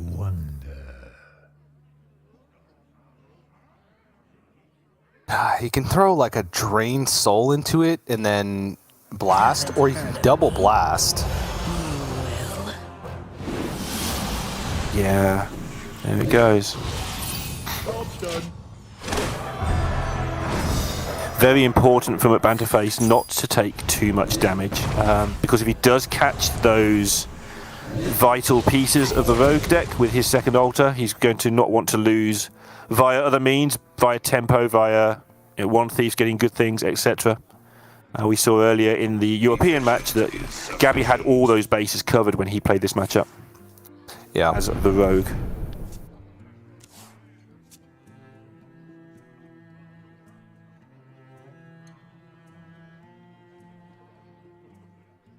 Still missing field contact, but with only 12 cards left. Oh, no, he's not missing. Oh, he's got one. His 7th card, yeah. It's just so tucked in there. He's setting up to go next turn. Yeah, and honestly, it's a big go. He's still got size go. Both Shadow Steps left in deck as well. Yeah, so massive pop off next turn. I think he can do it if he calculates it now. Like, he can play the field contact that one. There you go. By the right name. You nailed it. Draw a load of cards for 0, then play the other Octo, reduce the cost of all the cards he draws, then go again. There might just be enough to get there. It's going to be close. Bearing in mind the old idiom from back in the 1800s, which is something along the lines of, if you haven't got the combo but you're not going to die, you don't have to do it this turn if you don't want to. That was from the Victorian times. Yep. So he might just do nothing next turn apart from draw a couple of cards if Banterface doesn't pressure him. But he is ready to go if needed. And McBannerface, to be quite honest, doesn't really have a good way of pressuring. No big threats in the hand. That's something. But is it enough? I wonder if he wants to like end this turn with Altar of Fire just to try and hit Garrotes. But again, the downside. Here goes. Brain Freeze. Missed. Wonder. And Hog Merchant. Useless. Yeah. So again, he just helped Nalgidon. And Nalgidon now, he doesn't need to go, remember this, but if he wanted to, he could probably win this turn. And if he spent the whole of the last turn calculating it, he might decide to just go for it anyway. But he can stop at any point and win the turn after, as long as he doesn't use those spell damage cards. Yeah. That's his point of no return. What I imagine he will do now he's drawn the field contact is just have a quiet turn, draw a couple of cards, get a bit closer to the combo, and make sure he has lethal set up for next turn. Yeah, take it easy. Nice and quiet. Settle down. Are you mocking me?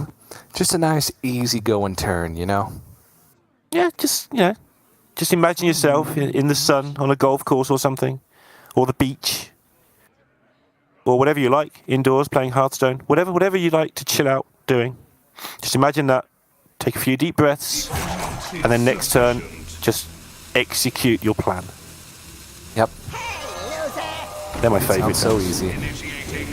Now it's all set up. Really just going to have a completely empty deck. Like he's... Yep.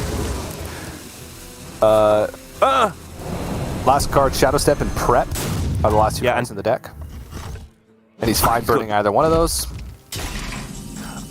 Double contact just to be super sure. The one thing he might accidentally do is, I don't know, take 26 accidental fatigue damage. I hate it when I do that. Just all over. One neophyte from Banter Face. I imagine Nalgidan's planning how to play around the neophyte right now. Oh yeah? Is he? Yeah, because his cards will cost 1, TJ, some of them. He'll be one Garot's going to cost 2, one Garot's going to cost 1. That's 3. He's only got 8 mana. Field contact costs 2. Yeah. It's a toughie.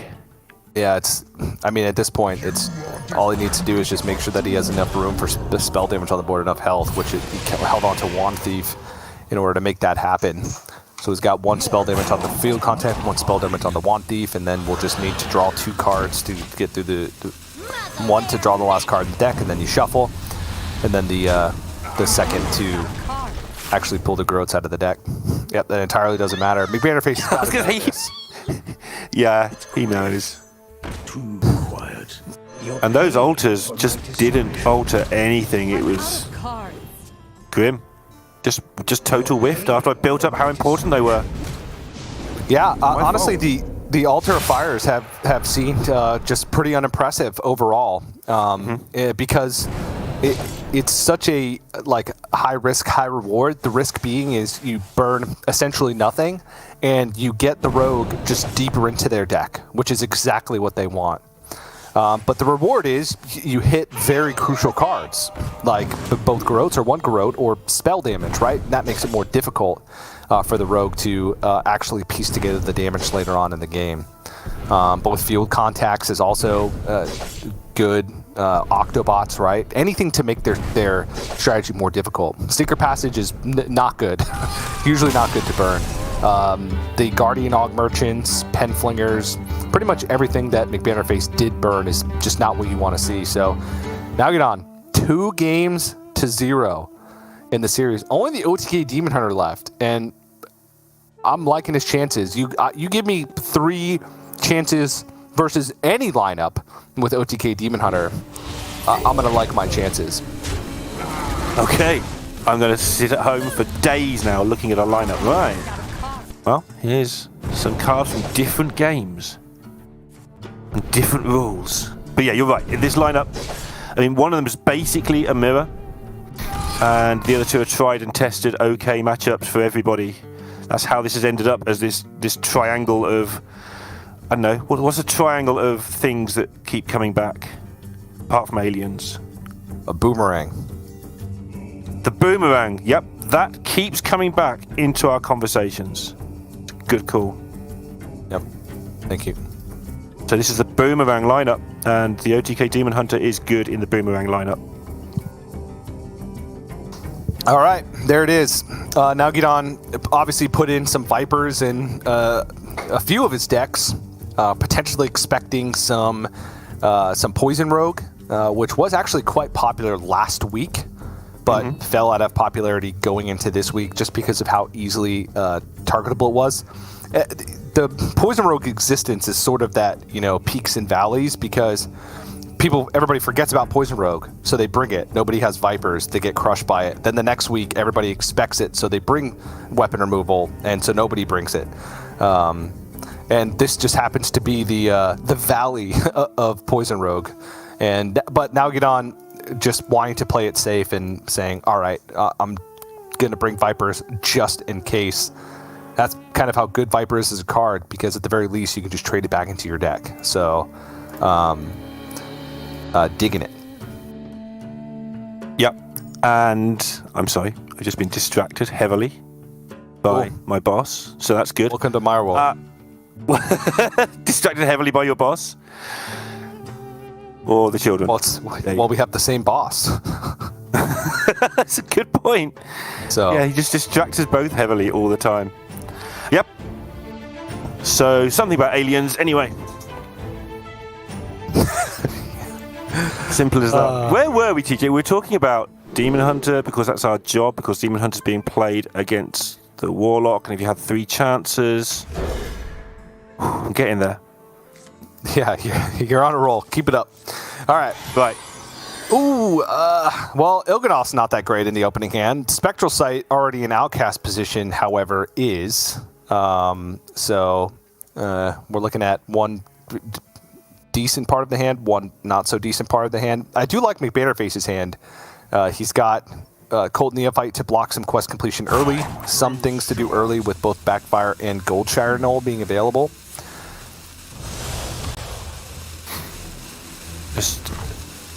Alright, I'm back now, TJ. I've returned to the land of not being distracted by my boss and looking well and truly at how Nalgadon can complete his quest without using a Spectral Sight or an Acrobatics. Looks like he's going to have to use those things, but, you know, so be it. So be it. He's not rushing, though, because there isn't any rush with this hand. There's no point forcing the issue. You might as well just take your time. As long as I know you get Kurtrus by about turn 6 or 7. It all depends when you think they're going to play a load of giants and stuff on the board. But about turn 6, you need to get it down, I guess. Yep. And Nalgadon, because of that, because he knew that there was no rush, he just went ahead and hero powered him 1 instead of playing the quest. If you know that there's absolutely no way you're going to be completing the quest or even setting up, right? If you don't have Tusk Piercer or Sigil in hand, really there's not much of a reason to even go for the quest on 1. You might as well just go for that kind of efficient damage.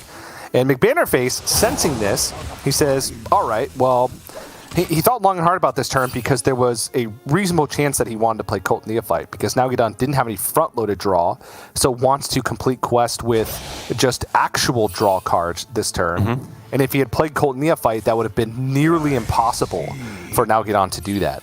So he had to weigh, all right, do I tap and further my own game plan or Colt Neophyte and really put Nalgadon behind, given his opening?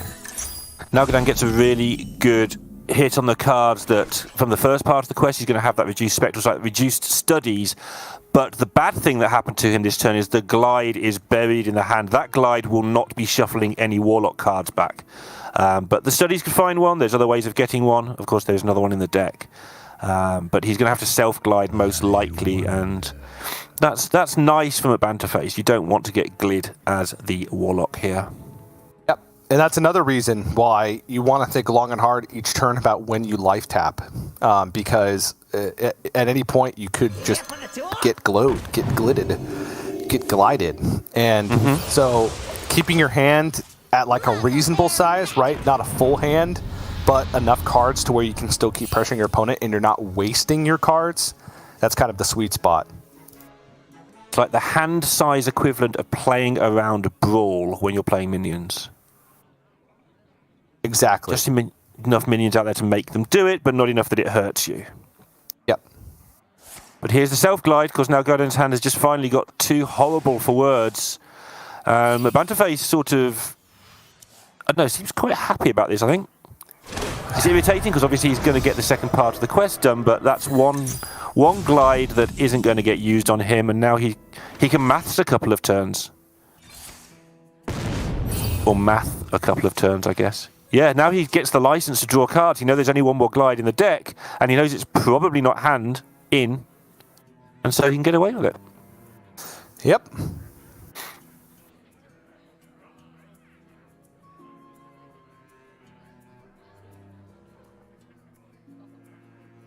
You are defenders of a doom. All right. Banterface putting his foot on the pedal. Yeah, nearly setting it lethal. I mean, a lot of times in this situation, we've seen players like wanting to play Kurtrus or complete it and then play it, or the threats coming in the turn you want to play Kurtrus, right? That's kind of the timing that you want to go for. But Bannerface is a step ahead. He's sort of presenting these threats before Nalgidon has even had a chance to fully complete the quest. So now Nalgidon is going to kind of struggle. Ideally, he'd clear the board here and complete the quest, right? That's kind of what you want to be going for. So to force McBannerface to have the reload in order to prevent your Kurtrus. But Nalgidon has... I mean, it's not nothing, right? He's got the ability to complete the quest, but he doesn't have the ability to swing the board back. And we are looking at... Time grows short. Wouldn't be lethal, even if the Colt Neophyte was over to the left, right? That'd be... No, it's only 20 to know. Will he? Yeah, he would be able to Mortal Coil the 1/1 at some point, but he has not enough next mana. turn. He needs 1 more mana.